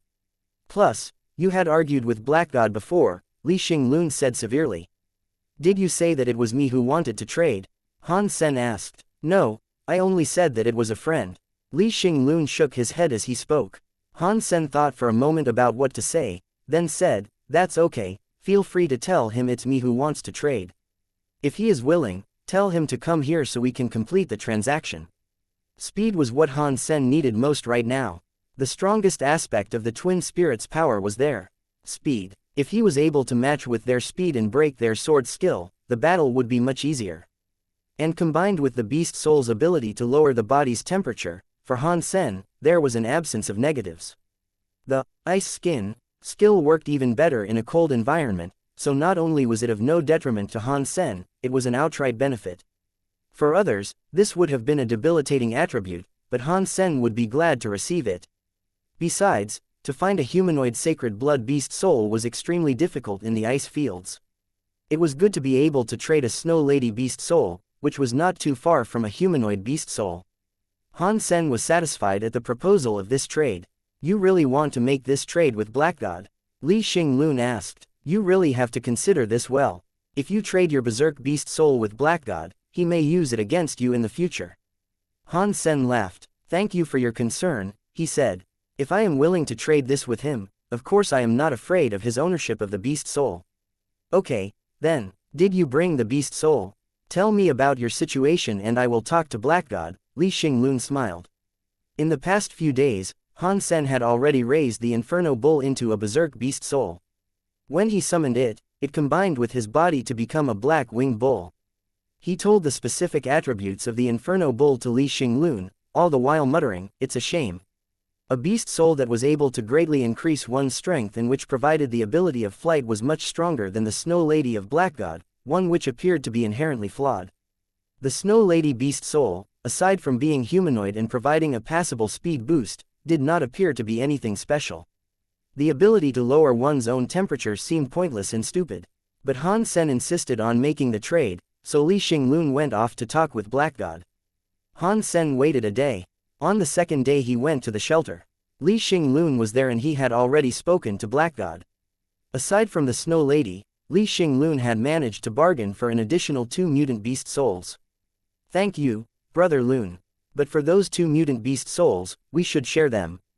Let's take one each, Han Sen said, but Li Xinglun did not want any, no matter what. He only told Han Sen that after the saving of the Starwheel shelter, it was an honor to help. It was time to trade with Black God. Black God had brought people with him to the Starwheel shelter. He noticed that Han Sen's eyes were a little cold, but of this he made no mention. After they both observed the beast souls they were to receive, they handed their own over to Li Xinglun. Then Li Xinglun completed the trade by handing the beast souls over to their new owners. The transaction was smooth and without incident. Han Sen received the 2 mutant beast souls and Snow Lady beast soul. He looked them over to ensure no mistakes had been made, and while he was getting ready to bid Li Xinglun farewell, Black God called to him. Black God looked at Han Sen with disdain, and coldly said, Han Sen, you dare gamble with me? Perhaps now we can settle our grudge. What do you want? Han Sen furrowed his eyebrows in response. You and I engage in battle. Regardless of who wins or loses, our grudge can be settled. Black God looked at Han Sen and continued, of course, if you do lose, you must leave behind the Snow Lady beast soul. If I lose, however, I can leave behind the Inferno Bull beast soul. Li Xinglun frowned and said, Black God, we only want to exchange beast souls on this day. Nothing else. I am merely suggesting a solution to our grudge. It is entirely up to him if he wants to partake in my idea. If he does not dare to engage me in battle, that is fine, Black God said sternly. What if I do not wish to gamble? Han Sen looked at Black God as he asked. If you do not wish to settle our prolonged dispute, then you will become my enemy. And I do not go soft on those I deem to be my enemy. The few people who had accompanied Black God now summoned their beast souls. Black God, this is the Starwheel Shelter. This is not Black God's shelter. Li Xinglun's eyes went cold, and he summoned a few leaders from the Starwheel Shelter to push back against Black God's people. Li Xinglun, this is about me and Han Sen. This is none of your business. Black God furrowed his brow. I am the notary of the exchange. I do not care for your grudge with Han Sen, but in my Starwheel Shelter, none can lay a finger on him. Li Xinglun's eyes were firm, hesitation and the desire to hold back entirely absent from them. Li Xinglun, do you really want to offend me on the behalf of a person who doesn't even matter? Black God looked at Li Xinglun sternly. Han Sen saved me when the Starwheel Shelter was in crisis. He is my savior, no one can do him any harm before me. Li Xinglun said these words directly. Black God's emotion began to change, the atmosphere inside the shelter growing tense. It was like a room that was packed to the brim with explosives, where the presence of a single spark would be enough to ignite the volatile atmosphere. It is okay to have a one-on-one, but the beast souls that we gamble must be held onto by Li Xinglun. Han Sen said all of a sudden. That is no problem. Black God agreed to the terms, as he knew all about Li Xinglun's identity. He knew he was not the sort to accept the beast souls and make a run for it. There was also the fact that Black God's purpose there was not merely to win a beast soul, he wanted Han Sen's life. Han Sen had stolen the Snake Fish King in the past and used a poison dagger to hurt him. This had almost taken Black God's life, and was the cause of the anger that he could never find it in himself to swallow. Chapter 534, Black God's Hopelessness, Han Senator. Li Xinglun was a little nervous. Judging from his knowledge of Black God, he knew his true intent. It's okay. If someone wants to give me the beast soul for free, I will gladly accept it. So it's settled. Han Sen stopped Li Xinglun from talking. Han Sen knew that Li Xinglun was trying to be nice, and he also understood Black God's line of thought, but this went perfectly with his own idea. He and Tang Zhenlu had been in training for a long time and they had 100% confidence in their ability to repel the tornado knife skill. It went well with their irritation at being unable to take care of Black God once and for all. But now he had delivered himself here, and Han Sen was extremely glad. He could also get his Inferno Bull back. Han Sen would not let this opportunity pass him by. Good, that was a quick decision. I think I'm starting to grow fond of you. Black God laughed coldly. Go to the plaza, this place is too open. Han Sen said, equally coldly. Good, Black God replied, though he did not allow his men to leave. They surrounded Han Sen as they left for the plaza, as if they were escorting a dangerous criminal. They were unsure whether Han Sen would run off. Li Xinglun had also brought his own people to escort Han Sen. When they arrived at the plaza, Han Sen and Black God handed their beast souls over to Li Xinglun. Please, Black God said, as he went onto the stage of the plaza, staring at Han Sen as he went. Ever since he had taken control of Black God's shelter, he had never been put at such a disadvantage. If he had the opportunity, he would relish killing Han Sen immediately. This time, he did not want only the return of his beast soul. He wanted his life back too. Black God was highly confident in his tornado knife skill. He had battled with Han Sen once before, so he thought he knew the extent of his abilities. That is why the idea of combating on stage intimidated Han Sen. Word of the bet between Black God and Han Sen spread quickly, and drew quite the crowd to the Starwheel Shelter to observe it firsthand. Li Xinglun began to feel hopeless. If Han Sen did not agree to the bet, he could still protect Han Sen and keep him safe inside the Starwheel Shelter. But if Black God managed to kill Han Sen, then there was nothing he could do but to adhere to the terms of the wager and provide the beast souls all to Black God. Once Han Sen was on stage, Black God no longer felt no desire to exchange words with him. He wanted to bite into Han Sen's flesh with a savage ferocity. He summoned the Black Beast Soul Knife and started swiping at Han Sen with fierce desire. Han Sen meanwhile summoned Ghost Pod Claws and returned an attack. The slashes looked shallow, but they made Black God furrow his brow. A strange look came from his hawkish eyes. If he continued to slash in that manner, his elbows were looking likely to be sliced off by the Ghost Pod Claws, he would be feeding the weapon of his enemy. Feeling hopeless, Black God could only pull back. After he dodged a swipe from Han Sen's claws, he mustered another attack. He was confident in his tornado knife skill, though for others in the same class, it was incredibly rare to see someone block such an attack twice. It should be impossible for Han Sen. Numerous people thought the same thing as Black God, as his tornado knife skill is renowned across the ice fields, where it was known as the disappeared demon knife. Most people weren't aware of who Han Sen was. Aside from Li Xinglun, who did know him, they couldn't fathom what sort of a person would willingly do battle with Black God. But quickly the audience's eyes were opened. They could hardly believe what they were witnessing. Black God took a step back and dodged the ghost pod claws. He took up his stance with the knife again and attempted to attack, but he had only raised his weapon halfway when he realized he couldn't do what he had planned. As before, if he opened himself up with a wide attack, his waist would be exposed to the fury of the ghost pod claws. Coincidence? Black God was stricken with worry, unable to believe what was happening. Nor could he believe that someone could so effectively block his tornado knife skill. Black God took a step back and attacked again, his face distorted into an ugly grimace. Black God swiped toward Han Sen a dozen times, but none of the attacks made in a whirlwind of madness landed. His weapon had barely extended past halfway before he was forced to return it.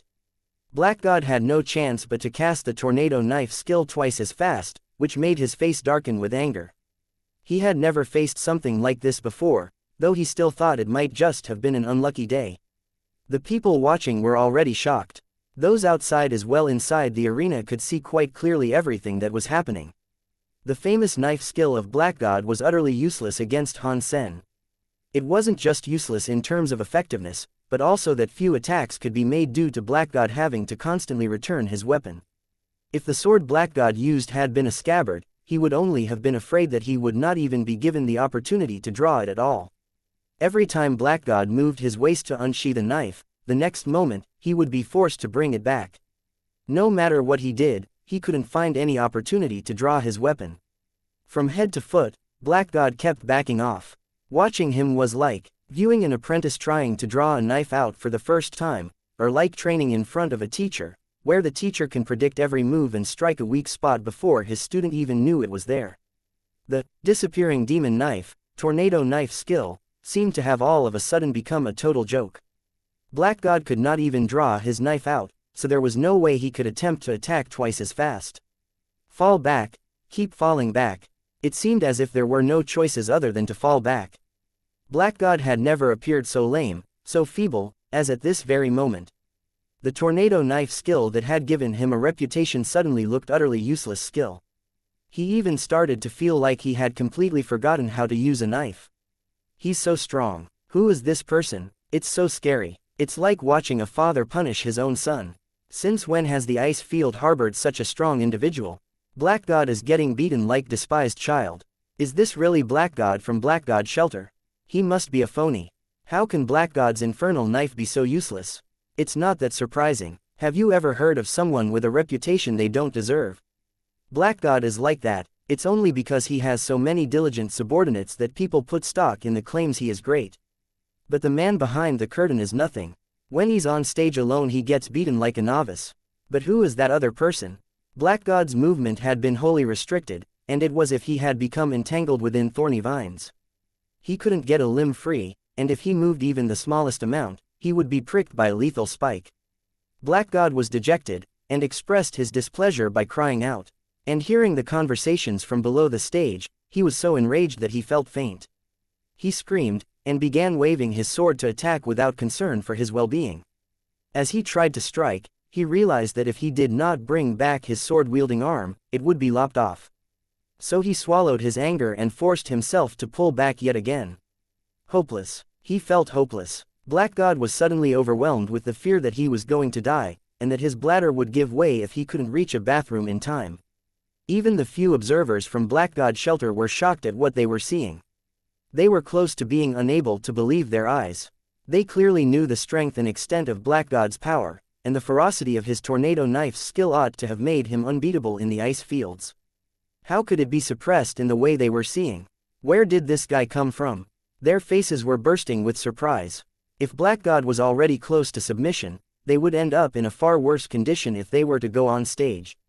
2 or 3 hits would probably be enough to end their lives. Chapter 535, Deep Sea Jellyfish, You Win. Black God's face was deep like water as he coldly spoke. Had he had any choice, Black God wouldn't have admitted defeat like that. But now he was frightened. He had been pushed to his limit and he had reached his breaking point. If he continued fighting, he knew it wouldn't be long before he was killed. In Han Sen's heart, he felt disappointed. His blocking skill was the last he would have wanted to cast. It was easy to break the tornado knife, but had he wanted to slay Black God, he would have had to rely on it. It was impossible to kill him with one swipe, so Black God had been given the opportunity to concede. He watched Black God call for him and his men to depart, his face draped with sullenness. Li Xinglun then returned the Snow Lady and Inferno Bull to Han Sen. "Brother Han, you have very impressive skills. I can't believe your skills denied Black God the time to perform any actions," Li Xinglun complimented him. "My skills are ordinary, perhaps it was just Black God who is weak." Han Sen laughed. Black God was still in earshot and felt his face turn scarlet when he heard what they said. But he did not turn to speak, and continued to leave. After the fight, all the people across the ice field knew the name, Han Sen. His fight against Black God quickly became renowned, a widely spread tale that quickly established itself as the latest hot topic of discussion. Han Sen did not have the time to hear what others were saying, for as soon as he received the Snow Lady he returned to the Crystal Palace. He drove the Crystal Palace to the goddess shelter, so he could inspect the situation there. At the same time, he gathered a batch of meat from deep-sea creatures to sell. On the way, Han Sen tried to get the Snow Lady to possess his body. But all he felt was his body going cold and his face turning pale. His hair turned white and the structure of his body became significantly more feminine, compared to his previous masculine appearance. Han Sen tested his speed, and noticed it had increased greatly. Although the beast soul only elevated his speed, the degree to which it had increased was truly significant. The chill in his body allowed Han Sen to cast his ice skin skill with far greater ease. If it was an ordinary person taking advantage of the Snow Lady, however, he feared their entire being would be frozen. And now, with regards to the Snow Lady beast soul, Han Sen was wholeheartedly satisfied with the results. He fed a black crystal to the Snow Lady and evolved her into a berserk variant. Having returned to the goddess shelter, Han Sen delivered the flesh to Young Man Li.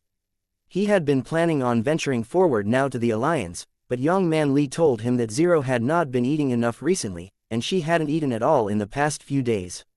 "Why are you not eating? Is the food here not to your liking?" When Han Sen caught sight of Zero, she was sitting by a window of the tower. She watched the falling snow outside, seemingly lost in a blissful reverie. Zero shook her head and said, "I am not hungry. You are not God, how can you not be hungry? Come, tell me what you would like to eat and I shall make it for you."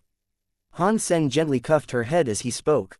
"Can you take me with you, the next time you leave?" Zero turned gazing at Han Sen when she spoke, showing her wide eyes. Sure." Han Sen hesitated for a moment. Zero's identity was rather mystical, and he did not want her to know much about who he was. But thinking of her, without any family, he was probably the only person she had a true connection with. He felt sorry for her, and so did not wish to reject her. Zero's face finally took on a smile. Although it was merely a raising of the lips, it would melt the heart of anyone who saw it. "Come, let us eat first. Tell me what you would like, and I shall make it. I'm not bluffing when I tell you that my cooking skills cannot be below those of a 3-rank restaurant's chef." Han Sen tugged at her to eat something. Han Sen was bluffing. In truth, his cooking abilities were quite poor. The extent of his abilities spread to cooking stews and grilling meat. If the food he wanted to eat could not be prepared and served through either of those methods, then he would simply eat it raw. For Zero, he grilled the freshest red shell shrimp he had. She delicately supported her head with her tiny hands as she sat at the table. Han Sen diced the shrimp and after he grilled a portion, he delivered it directly to her mouth. Zero would open her mouth and quickly consume the entire spoonful of shrimp. Her eyes were shut tight in delight, as her face beamed with joy. Han Sen watched her, and all of a sudden felt sorry. The clothes Zero was garbed in was the outfit he had bought her a long time ago. He then recalled it was the very same outfit he had bought her on their first meeting. It seemed as if he didn't care much for her life anymore. He worried that she might have only have 2 sets of clothing, and that their color had long since faded, through the countless washes since. After they had eaten, Han Sen decided to buy a few new outfits for Zero from the shops that populated the goddess shelter. He gave her time to return home and change into her new clothes. When she came back to reveal herself, She looked far prettier and youthful than she had earlier in the day. This is what a young girl should look like, Han Sen told himself. Han Sen was not isolating Zero as much as he was previously because he really thought that she had no one else she could depend on. But that wasn't the only reason, either. He knew how much stronger his own body had become, which gave him less reason to avoid her. He brought Zero into the Crystal Palace, and they searched for a lonely deep-sea mutant creature together. They also tried to figure out the dual sword skill. While Han Sen was content to freely travel in the nearby area, he did not dare to enter the shelter that resided on the seabed there. The creatures in those waters mostly traveled in groups, and their numbers were multitudinous. If he wanted to hunt a high-ranked creature, he would have to find one that lived alone. Zero quietly sat in a corner, with her hands firmly planted upon her jaw as she watched Han Sen practice the dual-blade sword skill. She had no interest in talking with the snow charmers. The boat had been sailing for a few days when Han Sen saw a jellyfish that lit up like a giant lantern, coursing through the water with great energy. It looked beautiful. It seems as if there are many jellyfish in the sea, but most of them are in a group. It's rare to find one that is content to remain alone.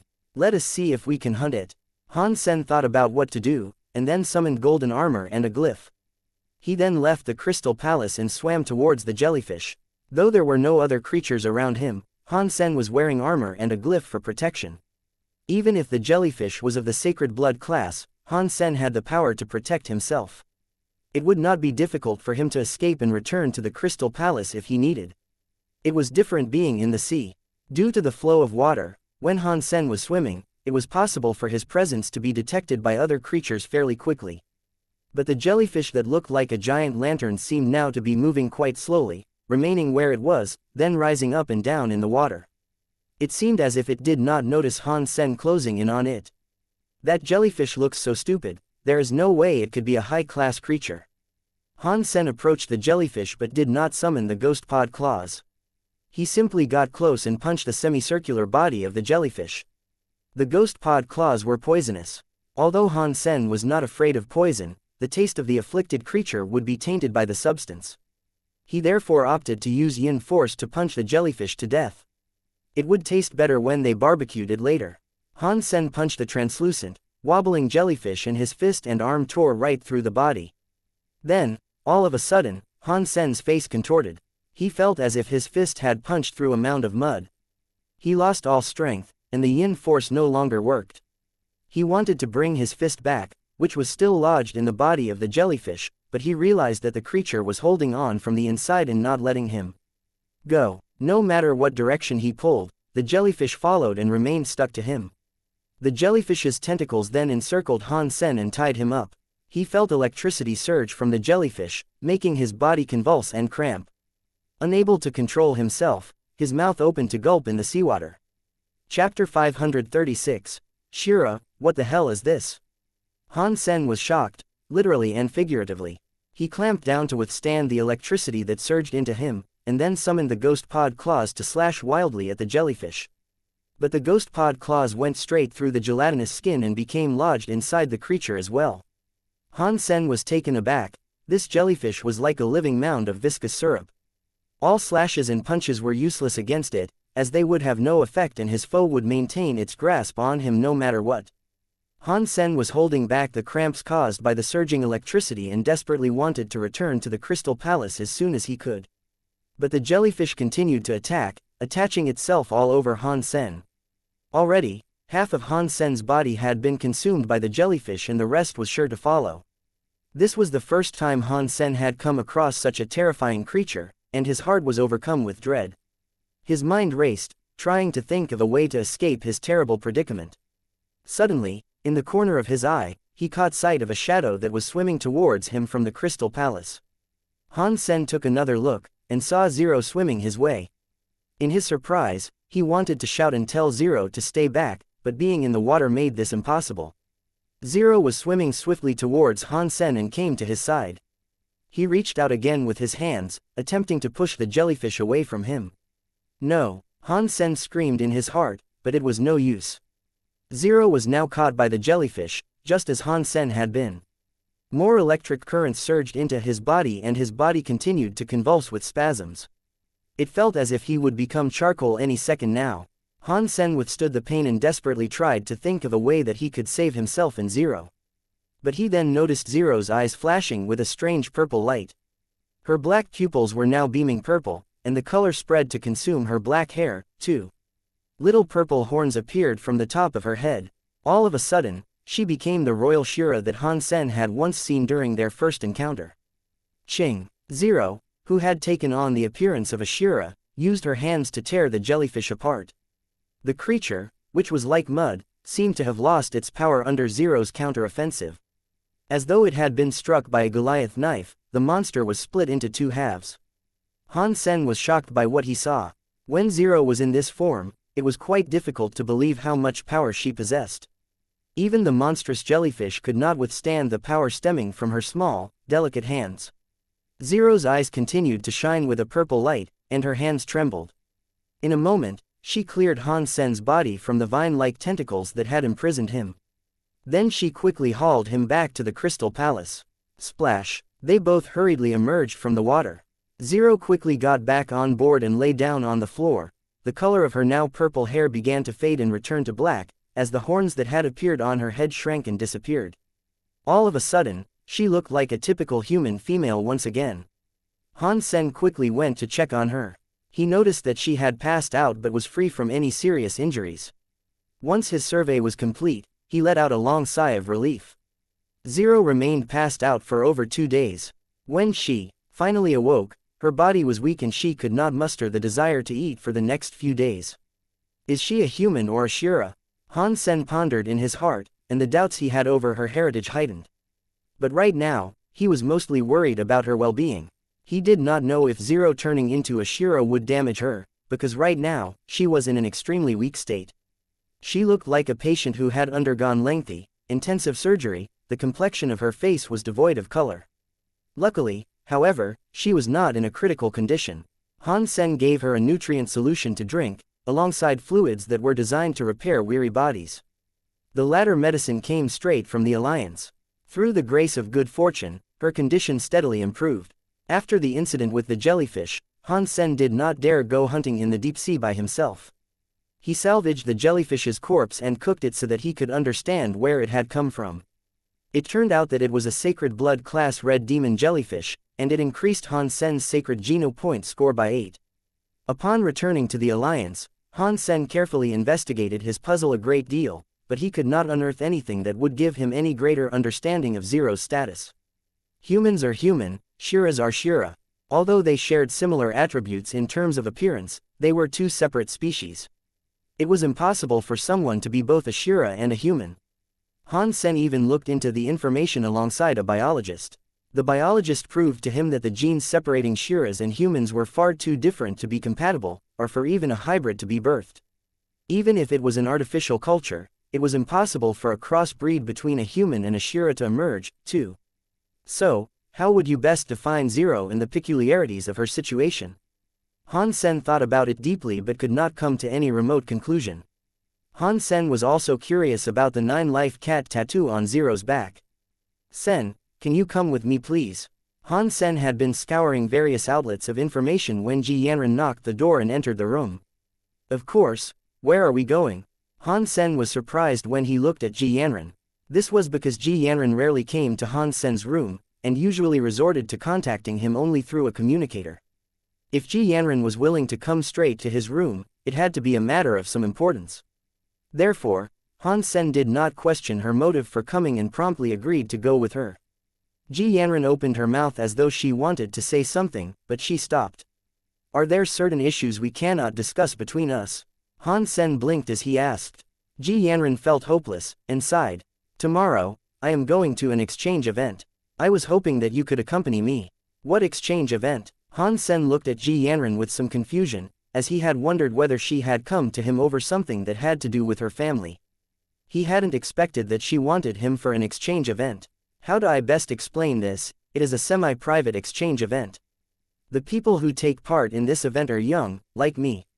Ji Yanran spoke slowly, detailing her explanation with great care. It's not some dating event, is it? Han Sen blinked his eyes. Ji Yanran took offense, and said, use your mind. That has nothing to do with it.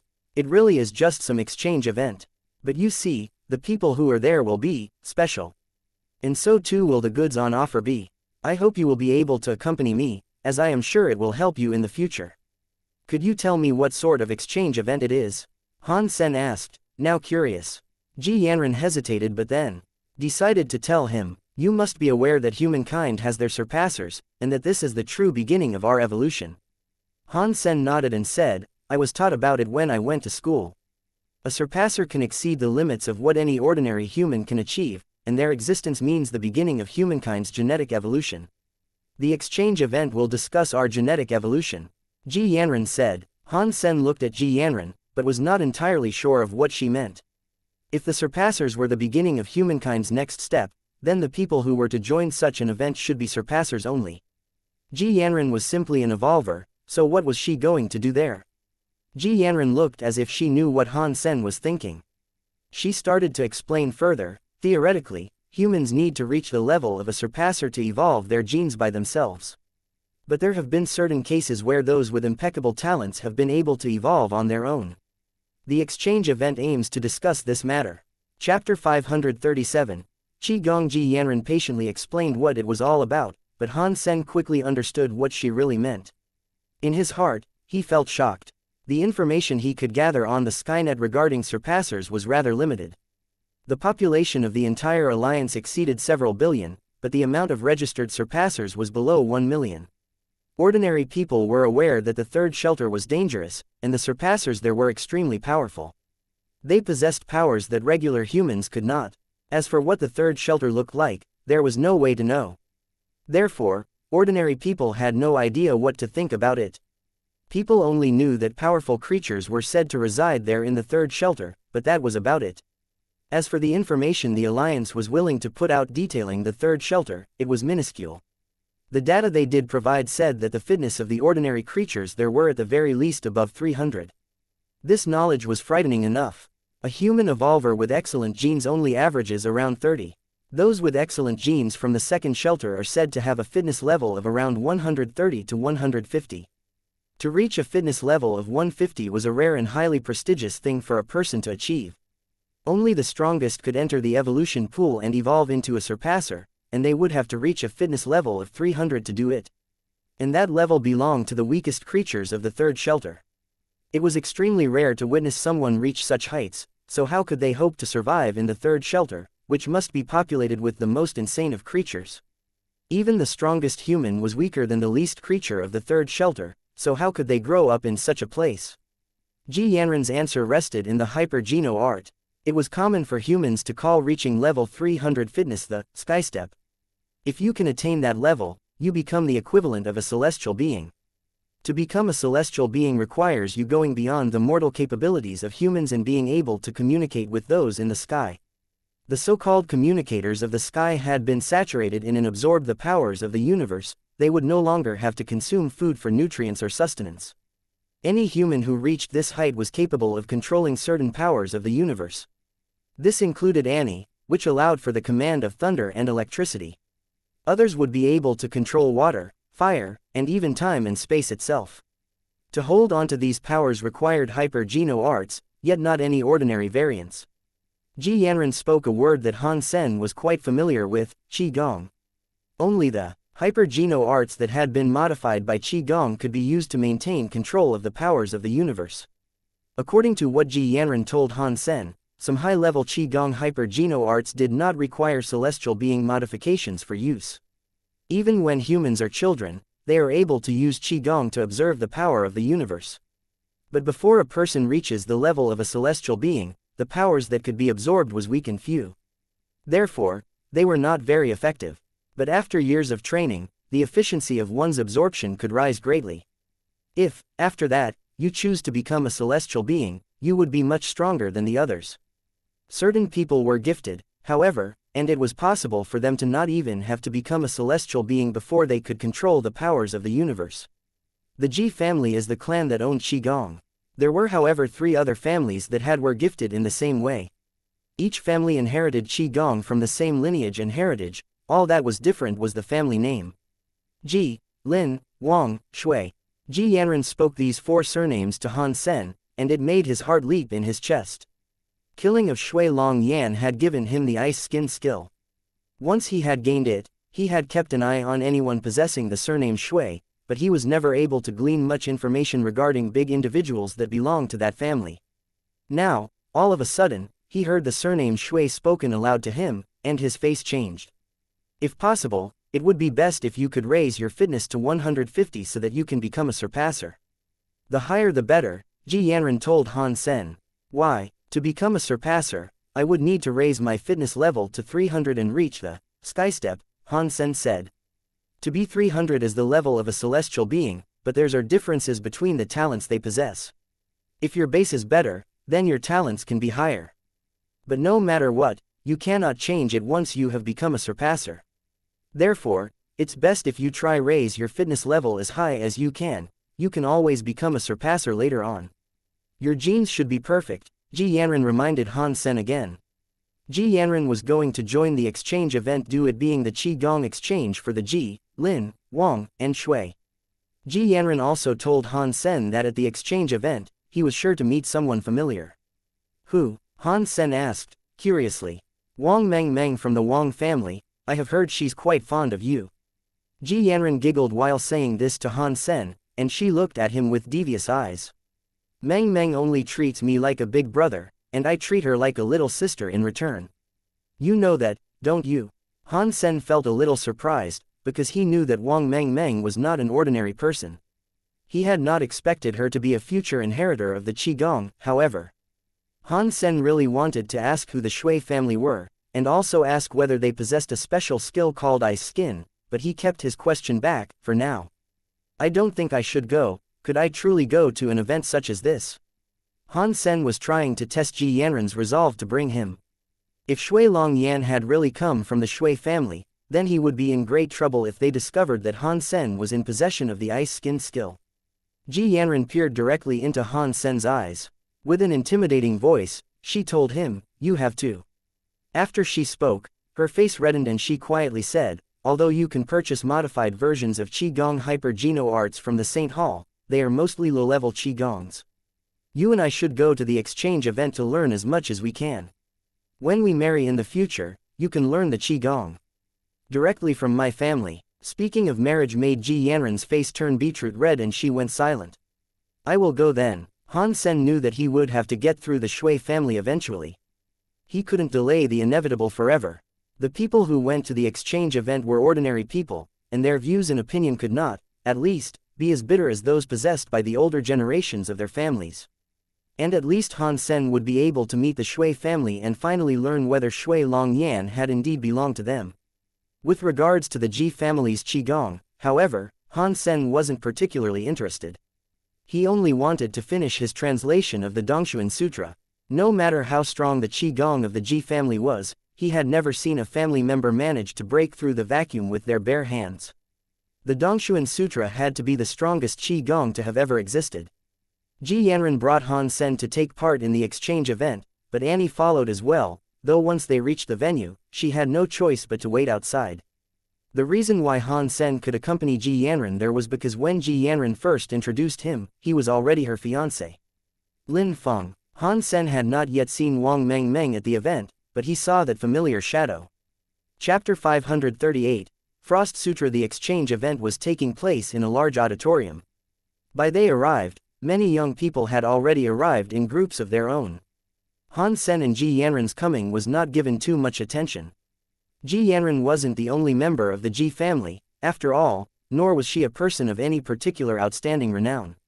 Some people from the Ji family noticed her, however, and they came over to say hello. As they did, they made sure to observe Han Sen. Ji Yanran then introduced Han Sen, and although she did not say it explicitly, her family acknowledged who he was to her, and why she had chosen to bring him. Han Sen had thought it would simply be an exchange event between the Ji, Lin, Wang, and Shui families, and that the attendance could not be greater than a few hundred people. Needless to say, his expectations were blown out of the water when he saw that several thousand had shown up. Ji, Lin and Wang are the biggest families of recent times. You can find a trace of them in every nook of the alliance, even if they are simply young people who are below 40. I'm not sure whether this auditorium will be able to host more than 10,000. Ji Yanran noticed Han Sen's confusion, and prepared to explain further. Aren't the Shui considered a big family? Han Sen's heart jumped when he posed this question. The Shui family rarely go outside, and there aren't many of them. Admittedly, the qigong possessed by the Shui family exceeds that of other families, my own included. Han Sen was curious, and wanted to learn more about the Shui family. Before he could ask anything, however, someone came over to speak with Ji Yanran and interrupted her. Han Sen looked around and saw a table beside a podium on the stage, where a number of people had already gathered. One of the people there was Lin Feng. Yanran, that must be your boyfriend. A woman of similar age to Ji Yanran approached. She looked over Han Sen as she spoke. The genes of the Ji family were strong. It was fair to say that each and every member of the family was pretty, and this woman was no exception. In fact, she looked quite beautiful. That being said, she didn't look as fresh and spotless as Ji Yanran. This woman was similar to Ji Yanran, in the way she held the arm of another young man who seemed to bear a close relation with her. Yes, Qing Chu, Ji Yanran confessed to her. If she had brought Han Sen here, that meant that she had no intention of hiding his identity. Ji Qing Chu had only asked to make polite conversation, she had no real interest in Han Sen. Before Ji Yanran could even introduce him, Ji Qing Chu had already begun introducing the man who was beside her. Yanran, this is my boyfriend, Shui Yiyong. Today he is here as a representative of the Shui family, who has come to talk about the Jade Heart Sutra. While Ji Qing Chu said this, her eyebrows were raised boisterously. Ji Yanran politely greeted Shui Yiyong, whereas Han Sen's heart felt a slight tremor. Seeing Shui Yiyong before him, Han Sen did his best to observe decorum and drew a comparison with Shui Longyan. Quickly, Han Sen felt disappointed. Even if they were from the same family, it was not as if they all had to look alike. Over time, Han Sen had also forgotten what Shui Longyan looked like. It had been a few years, after all. Ji Yanran then spoke to Ji Qing Chu for a while, who continued to gush praise over how delightful and amazing Shui Yiyong was while paying no attention to Han Sen. Ji Yanran felt displeased at her behavior, and thought of an excuse to leave them. My cousin's urge to compete with me has never been quelled. Now she has a boyfriend from the Shui family, she is so full of herself, Ji Yanran quietly explained to Han Sen. Is that something to be proud of? Han Sen feigned surprise as he asked this. Ji Yanran pursed her lips and said, I suppose it isn't something to be particularly proud about, but if he can go on stage and talk about the sutra, he must be a figure of some importance in these four families. Following this, Ji Yanran began saying unfavorable things about the people on stage. Then she quietly said, every time at an exchange event, each family will select a few specific people to give a speech up there. If you are selected to go up there, you must be the best of who that family can provide. Then you should go up there. Han Sen laughed. Ji Yanran rolled her eyes then replied, when my father was young, he was always up there discussing sutras. Unfortunately, I did not carry the flame of his talent. My qualifications aren't particularly outstanding, thus I lack the necessities required to be chosen to go up there. Who said that? If I had a say, I'd be telling everyone that you were the most qualified to go up there. Once you were up there, you wouldn't have to talk or speak. You could just sit there, and the people that saw you would see the true meaning of beauty. Then they would know the answer to everything. That would be better than making some boring speech, wouldn't it? Han Sen's flirtation was strong. Ji Yanran's hands were squeezing Han Sen's waist, as her face lit up with the light of 1,000 smiles. Ji Qing Chu and Shui Yiyong walked around for a bit, but then approached Ji Yanran once again. Ji Qing Chu laughed and said, Yanran, we are going up there to take a seat. Would you like to come along? You two go without us, Han Sen and I will be fine down here, Ji Yanran smiled. I suppose it's a good thing to be down here, at least you have the freedom to move about. Up there, you're locked in place by the stares of 1,000 people. It all feels rather awkward. If it wasn't for Yiyong, who has to make an important speech up there, I wouldn't have to go either. Ji Qing Qi's cocky, holier-than-thou face tarnished her seemingly pleasant words. After that, Ji Qing Chu looked at Han Sen and asked, oh yes, I forgot to ask, which family does your boyfriend come from? Han Sen does not come from a Qigong family, Ji Yanran replied. Oh, Ji Qing Chu quickly looked away and ignored Han Sen again. She spoke to Ji Yanran for a little while longer about other concerns, and then happily grabbed Shui Yiyang's arm as he led her up to the stage. You really can't judge someone by the way they look. That Ji Qingchu is quite a beautiful woman, but her personality isn't quite as pleasant, Han Sen said. Ji Yanran laughed and said, you cannot blame her. Ever since we were kids, all she has ever wanted is to compete with me. It's difficult to find an accomplished man. I would be foolish to believe she wouldn't want to show off her boyfriend and his status to me. By saying that, are you suggesting that I'm not accomplished? Han Sen joked. In my heart, you're not only accomplished, you're flat out the best. To the families present here, however, being selected to make a speech before everyone in attendance is quite the honor. It is a glorious thing for them. Ji Yanran laughed, and continued, besides, the Shui family always think highly of themselves. They believe themselves better than any other family.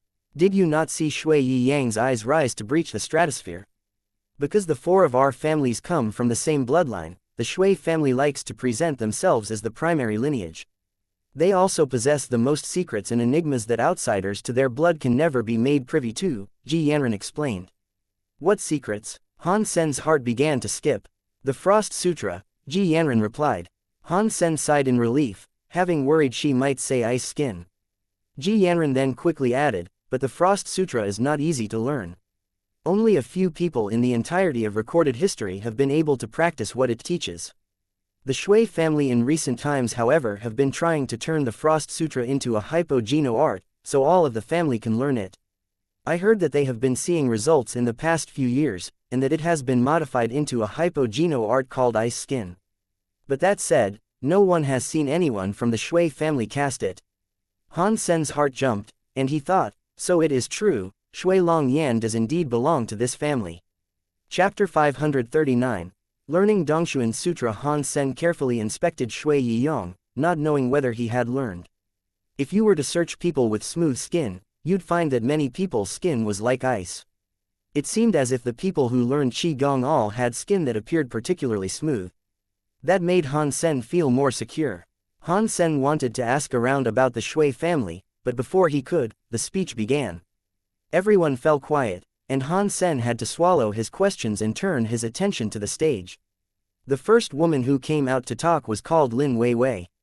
He could not tell her age, but she looked so elegant that his eyes felt refreshed just from looking at her. Her whole body was like silky jade, and even her hair possessed a halo of sparkling cleanliness. The third world view she spoke of was a classic in Qigong. It was supposed to be a proper speech, but all she did was stand on stage and discuss her own opinions on the subject. She did not even read out the sutra. Han Sen had never learned the third world view, but hearing Lin Weiwei's explanation of the sutra made him happy. The reason why Han Sen could not understand the Dongshuan Sutra was because he could not decipher a certain section that was composed of an abstruse lexicon. It was extremely difficult to read. Fortunately, Lin Weiwei's speech provided comments and explanations on the Qigong. After Han Sen heard what she had to say, he felt that he understood it far better. He was captivated by her talk, and so he perked his ears, eager to catch every single word. The events on stage were unlike what he had expected. Ji Yanran had told him that Qigong started with the legend of the timeline of the 7 emperors but ended with the Qin timeline. After Qin, no one was quite sure why Qigong began failing. After it was found again in the God Sanctuary, Qigong returned to be something well-known. Because it was just some ancient book and codex like the Dongshuan Sutra, its contents were incredibly difficult to decipher. Han Sen thought that the Qigong they spoke about was equally difficult. But after hearing the speech, he noticed the third world view Lin Weiwei spoke of had already been translated to the language used by the Alliance. It also related well to modern science, and to the God Sanctuary. Even people who could not speak or read ancient texts could understand what she said. Although Han Sen had never learned the third world view, hearing her comments about the Qigong was incredibly beneficial for him. It was better than learning the ancient language outright. Han Sen was enamored by the proceedings on stage. According to what Lin Weiwei said, Qigong was just another hyper-geno art. It just wasn't like the ordinary types, being designed for humans to maximize the potential of their genes instead. It was a hyper-geno art that could absorb the power of the universe. The core principle of the Qigong was allowing a person's body to absorb and become a vessel for the powers of the universe. It strengthened an individual's genes. According to recent theories, it took a fitness level of 300 and obtaining the status of a celestial being to form the baseline of Qigong requirements. To break through Qigong was to break through the fabric of your genes. The entrance of the Qigong, to use a genetic systematic term, was a sudden change in the gene lock. To reach the level of a celestial being meant an individual had managed to open their gene lock. If you opened a gene lock, your genes would take a great leap in evolution. For some Qigong, however, you did not need to become a celestial being before training how to open the gene lock. Very few people would have the talent to do this, however. But even if you could not open the gene lock before ascending to the level of a celestial being, learning Qigong was still a way in which you could refine your genes. After you opened the gene lock, the changes within your genes would be even greater. After Lin Weiwei concluded her talk about Third World View, Han Sen was still eager to hear more. Ji Yanran noticed how intently Han Sen had paid attention to the speech and asked, "Have you learned Third World View?" "No," Han Sen replied.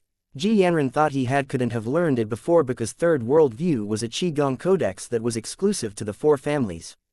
It was only natural that he didn't know about it. But if this was the case, why had he been so focused on the speech? After Lin Weiwei, it was time for Shui Yiyong to give his speech.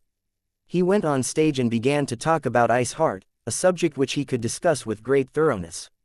Through a combination of modern science and a shelter gene system, Han Sen was able to learn a great deal about it.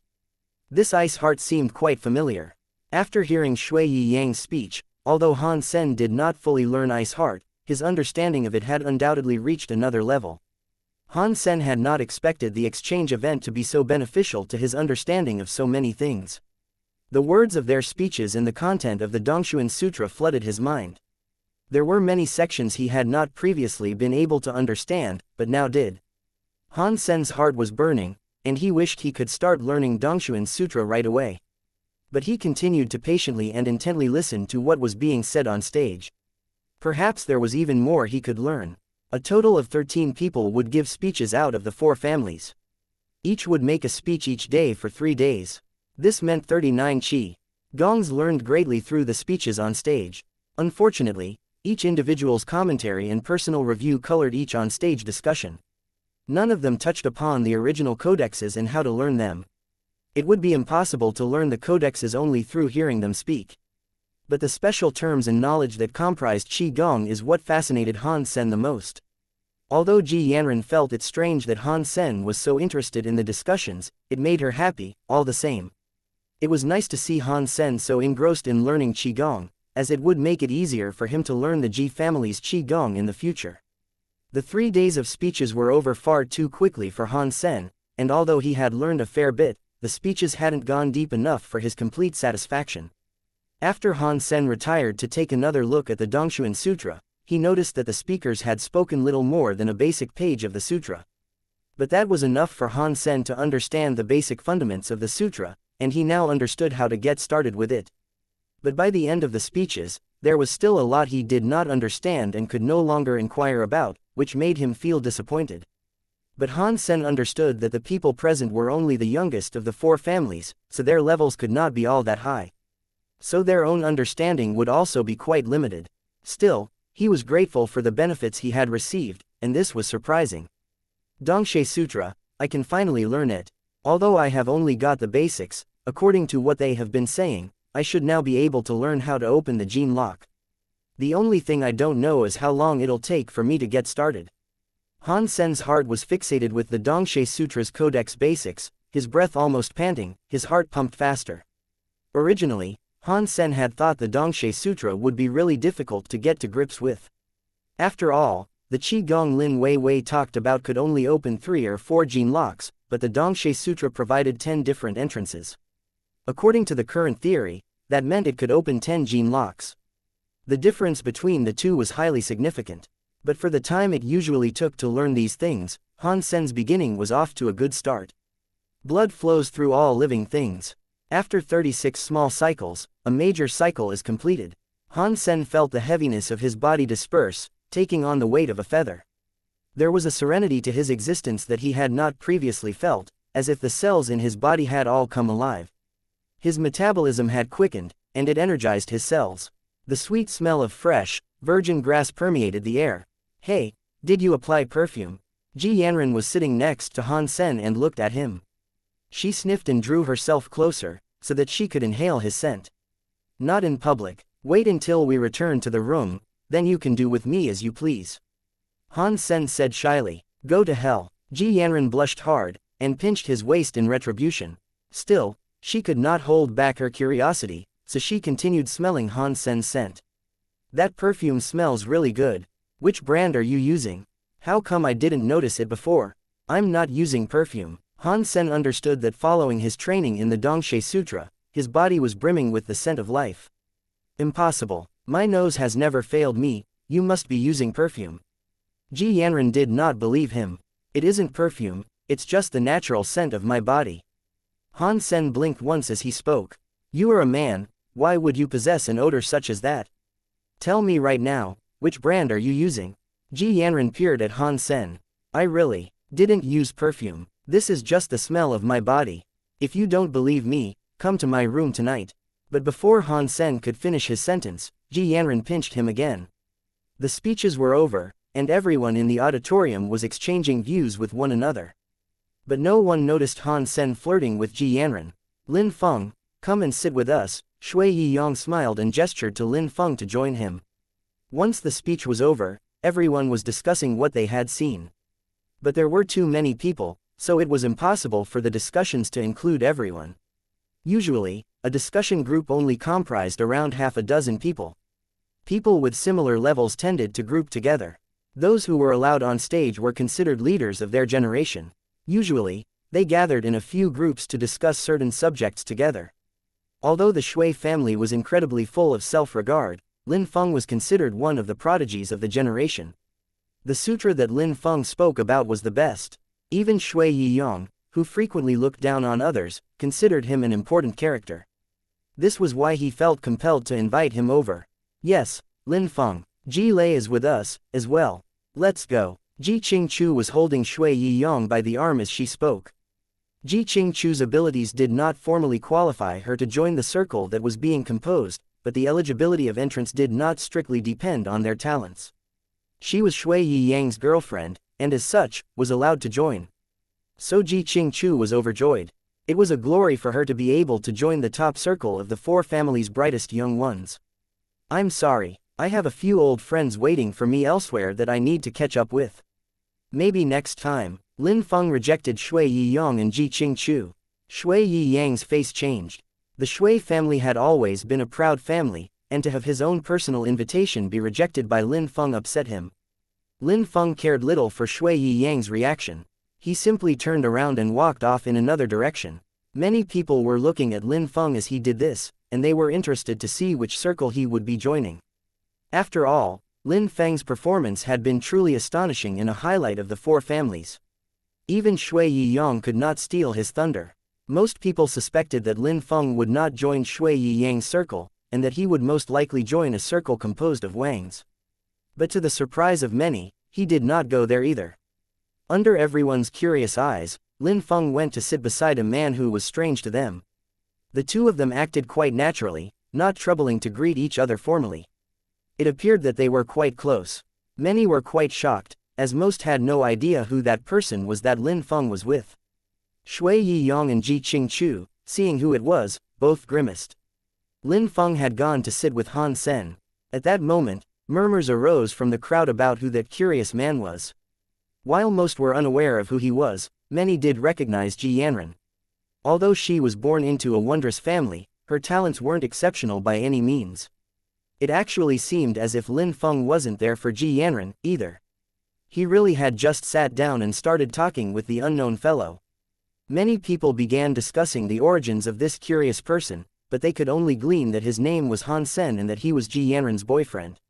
That was all. I didn't expect to see you here. Lin Feng smiled, for he had noticed Han Sen in the crowd some time ago. Alas, he had had to wait until all the speeches were over before he could join him. I could say the same. Han Sen poured Lin Feng a drink. Without a toasting of glasses, he immediately had a swig. Lin Feng didn't mind this behavior at all, and he too then took the wine that'd been given to him and had a sip. The two of them then began chatting casually. Even Ji Yanran was surprised to see Han Sen and Lin Feng with each other. She had no idea the two had such a relationship, one that seemed healthy and positive. She had thought he would only recognize Wang Meng, yet even she had not come to see them. Lin Feng and Han Sen spoke for quite some time, but it wasn't long before Shui Yiyong and Ji Qingchu appeared. Ji Qingchu smiled and asked, Yanren, you wouldn't mind if we joined you, right? Qingchu, you can sit here. Although Ji Yanren wasn't too keen on the prospect of being with her sister, she would have felt bad rejecting her. Both of them sat down. Shui Yiyang's black eyes were shining brightly towards Han Sen, and he asked aloud, Lin Feng, is this your old friend? Lin Feng nodded but did not elaborate. Little Feng, are these friends of yours? Another person now appeared, uninvited. She sat next to Lin Feng and put her arms around him as she laughed. Han Sen looked at the person who had called Lin Feng, Little Feng, and saw that it was in fact Lin Weiwei, who had given her speech about Third World View. Lin Weiwei was unbelievably elegant, and her entire presence and being felt radiant. Although she was restrained, Han Sen could feel the enormous power that emanated from within her. Lin Feng felt hopeless, and said, Sister, this is my friend Han Sen. She did not wait for Lin Feng to introduce Han Sen and instead peered directly into Lin Feng's eyes. She then reached a hand over to Han Sen and said, I am Lin Feng's big sister, Lin Weiwei. You can call me Sister Weiwei. Han Sen caught sight of Lin Feng's emotionless face, but still, he smiled and shook Lin Weiwei's hand. With a sweet voice, he said, Sister Weiwei. Lin Feng's forehead was already full of creases, but Lin Weiwei was very happy to look at him in such a condition. She said, Little Feng, your friend is far more interesting than you. Sister Weiwei, this is my girlfriend Ji Yanren. Yanren, come and greet Sister Weiwei. Han Sen very rarely got to see Lin Feng's hopeless expression, and finding it amusing, joined in. Chapter 541. Shui family's ice skin. Ji Yanren sweetly called her Sister Weiwei, but in her heart she felt taken aback. The friendship between Lin Feng and Han Sen must undoubtedly be special, for Han Sen to make such a joke without Lin Feng getting mad. Han Sen did not know much about Lin Weiwei, though Ji Yanren did. Lin Weiwei was Lin Feng's aunt. Before his own rise to fame, Lin Weiwei was something of a prodigy herself. She was 10 years older than Lin Feng, although that counted for little. Lin Weiwei was a renowned little minx, known to play with others and get them wrapped around her finger. In the past 2 years, however, she had been preparing her ascension as surpasser and maintained something of a low profile. Although Han Sen did not know what Lin Weiwei's title had been in the past, if it was enough to drain Lin Feng of hope and happiness, he thought it best to remain in her good books and not do anything to displease her. The four of them began to chat, and mostly ignored the presence of Shui Yiyong and Ji Qingchu. Needless to say, this made Shui Yiyong grumpy. Every generation of the Shui family learned Qigong, and although you could not say they outright despised ordinary people, they would strictly judge others by their own high standards. Shui Yiyong approved of the speech made by Lin Feng, which is why he had invited him to join them.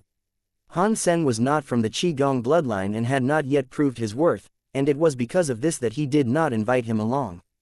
But now Lin Feng and Lin Weiwei were treating Han Sen like a best friend, and Shui Yiyong started to feel angry over being ignored. Watching the four of them talk amongst each other, Shui Yiyong and Ji Qingchu were unable to come in and join the conversation. Shui Yiyong looked around and then said aloud, Lin Feng's Qigong is quite excellent, and you are Lin Feng's best friend by the looks of things. I can only assume you are learning Qigong, as well. How about you and I duel? The people around Han Sen suddenly turned to look at Shui Yiyong. Ji Qingchu quickly supported her boyfriend's proposal and commented, to sit here is really quite boring. We should definitely show off Yanren's boyfriend to everyone. Ji Qingchu did not believe Han Sen had even a remote possibility of beating Shui Yiyong in a duel. Everyone in the Shui family had an elite status, and in Ji Qingchu's heart, only Lin Feng could possibly come close to rivaling the level of Shui Yiyong out of the four families. People like Han Sen had no hope of competing with Shui Yiyong. Ji Qingchu deliberately pointed out that Han Sen was Ji Yanren's boyfriend because she was afraid that people might not be made aware that it was her own boyfriend who was set to beat up the newcomer. If you want to have a duel, fight against me. Lin Weiwei squinted her eyes but smiled with the radiance of flowers. Shui Yiyong frowned. Although he was confident of his own abilities, it would still going to take some time before he was close to becoming a surpasser. There was no way he could compete with Lin Weiwei, who was close to becoming one herself. Sister Weiwei, let the man do his thing. We are just pretty girls who shouldn't let them take advantage of us, Ji Qingchu smiled. Which family are you from? Do you not know who the boss is around here? Who do you think you are calling me sister? Are you not aware that I am Lin Feng's aunt? Judging from our comparative, familial tiers and ties, you should be calling me aunt. Are you silly or merely ignorant of the rules? Lin Weiwei really was a little demon girl, and her temper could change in an instant. In a second, her warm face and composure turned ice cold. Ji Qingchu's face suddenly became bright red as she blushed hugely, then felt like she wanted to dig a hole and hide. She heard Ji Yanran call Lin Weiwei sister, which is why she thought she could do the same. It did sound friendlier. After all, Lin Weiwei had already become sick and tired of Shui Yiyang and Ji Qingchu, and so had no desire to be polite to them. After seeing Ji Qingchu be humiliated in this fashion, Shui Yiyang's face wholly changed. From his body came a frosty wind and biting chill, and an angry force swirled inside him. Everyone looking upon him turned cold. I told you, if you want to fight, you pick it with me. Lin Weiwei cared little for his behavior, and she had already stood up and got ready to compete. It was normal to witness duels take place during an exchange event, but what was happening here wasn't normal. Sister Weiwei, allow me. She was right in saying you are a beautiful woman, but to battle with a little child would mean you are stooping to his low level. Han Sen now stood up, smiling at Lin Weiwei. Lin Weiwei was shocked. She looked at Lin Feng, who nodded to her, and she then sat back down on the sofa. She said, Little Sen Sen, I will be watching you. The reason why Lin Weiwei stood up for Han Sen was because she had seen that Shui Yiyang only get angry with Han Sen over Lin Feng's friendliness towards him. Otherwise, she would not be helping a person she had just met. Now Lin Weiwei was actually surprised to see Han Sen stand up for himself.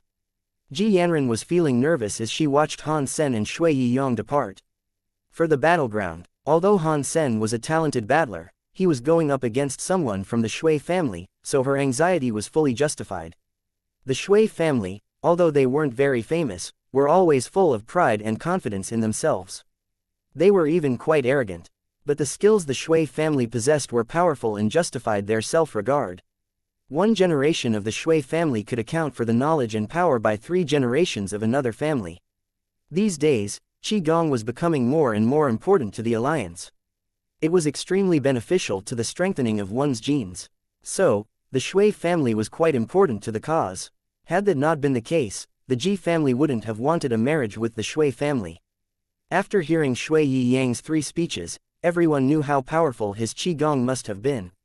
No ordinary man could dare to oppose him. Little Feng Feng, can Little Sen Sen actually beat him? Lin Weiwei could tell that Shui Yiyang was a formidable opponent and extremely talented, but she had no clue what to expect from Han Sen, a person she had just met. Lin Feng quietly replied, I don't know. But when he goes against those in his tier, he never loses. After Lin Feng said that, it wasn't only Lin Weiwei who looked surprised. All the other families were shocked, too. They did not expect Lin Feng to say something like that in such confidence, and their view of Han Sen now changed instantly. Earlier, all they had known is that Han Sen was Ji Yanran's boyfriend. His lineage was not associated with Qigong, and even if he was a good friend of Lin Feng, they could not take him seriously. No one would have guessed that Han Sen was to be the opponent of Shui Yiyang. Although no one had seen Shui Yiyang fight before, he was from the Shui family. The power he had with the Qigong had to undoubtedly be stronger than anyone he opposed.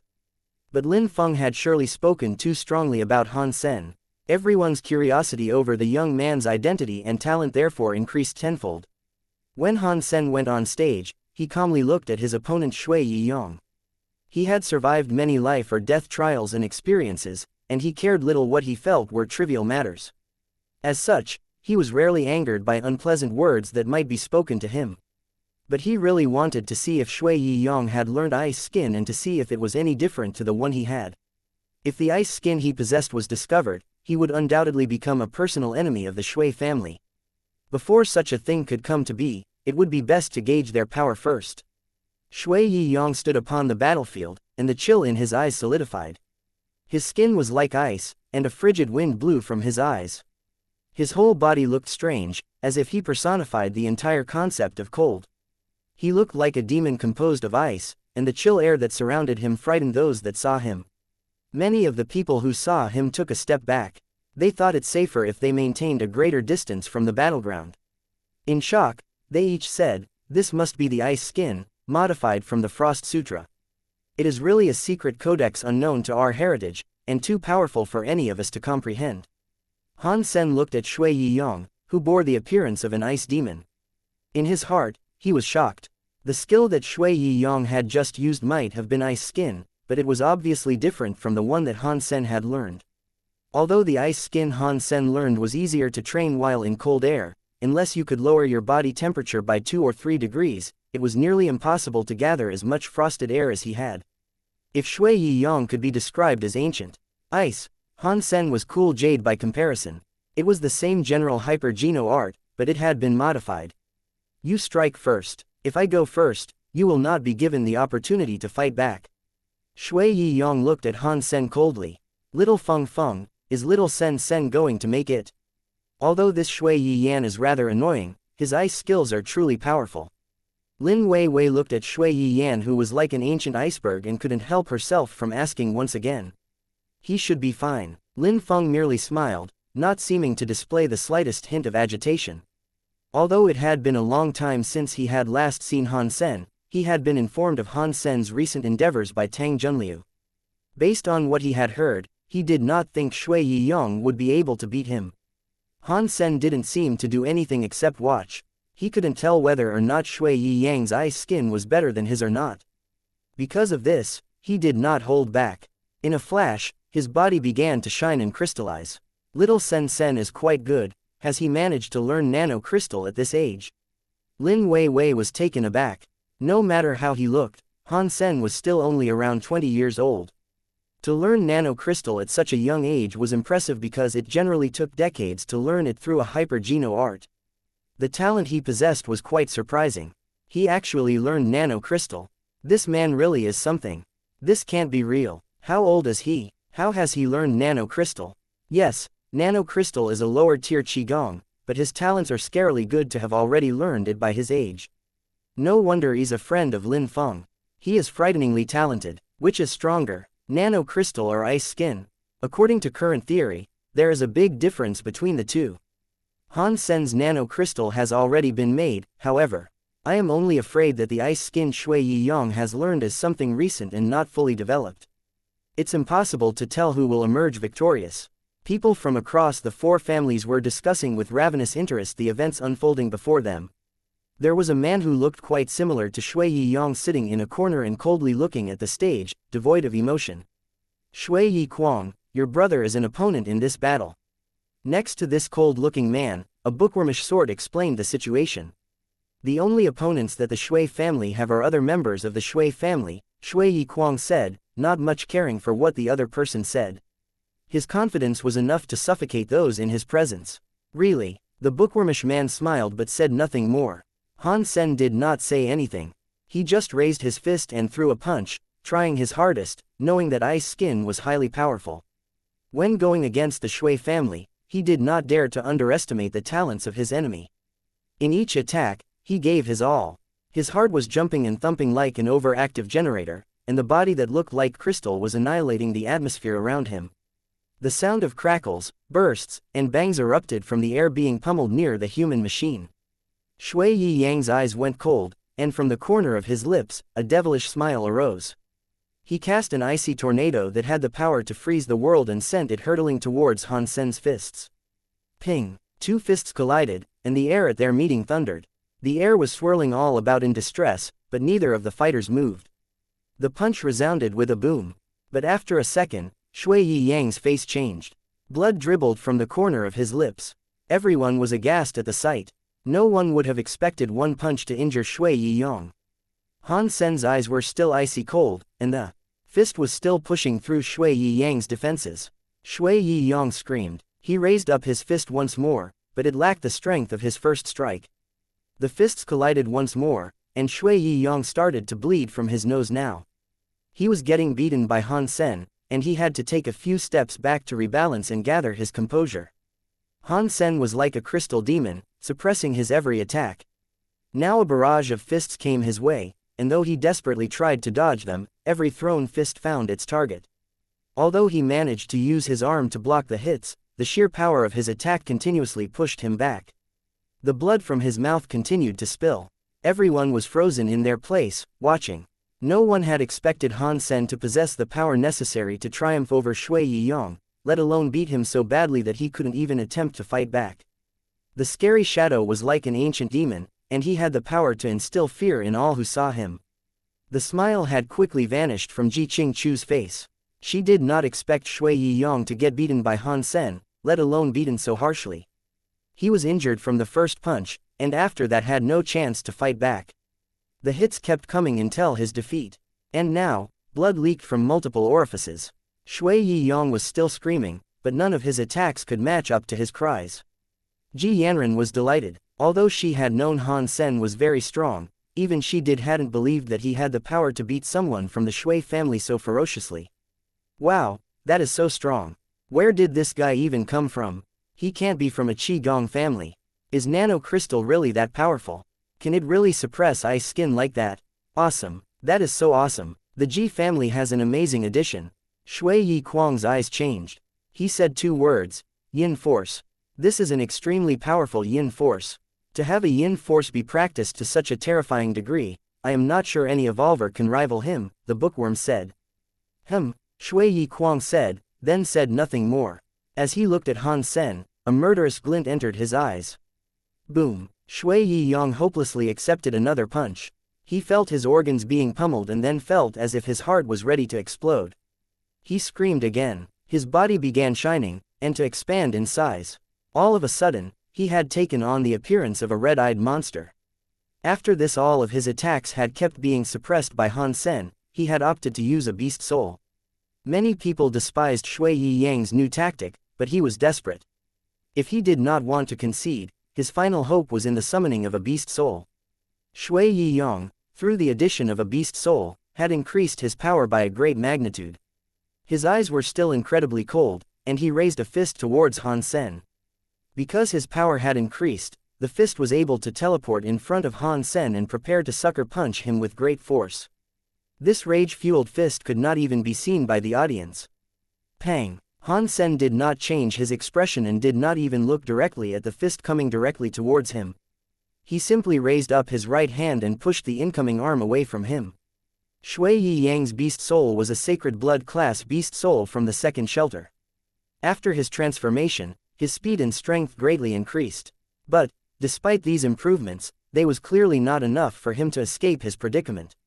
If Han Sen's fist touched any part of his body, it would burst through and significantly damage his internal organs. Pang, pang, pang. Fists collided in quick succession, but Shui Yiyang, who had already transformed with the aid of a beast soul, was only beaten back further. Blood gushed from his nose, mouth and ears. Everyone watching this was highly surprised. Shui Yiyang was already using a beast soul and yet he was still being beaten badly. His opponent was truly frightening. How can he be so strong? This man is terrifying. This guy is off the charts. He is using nano crystal to prevent Shui Yiyang from fighting back. That's sick. Boom. To everyone's disbelief, Shui Yiyang had already been pushed to the edge of the arena. His mouth was agape in rage and his face contorted to a look that refused to concede. But he just could not stand his ground against Han Sen's fists. His body was like an ice demon, but then another punch hit him. He went flying off the stage. Crash! Shui Yiyang was furious and his organs had received significant damage. Through overwhelming anger, his body had finally reached its tipping point, and he passed out. Han Sen did not take a look at his opponent, who was now being rushed to recovery. He left the stage and returned to where he had been sitting. The people in the Shui family weren't as strong as he had expected.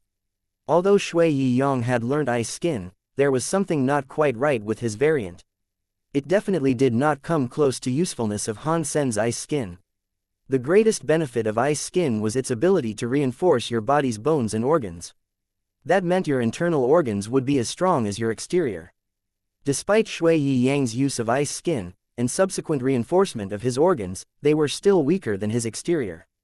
That was the difference between his ice skin and the one Han Sen had learnt. Han Sen did not know what was going on. If he had learned the wrong skill, that meant Shui Yiyang's ice skin could end up greater than his. But, right now, it was clear that it wasn't. It was most strange, but after all, it was just a duel in an exchange event. Han Sen had not fully exerted himself. If he had, all of Shui Yi Yang's organs would have been destroyed. Little Sen Sen, you are really good. Lin Wei Wei smiled and patted him on the shoulder. It was only because that guy was so weak, Han Sen replied casually, but that was the truth. The Shui family was definitely not as strong as he had thought. After the exchange event ended, they went inside the airship. The bookwormish man looked shocked at Shui Yi Kuang and said, "You did not do anything to Han Sen, that's not your style." Shui Yi Kuang's jaw was sharp like a blade. His eyes were black like onyx, and just as cold. His long hair casually flowed down his shoulders. It was still tidy, and each strand was refined like ice. That was an exchange event. What difference does it make if I go out there and beat him up? He had hurt my family, beating him up would be too small a punishment. Help me check which shelter he comes from, Shui Yi Kuang said. His face displayed no emotion, and his manner could run chills down the hardiest of spines. The second shelter is too dangerous. Is it necessary for us to jump to another shelter to kill him? The bookworm asked. Yes, Shui Yi Kuang said quietly. The bookworm laughed and then started his search for Han Sen. Soon after, he sent his findings to Shui Yi Kuang's communicator. Your luck is bad. He is in the ice field bordering the North Ice Sea. That place is too isolated. You would have to cross a great amount of large, barren landscapes to reach there. There are many spirit shelters. That's fine by me, Shui Yi Kuang replied. Then, he stepped inside a teleporter. After Han Sen returned, he immediately started to learn the Dongshe Sutra. He was already a beginner in the practice, but that was all. It was still going to take him a long time to pass the first entrance and open his first gene lock. In the exchange event, Han Sen had received many benefits. According to the Qigong that Lin Wei Wei discussed, Han Sen had to look back to the ice skin skill. He realized he should have already opened his first gene lock. Although ice skin was not as effective as the Dongshe Sutra, it still had 9 tiers, only one less than the aforementioned sutra. According to what Han Sen had heard, if he had learnt the first tier, then he should have unlocked the first gene lock. But Han Sen did not feel any different or special following his opening of the gene lock. Aside from being able to inhale frost air and to progress with ice skin more quickly, there was no sign of him being able to control the powers of the universe. This was unlike the tales of others who had opened their first gene lock. Shui Yi Yang's ice skin had not even gone past the first tier, but his usage had already yielded large amounts of frost air. It seemed as if Shui Yi Yang had managed to break through the first tier, which would allow him to control the power of ice. Han Sen had already ascended past the first tier, but the results did not display the effects he had expected. This confused him, and it made him ponder whether he had learned the wrong skill. Is it because I did not use the Geno solution produced exclusively for ice skin? Han Sen asked himself. This was just one idea to pass through his mind. Although he did not have the power to control ice, he was still satisfied with his ice skin, particularly in the way it would reinforce his genes. Now that he had learned the basics of the Dongshe Sutra, he was confident about learning it in its entirety. Han Sen closed his eyes. His blood coursed through his body exactly as he wanted it to, and the cells in his body made happy noises. Even if it was for just a second, Han Sen's body was crystal clear, like jade. A pleasant scent permeated the air around him. The sound of his breathing was divine, coming in and out of his nose. The blood flow in Han Sen's body steadily accelerated. It was as if his entire body had become a magnet, and a sparkling light was being drawn into his body. He was becoming transparent, and exuded a glorious light. Slowly, his breathing began to weaken. The cells of his body started shrinking with his air intake.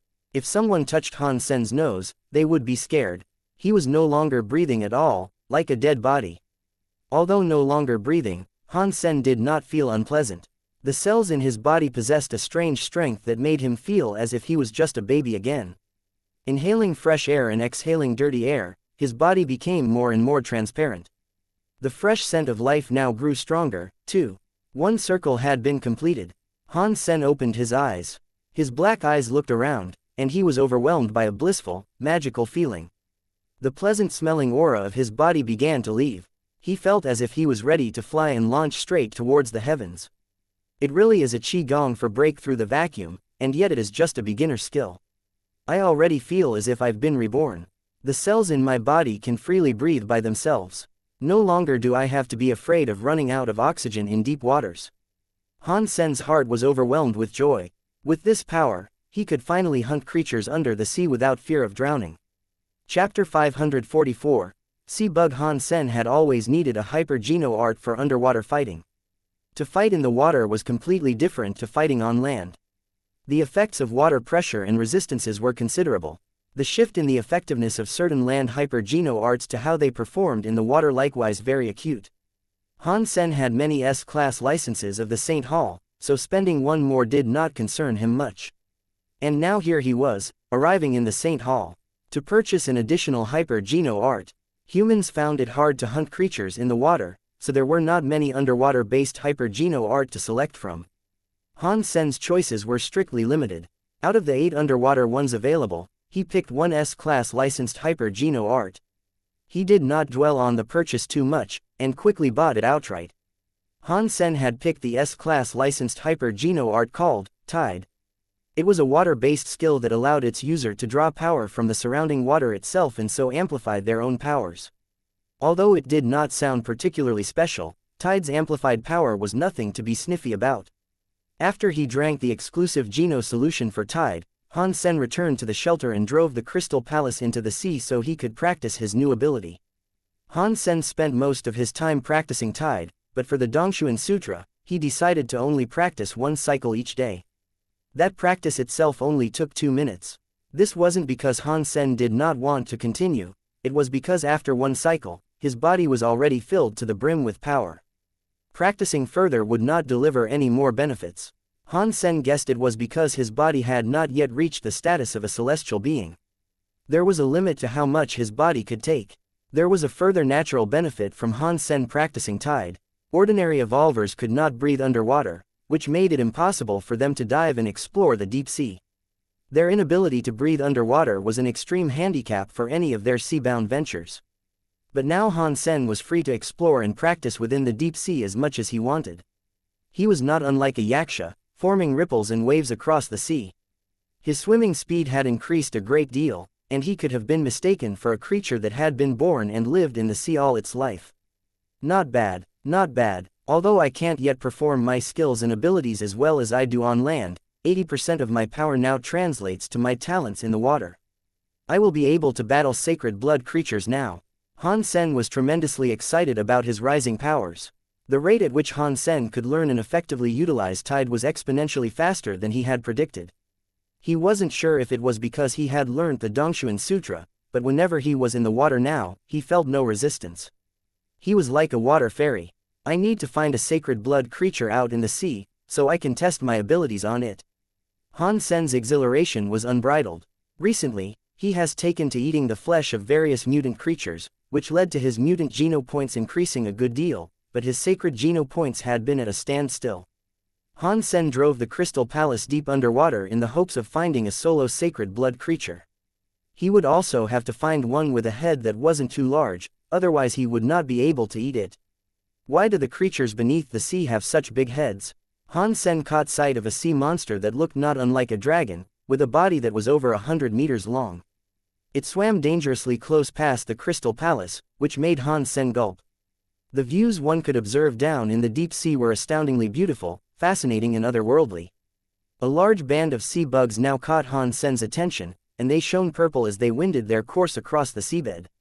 What are these little creatures? Han Sen watched the football-sized sea bugs through the windows of the Crystal Palace with great curiosity. They rather resembled sea urchins. They had circular bodies that had numerous thorny spikes which emitted light. It was quite beautiful to see them shining so. But, after what occurred with the red demon jellyfish, Han Sen was not willing to underestimate any creature that lived beneath the sea. There were many thousands of those sea bugs, and until he learned more about the powers each possessed, he wasn't willing to blindly venture out and start attacking. He summoned the Golden Rock Worm King and suited it up in armor. The Golden Rock Worm King's defenses were now almost up to the level of a sacred blood creature hailing from the second shelter. This was the perfect opportunity to test out its abilities and resiliencies. If they were to meet a sacred blood creature out there, the Golden Rock Worm King was definitely sturdy enough not to die too quickly. Han Sen could have the Golden Rock Worm King retreat whenever he chose. The Golden Rock Worm King had its battle mode initiated, and it dove out into the dark waters. Before it could get close to the sea bugs, the target of its venture had already taken heed of its approach. The spikes that shone purple now discharged a violet solution of some sort. All of a sudden, the water of the area became a thick and murky purple. When the golden rock worm king touched this purple emulsion, the super pet armor corroded instantly. Understanding what has happening, Han Sen quickly recalled the golden rock worm king. Whoa, those are some powerful sea bugs. Han Sen summoned his own armor and glyph, and then reached out to touch the purple liquid himself. Fortunately, the purple fluids could not corrode his own armor. Han Sen did not hesitate. He jumped into the water and swam directly through the murky compound. He was almost like a shark, homing in on the urchin-looking sea bugs. The sea bugs seemed to feel even more threatened, and so they squirted out more of their corrosive purple toxin. The water began turning black and Han Sen struggled to see anything. Luckily, he could outpace the sea bugs he was after. He sprinted in front of one and quickly waved his ghost pod claws to kill it. Mutant creature hunted. Poison spike sea bug. The beast soul was not acquired. Consume its flesh to obtain a random amount of mutant geno points, between 0 and 10. Han Sen was shocked. If the sea bugs were mutant creatures, that meant there was many thousands of them in front of him. It was rare to see so many mutant creatures together on land. The value of what he had stumbled onto was difficult to comprehend. Consumed with excitement, Han Sen was overwhelmed at the number of mutant creatures he could now freely hunt. The likelihood of obtaining the beast soul of a sea bug was all but guaranteed, as a beast soul was sure to drop from the thousands of mutant creatures that stretched out before him.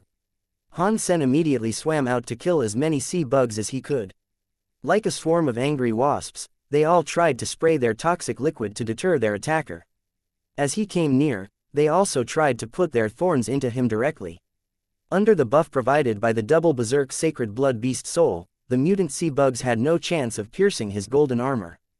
Their poison was useless against him. Han Sen casually attacked and slew a fair number of sea bugs. But the poison spike sea bugs had their own form of intelligence. After Han Sen had killed a dozen of them, they noticed their inability to compete their hunter, and they all tried to escape. Panicking, they tried to swim as far away from Han Sen as they could. Han Sen had not yet acquired the beast soul he was looking for, so he was not planning on letting them get away so easily. He fervently chased them, and fiercely swung his ghost pod claws. With each swing, the satisfying sound of a fresh kill struck his eardrums. Mutant creature hunted. Poison spike sea bug. The beast soul has been acquired. Consume its flesh to obtain a random numeric amount of mutant geno points, between 0 and 10. Han Sen's heart was delighted at obtaining a new beast soul. He tried to push his luck and kill a few more to collect another, but in the corner of his vision he saw a giant poison spike sea bug headed in his direction. This sea bug was like a hot air balloon, and it shone out of the darkness of the sea like a renegade neutron star. Its brightness made it impossible for Han Sen to open his eyes at all. Chapter 545, Killing a Sacred Blood Beneath the Sea, a Sacred Blood Creature. Han Sen was not alarmed and instead was feeling happy. He had been looking for a sacred blood creature to train upon, after all. Now, with a poisonous sea bug king appearing right before him, Han Sen considered it the best thing ever. He did not remain idle, and swam quickly towards the poisonous sea bug king. However, he noticed that its body strangely appeared to be shrinking. A new dark liquid was emitted from its large spikes. This substance made the entire water glow in a bright purple haze. When Han Sen's golden armor touched the purple water, it was as if it had been plunged into a vat of powerful acid. White foam enveloped the armor, and bubbles frothed angrily all around it, as if it was being violently corroded away. A large regiment of mutant poisonous sea bugs came to surround the sea bug king, seemingly attracted to the purple mixture. They consumed the nectar of their master and began to shine in likeness to the king, surrounding it like a net of stars. Han Sen was slightly taken aback by the quick turn of events and held off from attacking the mutant sea bug king. He turned around to escape the purple cloud. The poisonous sea bug did not chase after Han Sen. Instead, it stayed put, discharging more and more of its purple fluids. After a short while, it looked as though the entire sea had turned purple. Han Sen did not dare remain still, and to hasten his passage he rode on the back of a silver eel. With an armful of slain mutant sea bugs, he returned to the Crystal Palace. The sacred blood creature was too much for him. Seeing Han Sen enter the Crystal Palace, a group of mutant sea bugs launched themselves against the Crystal Palace. Their battering attempts were futile, however, because the Crystal Palace was indestructible. They kept at it for some time, but when they realized their efforts were for nothing, they gave up and swam away. Seeing the Purple Sea, Han Sen ordered the Mermaid Princess to take control of the Crystal Palace and get them away. He knew that he hadn't the appropriate skills to take down a sacred blood creature such as that. Why are the sacred blood creatures in the water so strange? Han Sen was a little depressed, following his encounter and subsequent escape. The red demon jellyfish and sea bug king were strange indeed, and their abilities were as dangerous as they were unique. Overall, it appeared as if the creatures of the sea were stronger. But Han Sen's venture was not for nothing. He had managed to slay 30 sea bugs, and he had even got his hands on a beast soul, not a bad haul. Mutant poisonous sea bug beast soul, spiky shield type. Han Sen summoned his new beast soul. It was like a small, round shield that was adorned with a large number of spikes. Its size was like that of a frying pan. Being an arm shield type, it could be equipped and used like a buckler. The purple spikes obviously contained the poison. Although he saw it could effectively corrode metal and armor, he wasn't yet sure whether it could corrode the body of a living thing. Han Sen thought about preparing a few sea bugs to eat, but he noticed that the bodies of the dead sea bugs had turned purple. After poking them with his finger, he felt them burn his skin, and that surely rendered the sea bugs inedible. Han Sen lobbed the bodies away, disappointed.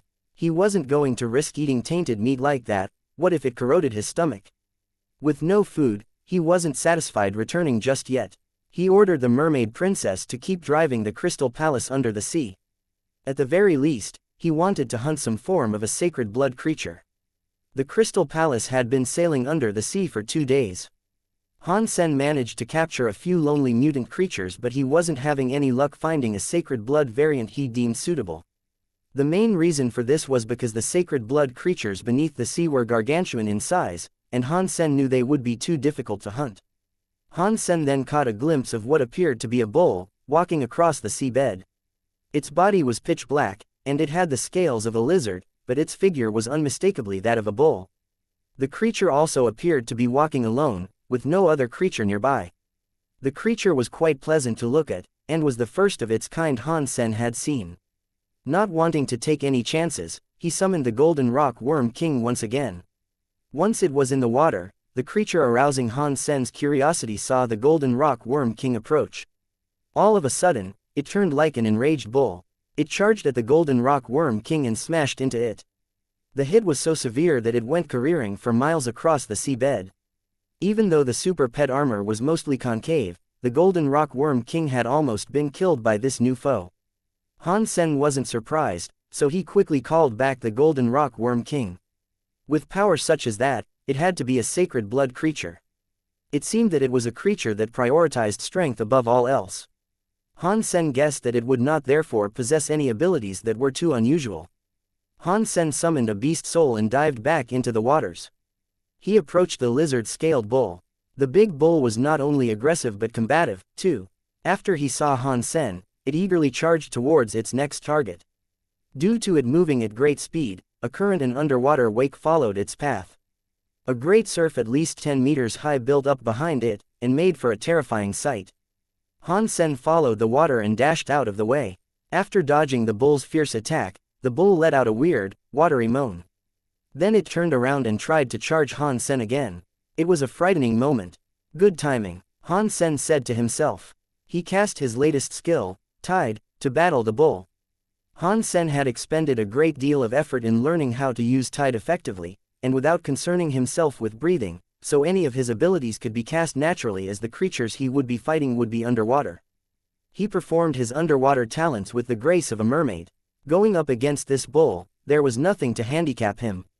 Dong! The ghost pod claw slashed the bull, which emitted a shower of sparks in the water. All it left, however, were 3 scuffs against the bull's lizard-like scales.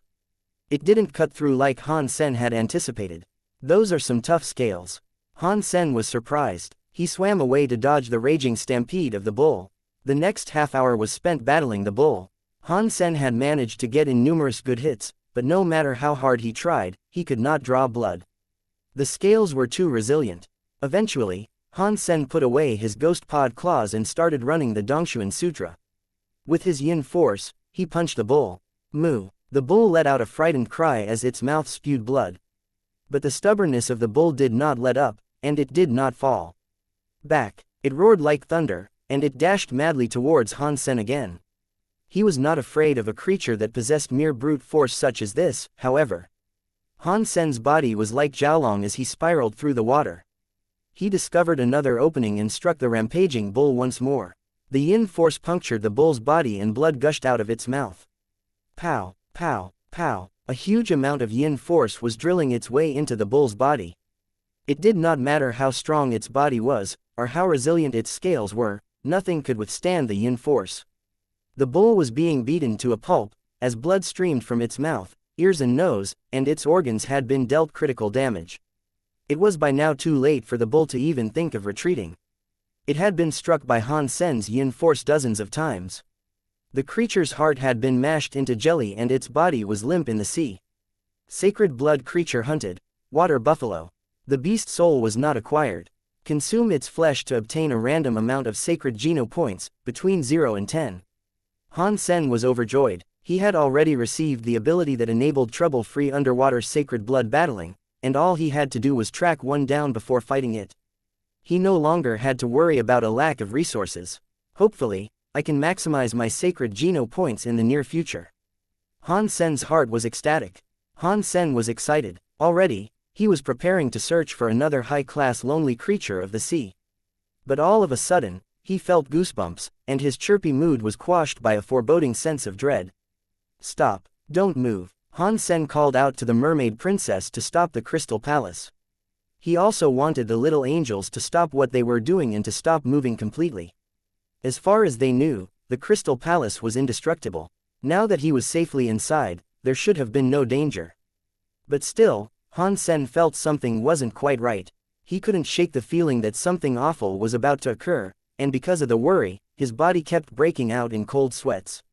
Ever since he had learned the first tier of ice skin, his perception had heightened and its sensitivity had continued growing. Han Sen was a man who put a lot of stock in his ability to perceive what was happening. He didn't move an inch. He used his eyes to peer through the windows of the crystal palace, and into the creeping black of the deep sea. Nothing strange happened. Passing the window, a shoal of fish went by. They looked happy. Across the resting sands that composed the seabed, various types of marine life ventured. But Han Sen, despite the serene scene, still felt something was not quite right. His body began to tremble. All of a sudden, a large creature appeared in Han Sen's vision. It was a 30-meter-long silver shark. Its body was composed of metallic scales. As it swam, great waves followed in its wake. The giant silver shark was terrifying to look at, but after Han Sen gave it a thorough look, he realized that it wasn't the crux of his anxiety. This wasn't what had made him scared. The silver shark opened its mouth, attempting to swallow a scarily large amount of fish. As if they were to be consumed by a sealing cave entrance, the fish that had felt the danger began swimming in a frantic panic. It was chaos. As this happened, Han Sen caught sight of a small blue light in the distance. It was getting nearer, and as it did, the power of the blue light increased. It then began to jump strangely around. As the blue light drew nearer and nearer, the concern in Han Sen's heart grew. When it finally reached a discernible distance, Han Sen at last saw what it was. It was a 3-meter-tall seahorse. Its body was shining blue, as if it was wrapped in a blue, blazing flame. A giant blue seahorse. Its skin, although blue, was quite faint, faded like the bark of an old, withered tree. Its eyes were the opposite, however, sparkling like two refined sapphires. A cold blue light shone from within them. If you stared into those eyes, it would feel as if you were being drawn into a bottomless well of despair. Han Sen's forehead was dripping with a cold sweat, and the droplets had already reached his cheeks. As he watched the seahorse, he did not move a muscle. That which he had feared was confirmed in the presence of this new sea creature. As the seahorse neared, the silver shark's giant body came to a standstill in the water. It then began shivering, as if it had just seen something most awful. The seahorse did not swim in haste, instead drifting steadily towards the shark. The closer the seahorse came, the more the shark shook.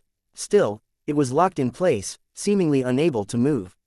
Eventually, the seahorse reached the giant silver shark. Although the seahorse wasn't particularly small, it was dwarfed when compared to the silver shark. How strange it was to see a silver shark of that size be terrified by such a small seahorse. The metal scales that plated the shark rattled in fear. The blue seahorse took a look at the shark, then opened its mouth like a speaker. A blue flame exited its mouth, yet was not extinguished by the sea water. The flame was shot at the shark's silver scales. The small blue flame was only about the size of a fist, but when it came into contact with the shark, the entire creature lit up in flames. The blue flame raged in the water. The giant silver shark writhed in agony, but still refused to flee. The body did move, but only through convulsing from the pain it was attempting to endure. It was an unnerving scene to behold. A moment later, the giant silver shark was nothing but cinder. Here, deep below the sea, a shark had been incinerated into little more than ash. The blue flame then went out, as the dust of its victim fell to become one with the sandy seabed. Han Sen, after witnessing all of this, was scared. He could not help but think, super creature. This thing must be a super creature from the second shelter.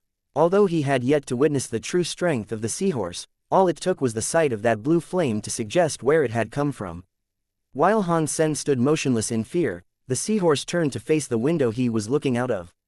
All of a sudden, Han Sen's body felt cold. A chill in his heart had taken root, and was expanding. All the seahorse did, however, was stare. Following that, it turned tail and left. Only a short time after, it had completely disappeared in the black of the deep sea. Once it had gone, Han Sen fell onto the floor as collapsing from exhaustion. The clothes on his were soaked from his sweat. That was terrifying. How strong must that super creature have been? The way it looked and how it behaved was scary enough. Han Sen's voice trembled as he spoke.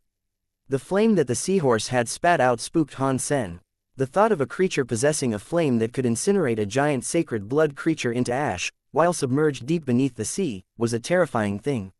Seeing that the direction in which the seahorse left was the way to the seabed shelter, Han Sen endured another chill.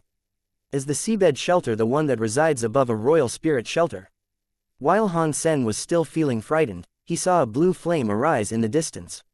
What poor creature had fallen prey to the seahorse this time? Han Sen gritted his teeth and commanded the mermaid princess to sail the crystal palace slowly in the direction the seahorse had gone. He did not dare go too quickly, as he fixed his eyes on the blue flame in the distance. Han Sen thought it wasn't fair, and wanted to see if the seahorse was a creature from the seabed shelter. In order to learn more, he now sought to follow it. Before long, Han Sen was disappointed. They reached an area not far from the seabed shelter, and he realized that the seahorse did indeed head towards it. In its wake, the charred remains of various sea creatures had been left to smolder on the seabed. Why was it doing this? Now, in the distance, the giant seabed shelter had come into sight. Han Sen had the mermaid princess turn around and leave. If the blue seahorse had indeed come from there, that meant Han Sen would not be willing to visit for many more years. The crystal palace was on its way back when Han Sen noticed that the seawater had lit up. The water around the crystal palace was now blue, and as bright as the daytime. Han Sen's face changed, as if he had just thought of something. He looked back in the direction of the seabed shelter and saw it engulfed in a blue flame. It was like a blue purgatory, where a strange blue light burned like mad. Chapter 547, A Burnt Shelter, What's Going On? That blue seahorse just incinerated the entire shelter. Han Sen watched as the shelter was engulfed in blue flames. His mind froze in shock.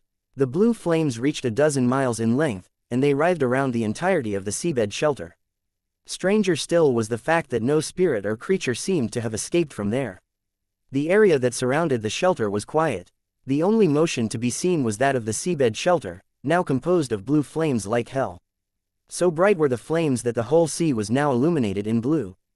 The fires blazed across the seabed for an hour, and when the sea's new color finally dimmed, the seabed shelter had become nothing more than a mound of ash. Had the blackened, charred dust not remained on the clear sand of the seabed, Han Sen would not have believed that the place known as the seabed shelter had even existed. Seeing the shadow of the blue seahorse fade from sight, Han Sen at last dared to sail the crystal palace closer to where the seabed shelter had once thrived. The seabed for the surrounding dozens of miles was now a charred landscape. Nothing remained. The lethal fire had erased all that once was. Han Sen shivered, and his heart was struck with a genuine fear. He could not imagine how powerful that blue seahorse must be, to reduce a shelter that was a dozen miles long, into nothing more than dust and echoes. If the super creatures are all as frightening as that blue seahorse, although I have perfected 4 of my genes, I don't believe I could compete with them. Would I be able to withstand a lick of that blue flame? Han Sen was concerned with the thought of the blue seahorse returning, so he ordered the mermaid princess to sail the crystal palace away. After leaving the area, Han Sen's mind became a little calmer. When he was amidst the rubble and remains of the shelter, he saw which direction the seahorse had gone. It was towards the seabed trench, a frightful place that looked like a crack that could lead into hell. Han Sen looked in that direction and felt terrified, shaking off the remote thought of giving chase to the creature. The water buffalo that Han Sen slew was able to provide enough food for the next month. After seeing the blue seahorse, however, Han Sen's interest in hunting in the deep sea waned significantly. How might I kill that blue seahorse? If I could obtain its beast soul, I can't imagine how terrifying it would be for others. Han Sen's heart, when thinking this, was in equal parts excitement and fearful concern. While he was in the first shelter, it was incredibly difficult for Han Sen to slay a super creature. It wouldn't be until he had a group of super soldiers by his side that he could kill one. The super creatures of the second shelter were even scarier. Han Sen didn't know whether he could kill one, even if he managed to maximize his sacred Geno points. If he couldn't, it would all be down to his usage of hyper Geno arts. Still, he couldn't risk rushing his learning of the Dongshe Sutra. And he had no idea when he would manage to open his first gene lock. Having now returned to the Alliance, Han Sen planned to pay another visit to the virtual training camp in the army base so that he could further practice duel. His musings over whether he could slay a super creature were unrealistic at best, but his prior target of a twin spirit would be a fine foe to take on next. The mermaid princess was able to control the crystal palace, so it was possible that the twin spirit had similar advantages of its own. He could think about what he could do with it, once he had obtained it. Perhaps it would come in handy further down the line, when he wanted to take on a super creature.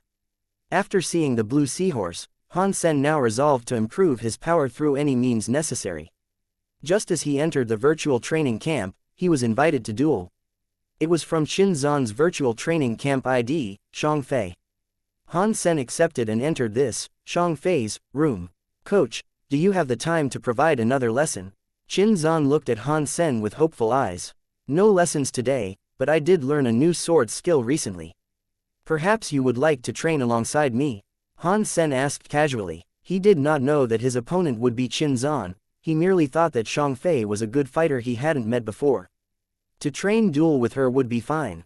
New sword skill. Qin Zan's eyes widened. For an elite to adopt a new sword skill, she was curious to know what it was.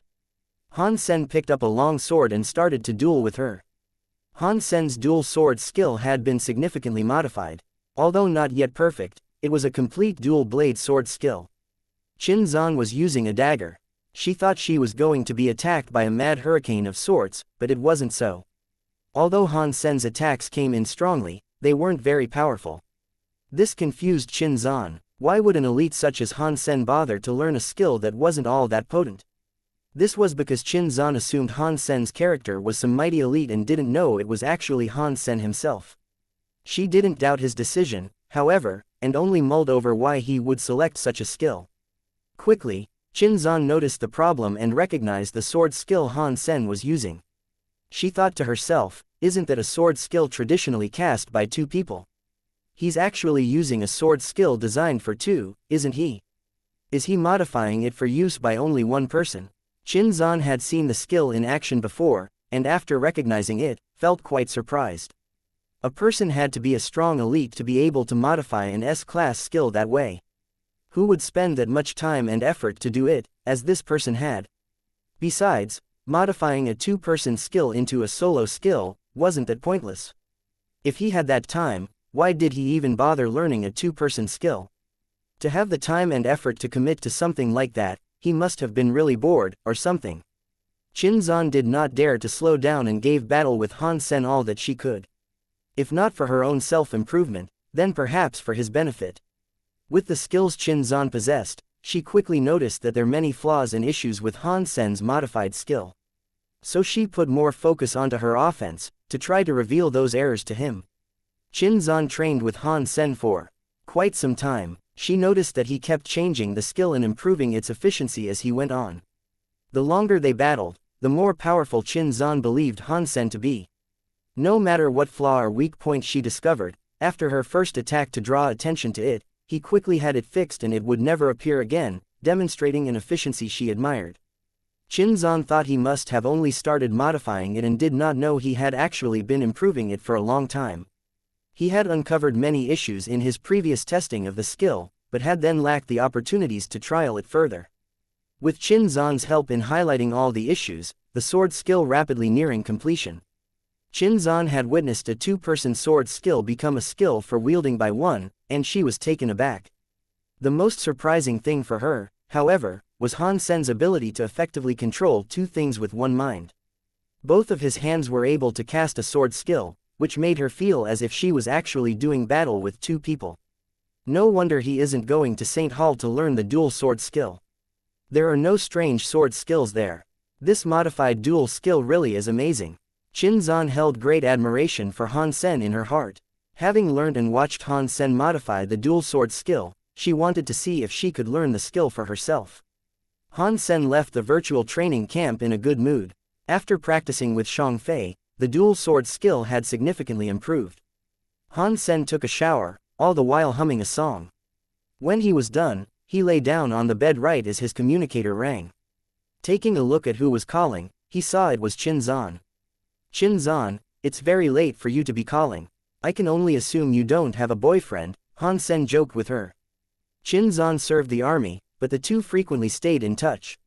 Although they no longer traveled in the same circles, Han Sen was still used to calling her Team Qin. I often go on blind dates, it's just that I have yet to meet someone suitable. Qin Zan did not care too much for these things. Casually, she continued, I heard Yang Manli has been talking about you, you've been doing a great job, and she was complimenting you a good deal. I almost thought it was a manly doppelganger. To have Team Qin compliment me makes my deeds worth the effort. Han Sen laughed, but wanted to change the subject. Qin Zan recognized this. She rolled her eyes and said nothing more about it. She blinked and then said, did you go to the virtual training camp? Yeah, Han Sen was going to tell her his virtual training camp ID, but Qin Zan went on and said, earlier, I met an elite in the virtual training camp, and I've learned a lot from him. What kind of elite? Han Sen asked. I presume it was a great general in the army, or even a top surpasser. He wasn't just a master of all the hyper-geno arts, he could even modify them to suit him, Qin Zan told him excitedly. Hearing her, Han Sen thought something was amiss. In a strange tone, he said, what was this elite's ID? It was, a little soldier on the battleship. Have you seen him before? Qin Zan asked. No, absolutely not, Han Sen replied quickly. He was shocked, for he did not know that Qin Zan was Zan Fei. It's okay if you haven't. There's no need to look nervous about it. Qin Zan rolled her eyes again and then said, if you happen to see him, sometime in the future, you should remember to ask him. He might be able to teach you a thing or two. The well of that person's abilities is bottomless. I guarantee you that whatever he teaches will be incredibly useful. I'll keep that in mind. Han Sen maintained his cool. What's your ID in the training camp? Qin Zan asked. I'm afraid I won't be able to visit the training camp for some time. Tell me your ID and I'll add you the next time I am there. Han Sen said, okay. My ID is Shang Fei. Qin Zan said, Shang Fei, well, who is the emperor? Han Sen knew that Qin Zan was Shang Fei, so he laughed. No one has yet shown they possess the right qualities to become my emperor. Qin Zan pouted slightly as she said this. When I was in school, my ID was Black Fist Emperor. Do you want to team up with me, since I am an emperor? Sure, you come here. Qin Zan smiled at Han Sen. Han Sen suddenly had an unpleasant feeling. He slanted his head and said, actually, perhaps not. As emperor, even I may not be able to handle you. You talk such rot. If I tell Ji Yanran later, I'd like to see how you will be tortured. Qin Zan took a deep breath then continued, I was going to ask you to help me practice the sword skill I learned from the elite. But it's okay if you don't have time to visit the virtual training camp. I'm going for a shower now. After that, Qin Zan hung up. This is too much of a coincidence. Shang Fei is Team Qin. Han Sen licked his lips. He was wondering if she secretly knew that he was the great elite she kept referring to. If she didn't, What would she look like if he told her? I didn't expect Team Qin to miss something. Han Sen was thinking of a way in which he could prank her, the next time they met. That would be sweet justice for the last time prank she had played on him. Before Han Sen could think of a way, the communicator rang once more. This time, it was Young Manly. The special security outfit of the goddess shelter comprised only the two of them. They had not yet been able to find new members, as no potential candidates wanted to go to the goddess shelter. The shelter was too far away from everything else, and the numbers that visited were too few to choose from. After he answered, he saw Young Manly dressed only in her pajamas. Her snow-white shoulders were exposed, as were her lovely, snow-white legs. Han Sen complimented her by saying, "It is a little cold, but those legs are amazing. I could play with those beautiful legs for many years." Han Sen then felt a little strange. Young Manly was a serious person on most occasions, and very rarely would you see her not wearing her military or battle outfits. Why would Young Manly change her clothes and suddenly start talking to him in her pajamas? Something is wrong. Young Manly's face did not look well, and her speaking was rushed. What happened? Han Sen furrowed his eyebrows. If Young Manly was in such a hurry, then it must have something to do with the goddess shelter. Some people from outside have discovered our shelter. There are dozens of them. I think they are the people you spoke of, out in the ice fields. Young Manly said, "Do you know which shelter they come from?" Han Sen looked serious, too. Someone asked them, and they said they were from the Black God shelter. But before I could arrive, they had already left. Young Manly looked worried, and then asked, "Are they going to do something to us?" There's a 90% chance they will attempt something. Out on the ice fields, there aren't many resources readily available to build a royal shelter. They're not likely to let the goddess shelter go. Han Sen said, "What should we do?" The goddess shelter lacked the power to withstand the attack of a major force. Aside from Han Sen, there was not a single elite that possessed 100 sacred Geno points who belonged to the goddess shelter. There's nothing we can do. If they dare come, then let them. You should send someone to keep an eye on the snowy mountains. If you receive new information, don't hesitate to contact me. If they don't come, then that's fine. If they do come, then it is good that I can confront them. I will kill any who draw near." Han Sen said coldly. In the Black God shelter, Black God and the manager of the Black God shelter were deep in discussion. The looks on many people's faces were ones of excitement. A group of Black God's people had ventured past the snowy mountains, and had discovered the presence of a royal shelter that had been claimed by humans. They had also heard that inside the shelter, there existed an evolver who possessed over 100 sacred Geno points. This was extremely good news for them. The owner of the shelter is Han Sen. Black God's eyes were cold and frightening to see. He could not wait to rip Han Sen apart. It was just that Han Sen was always alone and tracking him down was difficult. It was great news to learn that they had discovered his shelter. "Boss, there is no way our information is incorrect. This shelter must belong to Han Sen. We even asked the people in there about Han Sen's appearance, and they practically confirmed it for us," an evolver said. "Good. Rally the troops. I am taking over that shelter." Black God's eyes possessed a murderous look. Chapter 549. Big army suppressing the city. Going to the goddess shelter, Black God brought with him 6 evolvers, each possessing over 100 sacred Geno points. He also brought with him over 200 elite evolvers from the Black God shelter. Following their investigation of the powers of the goddess shelter, they surmised that their forces were more than 10 times the amount needed to wipe out the goddess shelter. Black God and the troops traversed a safe trail that had been marked and signposted, to avoid the dangerous regions of the mountains. They traveled all night to get to the goddess shelter. Crossing the length of the mountain range, Black God and his people were finally able to see the big white castle atop a snow-capped peak. It looked as if it had been taken straight out of a fairy tale. "It is a royal shelter," Black God said sternly, as he marched his people towards it. Their army was closing in fast. It had been no small feat for Black God to uncover the fact that Han Sen owned the goddess shelter.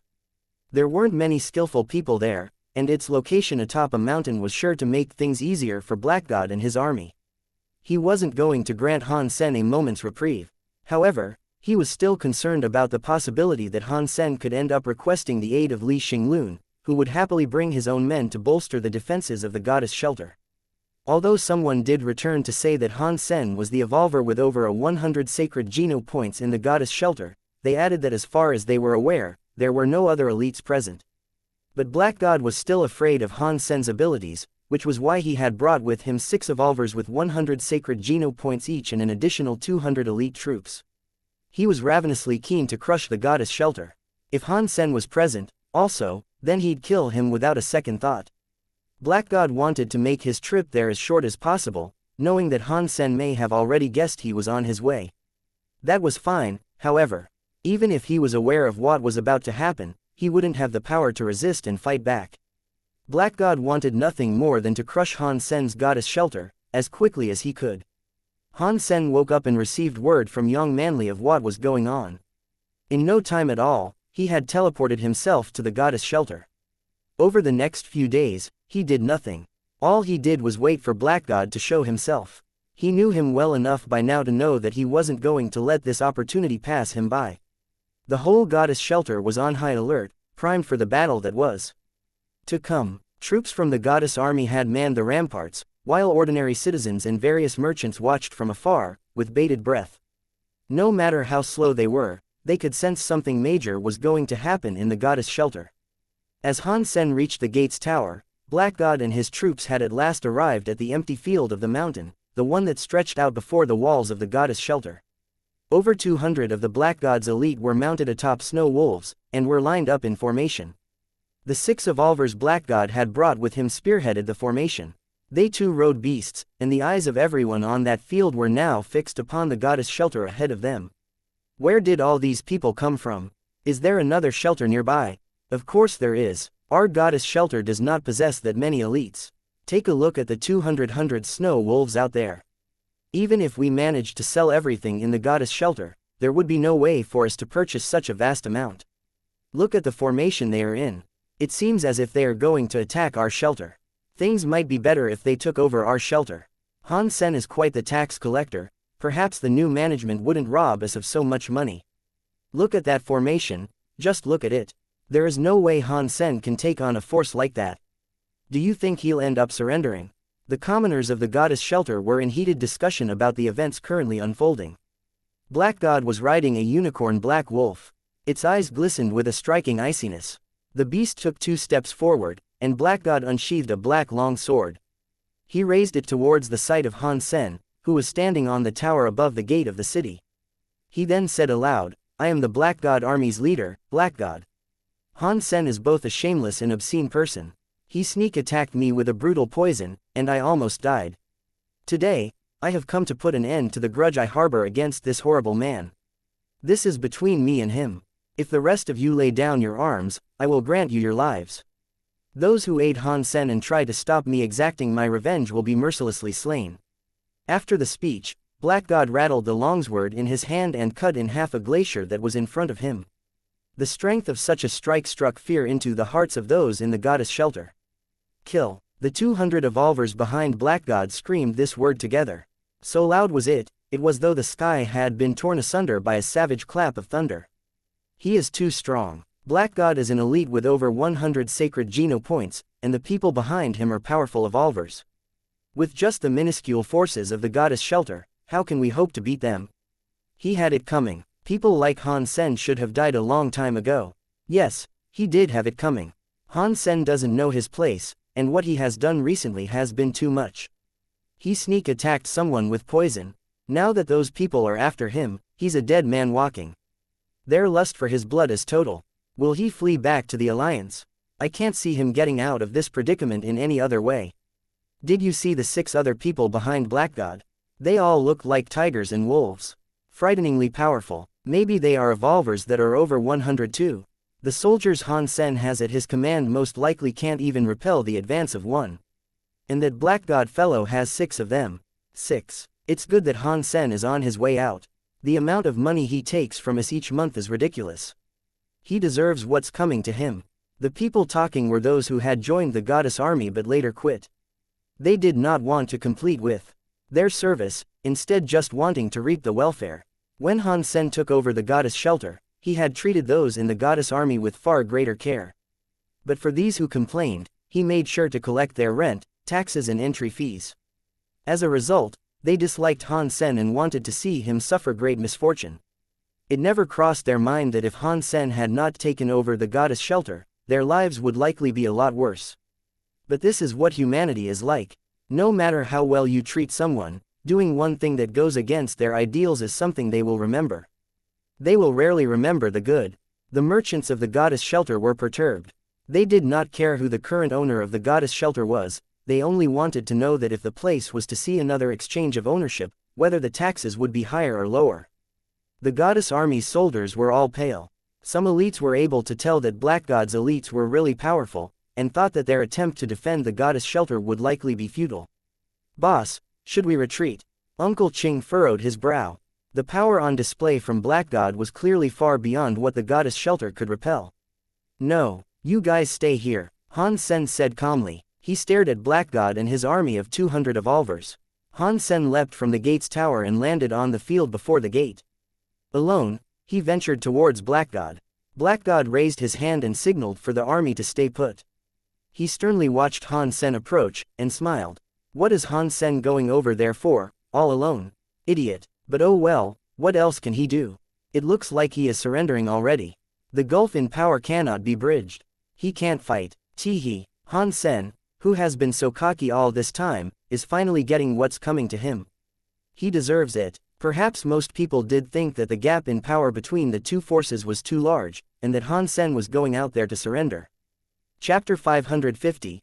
Solo assassin Yang Manli was unnerved.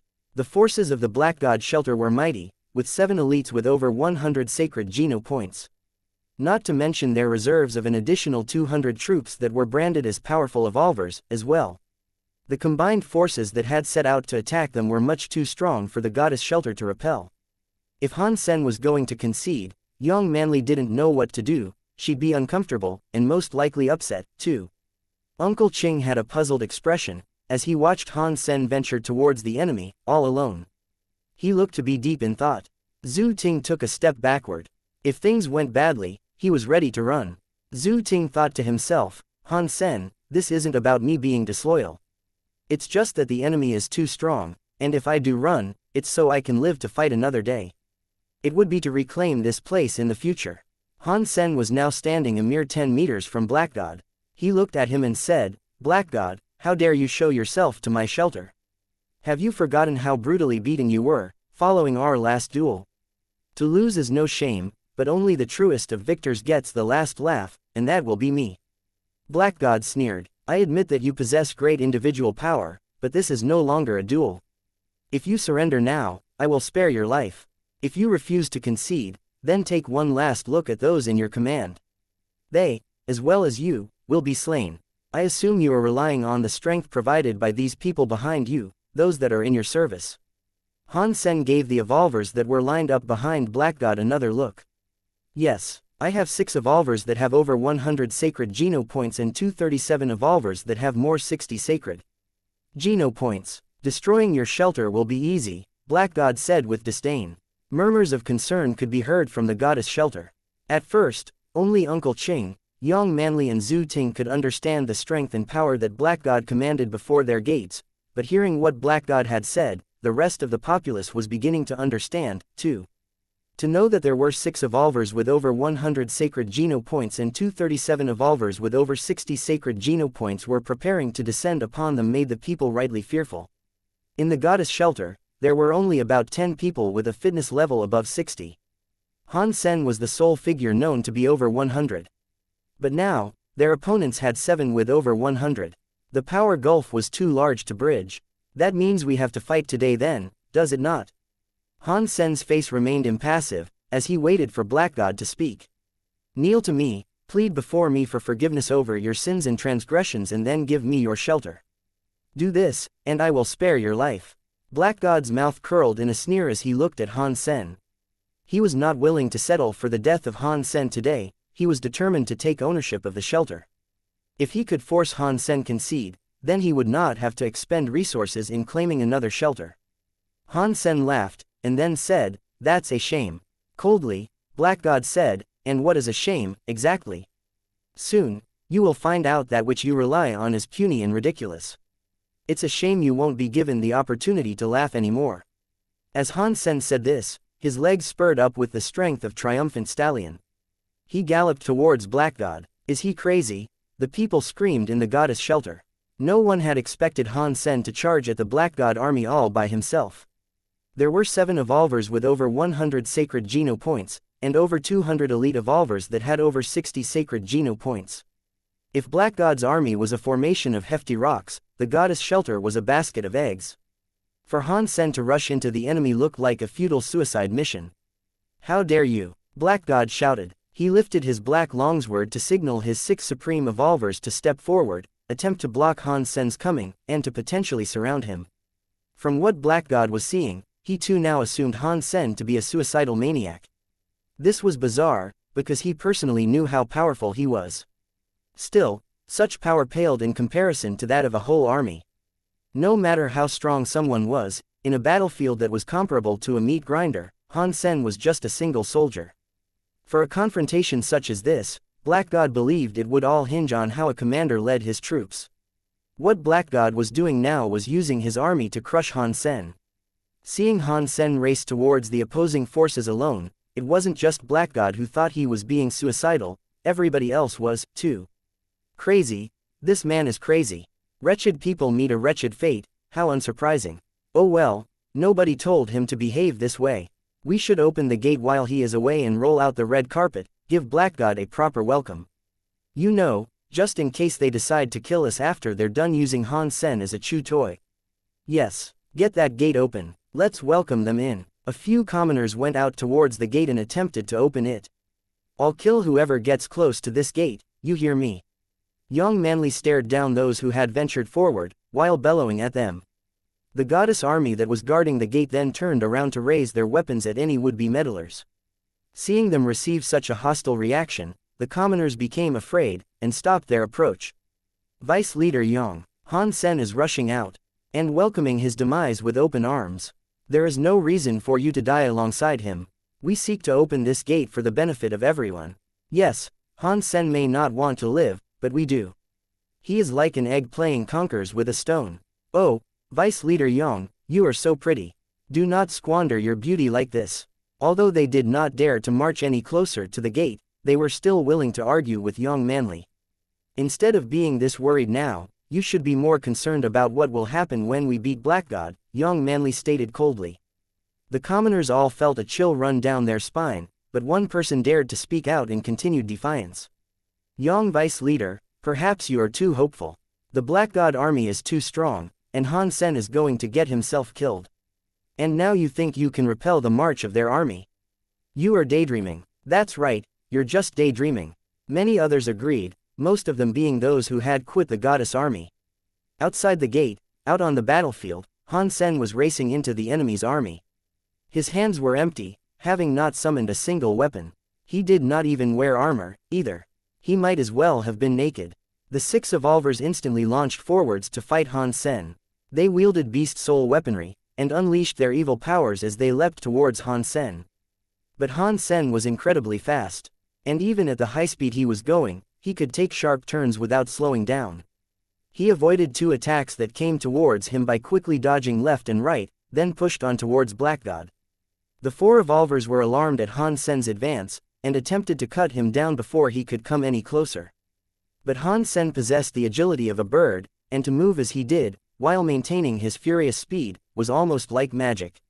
Within a second, he had got past the 4 that had attempted to stop him. He was unbelievably fast, and he was unbelievably strong. Not one of the 6 evolvers had managed to stop Han Sen. And now, this solo assassin had nothing to stop him. Once he passed the 6 evolvers, Han Sen advanced towards Black God. Impossible. Black God was shocked. It hadn't been that long since their last match together, but his powers had increased immeasurably. With a speed like this, heaven knows how much better he was now. Chapter 551. Coldness. Ever since Han Sen began learning the Dongshe Sutra, his perception had heightened. When he entered ultimate breath mode, the cells in his body were able to breathe freely, independently from the nose and lungs. This made Han Sen special. Previously, his breathing rhythm had affected his performance and his ability to channel power. But now, with Han Sen able to forget his concerns about breathing and not become winded, he was much freer. Through this curious talent he had learned through the Dongshe Sutra, his ability to survey and assess a field of battle had been greatly improved, and he could perceive every little happening. Not a single movement and not a single drawing of breath could now escape Han Sen's attention. Without needing to attend to his own bodily rhythms, he could work his way around everyone else's. Even if he was surrounded, he could weave in and out between potential oppressors.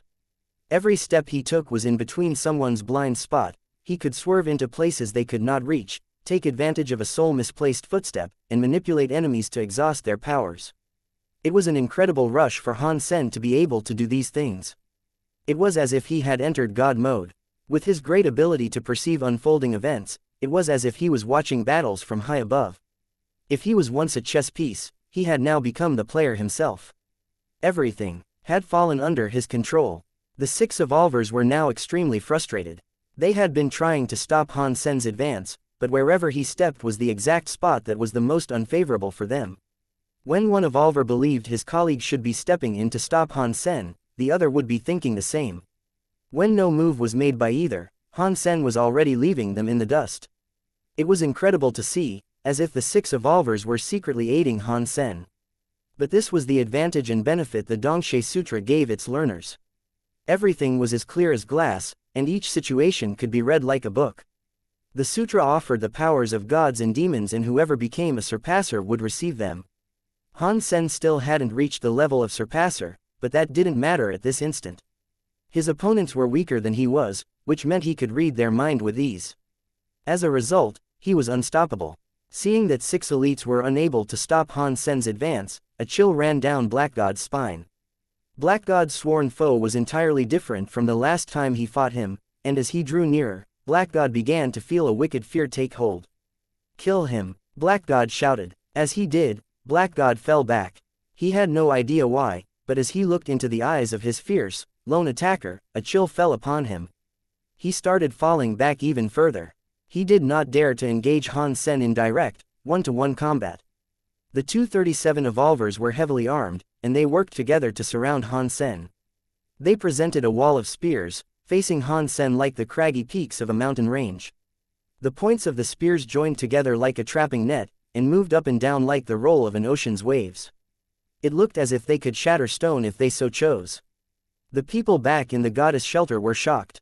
It appeared that the Black God army possessed talent and a unified strategy. They weren't a group composed of throwaway mercenaries and sell swords.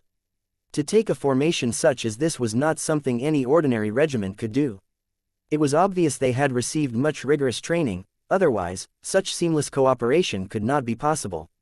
Young Manly was waiting alongside her team, watching the field with shredded nerves.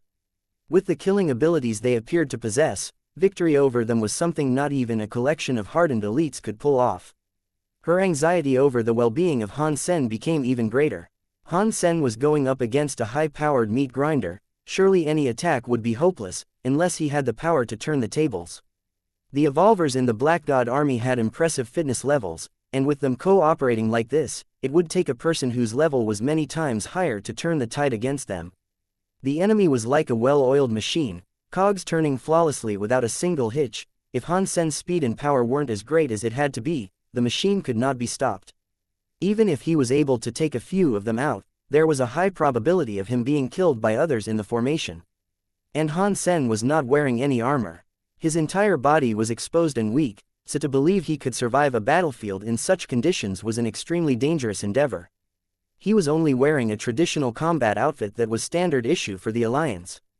But now suddenly Han Sen changed, as a red armor suddenly appeared to clothe his entire body.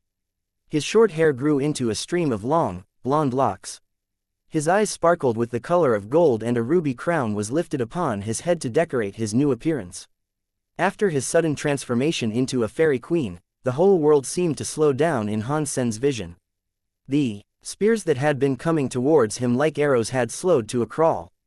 He danced like a butterfly, or more menacingly like a wild bat in the dark. His body moved incredibly quickly, managing to weave its way between the swordsmen and their spears. He formed a gap between the ranks of the assaulting formation, and after breaching through, ran towards Black God. Every evolver Han Sen passed by possessed a confusion in their heart. The position Han Sen chose to breach was strange to them. It looked as if he were going to go in another direction, but when they turned to look, he was back where he had started. Whenever they wanted to strike, Han Sen was already gone. With these godlike powers possessing his body, he was unstoppable. The evolvers on the battlefield felt hopeless and frustrated. Black God's face looked like mud. He could not believe that his formation, composed of over 200 evolvers, was unable to prevent Han Sen's advance. And he was frightened. Han Sen's power had reached such a degree that calling him strong was no longer fitting. He was almost inhuman. Kill him, Black God screamed as he continued to retreat. His heart felt as if it had been stabbed with ice. Han Sen's performance had been too frightening to watch, and still, Black God lacked the courage to battle his most despised enemy. The 6 evolvers from the front rushed back and caught up with Han Sen, who was now just beyond the formation and going for Black God. Their spears were like wretched dragons and their swords were like soaring eagles. There were 2 elites now blocking Han Sen's way, the 2 from the army. They knew they had to capture their foe. But no matter how strong Han Sen was, he was alone. Under the strenuous pressure of the formation, it was only a matter of time before he grew tired. But if Han Sen was able to rush forward and slay Black God, then the army would be crushed. It would be hopeless without a leader. Han Sen leapt into the sky and danced across the swords and spears of his enemies, before jumping towards Black God. Kill him. Black God's face was as white as a marble, and terror coated his words. The 4 evolvers were glad, for their beast soul weapons were now targeted on Han Sen from 4 different directions. Now that Han Sen was in the air, the only way he could avoid capture was if he suddenly sprouted wings and began flying. But Han Sen did not sprout wings, and so they approached him. Seeing Han Sen starting to descend, the swords and spears readied to join him. Alongside the 4 evolvers, many more were prepared to skewer Han Sen on his landing. He would truly be helpless if he fell into their trap. Chapter 552, Killing the Boss. Amidst 1,000 soldiers, Han Sen was in the air, and had raised his feet as if to tread invisible stairs. His body that had looked set to descend began rising up once more, and like an airborne projectile, he was homing in on Black God once more. Everyone was astounded. The ability to obtain power from the air and enable a person to leap again was extraordinary. People didn't believe their eyes. Treading Cloud from the Chan family, although not as effective as 7 twists which borrowed strength from the air itself 7 times, was enough for Han Sen to reach Black God. Black God was a hard, tough person. Seeing Han Sen fly towards him, he knew that it was now too late for him to turn back. He might be afraid, but still, he shouted and took on the appearance of an ape, wildly slashing in his opponent's direction. Die! Black God screamed. His black longsword disappeared at the speed of light, and reappeared directly in front of Han Sen's face. He cast Tornado Knife twice as quickly. Through the power granted to him from his simian transformation, his power had reached such an unbelievable height that the stroke of his sword was too fast to be witnessed by the human eye. Dong! Seeing his black sword appear so close to Han Sen's beautiful Apollo-like face, Black God suddenly felt a numbness in his arm. The arm that held the sword could no longer be controlled, and he watched as it flew upwards. The sword nicked Han Sen's face, and drew a shallow rivulet of blood. A few strands of golden hair were also cut, and were carried off in the wind. Han Sen used his fist to block Black God's tornado knife, though none could see how, due to the speed at which events were happening. Almost at the same time, Han Sen's other hand performed a totally different action. His hand took the shape of a blade, and shone like a bolt of lightning. Without warning, it swept forward like the attack of a ghostly assassin. Black God wanted to pull back his arm and attack again, but he noticed his vision begin to fade. Han Sen's face looked further away, and he felt as if he was flying, joining Han Sen in the air. To Black God this all felt bizarre. In his vision, he now saw a familiar body, plated in black armor. The body was sitting upon a black wolf, but it lacked a head. From the stump of the body's neck, a fountain of blood spurted out. Plop! Black God was horrified, his eyes almost leaping from their sockets. The mouth was wide open, and blood gushed out. The area was soaked in ruby-rich blood. The battlefield went quiet. Everyone's eyes were now fixed on the airborne head, and they all looked astounded, unable to fathom what they were seeing. The master of the Black God shelter, the strongest man on the ice fields, the warrior who possessed the disappearing demon knife. His head had been cut off by a hand stemming from the middle of his army's formation. Everyone was rattled, distraught. As if they had all been frozen, all they could do was stare at the blond man who looked like a god. Venturing into the battle alone, and slaying the leader Black God, amidst his hundreds of men, so easily, Han Sen had now enough of a reputation to instill fear into all who heard his name. The warriors still on the battlefield believed him to be a demon or god, and they quickly surrendered. No, no way. Zhu Ting's mouth hit the ground, and try as he might, could not close it. Out of the 6 evolvers with a fitness level of over 100, and the 237 elite evolvers present, none had been able to stop Han Sen. They had practically allowed him to sever the head of an evolver that was over 100 with his bare hands. No one could believe what they were seeing.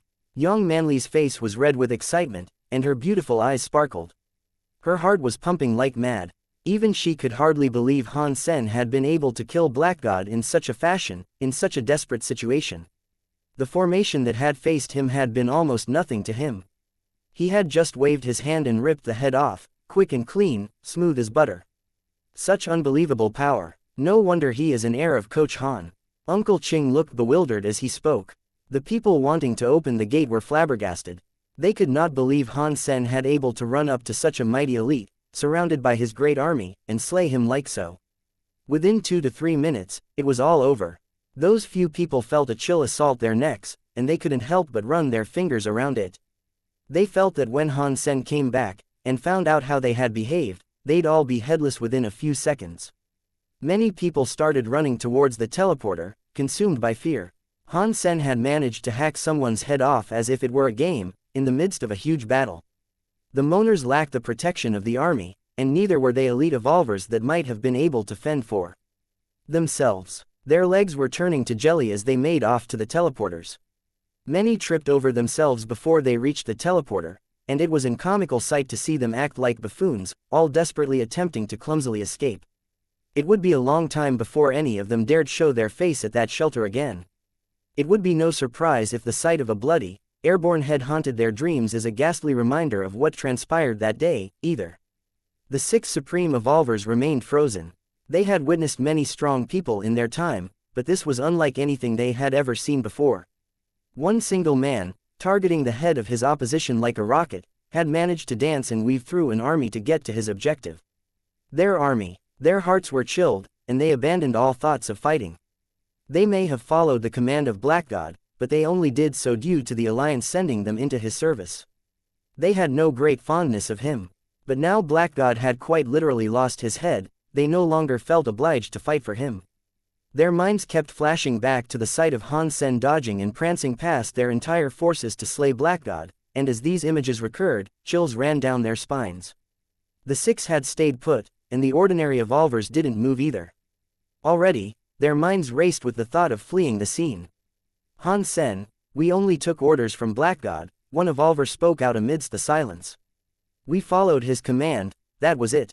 We have no personal desire for conflict with you. Right now, Black God is dead and there would be nothing to gain from further combat. Can we end it all now and call for a truce? Whoever attacks my shelter is an enemy. My enemies are not for you to determine, Han Sen coldly said. If we fight for our lives, you might not have the advantage, another elite said. Still, his voice trembled with the obvious desire to flee and not be forced to engage with Han Sen. Since you are here, then you must have your answer. If you fight, we fight until the last man is standing. If not, then you will join my goddess army. You will follow me as I lead an assault to destroy the Black God shelter. This will make you a soldier of the goddess army. Han Sen looked at them gleefully. The evolvers sounded as if they were hesitating. They were already frightened, and seeing the godly-looking Han Sen, the last thing they wanted was to fight him. Although there were 200 evolvers with them, they still didn't feel safe. But to surrender to him and take down the Black God shelter, they were afraid whether their main leader back in the alliance would let them go so easily. I know the person called Dong Lin. After you return, you can register with me. Han Sen already knew much of the Black God's dealings and affairs from Tang Junliu, so knew enough to make this suggestion. Hearing this, they no longer hesitated. True or false, Han Sen had already given them a reason not to fight. Stricken with fear, the last thing they wanted to do was battle. We are willing to join the goddess shelter and follow your lead, numerous evolvers spoke in unison. The people in the goddess shelter were amazed, as all of this was happening so quickly. They had been lusting for their blood a few minutes prior, and yet here they were now, yielding to the command of Han Sen. In their eyes, the power of the Black God army was still strong. It was not as if they could fight back, so why would they so readily concede? Chapter 553. The legendary man on the ice fields. The Black God's shelter had had a change in ownership in the span of a single night. This was news that startled many. The Black God shelter also changed its name, becoming the Goddess Shelter. The same also applied to the smaller branches of the Black God shelter, so that they too adopted the new name of Goddess Shelter. No one was entirely sure what happened, and why everything had suddenly changed. Many people wanted to confirm the rumors for themselves. If anyone knew an evolver from what was previously known as the Black God Shelter, they could quickly find the answers they sought. And now, the name of Han Sen had spread to every corner of the ice fields during a single night. On the other side of Snow Mountain, Black God brought with him 300 elite evolvers and 6 evolvers that had a fitness level of 100 to attack the Goddess Shelter. When it was all over, Han Sen had managed to decapitate Black God by single-handedly breaching the protection provided by his army. Then they took over each and every Black God shelter overnight. Did you know that Han Sen is 8 feet tall, and his waist is 8 feet wide, too? He has the strength of a monster. Black God brought 3,000 elite evolvers with him, and they battled together for 3 days and 3 nights. And guess what? Han Sen didn't even get a scratch. Are you sure? I heard it was an army of 30,000 that set out to attack Han Sen. And he effortlessly killed 10,000 people, which turned the rivers red with blood. The corpses, when stacked together, formed an entirely new mountain, and that was after filling a canyon. When it was all over, everyone in the Black God army was killed, which led to the Black God shelter surrendering. What are you guys talking about? Han Sen is an extremely beautiful woman. I don't believe it. How can Han Sen be a woman? That's a man's name. Well, you're missing something. Either way. You see, there was a really touching story in the midst of everything. And it was all about me. Han Sen and I used to be neighbors, and not many people know about this, but back in the day, the legends that surrounded Han Sen, out on the ice fields, quickly spiraled into madness. But despite the constant additions to the tales that were told, one thing remained constant: Han Sen had been able to bring down the Black God shelter in one night. The real warriors, like Li Xinglun and Brother Philip, upon hearing the news, found it difficult to believe what had happened. It was more shocking for them to hear that than if Han Sen had managed to slay 30,000 evolvers with a single slap.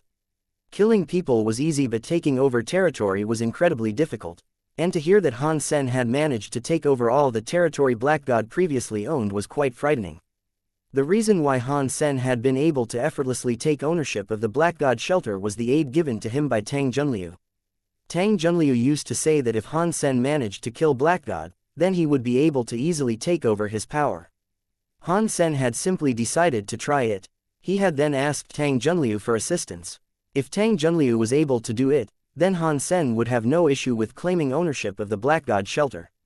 If Tang Junliu could not do it, then he would at the very least resort to ransacking and taking what he could from the place. Without enough people to take over a shelter, it would be a demanding task, but looting the place could be fruitful. In the end, Tang Junliu really did manage to take care of the people who had previously supported Black God. They drew a line and allowed Han Sen to take complete ownership of the Black God shelter. Li Xinglun and Brother Philip were now on their way to the Black God shelter, to confirm with their own eyes the news they remained skeptical about.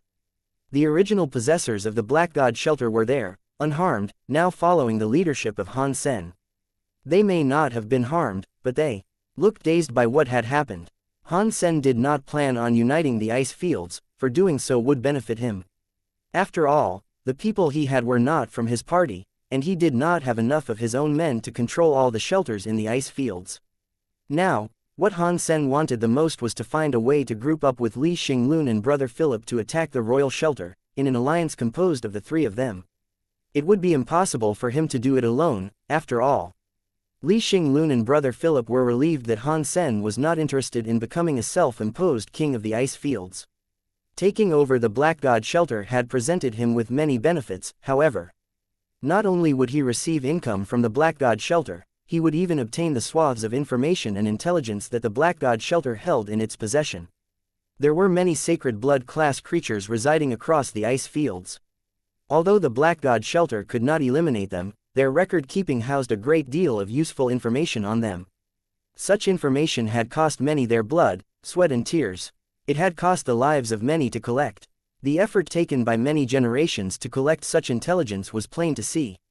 It would have taken countless years for a sole person to collect and store such knowledge. It looks like the ice field is home to many sacred blood creatures. It would also appear that we lack the sufficient resources for their elimination. Han Sen browsed the scope of the information and decided to hunt a few to see whether he could capture a few more beast souls. Even though he had learned the dual skill, he still required 2 sacred blood beast soul swords. Otherwise, it would not matter how strong his skill was, it would have been impossible for him to battle the twin spirit and emerge victorious with mutant beast soul swords. His weapons paled in comparison to their lethal rapiers. But after Han Sen had studied the information for a little while longer, the sacred blood creatures had him blurting out the impression he had formed of them. Strong. That was to be expected, of course. If they had been easy to kill, then Black God would have slain them already. The ones that still drew breath did so, because they could not be killed. They had to be terrifically fierce and powerful foes. Han Sen looked left and right, surmising that each of them would prove a difficult catch. But before he went to fight one, he wanted to study and learn about as many as he could. Amidst the records detailing the sacred blood creatures, Han Sen came across one that would yield him a sacred blood beast soul sword. This was a Silver Eye Ice Snake King, and its group was huge. There were original, mutant and sacred blood variants on offer, but the latter beast soul could provide a Silver Eye Ice Snake Sword beast soul. As Han Sen checked the information he had on the sword, his desire to kill the sacred blood Silver Eye Ice Snake King increased. But the Silver Eye Ice Snake King lived out in the ice valleys. The landscape there was dangerous, and it would be difficult for him to bring an army over such a great and perilous distance. The group was huge, also, consisting of at least 10,000 of the snakes. And the powers of the snakes were substantial. They had silver scales that were icy. Sacred blood weaponry would have a difficult time piercing their flesh and inflicting damage. Their attacking power was fierce, as well, and their toxic teeth could bite through sacred blood shields. And they could fly. Across the Black God shelter's history, attempts to slay the beasts had been recorded. Black God himself had tried once, but he and his people had failed. No matter what they tried, none were able to slay the Silver Eye Ice Snake King. Han Sen was still considering how he might slay such a beast when he saw Zhu Ting. He was smiling at him, and then he came over, saying, "Leader, you still aren't resting." "No, why, what's wrong?" Han Sen smiled back at Zhu Ting. So far, he had been as honest as could be, and had done nothing in defiance of Han Sen. If this behavior continued, then he was willing to keep him in the goddess army. "I have something for you, but I am not sure if you are interested." Zhu Ting pulled out what he had, and carefully showed it to Han Sen. Han Sen looked at what Zhu Ting had brought with him. They were a few sheets of parchment, with words written upon them. Despite not being printed words, they were not handwritten, either. They looked as if they had been rubbed in. "What is this?" Han Sen took a look at one of the papers. The words he read were as small as tadpoles, but they contained knowledge pertaining to Qigong. There were 3 sheets of paper, each containing a separate paragraph that seemed to bear no relation to the others. Nor did the paragraphs look complete, as there seemed to be large chunks of content missing from the pages. "Boss, do you like the hyper-geno art featured in the papers?" Zhu Ting smiled. "I can't read them," Han Sen said as he put the paper down, as the content only seemed to be a mishmash of texts that lacked cohesion. The words themselves were also complicated to understand, because they were archaic. He couldn't begin to understand what hyper-geno art, if any, was contained in those pages. "Boss, have you heard of the hyper-geno art called Jade Sun Force?" Zhu Ting asked, with a hint of mystery coating his words. "No," Han Sen shook his head. The skill sounded but he had never heard of it. "When you have some free time and return to the Alliance, why don't you browse the Skynet for information about this ability? If you like, we can then resume this discussion. Otherwise, I fear you won't believe me, no matter how much I praised this hyper-geno art." Zhu Ting paused briefly, then continued. "My version is the real one. It stems from an ancient time. It was copied from a certain tablet and I can assure you that it is the real thing. It's good stuff." Han Sen did not dismiss the idea, in fact, he rather liked it. He waited for Zhu Ting to depart, and when he did, returned to the Alliance. He wanted to find out more about this so-called Jade Sun Force. The search engine quickly presented numerous articles. It looked as if it was a fairly popular hyper-geno art. Han Sen picked a site at random. "Do you want to stay long and hard? Do you want your partner or wife to moan and scream all night? Do you have problems staying hard or finishing too soon? If you said yes to any of these, then the Jade Sun Force is here for you. It will train you to become a man with a golden sword. You will soon be slaying your wife in bed, breaking her voice as she screams your name. What are you waiting for? Come order it today. Learn this and become a real man. What? Han Sen almost spat out the tea he was drinking. What the hell is this? He clicked on another link, but that too offered to sell the same hyper-geno art, one that was related to the suffering of an unhealthy kidney. Han Sen quickly realized that this was indeed a famous hyper-geno art. There were many different types of Jade Sun Force on the Skynet, each having been slightly modified to suit the various needs of different people. It was not unlike the skill panorama. They were all mostly the same, though. The Jade Sun Force was a hyper-geno art that seemed to be designed for the strengthening of a person's kidney. But its versatility lent itself well to the aiding and correction of many different sicknesses and debilitations which could afflict men. What is wrong with this Zhu Ting? Do I look like I need this skill? I could do it with 10 women in one night. Han Sen felt as if his very dignity had been slighted. Even his disposition had taken a nasty blow. It was no wonder Zhu Ting had told him to check the hyper-geno art out on his own. Besides, this cheap crap is all over Skynet. There is no need for me to buy it, I can just find it. Who needs this crap? Han Sen felt personally offended. Ding, ding, ding. Han Sen felt enraged, and swore that he would teach Zhu Ting a lesson he would not soon forget. He would teach him not to underestimate the abilities of his master. But while he resolved to do this, the communicator rang. He accepted the call, and a beautiful image presented itself. It was Huang Fu Ping Qing. Sister, your beauty only increases as the days go by. Han Sen saw Huang Fu Ping Qing look both mature and attractive, and he couldn't help himself from complimenting her appearance as soon as he laid eyes on her. There was no harm in offering compliments. Besides, she used to be of great aid to him. Huang Fu Ping Qing looked happy, and her face bore the most incredible smile. But then she froze, looked past Han Sen vacantly and sighed. Did my face grow flowers? Han Sen touched his face, wondering why she looked at him in the way she did.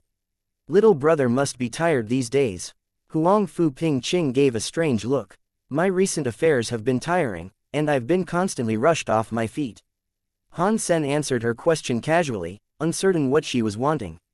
Huang Fu Ping Qing's expression was puzzling. After a moment, she said, although you are young, you should attend to your rest. Your body's health receives no reward from overexerting itself. Once she had said this, Huang Fu Ping Qing hung up. Is she insane? What was she even talking about? Han Sen looked at his communicator and felt quite annoyed at the encounter, unsure what was wrong with her. She called him, spoke some inane blabber and then hung up. What could she have wanted? Thinking of that, Han Sen turned around to look at his monitor. He froze. Do you want to stay hard and long? Do you? The advert was still fully displayed, and he quickly understood what had happened. He understood why Huang Fu Ping Qing had acted strangely and hung up hurriedly. No, no. Han Sen felt like he was in trouble, and frantically called up Huang Fu Ping Qing. This was really bad. If she told people that Han Sen was unable to perform effectively, he couldn't imagine the embarrassment. How would the girls he knew view him then? A chill ran down his spine just thinking about it. Shortly after, the communicator was connected. Sister, listen to me. Let me explain. Han Sen then tried to tell her why that advert had been on his screen. But he had only spoken 2 sentences before Huang Fu Ping Qing responded by saying, there is no need for you to explain your issue to me. I am not who you are. The woman from the Ji family is pretty, and you can do to her whatever you see fit. That has nothing to do with me. She didn't give Han Sen the chance to explain, and hung up before he could start talking again. But then the communicator rang with someone else on the line. Han Sen was getting frustrated, and wanted to call her back so he could explain. He was going to push the call button, but his finger slipped to press receive. Ji Yanren's image appeared, and gave Han Sen a fright. As Ji Yanren looked at Han Sen, she had a sweet smile. But that soon disappeared, as well. Han Sen wanted to slap himself for having forgotten to close the advert again. He tried to explain, calm down, Yanren. It isn't what you think. I've found some time today, so that I may do it with you, but it's okay. It would be best if you go and train, I'll gladly wait for you to improve. Ji Yanran looked supportive. Han Sen felt himself going mad. Just when he wanted to explain, he heard someone else calling her. Ji Yanran then said to Han Sen, "I'm going for a meeting, you should practice in the meantime. I won't disturb you, but make sure to get some rest." "No, it's not like that. I can do it, I really can." Han Sen wanted to explain, but she had already hung up. Chapter 555. Frottage, Zhu Ting, I'm not done with you. Yelling continued to erupt from inside the room. Because Ji Yanran had to have a meeting, she turned off her communicator. In a frenzy, Han Sen ran to the teleporter and returned to the shelter. "Zhu Ting, you son of a troll. Come out here." "Boss, what is it?" Zhu Ting left his room and couldn't help but notice Han Sen's soured expression. Zhu Ting turned and attempted to leave in a hurry, but Han Sen made sure to block his escape. "Zhu Ting, you and your dreadful Jade Sun Force, does it look like I need that sort of thing? My kidney is stronger than that of a titan. When I get hard, I sometimes scare myself." Han Sen scowled at Zhu Ting with dagger eyes, and gritted his teeth. Zhu Ting felt a chill run down his spine. With a forced smile, he said, "Boss, please don't get mad. This isn't what you think." "Then what is it?" Han Sen looked at Zhu Ting with murder in his eyes. Zhu Ting was genuinely afraid that Han Sen was going to beat him, so he raised his hands against Han Sen's chest while trying to explain as quickly as he could. "This Jade Sun Force does improve a man's manliness, but that isn't the only thing that it does. Although using the Jade Sun Force could allow a man to do it 10 times without getting tired, a man such as you can already do that, surely. The benefit you can seek from the Jade Sun Force would not concern this." "Of course, I can do that." Han Sen's face was starting to appear a little calmer. The Jade Sun Force's primary function is to strengthen a person's kidney. The kidney is a core organ of the human body, so its strengthening would yield benefits to your stamina, vitality and power. What I presented to you was the real thing, taken from the Jade Sun tablet. It's not some crappy product you can order from a sleazy Skynet site. If you learn this hyper-geno art, you wouldn't even get winded after traveling 1,000 miles in a single day, Zhu Ting explained. "PFF'd, you sure make it sound revolutionary. I'd wager it's not any different to those rubbishy mail-order products on Skynet," Han Sen said. "It's not the same, I assure you," Zhu Ting said. When the Jade Sun tablet was unearthed, a great many people desired it. After much quarreling, it was broken. The tablet, as it once existed, can no longer be seen. However, a few copies of the original tablet do remain. I possess one such copy. There are countless copies already posted across the Skynet. What makes yours so special?" Han Sen thought Zhu Ting was playing him. It did not matter whether or the teachings of a hyper-geno art were a copy or not, all that mattered was whether the content within the copy was correct. "Boss, this Jade Sun Force is different. There are many different versions out there on the Skynet, each retailer possessing their own. They each provide different effects, and many can be negative. Those on the Skynet can only make you a little stronger." After a brief pause, Zhu Ting continued, "The original variant of this skill is quite amazing. Although many people know its content, people have interpreted it in different ways. What matters, however, are the words inside." "Why, what about them?" Han Sen was now curious. "The words that come straight from the tablet possess a curious mystical quality. Although the contents are mostly the same, reading these words will endow you with a Jade Sun Force that isn't like the ones that are regularly taught. The original copy would indeed provide you with a special result. You may struggle to believe me, but I am telling you the truth, it could be a great boon for you." Han Sen picked up the papers, read them and felt no different. "Zhu Ting, be honest. Are you trying to lead me on right now?" Han Sen was getting concerned, and starting to truly believe that Zhu Ting was just pulling his leg. Perhaps the papers were nothing special. No, I copied this one myself. The real stuff is too precious. I was just worried that you'd destroy the parchments in a rage, if I hadn't been able to talk about this properly and explain it. I brought you a fake version, but if you really want it, I can provide you the genuine copy," Zhu Ting said quickly. "Give me the real thing. But if I find out you have lying to me this entire time, do not blame me for being cruel to you." Han Sen stared at Zhu Ting with fierce eyes. "Boss, if I give you the genuine Jade Sun Force, could we do so in a trade? I would like to request a few berserk mutant beast souls in exchange for this teaching." Zhu Ting looked at Han Sen hopefully. "I'd have to consider it. Let me see what you have first," Han Sen said coldly. Zhu Ting dared say nothing further. He went to retrieve the proper copy. He returned after a while, bearing a small safebox. He placed the receptacle in front of Han Sen. He opened it carefully and brought out the genuine copy, which he then carefully placed on the table. "Boss, see, I promised you that it was different to the last one I showed you." Zhu Ting spoke with renewed confidence. Han Sen studied the new one that Zhu Ting had brought out. Its mere presence felt different to look upon, but he couldn't quite tell in what way. He then took the 3 fake copies in one hand, and the real one in the other. He read them all side by side. The words were the same, and so was their color. But seeing the genuine thing, there really was a feeling you couldn't quite put your finger on. Any real hyper-geno arts always permeated its nearby atmosphere with a mystic hue, after all. "See, boss, I told you I wasn't lying," Zhu Ting smiled. "There are some slight, noticeable differences." Han Sen stared at the real copy multiple times, trying to identify the strange feeling it was giving him. "It's not just a little different, the differences are staggering. Since the Jade Sun tablet was destroyed, these legitimate copies have become the most treasured of articles. If you want to learn the proper Jade Sun force, it's through the use of these that you can achieve it. The replicas over on Skynet are useless. Even if they did provide an advantage, it would be nothing a balanced diet and a few sit-ups could get you.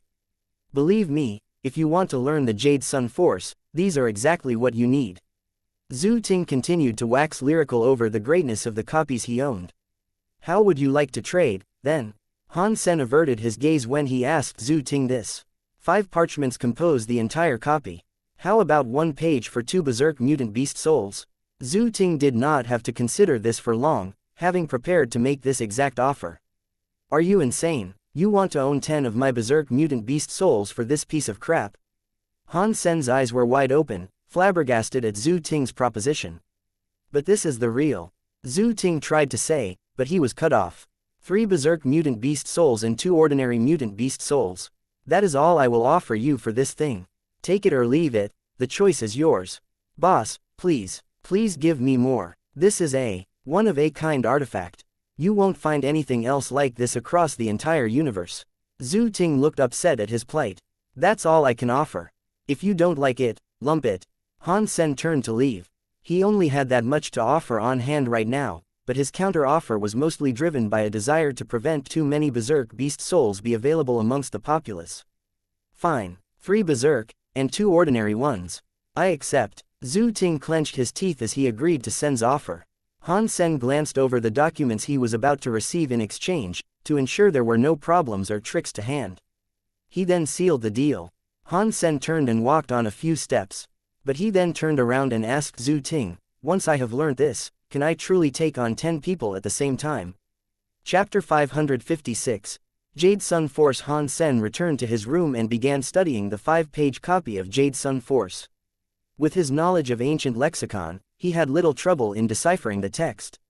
The characters were archaic, and the content of the hyper-geno art was rich. Overall, it seemed like a good skill to strengthen one's kidneys. As he continued to stare at the parchments, they emanated a mystical aura. As Han Sen studied them, he felt that he was understanding more and more about it. The closer Han Sen looked, the more his understanding and perception of that enigmatic aura clarified. This is what the Jade Sun Force is. It's not as disgusting as Zhu Ting said. It isn't unlike the heresy mantra, though that one strengthens a person's heart. Instead, Jade Sun Force just strengthens your kidneys. Han Sen finished reading and came to this conclusion with much surprise. Han Sen became ever more surprised when he realized how good this skill actually was. It was definitely a skill that wasn't easily attainable and which could be greatly sought after. But why had Zhu Ting give it to him with such little resistance? From the way Han Sen saw it, Jade Sun Force wasn't far off the heresy mantra. If strengthening your heart was meant to strengthen your force and amplify your powers, then strengthening your kidney was like upgrading your power storage tank. If your kidneys were not upgraded with Jade Sun Force, it would be like using coal to produce fire and warmth. It was effective, but not efficient. It wasn't a clean burn, either. But if you were to upgrade your kidneys, it would be like using a clean burning gas like propane, effective, efficient and longer lasting. The improvements were huge. Right now, it was like using regular fuel to try propel a rocket into space. Once he was strengthened, Han Sen suspected he'd be able to learn a wider variety of skills, and to use them more effectively than ever. His stamina and strength would reach a whole new level. If all this was correct, Han Sen's combat abilities would be greater than ever, and his peak performance duration during prolonged fights would almost without equal. In the past, it had been determined that to be among the best, you had to be able to remain unexhausted of any amount of power for up to 2 hours. But by strengthening your kidneys in this way, he believed he could fight at maximum capacity for 24 hours. Han Sen was wary, however, he was suspicious of why Zhu Ting would so casually present him such a significant skill. Had he realized the full extent of this skill beforehand, he would have gladly traded more berserk beast souls to get his hands on it. Han Sen then guessed that Zhu Ting must have already learned the Jade Sun Force himself. It was likely that many others had learned it too, before it had somehow fallen into Zhu Ting's lap. But when they learned it, it wasn't as efficient, and it only worked to slightly increase their typical strength, alongside their outstanding capabilities. This was most likely due to their lesser understanding. Truly understanding the entire texture and richness of the words on those parchments was a talent only possessed by a few. Han Sen was able to understand the full extent of the hyper-geno art, first, because his brain had been combined with blood crystal. This had already led to a natural increase in abilities of perception. But the second reason rested in his recent understanding of the Dongshe Sutra. His manner of perceiving and thinking was clearer, and so, reading the copy of the Jade Sun Force provided him the greater subtext that had been missed by so many others. For ordinary people, the power bestowed upon them through Jade Sun Force was weak and unsubstantial. Their perception was too limited to glean the small differences that separated what they learned and what Han Sen could learn. Put simply, they couldn't understand Jade Sun Force. After Han Sen practiced Jade Sun Force a few times, he felt his kidneys vibrate like warm stones. He felt as if there were 2 little stoves alight inside, energizing him. He felt like he wouldn't need any rest, even if he was to run for 3 days and nights. This is a great skill. After I master it, I would have no problem battling 10 creatures, all at once. Han Sen was in a great mood. But perfecting Jade Sun Force was sure to take a long time, and Han Sen wasn't in a rush. He was still wondering how he might slay the Silver Eye Ice Snake King, after all. If he lacked 2 sacred blood swords, an infinite amount of stamina wouldn't matter against the twin spirit. Luckily, Han Sen was in control of the Black God shelter now. Although the elites of their former master were not under his direct command, they still secretly listened to Dong Lin and not Han Sen. But if it was for the slaying of a sacred blood creature, they would definitely come along. Han Sen carefully looked at the list of elites belonging to the Black God shelter, and hand-picked 10 people to join him on his quest to slay the Silver Eye Ice Snake King. Boss, we tried hunting the Silver Eye Ice Snake King once before with Black God. We didn't succeed, as it was far too difficult. In the domain of that wretched creature, the efficiency of our powers was dampened and subdued. To be surrounded by snakes is no small task, it is wickedly dangerous. A few of the elites that had accompanied Black God in the hunt had their faces contort with fear as they heard Han Sen's plan to venture there and slay the beast. They attempted to change his mind. I have already made my decision. Stop the chatter and follow my commands, Han Sen responded coldly. At this, some of the elites lost hope. Dong Lin and Han Sen had already come to an agreement, so for this task, those who had been selected had no choice but to accompany him. Han Sen brought 10 people with him to Ice Snake Valley. They had cartographic documents with them, so they had little trouble navigating through the snow to get to where they wanted to be. They all reached their destination in fine health. It was said to be an ice valley, but in reality the location appeared more like a glacier Grand Canyon, where colossal rifts in the frost-bitten grounds had parted to form narrow basins, and where snow could collect in dangerous amounts. If you were to fall into it, you would be sure to be submerged in the snow. On the snow fields they now treaded, movement from beneath the snow could be seen. It was movement from a silver-white ice snake, tunneling forward like a rabid earthworm. The ice snakes were white, with eyes of deadly silver. When they were submerged in the piles of snow, they were camouflaged and nearly impossible to see. If one didn't pay close attention, they'd never see them. Before it was too late. They did not know how many ice snakes populated this perilous canyon, and that if any of the creatures bit you, you would be immediately paralyzed with frostbite. A well-armed person might be able to withstand the bite of an ordinary ice snake, but if they were to be bitten by a mutant variant, it wouldn't matter if their fitness level was over 100. Succumbing to such a bite would freeze you in no time at all. Those 10 evolvers were over 100, but their great talents did little to stave off their fear. They did their best to delay and drag out the venture there, taking their time as if their life depended on it, because it did. Han Sen noticed this, but wasn't upset. Instead, he smiled and said, "Well, how about this? You don't have to risk your lives and enter the valley. I will go alone to draw out the Silver Eye Ice Snake King. I will lure it all the way here, so that we can fight it together, free from the intrusions of the other snakes." Good, good, good. The elites all nodded in delighted agreement. They didn't want to set foot in that valley at all. The dangers there were too much for them. And if Han Sen went in alone, it wouldn't be their fault if he died. But there is something I must tell you first. If I draw out the Silver Eye Ice Snake King, and someone decides to flee, do not blame me for being cruel in my response to your desertion. Even Dong Lin will be unable to help out any cowards that run. Han Sen eyed each of them coldly. In response, one of the evolvers said, "Do not worry, boss. We aren't like that. We will do our best to help you slay it."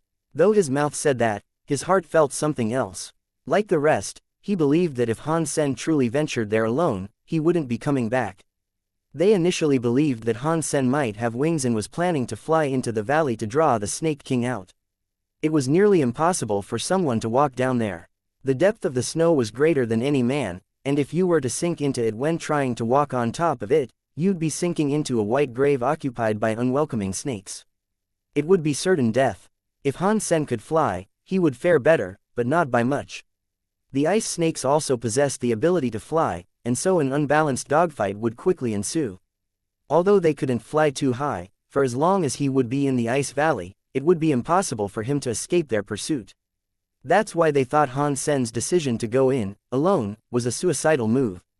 But there he went, walking into the valley. Without wings, Han Sen had learned the talent Ice Skin, however, and so was unafraid of being frostbitten. That's not to say he planned on getting bitten by the snakes, though. As he stepped into the ice valley, Han Sen leapt into a sprint.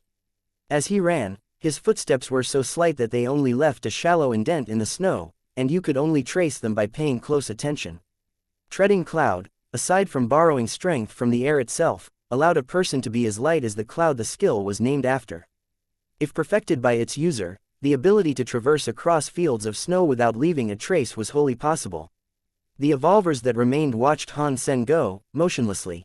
The skill they observed unnerved them, making them believe that Han Sen was greater than what could be defined as an evolver. Although Han Sen's body was really light, it still drew the attention of the ice snakes. He noticed 2 ice snakes leaping out from their white, powdery crypts to attack him. The silver-scaled creatures glistened in blinding white, beneath the sun of that day. They stretched their bodies and spread their wings like giant cicadas. They dive-bombed towards Han Sen but missed, and so twirled in the air to try again. Han Sen had read the profiles of the snakes before, and knew that the ice snakes had wings. Although they could not fly high, they had incredibly strong gliding abilities. Because of this, he knew he could not risk slowing down, so he pushed forward, dodging the snakes that lashed towards him. He didn't kill the 2 ice snakes because he only wanted to draw the ire of the Snake King and let it out. If he killed the 2 ice snakes, the scent of their blood would rally every other snake in the valley.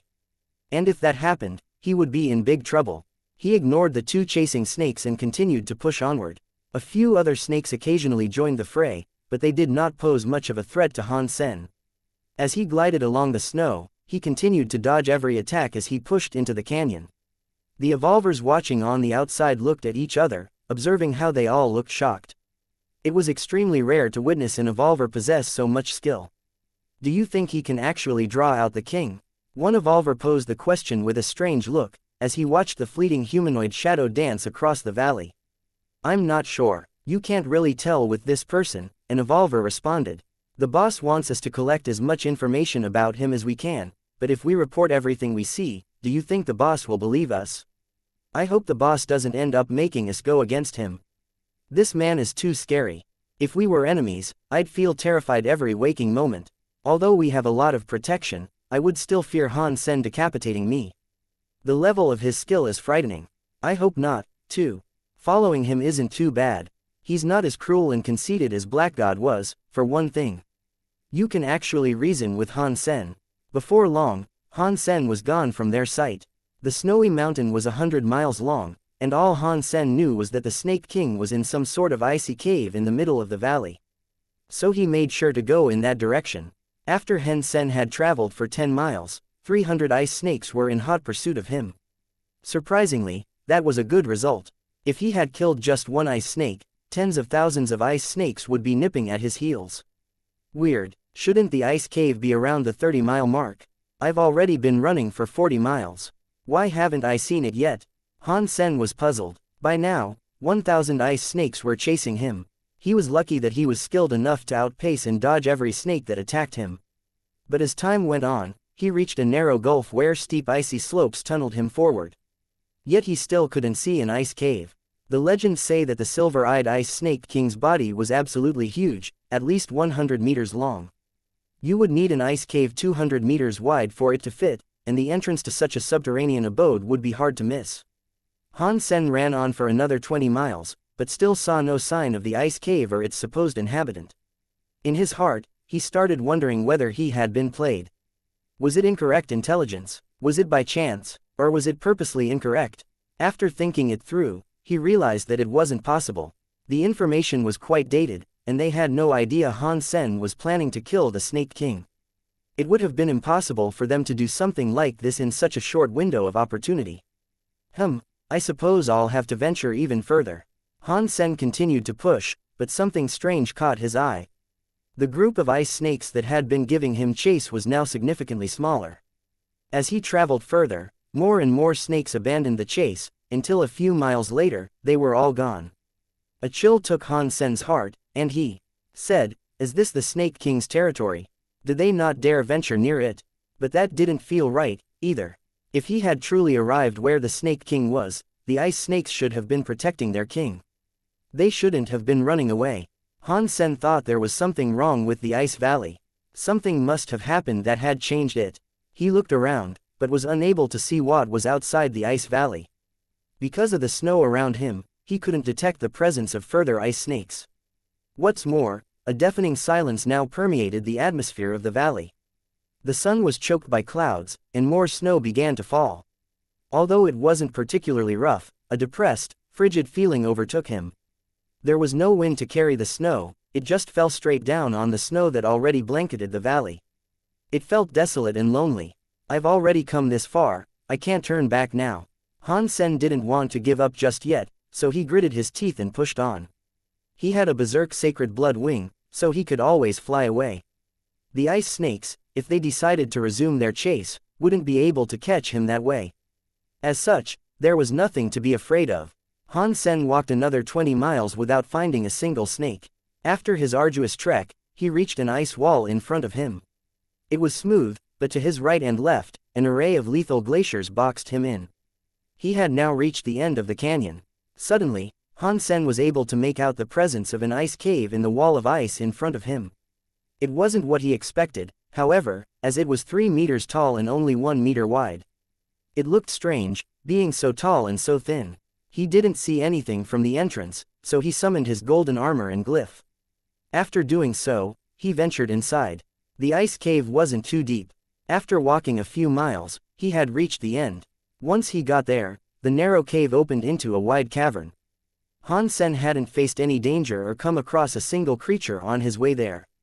In the icy hall, Han Sen noticed the presence of an egg that was about half the height of a fully grown human. Its silver hue made it look metallic, and its glossy exterior was adorned with a variety of finely engraved patterns. Han Sen felt happy at making this discovery. He ran towards the egg and said, "Haha. The gods must love me. I can't believe I have found such an egg, it must belong to the Snake King." Han Sen knew that it was difficult for creatures to bear children. Golden roars exhausted all they could to produce offspring, and they imparted their young with their geno essence. Doing so always led to the willing deaths of their mothers. But the cavern and ice cave were entirely clear, and there was no sign of the Snake King. To Han Sen, this was a golden opportunity, and he did not hesitate to reach out his hand to touch the metallic, silver egg. Arg! Han Sen's fingertips recoiled at receiving an electric shock. The hair on his fingers now stood on end. The charge that had shot into his body made him take 2 steps back, and he almost fell over. "My God, what is this egg?" Why is it electric? Han Sen's eyes were wide open, staring at the egg in puzzled confusion. He then saw how the egg shell's patterns were highlighted, but from its previously bright appearance, was now turning dim. Han Sen eyed the egg with suspicion. He had eaten numerous eggs in the past, but never seen an egg quite like this. While he was thinking, a noise came from outside. Han Sen was startled, thinking that the Snake King had returned. He pricked up his ears to listen, but all he could hear were the sounds of human footsteps. Han Sen frowned, looking out towards the cave entrance. The guys he had brought with him had not dared come this way, so whoever it was, they weren't associated with Han Sen or his Snake King excursion that day. Taking a look, Han Sen saw a person with blue armor, black hair and white wings enter the cave. As he had suspected, it wasn't one of the evolvers that he had left behind. But, to his comfort, it was someone he knew. Yi Dongmu. Han Sen watched him curiously, and then called out his name. He had never expected to see him here, but judging from his apparel, he had just flown in.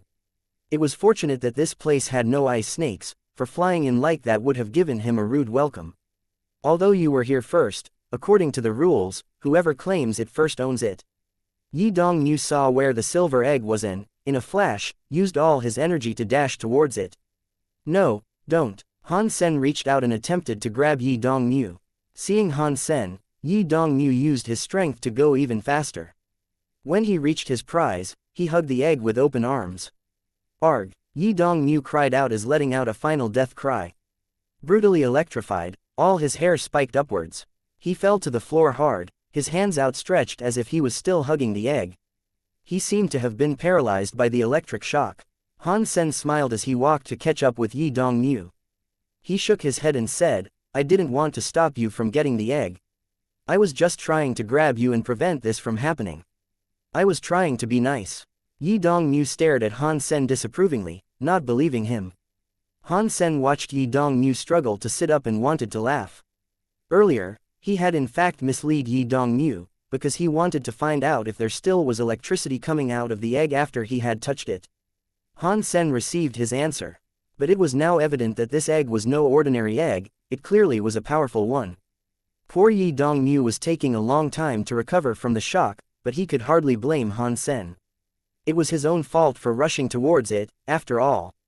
I had never heard of the Silver Eye Ice Snake King possessing electric skills, I thought it could only inflict frostbite. How can this egg have such strong electricity? Han Sen walked around the egg a few times, observing it. The pattern on the egg seemed to have been highlighted again after it shocked Yi Dongmu, but the light was once again beginning to fade. Mr. Yi, I believe we are going to have to crack this egg open. Otherwise, we will be unable to eat it. I am weak compared to you, so maybe you should go ahead and do it. Han Sen turned to look at Yi Dongmu again, watching as he struggled to move his limbs. Yi Dongmu gave Han Sen a disdainful look, as if to say, do you think I am a fool? Han Sen did not dare to try to smash the egg, as the electricity given by a small touch was painful enough. If he went to smash it, and the electricity inside was unleashed, what if it turned him into charcoal? Seeing Yi Dongmu still unable to move, he didn't dare go first. He started to think how he might get it open. If he returned to the Alliance, he could get himself a strong pair of insulated gloves. But he was a long way from there, and the electricity in the egg seemed unstable. Perhaps the gloves wouldn't provide much help, anyway, and since he didn't own a pair himself, he would have to go to the hassle of buying one. But who would have guessed there would be an egg, emitting such crazy amounts of electricity in such a place? Han Sen hadn't prepared for this scenario, so his options were limited. If he did decide to return, Han Sen didn't want to leave the egg behind, either. Mr. Yi, if we have come all this way, there's no way we can return empty-handed. Are you sure you wouldn't mind trying again? Han Sen wanted to convince Yi Dongmu to give the egg another try. Nope, but I'll watch you give it a go. Yi Dongmu didn't move, and continued to sit there. His face was pale, suggesting the electricity had injured him significantly. If you aren't willing to give it a shot, then of course I won't. But if neither of us are willing to touch it, then being here is a waste of time. And for that, I cannot remain. I will leave now. Han Sen then began walking away. But Yi Dongmu continued to sit where he was. He didn't even try to stop Han Sen from exiting. I really am leaving now. Han Sen slowly walked a few more steps, making sure Yi Dongmu could hear him. Yi Dongmu simply scowled at Han Sen and muttered, "Whatever." Han Sen walked another 2 steps forward, but then walked back. With a smile, he said, "You must be quite lonely. I shouldn't abandon you like this, perhaps I should just stay and keep you company." Yi Dongmu rolled his eyes. He wasn't a big fan of Han Sen, that was for sure. But Han Sen really wanted to get Yi Dongmu to give it another go. And he was afraid that if he left, and Yi Dongmu managed to crack it open on his own, he would take all the egg yolk. That would mean a wasted trip for Han Sen. While both of them were talking, a cracking noise could be heard coming from the egg. They both jumped and looked at it. They saw the half-human tall egg had a few cracks on it. Somehow, it was beginning to open by itself. Han Sen and Yi Dongmu both jumped up and anxiously watched the egg open. If the egg was cracking because they had touched it earlier, then it was okay, but if this was a natural occurrence, then they would be in trouble. Kacha! Another cracking noise sounded, and a splintered ravine of cracks now ran the length of the egg. Chapter 559. Cracked Egg. Han Sen and Yi Dongmu took a few steps back, watching the silver and metal egg with high alert. It was only an egg, but it discharged great torrents of electricity. It certainly wasn't normal. If a creature did reside inside the egg, even as a newborn, they suspected it might possess terrible, powerful abilities. Crack, crack. More and more cracks began to run down the sides of the egg, until a plate of the shell was smacked open. Inside, a fluffy silver head was trying to poke its way out of its shell. The eyes of the creature were only half open. The creature was attempting to claw its way out of the eggshell. "It's not a snake." Han Sen and Yi Dongmu both froze, having believed it was going to be a baby of the Silver Eye Ice Snake King. This was not what they had expected. The creature that was trying to pry its way out was coated in a silver fur, and it had long, sharp ears. It was a little fox, and its eyes burned with the passion of a phoenix. The small animal finally managed to break free and leave the egg. Although it was freshly hatched, it was about the same size as an adult tanuki. Its fur was lush and full, and a majestic tail swept the shell behind it. It looked as if it had been built to thrive in the harsh, icy environment it had been born in. Plop! After exiting the eggshell, the creature was unable to stand steady. With unsteady limbs, it dropped to the ground. The fall must have hurt it, because it screamed twice. "Oh hell, why does something like this exist here, in the Snake Valley? And I've never heard of foxes hatching from eggs." Han Sen gave it a perplexed look. Yi Dongmu then seemed to move, dagger in hand. Like a gust of wind, he started rushing towards the weakened animal that was still spread out on the ground in pain. He targeted one of its half-open eyes and attempted to kill it. But Han Sen took a few steps back. Instead, this scene was all too familiar for him. When the Golden Roarer was born, he had played the role Yi Dongmu was now fulfilling. Ding! Yi Dongmu was a talented assassin, and although his attacks were unpredictable, they were lethal. The tip of his dagger had been driven directly into the silver fox's eyelid. But the knife was stopped in its place, its bloodlust greeted by the sound of hammered steel. The eyelid was made of metal. Howl! The silver fox cried out, but Yi Dongmu was undeterred, and he tried to push the blade in with greater strength. But before he could do anything more, a lightning bolt arced to the dagger in his hands, and from the metal of his weapon, an incredible current of electricity surged through his body. Pang! The silver fox fell onto the floor again, while Yi Dongmu was flung away. So strong was the current that even his armor had been blackened. The white wings that he wore were now charred, with their plumage reduced to a few sparse, smoldering feathers. This time the damage was even greater. When Yi Dongmu hit the ground, he lay crumpled, unable to move, and had Han Sen not been able to detect his heartbeat, he would have thought him dead. Holy smokes, this thing is the child of a super creature. Han Sen felt a chill run down his spine, as he confirmed that this creature was indeed not of the sacred blood variety. Yi Dongmu possessed great power, and with the force he had thrust into his dagger strike, there should have been no way the creature could remain damaged, if it was just a newborn sacred blood creature.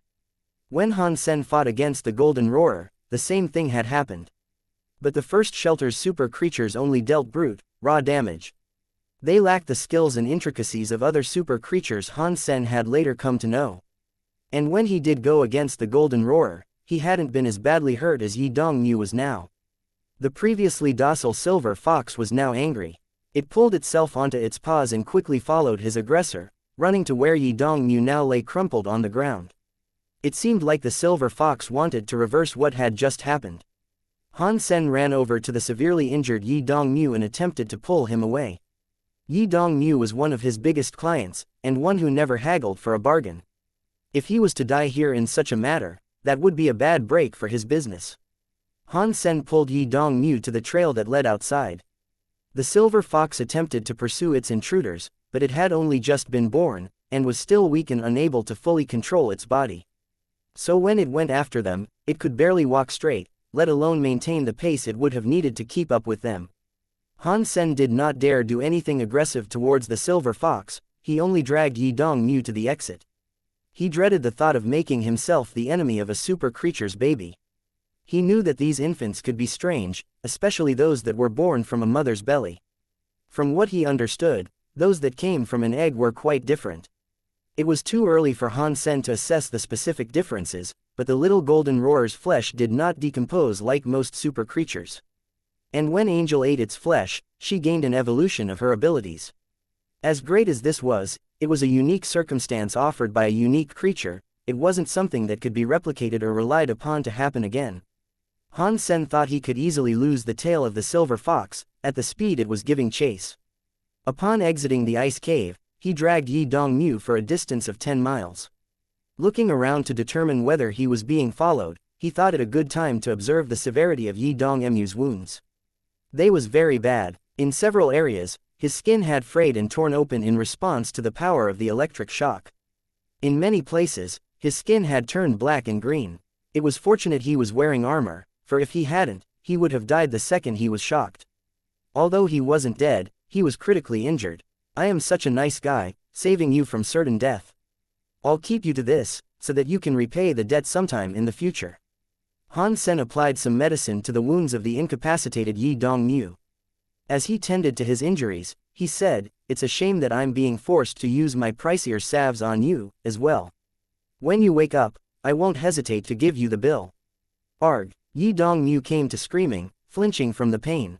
Although later effective, application of the medicine Han Sen was using stung terribly. "Stop screaming, aren't you a man of some bravery? If you can't suffer this, how can you expect to be a person of great deeds in the future?" Han Sen's bedside manner left a little to be desired. "You didn't even give me some anesthetic before you poured that hellfire on my wounds. Why don't you give it a go, We'll see whether you scream, asshole." Yi Dongmu's face was pale with the pain, and his lips trembled. With little regard for civility under the current circumstances, he couldn't help but swear. "I'm sorry, but I didn't bring anesthetic with me. This is all I have, so what else do you expect me to do? Just bludgeon your way through the pain, at least you aren't in risk of dying." Han Sen cleared his throat and got to applying more of the salve on the wounds he hadn't attended to yet. "Arg!" Yi Dongmu screamed again. He grabbed Han Sen's leg and bit down on it. "Arg!" When Han Sen was in the ice cave, he had put his armor away when he heard Yi Dongmu first enter. He felt a savage pain from every tooth that now dug into his calf, and he couldn't help but accompany Yi Dongmu in writhing in agony. "Let go of me, are you a goddamn shark? You just bite and don't let go." Han Sen pushed his biter's head, but the pain Yi Dongmu was suffering from was too much, and every aspect of him rattled. Afraid he might end up biting his own tongue off, he tried biting into the nearest item he could, which just happened to be Han Sen's leg. Han Sen continued crying in pain, so he slapped Yi Dongmu's head numerous times. When Yi Dongmu finally let go, he rolled over on the icy ground. It was as if his entire body had been drained of energy, and he was left gasping and wheezing on the floor for recovery. When Han Sen looked at his leg, he saw blood seep from 2 teeth marks. Just as he was about to shout at the man beside him, he witnessed a silver shadow heading his way. It was the silver fox. Han Sen's face changed. The silver fox had only just been born, but it was already so quick. What's more, it was accelerating as it got nearer. Before long, it stood just 5 meters from them. For a brief moment, Han Sen thought about summoning his wings to escape. But the silver fox didn't do anything. It just stood there watching Han Sen with its phoenix-like eyes. Han Sen's heart was chilled, and he took a few steps back, removing himself from Yi Dongmu's proximity. He thought to himself, "What are you looking at me for? The person who attacked you is right there." But the silver fox didn't look at Yi Dongmu at all. Its eyes just traced Han Sen's every move, which scared him. As Han Sen moved to the left, his steps were accompanied by the silver fox's gaze. Han Sen's heart was thumping, and he said, "Oh no. Are this creature's eyes so weak that it can't recognize who harmed it?" Yi Dongmu was still on the floor, but then all of a sudden, he quickly summoned another pair of purple wings and flew off into the sky. "Thanks so much, I'll make sure to pay you back later," Yi Dongmu said, as he flew away. Han Sen was angry, and said to himself, "What an ungrateful son of a troll. If I hadn't saved you earlier, you'd be Fox Puppy Chow. And now you leave me here, all alone." Yi Dongmu didn't even look back as he ascended, he just flew right above the ice valley and soared away. It wasn't long before he had totally vanished from sight. Han Sen knew that Yi Dongmu had been heavily injured and left unable to fight. As such, he wasn't really angry at him. It was a matter of principle, more than anything. The silver fox continued to stare at Han Sen, but did so with a puzzled expression. Han Sen did not feel that the silver fox was being aggressive and intended to kill him. But it was natural for creatures to do this, and such habits were not easily hidden. Still, Han Sen knew that the fox did not intend to murder him. But as the fox stood there, staring at him, Han Sen couldn't help but feel uneasy. After all, a creature's whim can change in an instant. What if it became hungry in the next instant and decided to use Han Sen for a snack?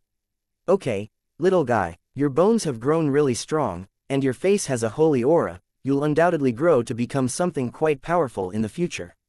But if you want to eat a sacred blood creature or something. Not me. My flesh is cheap and lacks the nutrients a young and healthy fox such as yourself would require."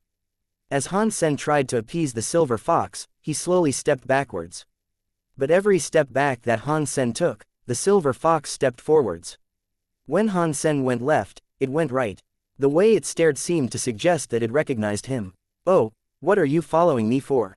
Han Sen's mind raced, wondering what exactly was going on. All of a sudden, he thought, cats and dogs loved to chase things. People would often throw balls for cats and dogs to catch or chase. The fox wasn't too different from a cat or a dog, perhaps it shared the same habit. Han Sen rummaged through his pockets, but was unable to find a ball. All he could find was a fist-sized bottle. Inside it, however, was an elixir worth the tens of thousands. This was the sort of medicine he wasn't willing to spend on Yi Dongmu. With his own life on the line, however, he just bit down and lobbed the bottle away. Han Sen was only trying to see what would happen, before the silver fox thought of killing him. As he had hoped, the silver fox watched where the bottle went, sprang to its feet and chased after it. Han Sen was delighted, as he hadn't been sure whether it would actually work. With the time he'd just bought himself, he immediately turned and started running. The last thing he wanted to do was displease a super creature, and after seeing what had happened to Yi Dongmu, he was aware of the stakes. But Han Sen hadn't run far when he saw the silver fox running across the white snow. Despite running as fast as he could, the silver fox was able to catch up with him with ease. In the silver fox's mouth, the creature was holding the bottle Han Sen had thrown away. Han Sen was flabbergasted at how quickly the silver fox had caught up with him, and knew that his own running speed was nowhere close enough. Now he was seriously considering the prospect of summoning his wings and taking to the skies.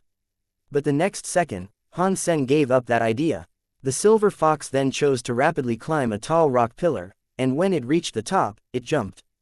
Its leap arced over 10 meters, and the speed at which it soared was faster than Han Sen's berserk sacred blood wings. If Han Sen really did summon his wings, and that angered the silver fox, he was likely to incur a far more grievous attack than what befell Yi Dongmu. Han Sen stopped running, feeling hopeless. The silver fox also stopped and stood just a meter away. It placed the medicine bottle on the ground near Han Sen's feet. "Good boy." Han Sen forced a smile. He wanted to pat the silver fox on his head and stroke it in congratulations, but he only stretched his arms out at half length before freezing. This was a super creature. If he reached out his hand and the silver fox did not think kindly of his approach and got angry, he would likely lose his arm. Seeing Han Sen stop moving, the silver fox walked closer. It gently approached his leg and began licking it. Han Sen was so terrified that he almost kicked the silver fox in the face. But when he looked down, he noticed that the silver fox was licking him where Yi Dongmu had bit him. Although the bleeding had stopped, the wound remained. But when the silver fox started licking it, something strange happened. With his own 2 eyes, Han Sen witnessed his wounds mysteriously vanish. He froze, almost unable to believe that the silver fox was healing him. The silver fox took a few steps back and, like a cute little girl, stood to look up at him with a tilted head. Han Sen was perplexed, and all at once, he felt his entire past understanding of creatures had not only been subverted but flipped entirely on its head. He tried reaching out his hand again and thought to stroke the silver fox's head, but still, a fear nagged at him not to do it. His hand froze in place once more. But then the silver fox elegantly approached and actively placed its own head into the palms of Han Sen's hand. It closed its eyes and rubbed its head there, seeming to enjoy it. Is this thing really a wild creature? Han Sen wasn't quite sure what to say, so he engaged the silver fox himself. With that same hand, he began stroking its head. The silver fox was like a little girl, in the way that it was cute when Han Sen stroked its head. Just seeing the creature made you want to hug it. No, foxes are cunning. Is this thing just tricking me into hugging it? Maybe it's making me lower my guard, so it can attack me before I get a chance to defend myself. Han Sen told himself. This was a super creature, after all, so he couldn't afford to drop his guard. But after Han Sen stroked the silver fox a few more times, the creature walked between his legs and used its body to rub against them. It genuinely seemed as if it wanted some love. Chapter 561. Silver Eye Ice Snake King. The big fluffy tail of the silver fox hooked Han Sen's legs, and tickled him as it moved up and down. Han Sen was beginning to realize that the silver fox had no intention of causing him harm, so he crouched to hold him. Without resisting, the silver fox allowed itself to be picked up in Han Sen's arm and thoroughly hugged. The fox's tail wagged in ecstasy. This silver fox is so strange, I wonder where it came from. Han Sen held the calm silver fox with a puzzled expression on his face. Some people had been known to own and keep some creatures, but they were usually kept behind bars, imprisoned against their will. More often than not, they'd eventually be killed to be served up as food. Such creatures were known to have wild and varying personalities, but there was one common thread that linked most wild monsters together: their desire to attack and kill humans on sight. It did not matter how humans approached or responded, that's what they would do. But this silver fox was showing itself to be the opposite of everything Han Sen thought he knew. It was so calm. If Han Sen hadn't seen it almost kill Yi Dongmu, he'd be hard-pressed to believe that the fluffy little animal in his arms was a super creature. So now Han Sen was in a difficult situation. Although it was docile and friendly at this point in time, there was no guarantee it would always be like this. If the silver fox turned violent after Han Sen returned home with it, it would be a disaster. Across the ice fields, no one could bear the wrath of a super creature, and Han Sen was taken back to the image of the blue seahorse that had burned down the seabed shelter. That gave him a chill. I can't bring it back. There's no way I'd be able to bring it back. Han Sen watched the cute silver fox sit lovingly in his arms but had to resist. Though it hurt him to do so, he returned it to the ground. Little fox, it's not that I don't want to bring you with me, and if I was on my own I would. I just can't risk bringing you back in the presence of others. If something happened, it wouldn't just be my problem. You should go home, Han Sen told the silver fox, then turned around and left. But the silver fox didn't listen, and continued following and mimicking every step Han Sen took. If he stepped forward, it did too. If Han Sen stopped, it would too. Han Sen thought about chasing it away, but whenever he looked at the creature, it returned a delightfully cute, puppy dog look that melted his heart. Furthermore, Han Sen did not dare use force. The silver fox was far stronger than he was, and he feared what might happen if he attacked it. It was highly likely Han Sen would be the one to suffer the greater misfortune. Besides, the adorable sight of the silver fox was enough to stay his hand. Looking back at the silver fox that refused to be left behind, Han Sen picked him up once more. Like a little cat, he dug into Han Sen's chest and was the cutest thing. Fine, I will take you to the Crystal Palace. If something happens there, at least you won't be harming anyone else. Han Sen brought out his wings, and with the silver fox in his arms, took to the skies. He'd have to hide the silver fox before meeting the evolvers, too. The tall tales that might be spun out of this turn of events would be dizzying. I'll just leave them to wait where they are, then. They are the ones that chose not to accompany me, after all. There is no harm in leaving them in the freezing cold for a little while longer. Han Sen clutched the silver fox tightly, as he flew higher and higher to leave the area. As Han Sen prepared to fly towards the ice lake, he saw a multitude of ice snakes jump out from the snow in the ice valley. It was strange, the place had been empty before. There was an extra large ice snake amongst them, as well, and his entire body was scaled in silver. It gleamed like the snow, and it was 100 meters long. It was a terrible sight. The silver-eyed ice snake king. Han Sen was shocked. When he entered the valley and traversed it earlier, he had caught no sight of it. Where did it come from? Han Sen's heart jumped, and he returned down to the snow valley. But when he returned, he saw the Snake King and its clan return deep beneath the snow. I suppose it is because of you. Han Sen landed on the snow valley, but he could not now glimpse the faintest shadow of an ice snake. Even the king itself had disappeared. The silver fox remained in Han Sen's arms, pretending to be asleep. He wasn't sure whether it understood what he was saying, or if the creature just didn't care. Calmly, it just wagged its tail. He flew outside the ice valley again and put the silver fox down on the peak of a snowy mountain. Then he saw the ice snakes return to the surface. You wait for me here, okay? Han Sen told the silver fox and then flew back towards the valley. This time, the silver fox didn't follow Han Sen, it stood on top of the mountain, watching Han Sen descend into the valley. Han Sen was going solo towards the giant pit of snakes, but this time, they did not return to below the surface. What's more, a legion of snakes leapt up and attempted to thwart his airborne descent. The Snake King's eyes were like braziers of silver light, staring at Han Sen. The beast spread open its own wings, and the two horns on its head shone like beacons. Like some deadly creature of ancient history, it charged towards Han Sen. They really must have escaped due to the silver fox's presence. Han Sen put away his wings and hit the snow with treading cloud, reverting to his previous attempt to grab the Snake King's attention and draw it to the valley's entrance. To go up against such a giant monster, Han Sen lacked the faith to battle it on his own. Not to mention the amount of other smaller snakes he would have to deal with at the same time. So Han Sen settled for his original plan of leading the Snake King out and giving the evolvers something to do. No matter how bad they were, he could at least get them to deal with any smaller snakes trying to prevent the slaying of their leader. Although they were afraid of them, if he led them out of the valley, the snow wouldn't be thick enough to cloak them. In such conditions, the evolvers could take on the snakes with far greater ease. Han Sen was unsure whether the Snake King had been suppressed by the presence of a silver fox in recent times because its insane temper was far beyond Han Sen's expectations. Without reprieve or thought, it mindlessly went after Han Sen.